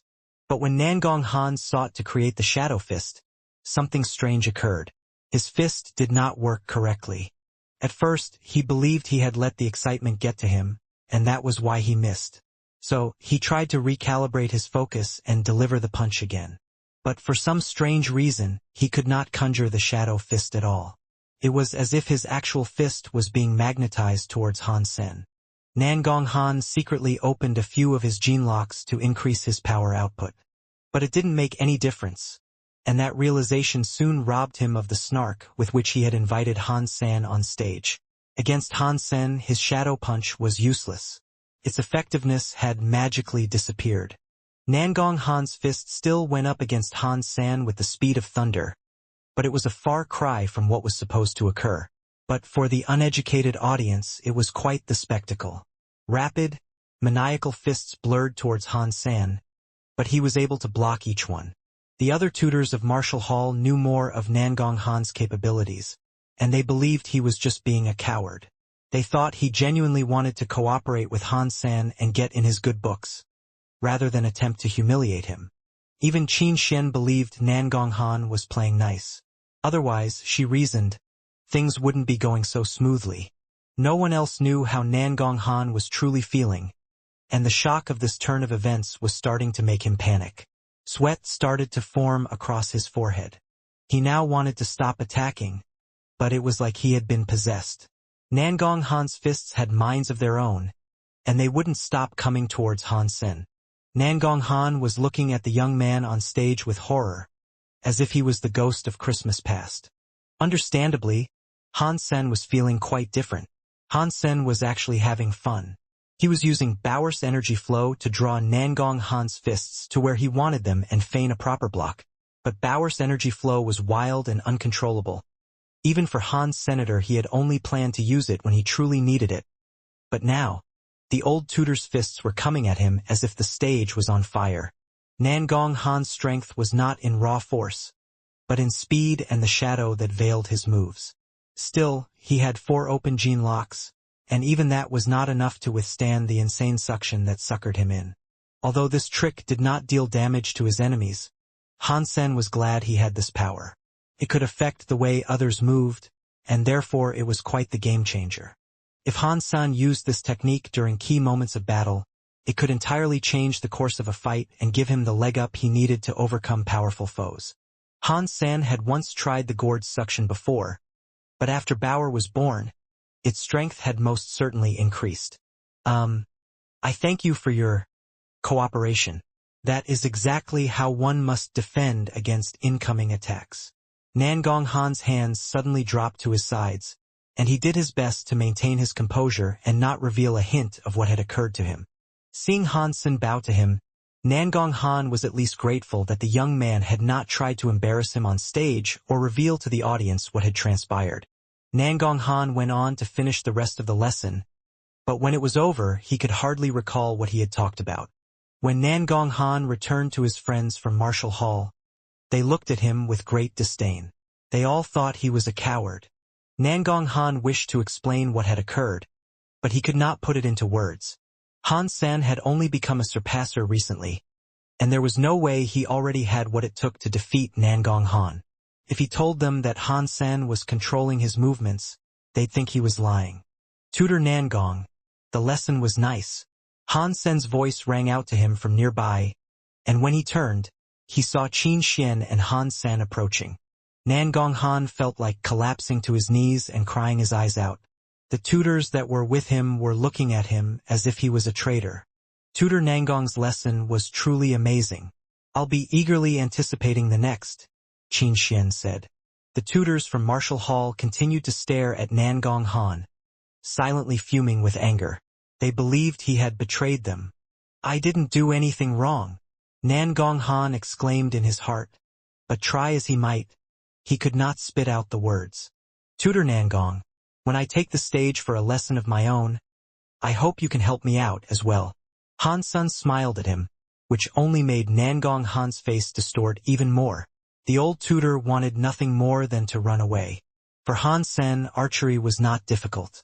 It was a combat profession he adored, and when it was his time to teach students, he committed to the lectures with keen sincerity. "Tutor Han, I have heard you know of the skill called drill head. Could you teach us that?" a person asked. He was young, and wanted to learn a cool technique. The idea of learning drill head quickly overtook the minds of many of Han Sen's students. Now, they all wanted Han Sen to teach them how to perform it. In response, Han Sen smiled and said, "It's a complex skill. Skills that you would think of as being cool are usually quite complicated. But you must first learn how to perform the basic talents, and achieve mastery with many of the early techniques before you can learn a skill such as drill head. It requires much dexterity with the bow." "But Tutor Han, we have already learned our basic skills. We did so in the military academy," responded the man who initially asked. "Ah, but I'm different. You learned those beginner moves from someone else, not me." Han Sen smiled warmly, and then went on to say, "Now, let's talk about the bow." Drill head required its user to have already adopted a drilling skill. It was not something someone could learn or achieve even a modicum of true talent with in just a few lessons. Han Sen wanted to speak in broader strokes that covered the combat arts of archery. Unfortunately, it was a fairly boring lecture. But, as dull as it may have been, what was taught was very important. If the students heeded what Han Sen told them, their chances of survival and future success would be much greater. That being said, if the students did not listen, there was nothing Han Sen could do to force them otherwise. Cool skills were flashy, and they attracted much attention. But the students were young, and Han Sen wanted to teach them lessons that were truly meaningful, and could have a longer-lasting impact on their lives. Young people weren't too keen on having others tell them what to do, though, and few enjoyed lengthy speeches. Many people were becoming greatly disappointed with the lecture. They'd expected to learn a great deal, and to be inspired and uplifted by his speech. With their expectations dashed, their hearts continued to sink lower and lower with each sentence of Han Sen's on-stage rambling. But not all of the students were like this. Many of the smart and focused students still paid great attention to Han Sen. Overall, Han Sen wasn't a particularly good teacher. And while many of his students might have ended up walking away disappointed, he didn't regret the methodology or content of his lecture. Archery was his passion, and he was happy to share his wisdom about the subject. When the lesson ended, two students approached Han Sen. One had black hair, whereas the other had red. "Tutor Han, can I ask you a few questions?" the black-haired man asked politely. "Of course," Han Sen said. "I would like to ask if it's reasonable to use a bow in close-quarter combat?" the black-haired man said. Han Sen initially believed the man would ask something else regarding drill head. This question came as quite a surprise.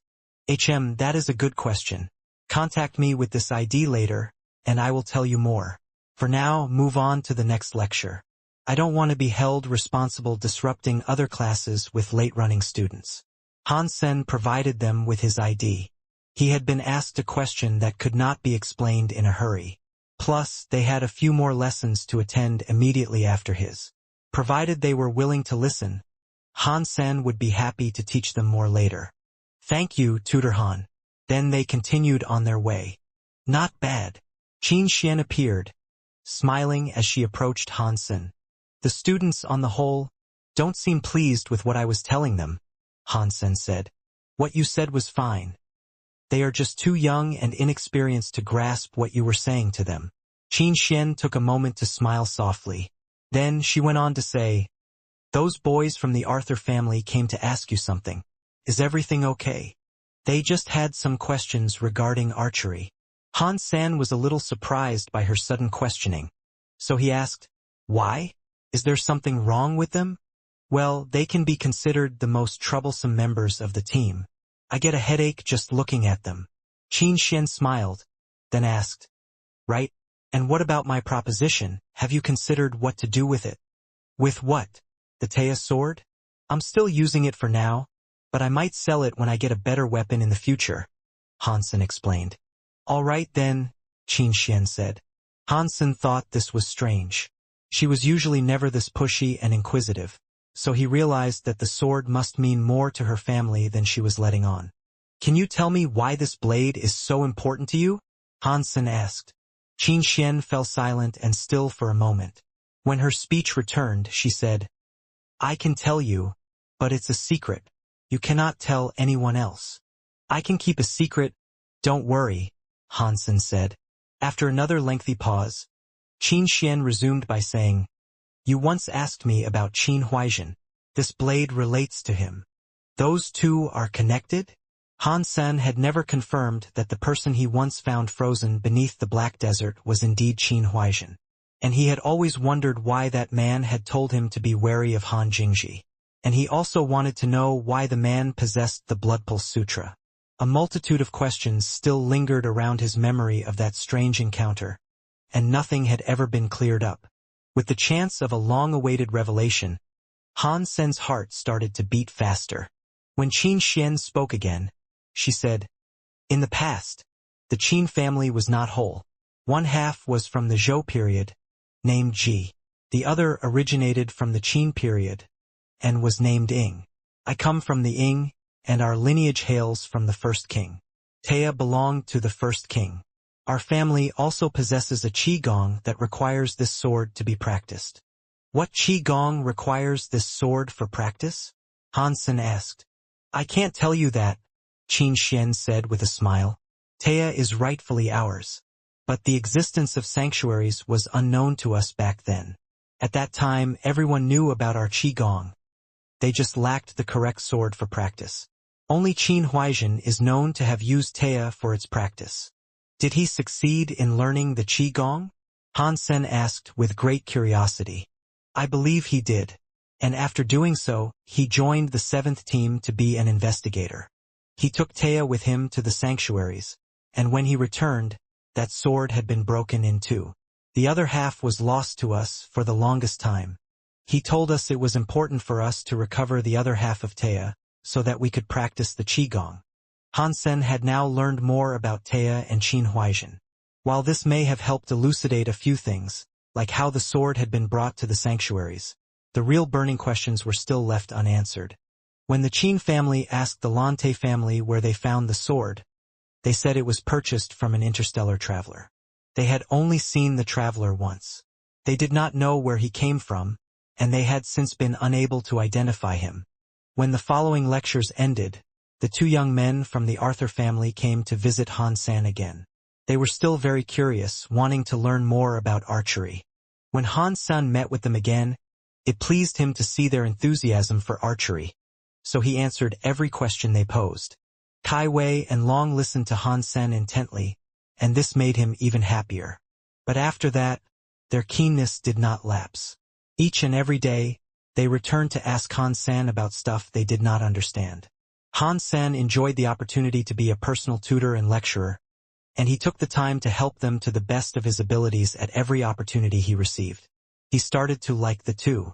Hansen didn't think of teaching the two as a waste of time at all, provided they listened well, which they did. A month passed, and this time wasn't only spent teaching. He also managed to open his third gene lock.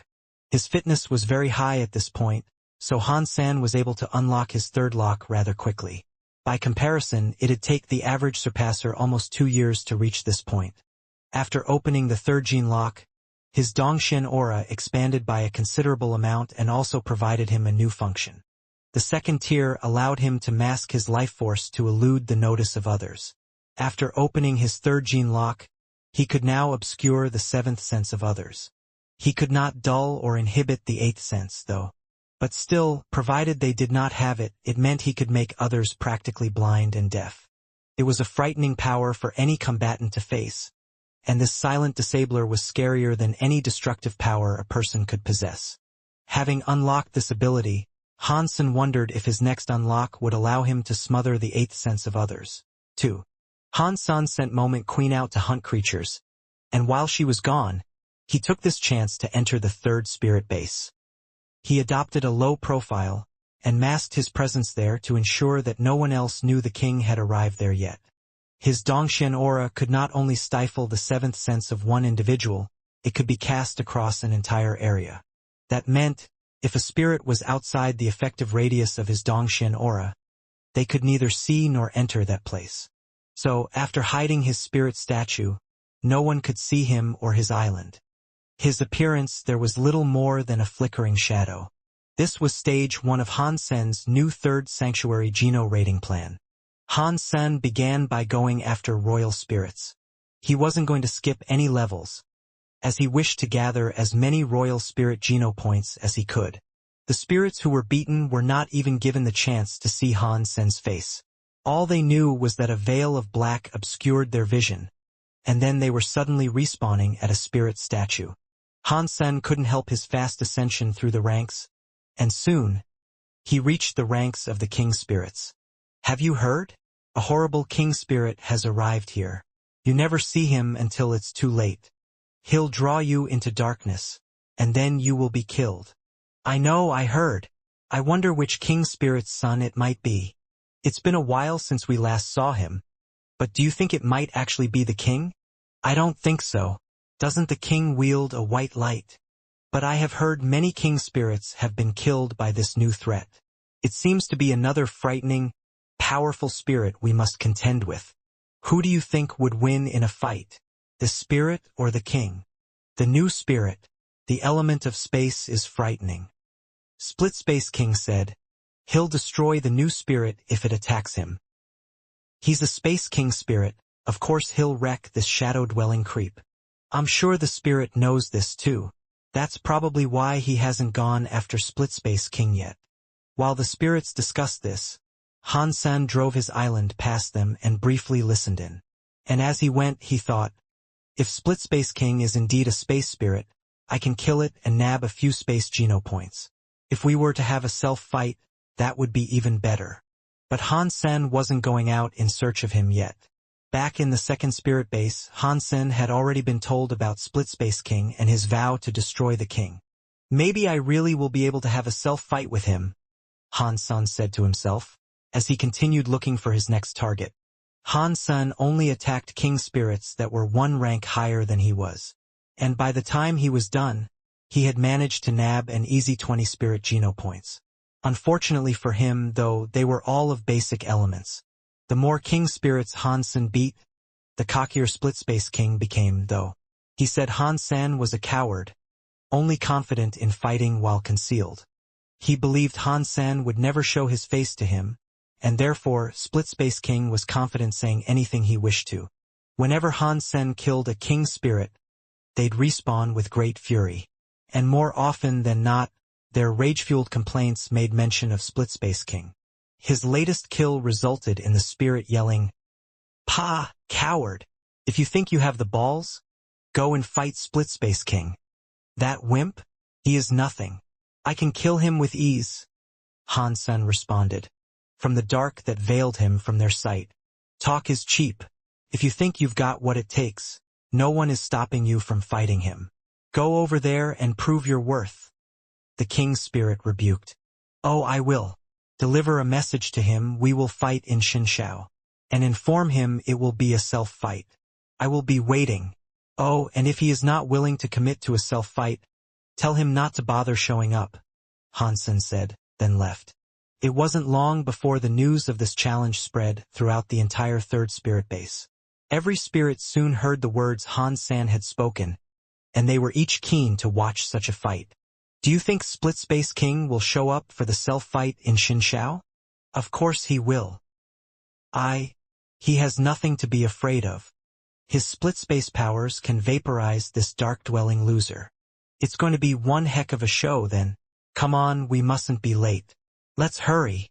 This will be a rare spectacle. We must definitely get there soon. Countless spirits went to Xinshao to witness this fight. And as cold as ever, Split Space King accepted the terms of the fight and said, "Pah! What a fool! 'Tis a waste of life, challenging me to a self-fight." "Split Space, this fight is pointless," a woman said. "If I can't beat him or if I cower away, how in the sanctuaries do you think I can live up to my name?" Split Space King said, "But you don't know anything about him. You don't know the extent of his powers. It's risky, and if you lose all your space geno points..." The woman sounded very worried. "I am indestructible, have you not learnt that yet? I will crush anything that comes my way with the greatest of ease." Split Space King reaffirmed. The woman wished to say something more, but he stopped her and said, "You are just a royal spirit. You do not understand. I can kill him 100 times in the blink of an eye." The woman was only a royal spirit, but she had given birth to Split Space King. It was very sad that he disdained her. He was a wretched son. Han Sen set up the fight, but he did not go to Shinshao. He killed 2 more king spirits and left the spirit base. When Split Space King arrived, the spirits were overjoyed and their hype reached maximum. But much to their surprise, the shadow spirit that had called for this fight did not appear. The audience waited 2 whole days, and still he did not appear. That king spirit must have bluffed, and really is afraid to fight. Of course, we should have seen this coming. Split Space King has split space powers, after all. That must be his weakness. Maybe he's just busy? What a coward. Han San was in the underground shelter's east side, examining a corpse Suyu brought back. It was a hornbug that was spiky like a burdock. It was only a primitive creature, but it was special. There was a fist-sized hole in its head, and its brain was gone. "You say there are many such corpses up north? All in the same state as this?" Han Sen asked. "Yes, there are. And there are the bodies of other creatures, too." So you gave him the details of their discovery. Han Sen observed the body and fell silent. Having seen something like this before, he could feel a dark residue of Wuxia in the wound.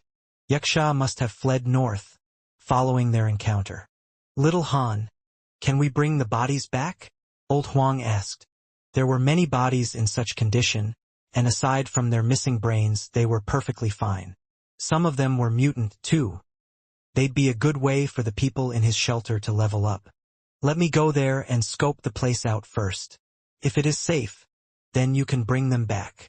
Han San was worried Wuxia was still in the area, so he fancied checking it out alone. Han San saw many dead bodies as he ventured north through thorn forest. He masked his presence and went forward with care. After 50 miles of travel, he was still seeing many dead bodies. It didn't seem as if Wuxia had returned.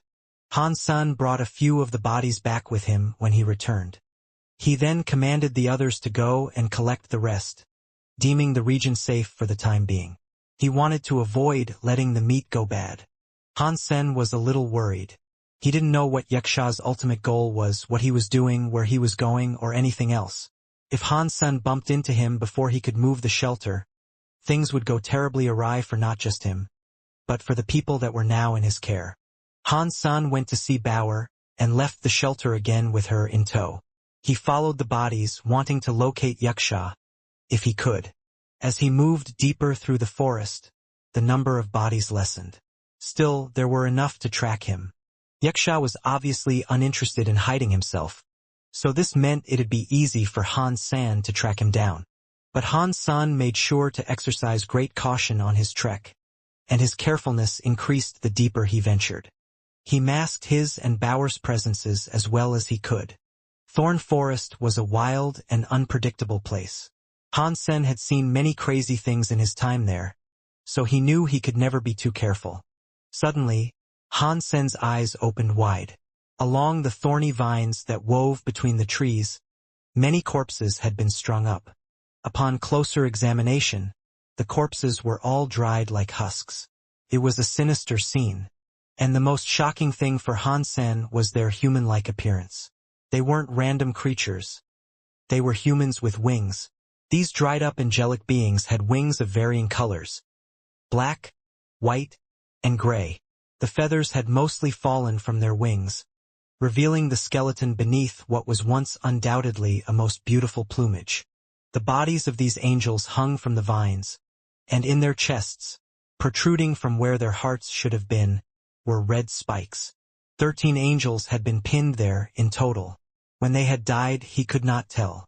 They no longer looked pretty and holy. The sight of them gave Han Sen chills. He noticed the bodies of these angels had no eyes either. Their sockets were dark and empty. Han Sen used his Dongxian aura to scan the area, and that was when he felt Yaksha's presence. He had been here, and he had examined the bodies of these angels as well. Are they creatures or spirits? Han Sen wondered, as he examined the eyeless angels with confusion. Han Sen summoned Thorn Baron to hear her input. Thorn, do you have any idea what these are? Thorn did not immediately respond, and she went to examine them as if she had never seen them before. This was confirmed when she told Han Sen, "No, I haven't. They seem to be some sort of creature." "Are you sure they're creatures?" Han Sen asked. "Yes," Thorn Baron answered, assuredly. Han Sen frowned, thinking it to be an awful waste. Who would slay so many creatures and not even consume a single morsel? Since she couldn't help, he returned Thorn Baron and summoned Moment Queen to ask her. Immediately, she looked upset. She had been in the midst of a hunt herself, and with the yank of a metaphysical chain, she had been brought over like a slave. When Moment Queen saw the eyeless angels pinned on the vines, though, her irritation vanished. She looked shocked and exclaimed, "Who has established a sacrificial ritual here? Come again," Han Sen asked. Moment Queen looked at Han Sen with grave seriousness and shouted, "Who did this? Who did this? I haven't a clue. I just stumbled upon it." Han Sen explained the events that led him to the discovery. When Moment Queen heard what he had to say, she looked upon the bodies of the angels. She walked towards the vine they hung from and looked at the earth below. Then she punched a deep hole through the soil. Dong! A loud metal noise emanated from beneath the dirt. Moment Queen punched the ground again and started to dig, turning up soil that was dark red. The soil looked coarse and dry, and the further she dug, the deeper the red hue became. It eventually looked as if the earth had been wholly dyed red. It got even stranger when jewelry started to turn up in the churned soil she was pulling out of the ground. They seemed to show up in a specific order. It really is a site of sacrifice. Moment Queen looked ill. "Can you please explain to me what's going on?" Han Sen frowned. Moment Queen eventually answered, saying, "This is a festival for the deceased. Something done by spirits." "This is in worship of spirits?" Han Sen found it difficult to believe. If what Moment Queen was saying was true, how was Thorn Baron unable to identify what this ceremony? After all, she was a spirit, too. Moment Queen replied, "Spirits have spirit stones. When they die, they don't necessarily die. The only spirits that require a sacrificial ritual are those who have failed to ascend to the fourth god's sanctuary. Their spirit stones penetrate their own bodies, killing them." "Keep going." Han Sen didn't quite understand, but he was glad she was being somewhat forthwith. "Think of it as a ritual of resurrection. If their bodies are not destroyed, they can use this ritual as a manner of reviving themselves." Moment Queen paused for a second, and then went on to say, "This is a place of sacrifice. These beings were the sacrifice, and their life force was wholly sucked dry. They provide their life force to the spirit that requires resurrection, and the more powerful the spirit was, the more life force they'd need. These 13 creatures are wind angel super creatures." Han Sen felt a chill run down his spine as he gulped and asked, 13 super creatures? Was it a king spirit that did this? Whatever did this was far stronger than a king spirit. Not even I can tell what manner of spirit would require 13 super creatures for a resurrection. My best guess would be an emperor. Moment Queen frowned as she stopped speaking. "How do you grow the angels?" Han Sen noticed a fluctuation in her tone when she mentioned the super creatures earlier. To this, Moment Queen hummed and said, "You're asking how you get 13 of the same super creatures, yes? Well, they grow from a tree. And of course, Any person who has managed to grow such a tree is undoubtedly an emperor. Han Sen was shocked, hearing that an emperor was resurrecting another emperor that had failed its ascension to the fourth god's sanctuary. Can we still eat these winged angels? Han Sen asked. Moment Queen looked at him and said, their life force has been sucked dry. It's nothing but compost now.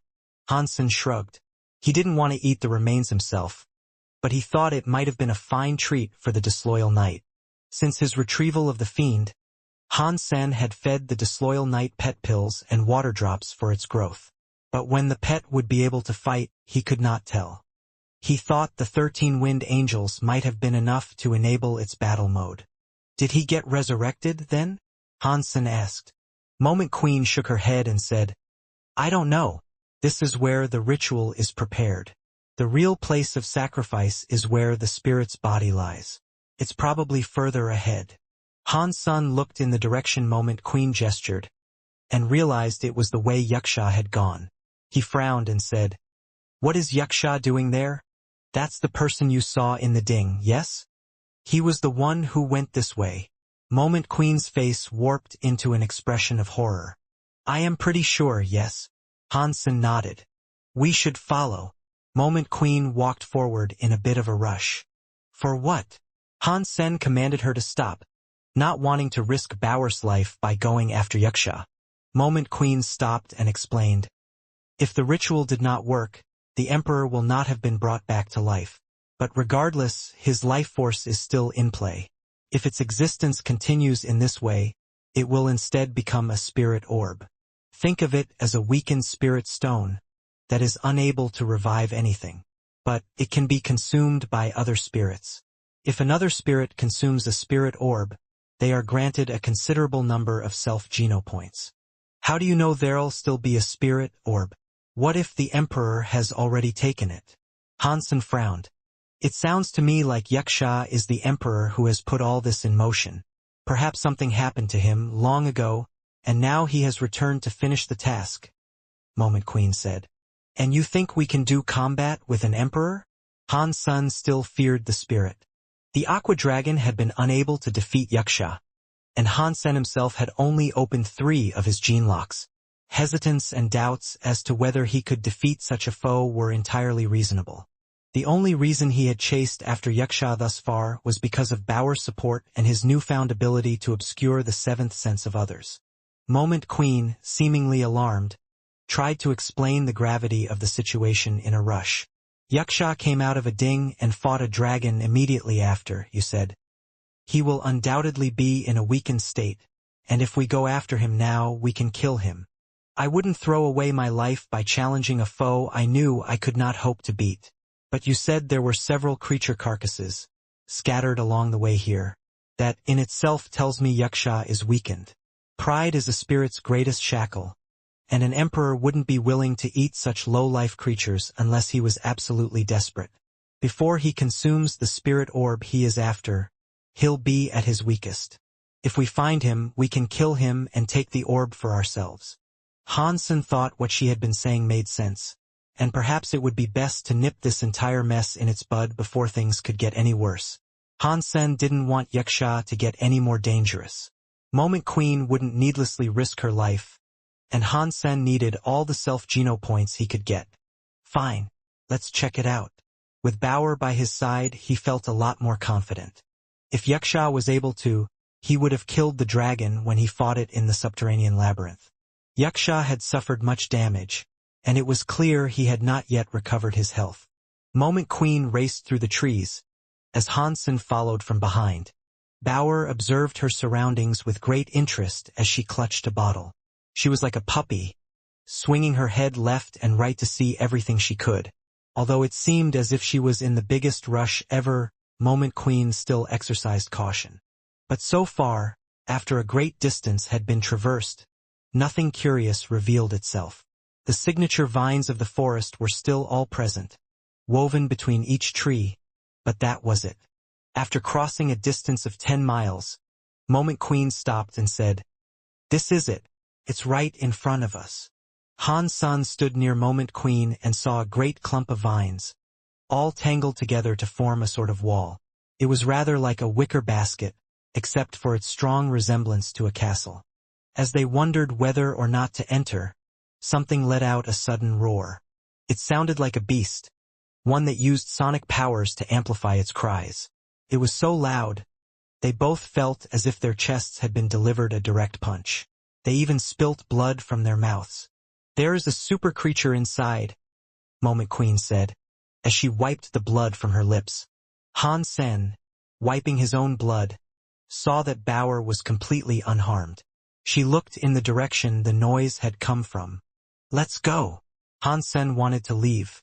If there was indeed a super creature inside, there was no feasible way they could defeat it. But, before he could turn to leave, something appeared to exit the castle. Without wasting a second, he masked their life forces and moved to hide in the nearby bushes. It was a giant centipede. It looked terribly wounded, and it wasted no time scuttling out and racing off between the trees in panic. Not long after, something else came out of the castle. It was Wuxia. Wuxia looked to be in terrible shape as well. His scaled armor was entirely broken, and only a few roughed-up plates remained. One of his arms had been almost completely severed. Only loose flaps and strings of skin connected it to his shoulder. "Goddamn Dragon King! I'm not done with you yet," Wuxia shouted, while holding the arm that looked ready to drop. Then he disappeared. Han Sen froze. It was a horrible sight, seeing him in such condition, and he wondered what had occurred. From what he could guess, Wuxia had been set up. Moment Queen frowned and looked at Han Senator. She said, "I have heard about the existence of a certain Dragon King before. If it resides inside that castle, we may have a struggle ahead of us." "What do you mean?" Han Sen saw Wuxia fleeing the area, and his expectations of obtaining a spirit orb had gone with him. Moment Queen said, "Dragon King is a famous emperor of the third god's sanctuary, and he possesses the power of dragons. Everyone obeys him, and if he failed to reach the fourth god's sanctuary, I can't imagine my chances. They'd be far slimmer, to say the least." "Are you still going to risk entering that castle?" Han Sen asked, as he looked at the menacing construct. "Not even Wuxia could defeat Dragon King. I doubt we'd fare any better," Moment Queen said. Han Sen nodded. He didn't want to risk Bauer's life by bringing her inside either. As they turned to leave the area, though, Bauer leapt out of Han Sen's arms and rapidly crawled inside the castle. "Bauer! Get back here!" She didn't heed Han Sen's call, but she did turn around and wave at him. This prompted him to follow, despite the sirens in his head. When he caught up with her, she had crawled even further forward. "Don't go in there!" Moment Queen shouted. If Han Sen died, she did too. There was nothing for her to gain in her master's untimely death. Han Sen returned Moment Queen to the Sea of Soul and continued chasing after Bauer. He would have put his foot down and stopped her if Bauer was an ordinary baby. But her appearance obviously hid her true maturity and knowledge. She wouldn't have crawled into the castle like she was, if there was nothing of value to be found there. When they got inside, there were a variety of different passages. The variety of passages didn't slow Bauer down, though. As if she knew the way to go, she kept on crawling without a single pause to collect her bearings. She crawled incredibly quickly, and whenever Han Sen fell behind, she'd stop and turn around. Then she'd call out, "Daddy, come!" Han Sen continued to follow her, and was surprised by the distinct lack of action. They walked through the labyrinthine complex of the Vine Castle without anything attempting to get in their way. The castle was massive, and Han Sen had been walking for at least 10 miles within its walls. He projected there'd be many more directions to travel since paths branched off in every which way, as awkwardly and obtusely as the very vines that twirled around each other to form the castle's structure. Suddenly, Bauer stopped. She pointed forward, and at which point Han Sen decided to pick her up. In front of them, the corpse of a dead creature barred their way. It was a golden tiger of sorts, and its body was wedged into the passage, with its backside facing them. There were no visible wounds, but blood coated the area around it. Did the roar come from this thing? Han Sen summoned his disloyal knight. When disloyal knight saw the body, It emotionlessly approached the corpse and began chomping on the flesh and slurping its blood. If Disloyal Knight was so interested in eating the creature, then there was a high chance the fallen monster was a super creature. Disloyal Knight ate as quickly as Little Angel had, and it wasn't long before Han Sen could see the front of the tiger. The tiger did not have a head, and he was unsure why it was missing or who had severed it. After a brief look around, he couldn't find the head, and neither could he find a life geno essence to consume. Disloyal Knight was almost done with the creature. With most of the flesh gone, it began gnawing at the bones, before snapping them and sucking the marrow inside with a revolting, feverish excitement. Han Sen had no clue how it could eat so much. When it was done, Han Sen put Disloyal Knight away. Then, Bauer crawled forward and said, "Let's go, Daddy." Han Sen was unsure whether or not he should keep going, as the way that monster had been killed concerned him a great deal. But with Bauer hurrying him, not dismayed by what they had just seen, he was okay with following her forward. Whenever the way branched, which was often, Bauer led him without pause. There was no fear of getting lost, with her leading the way. Shortly after, they came to a big room. In its center, there was an altar that had also been formed by the vines of the castle. Upon it lay a man. Dragon-like horns protruded from the man's head, and his body was clad in black-plated armor. He had long, blue hair. As surreal as the scene was, it was so quiet you would assume the man was just peacefully in slumber. Upon closer inspection, Han Sen noticed a glowing orb atop the man's magnificently still forehead. It was beautiful. Looking inside it, the image of a dragon appeared. It seemed to swim around inside the orb, as if the glowing lights were the sea it resided in. So, this is the spirit orb? Han Sen was overjoyed at the discovery, but he wasn't willing to be so reckless as to attempt to steal it without learning more about the situation he had found himself in. The man did not look dead, and his sleep may have been true. If Han Sen snatched the orb, and the man woke up, he'd be the one who was dead. Deciding it was time to bring Moment Queen back, he did just that. She looked angry and ready to complain at first, but when her eyes glanced across the man, she screamed and said, "Spirit orb! It's Dragon King's spirit orb. Can we take it?" Han Sen asked. Moment Queen inspected it carefully, but came to a disappointing conclusion. "No, the Emperor has not been revived, but the body is active.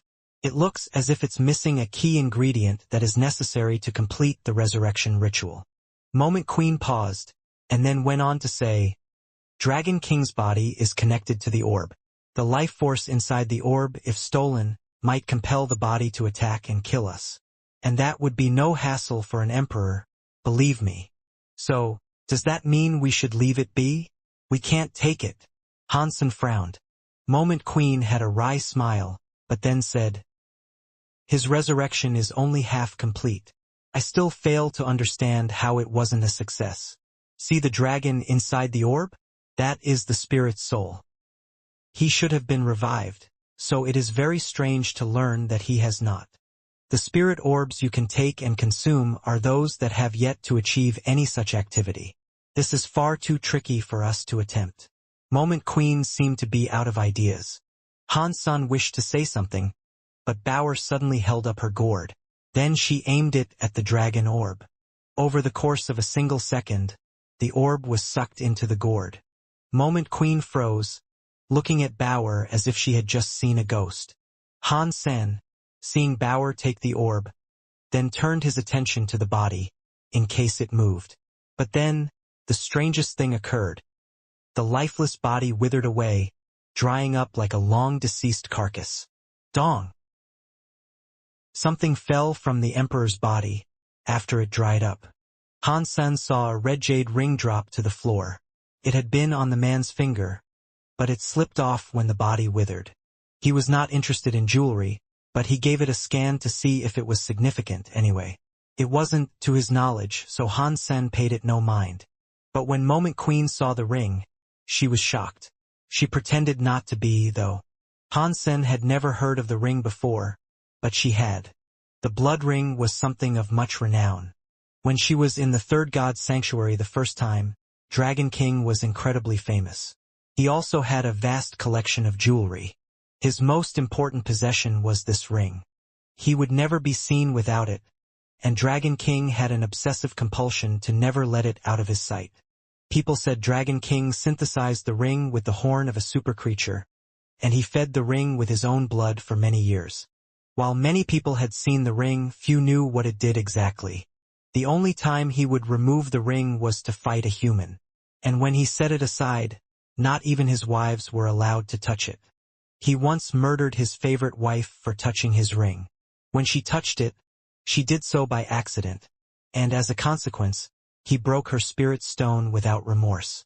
Some said the ring possessed Dragon King's second soul, and all his memories were stored there, like a backup.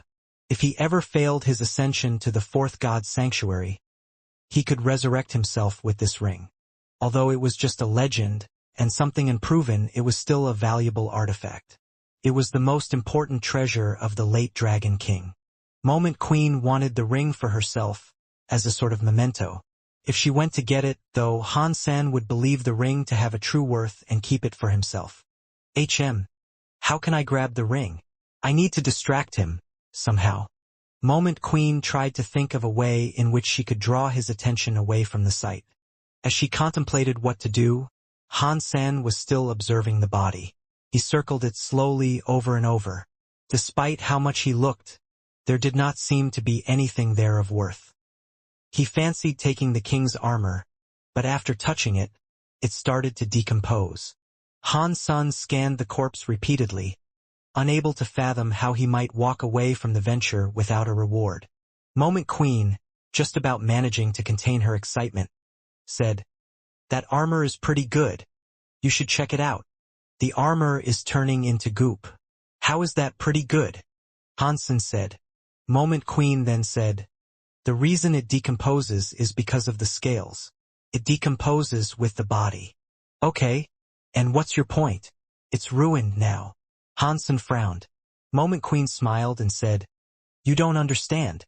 There is one portion of the scales that won't decompose." "Which part would that be?" Han San asked with confusion. "There is a dragon scale that grows upside down. Even when Dragon King dies, that scale won't decompose. It will absorb his life force, and thus be quite precious." Moment Queen explained. "You're saying it's that good?" Where is it?" Han San said. "I don't know. It must be underneath the armor or something." "You should take a look," Moment Queen said. "Okay, fine. I'll take a look." Han San then got to it, in search of the mystical dragon scale Moment Queen had told him about.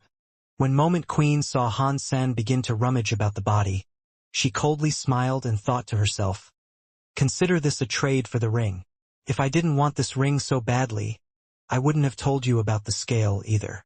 Moment Queen had not lied about the scale's existence, but it was an effective way of buying time for herself. And even though she knew, she wasn't willing to tell him where exactly the scale could be found. If she did, she'd have no time to fetch the ring without attracting his notice. Han San, no longer focusing on her, was keen on pillaging the corpse. The prospect of treasure always demanded his attention. She walked around, as if pretending to be busy elsewhere, all the while eyeing the ring on the ground. The dragon blood ring was near the altar, and as if she was pretending to examine the altar itself, she inched her way closer to the ring. "Mwahaha! It's mine. If the legends are true, perhaps I can use the Emperor's help to get rid of this asshole for good." Moment Queen thought. As Han San plundered the body, she did her best to control her heartbeat and act as normal as possible. "It's mine." Seeing the ring so close, Moment Queen was exuberantly joyous. She believed the ring would aid her in escaping Han San's control. Just as her finger touched the ring, a fat little hand reached out to grab it. Moment Queen froze. "Ah!" Bauer looked very curious, holding the ring. Moment Queen's heart pounded in her chest as she watched Bauer hit the floor with the ring in gleeful child play. She wished to snatch it back. But if she showed any interest in the ring, she knew Han San would take it away from her for good. Bauer continued to play with it, and Moment Queen hoped she'd soon lose her interest in it. As Bauer swung her arms around, with her fist clenching the ring, It looked as if it'd slip out from her grasp any second. Bauer, that belongs to the dead. You shouldn't do that. Hansen was afraid she'd end up eating the ring. Bauer was stronger than anyone he knew, but on a certain level she was still a baby. He still felt compelled to be as protective as any reasonable parent should. When Moment Queen heard him speak, she hoped Hansen would tell her to discard the ring. She knew she still had to act cool and not show any interest, so she held back for a while and just watched Bauer. But then, Bauer stopped messing about and just sat there. She fiddled the ring between her fat, wrinkly baby fingers. It seemed as if she was actually considering whether she should keep it or throw it away. Suddenly, she raised her hand as if to prepare a throw. Moment Queen's glee and excitement immediately returned, and in her heart, she started shouting, "Throw it! Yes, throw it!" Bauer's hand raised the ring, and stopped. She didn't throw it, and the baby's crooked face suggested she was still deep in thought over whether or not to keep the ring. Moment Queen's face turned dim again. Soon Hansen would find the scale, and when he did, her opportunity of nabbing this ring for herself would go, too. But then, Bauer pulled back her raised arm, as if to finally throw the ring away. This delighted Moment Queen. But the roller coaster of emotions showed no sign of slowing down, as Bauer's arm dropped with the ring still in her possession. Moment Queen's mind was furious, screaming, "Just do it!" Finally, Bauer came to a decision. Her face looked serious, and she seemed ready to throw it in Moment Queen's direction. "Yeah, that's it. Come on, baby. Come on."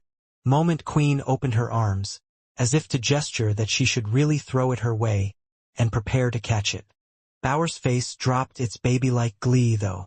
She was serious, like a baseball player, preparing to throw the game-saver. Seeing Bauer ready to throw, Moment Queen's hands opened wide. The baby's arm launched forward, but no ring left the clutch. Bauer smiled to Moment Queen like a little demon. She stood up, with the ring firmly in her hands, and ran over to Hansen. Bauer climbed on top of Hansen's back and forced the ring on him. Hansen accepted the ring and smiled at Moment Queen. Moment Queen, after seeing their impish smiles, knew she had been tricked. Hansen must have known there to be something special with the ring a long time ago. To test her faithfulness, and whether or not the ring was a worthy item for the taking, he pranked her. Asshole! Asshole father! Asshole daughter! Moment Queen's mind was an inferno of raging hatred, particularly so when she realized she had been tricked by a baby. Hansen took the ring. He didn't know what good it would do him, if any, but if Moment Queen wanted it that badly, then he knew he'd be better off with it. Hansen did not say anything, though. He ignored Moment Queen and continued searching. He lifted up the armor and saw a scale that looked like that of a fish. It almost looked like a shell. "Brother Dragon, you're very dead, aren't you? That means you won't be needing this, right? Don't worry, Skeletor, I'll make good use of it. You have my word. And who knows? I might make you famous again," Hansen said to the withered husk, as he plucked the scale from its bony torso. Perhaps it was because the body was dry, but he had no problems taking the scale. When his fingers felt the scale, it was cool to the touch. The scale was white and semi-transparent. "Moment, is this the reversed scale you mentioned?" Hansen asked. "Yes," Moment Queen coldly answered. "Is there anything else around this place worth taking?" Hansen asked with a tone of slight mocking. Moment Queen wanted to kill Han Senator if it wasn't for the ring. He wouldn't even have learnt about the scale, either. "No," Moment Queen coldly said. "Dragon King died because of his attempt to level up. It was not his tomb or shelter, so it was likely she was telling the truth and there really was nothing else worth taking. Finding the ring was lucky enough, and it was only through the Emperor's stubbornness it was there for Hansen to claim. Well, if there's nothing else for us here, we should take our leave." Hansen then returned the way he had come, and placed the angry Moment Queen back in the Sea of Soul. With Bauer up front, leading the way, the return trip to the shelter did not take long. Resting in his hall, Hansen fiddled with the ring and scale he had retrieved. Moment Queen wanted this thing pretty badly. "I wonder what it does." "Exactly," Han Sen couldn't discern what made either item special. Well, treasure is treasure. And besides, I've been needing a ring to pull my bow. Han Sen then placed the ring on his finger. When he wore it, though, the red of the ring seemed to come alive. It glowed menacingly, and the sound of a roaring dragon boomed through the hall. A light, manifesting in the shape of a dragon, shot out towards Han Sen's forehead. The light was wickedly fast, and Han Sen was not quick enough to avoid it. Dragon King has returned. A voice rang across the expanse of Han Sen's mind. It was firm and menacing to hear, but there was a glimmer of genuine surprise and relief as an undercurrent to the tone. Han Sen looked around and suddenly realized his environment had changed. He was inside his own consciousness. Ahead of him was a red lotus, and in its fold, something was trying to wiggle its way out. Evil Lotus Queen, you belong to her, and she has marked you. Dragon King's voice roared with sudden anger, and he went on to say, if she is here, I would do best to avoid her. But you are merely a marked subordinate. There is nothing you can do to prevent my rebirth. Dragon King, I think it would be best if you did not leave the lotus. You should go back to your ring. Han Sen was not afraid of Dragon King.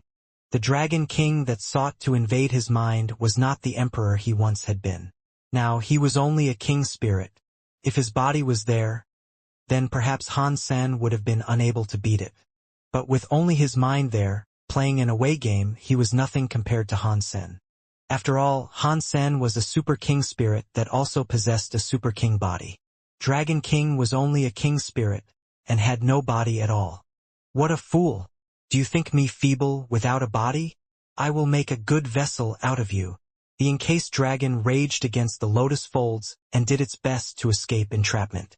Cracks began to run the length of the petals, and it looked as if it would soon break.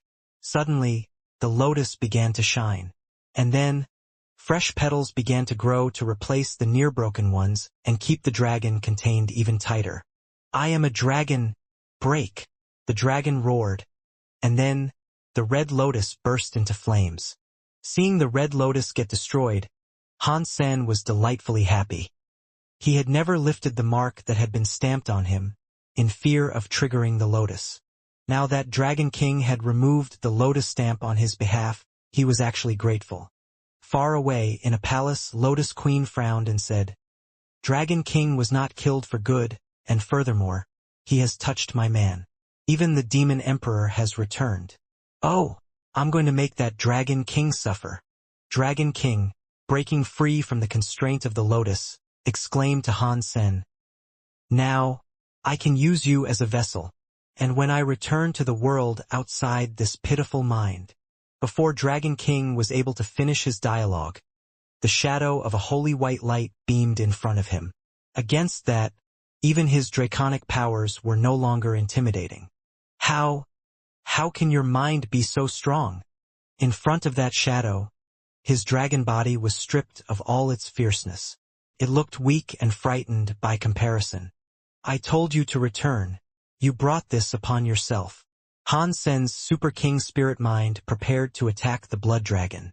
Dragon King roared and attempted to flee. The figure of a Super King spirit leapt forward and palmed Dragon King, making it wheeze blood. Of course, it wasn't physical blood. It was Dragon King's actual life force, and as it seeped out, Han Sen was able to consume and absorb every last morsel of it. Super King Spirit Self Gene +1. When Han Sen heard this, he was delighted. He squeezed the frail dragon repeatedly to gain more and more self-geno points. Dragon King was in utter shock. He was so powerful, but against the spirit that now pounded him, he was helpless. The blood dragon was like a dying lizard, unable to withstand the hits. Escape was impossible for it. I am a true dragon. Dragon King knew he'd be broken for good soon, and he'd never return. He had to do whatever he could to ensure his survival. But Han Sen wouldn't let him, and in response to Dragon King's proclamation, he made the spirit's draconic body explode with a bright white light. Amidst all the brilliant light, the dragon tried to slip away. You can't just come and go whenever you please. Han Sen reached out his hand and grabbed the dragon blood life force. Arg! Dragon King shouted, as the tiny sliver of life force was taken by Han Sen's hand. Dragon King was being dominated, and Han Sen would not show mercy to someone who had sought to usurp his body. Absorbing every glint of light he could, Han Sen's Super King Spirit Self Geno points count continued to increase. Reaching down to the flailing dragon, Han Sen squeezed it tight. Super King Spirit Self Gene +1. More of the dragon's life force was absorbed, and with it, Han Sen's Geno points increased again. After squeezing some more, the dragon was beaten. It only had the strength to let out a pitiful scream. "Don't kill me. I can give you something wonderful in return for your mercy. Please, just let me live and it is yours." Dragon King begged and pleaded for his life. "Okay, then tell me what I can have. This better be good. And if I don't like what I hear, you're dead meat," Han Sen coldly said. Dragon King quickly responded, telling him, "I am one of Demon Emperor's generals. When he went to the fourth god's sanctuary, he left me his armor. I can give it to you. Please, just don't kill me." Dragon King had been returned to the ring by Han's senator when Demon Emperor entered the fourth god's sanctuary. Not a single sanctuary had been discovered by humans yet. When he was about to enter the fourth god's sanctuary, his equipment became useless, so he gave all of it to his subordinates. Dragon King received his armor, and when he tried to ascend to the fourth god's sanctuary, it saved him from certain death. His ascension failed, but he was not killed outright as was expected. Therefore, Dragon King made preparations for a future sacrificial ritual that would allow him to one day be reborn in full. The dragon ring was his last resort, but neither method had worked out well for him. Furthermore, the armor was damaged. But regardless, Dragon King hid it someplace special, so he could recover it upon his return to the world. Han Sen put the ring on and hid it with his Dongxian aura. He summoned Moment Queen so he could ask for more information regarding Demon Emperor. Moment Queen scoffed and wished to ignore Han Sen completely, but she knew that wouldn't get her anywhere. So, to gain his favor, she told him what she could. When she first reached the third god's sanctuary, Demon Emperor had already been in the fourth god's sanctuary for 10,000 years. What she heard were only whispers, murmurs, and rumors regarding the figure, and she never even knew Dragon King was associated with him. What she had heard about most was the simple power Demon Emperor possessed. She had no idea about what he owned or anything. Han Sen put Moment Queen away again. Then, he touched the ring and asked, "Dragon King, do you know someone named Wuxia? He is another subordinate that belongs to Demon Emperor. We were never friendly, and he was always jealous of the armor I was given. Still, he never could beat me," Dragon King told Han Sen without fuss. "Did you know that he went to your sacrificial ritual?" Han Sen asked. "That asshole must have come for my armor. Little did he know that it was not with me. I foresaw the possibility of something like this occurring, and so I set up a trap. If he sprang it, he should be heavily wounded now," Dragon King explained. Han Sen did not move and asked, "You said you were given the armor. What was Wuxia given?" "He was given a demon seed by Demon Emperor. It takes 100,000 years to grow. The tree that grows, upon maturity, can bear many fruit that provide spirit genes. If low-tier spirits consume one, they can outright open gene locks. But like I said, it takes 100,000 years for such a tree to grow," Dragon King said. "It's no wonder Wuxia wanted to kill me, if it took that long." Now Han Sen was understanding Wuxia's motives a whole lot more. Dragon King also said that if a king spirit ate one, it could increase a few self-geno points.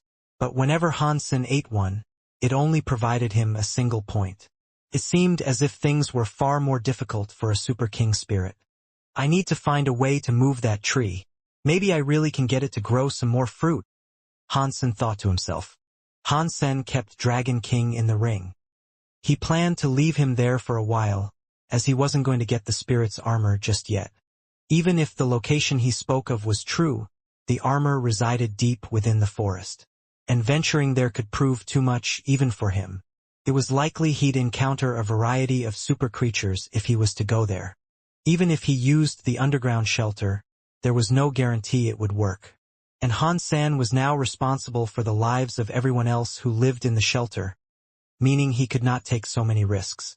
If a super creature attacked the shelter, it was likely they'd all be killed. Han San looked at his self-geno points and noticed he had 163. 45 of those had come from Dragon King. Han San recalled he had to battle Splitspace King, so he decided to return to the spirit base. I hope he was patient enough to wait all this time, Han San said to himself, as he drove the island to where he had proposed that the fight be held. All the spirits were still gathered at Shinshao, waiting for the much-anticipated fight to commence. Splitspace King had waited there for 3 days, and when the shadow spirit never appeared, they believed it was due to cowardice. Unfortunately, Han Sen's absence only fueled Splitspace King's arrogance. I expected more from the spirit that beckoned me to fight. Splitspace King feigned disappointment, but the mocking of his tone was hard to miss. You really want to have a self-fight with me? A voice came from an incoming island, with a handsome spirit atop it. The king. Is the nameless king spirit actually the king? It would appear so. Nias. Splitspace King said the king is garbage. I guess now we'll see. When many spirits recognized Han San, they began to talk amongst themselves with great fervor. You are the king's spirit that wished to fight me? Splitspace King asked. Yep, Han San answered. And you are the king? Splitspace King asked.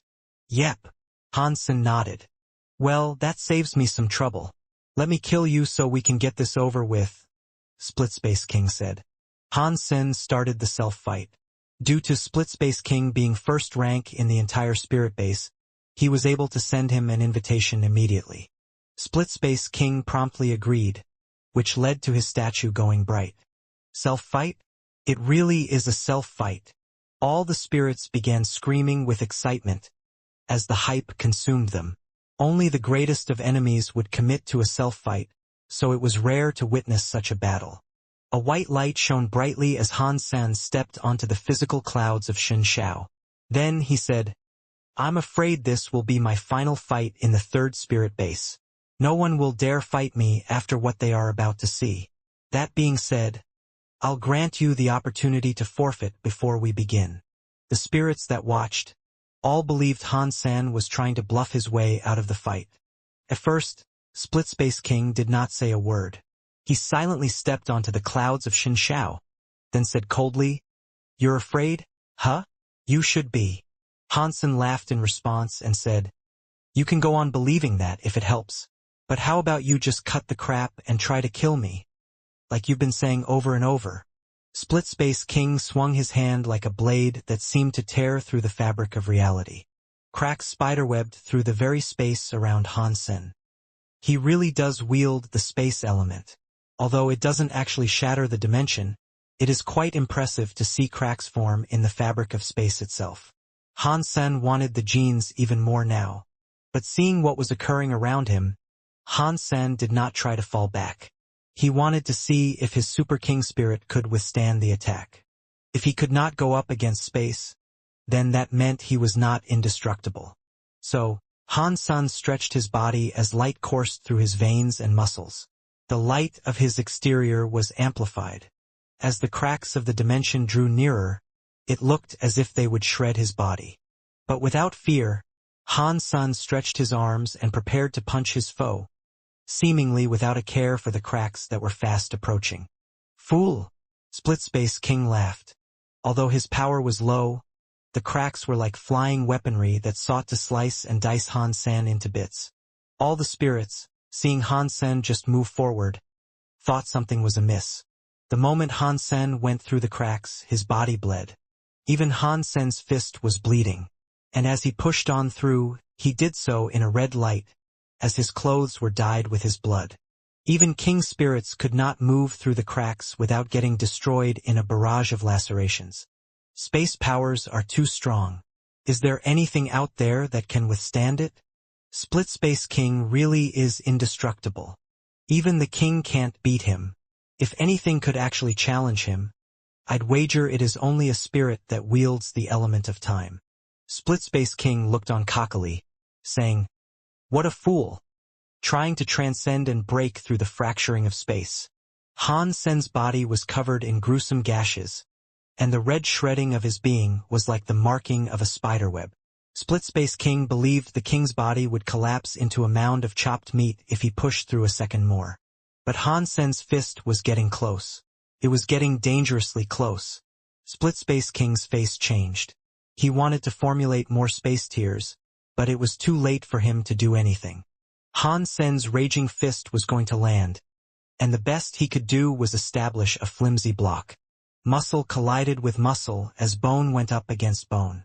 The spirits, seeing Han Sen's body approach with a glowing fist, watched with rapt intensity as it broke Split-Space King's arms and drove itself directly into his smug face. Boom! The white light drew together to create an orb of incinerating power, one that destroyed Split-Space King's head. The arrogant spirit was sent flying back, crashing into statue in a bloody heap of broken bones and blood. Space King Spirit Gene +1. Shinshao was so quiet, you could hear a pin drop. No one could believe what their eyes had just witnessed. They could not believe Split-Space King had lost to a single punch delivered by the king. The eyes of the audience stared unblinking in disbelief of the sight. In continued silence, their eyes flickered between Han Sen standing still and the crumpled body of Split-Space King and the bloodied statue. "I'm going to kill you." Split-Space King respawned and did not wait a moment before racing forward to attack Han Sen again. Split-Space King created a multitude of cracks across the arena. It was as if Han Sen was standing in a world of glass, one that was slowly breaking and collapsing. "If you could actually break space, only then might I fear you. A kitten could scratch me harder than all this could." Han Sen threw his fist forward once more. Again, many of the dimensional breakings cut Han Sen, but the damage done was only skin deep. No damage was done to his muscles or even his super body. Split-Space King was incredibly angry, and that fury spread out into his surroundings, making the area around him look like a broken snow globe.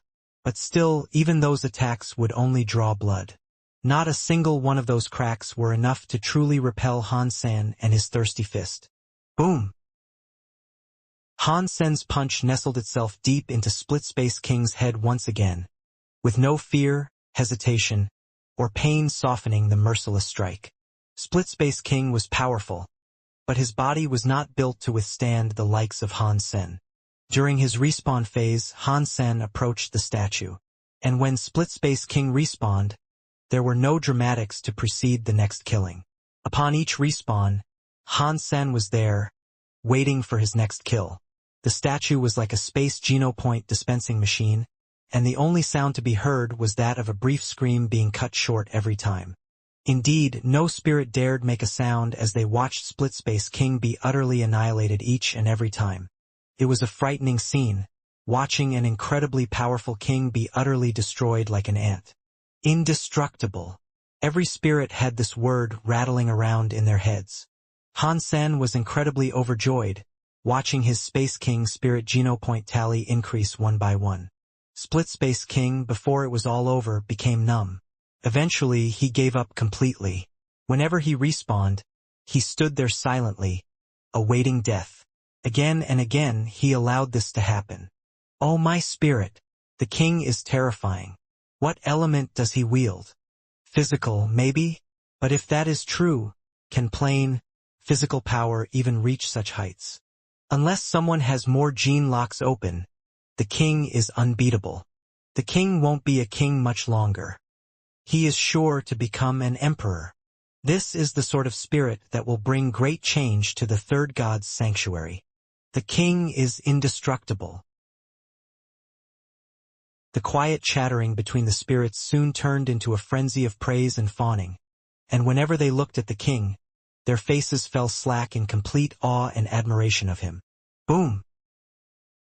After killing Split-Space King 99 times, Han Sen's space genopoint tally reached 100. He couldn't increase it anymore. I've gone up against many king spirits in my time here, and still, none are able to defeat me. Is this to continue forever? Han Sen spoke aloud and put on an expression of disappointment. Then he turned to leave. Only the king can say something like this. And to be honest, he has every right to. The spirits all looked on him in amazement. Hansen did not really mean what he said. His primary goal was to provoke the ire and hatred of the other spirits even more, and perhaps draw out another challenger. Unfortunately, none were willing to. Unexpectedly, the spirits all agreed with his words and deemed them appropriate. These spirits are lame. Humans are fearless. They wouldn't act like this. Hansen thought to himself.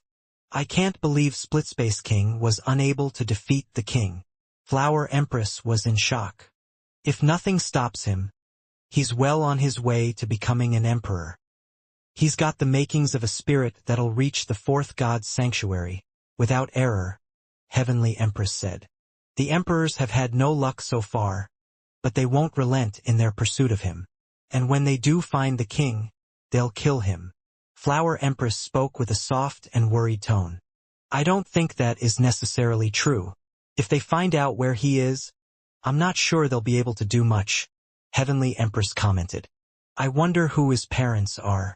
I'd sure like to meet them, Flower Empress said. You want to be their daughter-in-law? You're thinking that far ahead? Are you? Heavenly Empress jested with a laugh. Flower Empress said, well, there's no denying it'd be great if I could marry a spirit such as that. The baby we'd conceive would be something quite special. For sure. And regardless of that, I still owe him kisses. Moment Queen had been sent out to retrieve creatures, and when she entered the spirit base, she heard the news. Whoa, that sounds like a scary spirit. I wonder where he came from. Moment Queen did not think highly of herself, and she did not even reckon she could defeat Space King spirits of her own tier. After hearing the tale of the king, she thought to herself, if I can ally with him, I can most certainly exact my revenge. But I've only opened one gene lock. I doubt I'll be able to catch up with him. When the image of Han Sen's smug face flickered across her mind, Moment Queen said to herself, ugh, this is that asshole's fault. If it wasn't for him, I'd have opened a multitude of gene locks a long time ago. When the time for my revenge comes, I won't just kill him. No, that'd be too merciful. I'm going to enslave him. I'll make him my thrall. Moment Queen did not know the king was Han Sen, the person she hated most in all the world. As this was occurring, Han Sen was dining on a meal Zero had prepared. At the same time, he fiddled with the scale. With Moment Queen's fruitful hunt, Han Sen no longer had to worry about mutant geno points. All he had to do was eat his fill. But the dragon scale troubled Han Sen. There were many small words inscribed upon it, and he had no clue what they meant. Dragon King told him it was a transcript of his own secret skills. But Han Sen did not believe this, and he found it difficult to imagine someone randomly carving their skills out on such a unique scale. When Han Sen pestered Dragon King for a more profound explanation, he translated the text for him. But due to Han Sen not being able to understand the source text, he couldn't be sure whether or not to trust the translation. And still, Han Sen believed he was lying. He asked Thorn Baron and Moment Queen what they thought, and they both told him the same thing. The words on the scale were not written in any spirit language. Han Sen then went to do some research, and he found a few languages that possessed similar runic systems to the ones on the scale. After a deeper analysis, Han Sen was surprised to discover an exact match with a Shura language. Han Sen had learned how to read, write, and speak the Shura language. But he had learned a modern variant of the language. The dialect written across the scale was ancient, and it was almost entirely different. Not wanting to jump the gun, Han Sen spent some time with his research and was careful to confirm his findings. It wasn't long before he realized he really wasn't mistaken. The text on the scale belonged to an ancient Shura writing system. It was prehistoric. It was a shocking discovery, to say the least. The Shura could not enter the sanctuaries, so why in the universe would their runes be inscribed on the scale?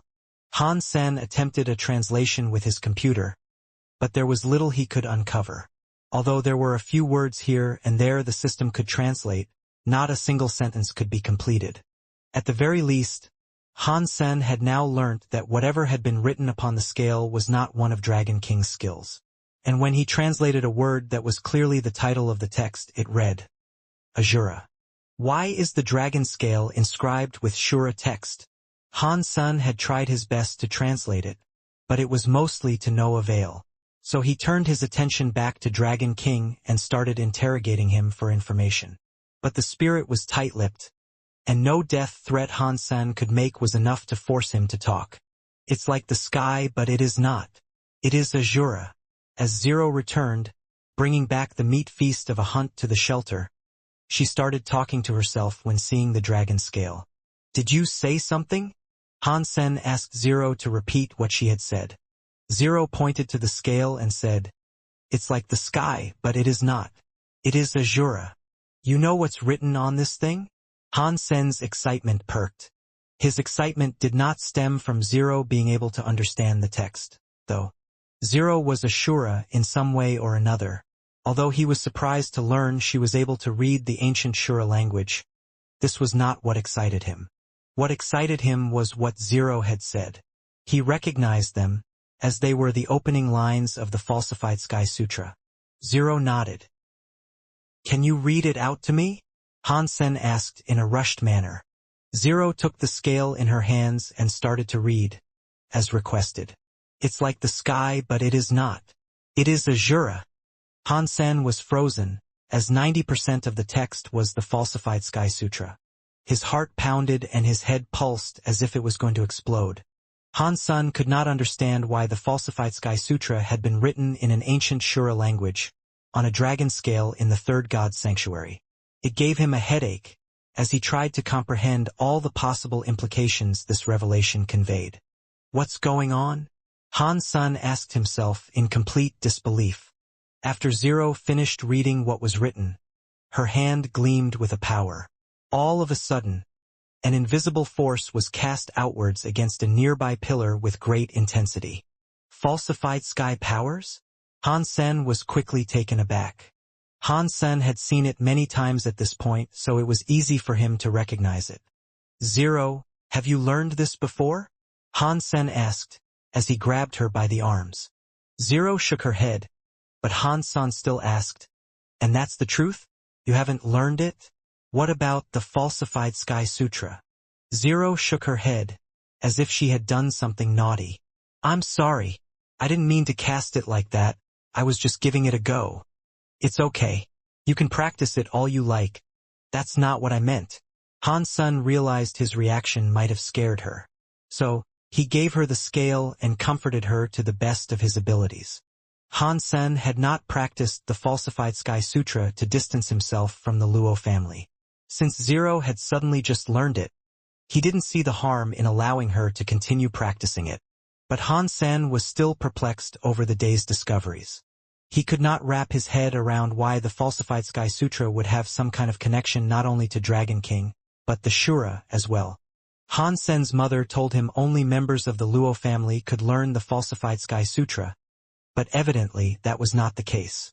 Zero had only just read it once, and she inadvertently cast it with as much ferocity as Luoyin.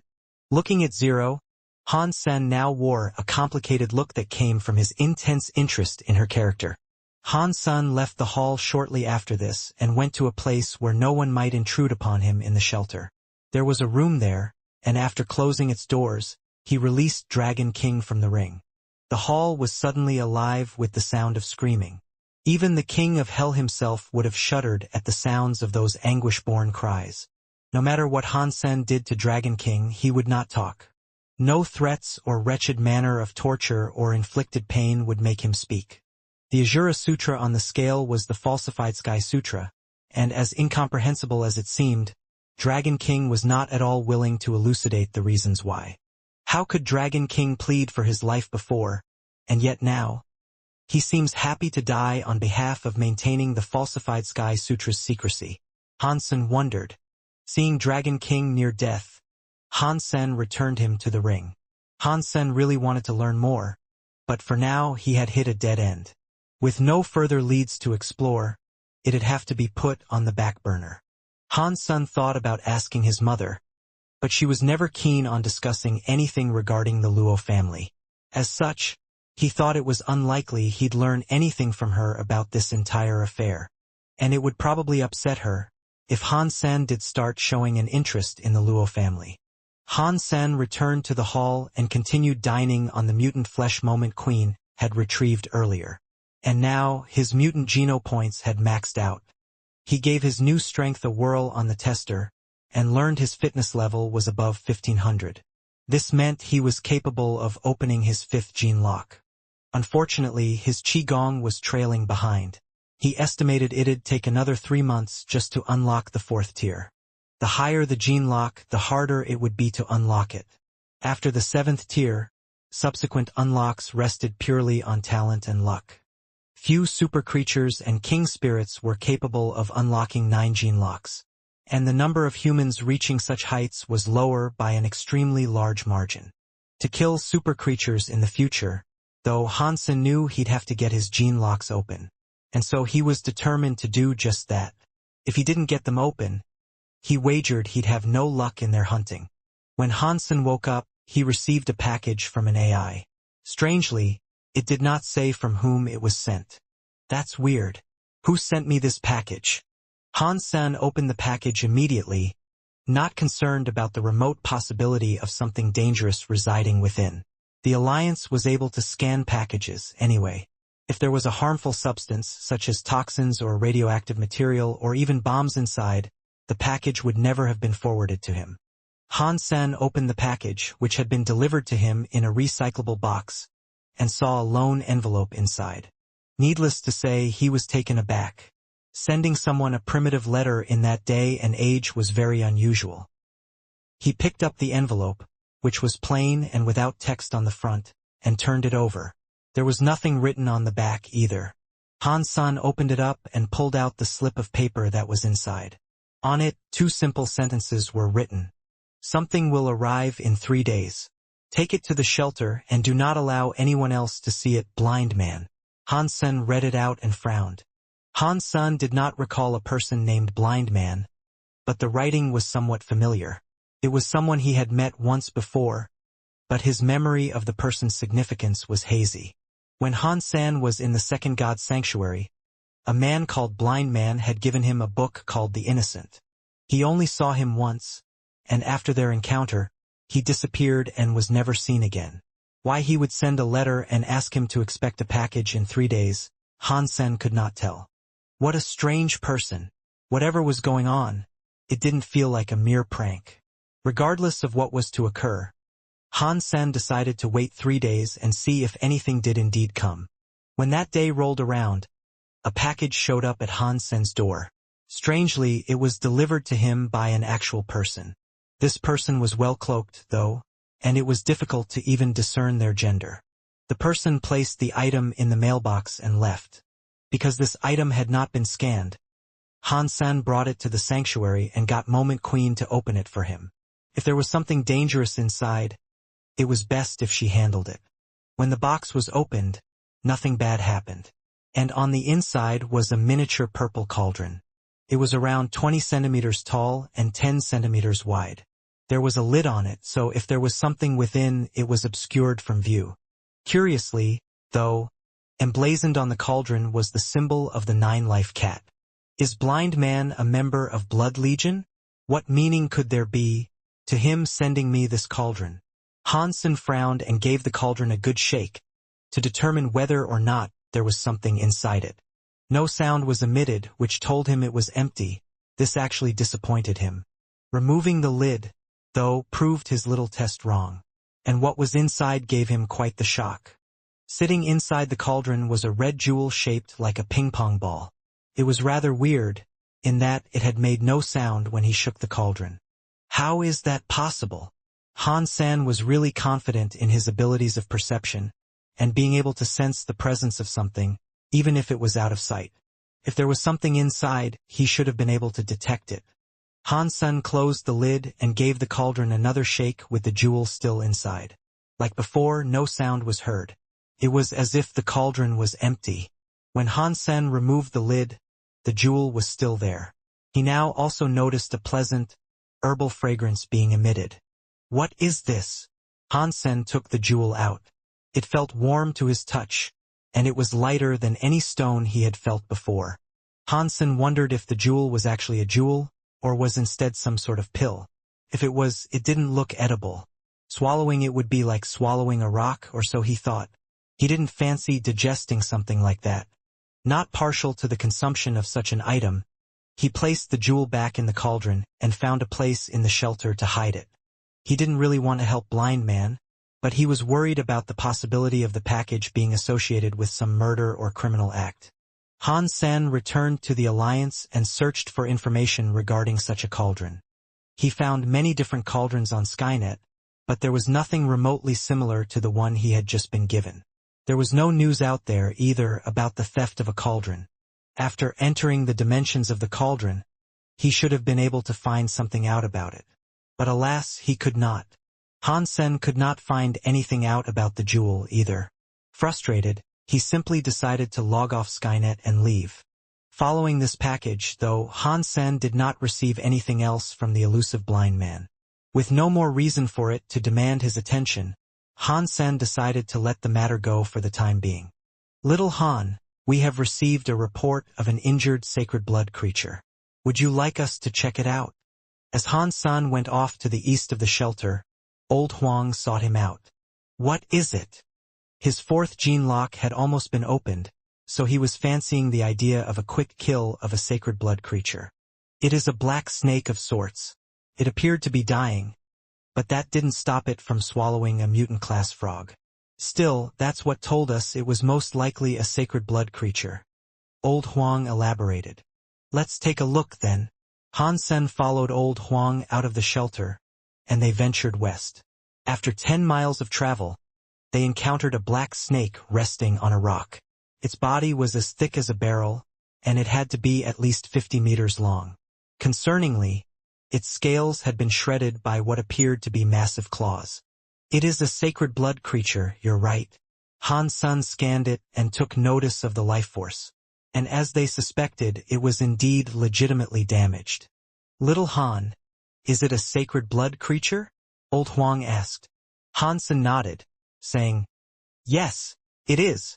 Han Sen brought out his bow and summoned a saber-toothed bee arrow. Then he took aim at the giant snake's weak spot. Old Huang, ready yourself for a fight. Han Sen then commanded the party to establish a formation. Han Sen loosed the arrow.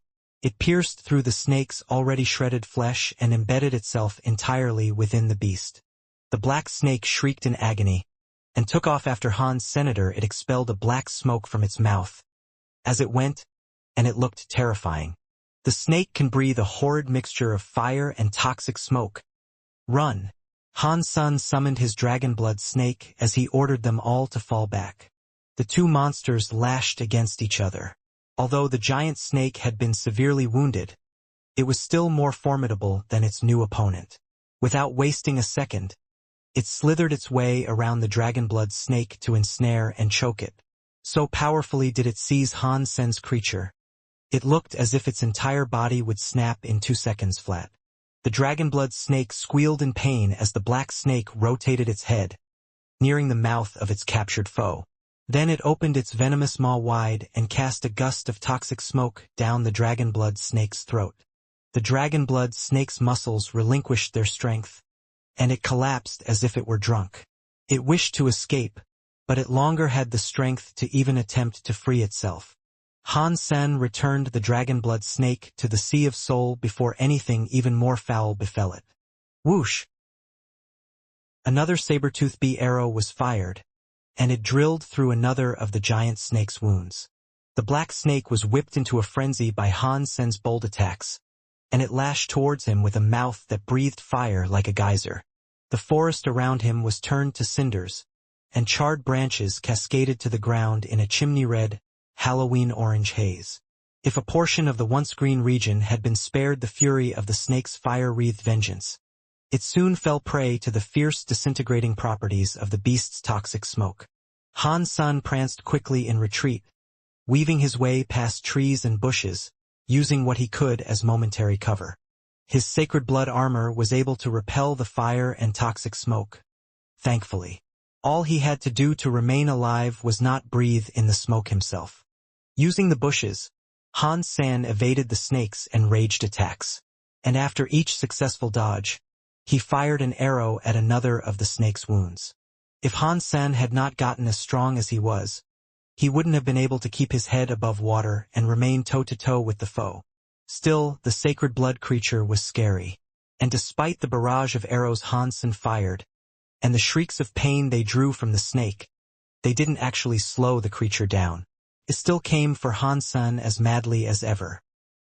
He could only be thankful the snake had already been injured so severely. Had it not, Han San wasn't sure if he could have handled it. The black snake was strong, and it continued as it was for quite some time. But eventually, as all things did, the blood loss took its toll. The creature began to shiver and shake, and its attacks lost the precision and finesse they once had. Han San, braving the inferno, took the opportunity to run loops around the snake. He fired arrow after arrow, each striking the wounds of the giant snake. After an hour of this, the black snake lost its composure and fell to the ground. It remained there, with at least 200 arrows protruding from its scaly skin. Sacred blood creature black python killed. No beast soul gained. Consume its flesh to gain 0 to 10 sacred geno points randomly. Han Sen felt great relief following that battle. It had almost been too hot for him to handle, and he was supremely thankful the creature had been found wounded. He did not fancy going up against such a foe if it was at full health. Han San then went to fetch old Huang and his people, and brought them back. As they prepared to transport the creature back, something leapt out of the forest towards the snake's body. It grabbed the snake, threw it over its shoulder, and ran away. Everyone was frozen stiff. An ape had just waylaid them. One that was 2 meters tall and had baby blue fur. For it to carry such a creature all by itself was no small feat. And yet despite that, it managed to race through the knotted woods with impressive speed. Shit! How dare you take my kill? That belongs to me. Han Sen's wrath was quickly incited, and he fired arrows as he yelled at the fleeing simian. But the ape did not look back, and off it continued to go. It had positioned the snake across its back, too, so that the corpse would be the recipient of any arrows fired at the ape's back. Ooh haha. The blue ape turned around and laughed at Han Senator then. It went back to running away. Fuck you, monkey. Han Sen was furious. He had to do something, but first he told old Huang to return. The blue ape continued running through the tangled overgrowth of the forest, and Han Sen planned to go after it. Unfortunately, it too was a sacred blood creature. And so, to ensure the safety of old Huang and the others, he made sure they did not follow. What's more, he had seen the ape's claws. It was quite possible that the blue ape was the one responsible for the snake's initial injuries. As Han Sen gave chase, the blue ape sped up. It ran faster than Han Sen could. That surprised him, too. It was as if the blue ape had suddenly activated a speed boost. Is it just fast? Or has time just sped up? Han Sen was quite surprised. The blue ape shone with a blue light as it went, and further it raced. When there was a wide enough berth, it would even turn around to taunt Han San with a cheeky grin. Han San was unable to catch up, and after a while of chasing it, the thief had gained a lead that increased until it was completely out of sight. Regretfully, Han San had to give up the pursuit. There was no use in Han San getting mad, as it was his fault for not being able to match the ape's speed. He returned to the shelter empty-handed, but did not make a fuss. What had occurred with the ape did not wait on his mind either. He soon forgot about it entirely. Failure was to be accepted sometimes, and it was something that happened frequently when someone wished to hunt creatures. But a few days later, there were growing reports of a blue-colored fiend making a habit of stealing kills and even wounding people. Hansen frowned. With the ape's power being what it was, he knew the ape could have killed the hunters if it chose to. So, it seemed as if the ape had returned with the desire to provoke them. Stay in the shelter over the course of the next few days. I will check it out, Hansen commanded his people. Then, he went to the spirit hall and picked up Bauer. With the baby in hand, he left the shelter. Han San had been unable to chase the blue ape before, But things might be different with Bauer in tow. If the ape made an appearance and did something to upset Bauer, Han Sen was fairly sure she'd use the gourd to make quick work of it. Han Sen left the shelter with Bauer. He killed a few primitive class bugs at first to see if that would draw the ape out. Not long after, it had indeed come to steal his kills. Crept near to Han Sen and watched him. It was possible the ape knew Han Sen was special, more accomplished than the other's fighters it had boorishly stolen from. This time, it did not make an immediate appearance and try to tackle Han Sen before running off with the goodies. It just waited and watched. Han Sen was aware of the ape's presence, but pretended he wasn't. If he revealed he knew it was close by, there was a chance the ape would scarper. And if so, he'd most certainly be unable to pursue the ape if it was empty-handed. Han Sen faced away from the ape, and holding Bauer, he looked for more prey he could kill. When he started to move, so did the ape. Han Sen found a black scorpion lying ahead, and noted it was primitive class. He fired an arrow. The scorpion's carapace was broken by the sudden shot, and the insect quickly died. And just as this happened, a blue flash leapt out of the bushes. The ape spared no time in picking up the scorpion, shouting mockingly at Han Sen, and running off back into the tangled depths of the forest. The ape could have easily killed the scorpion if it wanted to, and it was clear it was interested in annoying Han Sen more than anything. Han Sen immediately opened the 3 tiers of his Dongshan Sutra. As he did, he covered the ape and sealed its 7th sense. "Where are you going to run now, you little imp?" Han Sen pulled out his bow and fired.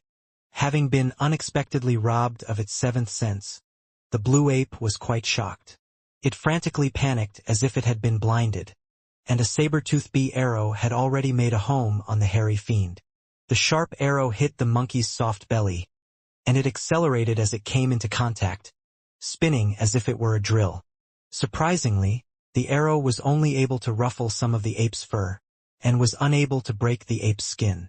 The blue ape squealed in fright, but it didn't let Han Sen's meddling stop it from trying to escape. Although its 7th sense was still sealed, it was still able to reorient itself and try to flee.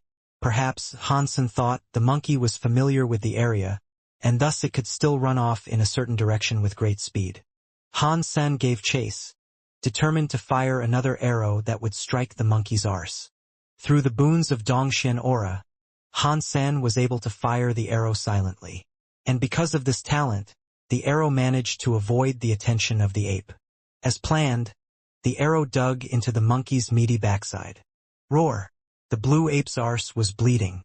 It pulled its arms back to finger the wound, which oozed blood. It looked rather funny. Ha ha! Bauer clapped and laughed at the sight. Han Sen was going to fire another, but the ape's blue light appeared. And after this occurred, the speed of the ape greatly increased. He tried giving chase to the monkey, but Bauer looked unmoved, and it didn't appear that she wanted to bring out her gourd and kill the ape before it could escape. Needless to say, this disheartened Han Sen somewhat. Bringing out his bow again, he fired. Unfortunately, not even the arrows could keep up with the fleeing ape. Eventually, it disappeared from his sight. It went fast. Although Han Sen had lost sight of the creature again, all was not lost. This time he had drawn blood. With a good whiff of the ape scent, Han Sen would be able to track it and discover where the ape had gone to. The blue ape traveled through the forest for a good long while, and Han Sen was determined to follow it. As long as the ape's trail didn't lead him to the more nefarious corners of the forest. That was because Han Sen was able to mask his scent and movement. Even if there were creatures near him, he would most likely be able to avoid them and not alert them to his presence. After 50 miles of travel, however, the scent became lighter. Han Sen presumed the wound on the blue ape's arse had probably healed up. But the blue ape seemed to have a taste for vengeance. Han Sen had inflicted a decent bit of damage, and in an embarrassing spot, too. Given the chance, Han Sen believed it would only be a matter of time before the ape returned for him. "Dad! Monkey!" Bauer suddenly pointed to a space ahead. Han Sen peered in the direction she was pointing, and suddenly saw an army of monkeys jumping around. The monkeys had already spread out to surround them, something which had shockingly escaped Han Sen's realization. Ooh ha ha! The thieving blue ape made an appearance. And as it revealed itself, so did all the other monkeys that surrounded them. They all chanted in their simian banter, wildly and sharply. Han Sen observed them all, and counted there to be around 1,000 of the creatures. Save for the sole sacred blood blue ape, which had clearly established itself as king, the rest were all a mixture of primitive and mutant class types. In unison, all the apes let out a cry and ran towards Han's senator as cool as ever, though he did not flinch back from their approach. And as this occurred, Bauer clapped her hands as if she was applauding grand theatrics. Han Sen opened his Dongxian aura and sealed the seventh sense of every creature there. And like they had just become headless chickens, all the monkeys lost their sense of direction and became aimless. Han Sen brought out his bow and fired an arrow at the blue monkey king, aiming for the felon's ear. The arrow drilled neatly into the spot he had selected, but it did not remain there long. Immediately after it had settled, the ape grabbed the arrow, pulled it out and broke it. Han Sen was disheartened by the loss of the arrow, so he pulled out Taya and ran towards the king. The ape king could no longer hear or see, but it looked as if it was able to do just fine with guesses. Turned around and sought to run off again. The blue ape's behavior was starting to aggravate Han's senator. The beast was too cowardly, despite its dastardly acts. Han Sen wanted to fight it face to face, but his inability to do so annoyed him. Han Sen was even angrier at the thought he could never actually catch up with the fiend if it chose to flee. Still, this area was home to many such monkeys. Wherever the blue ape lived, it had to be near. "I don't think so," Han Sen said, with Bauer on his back sucking a dum-dum in excitement.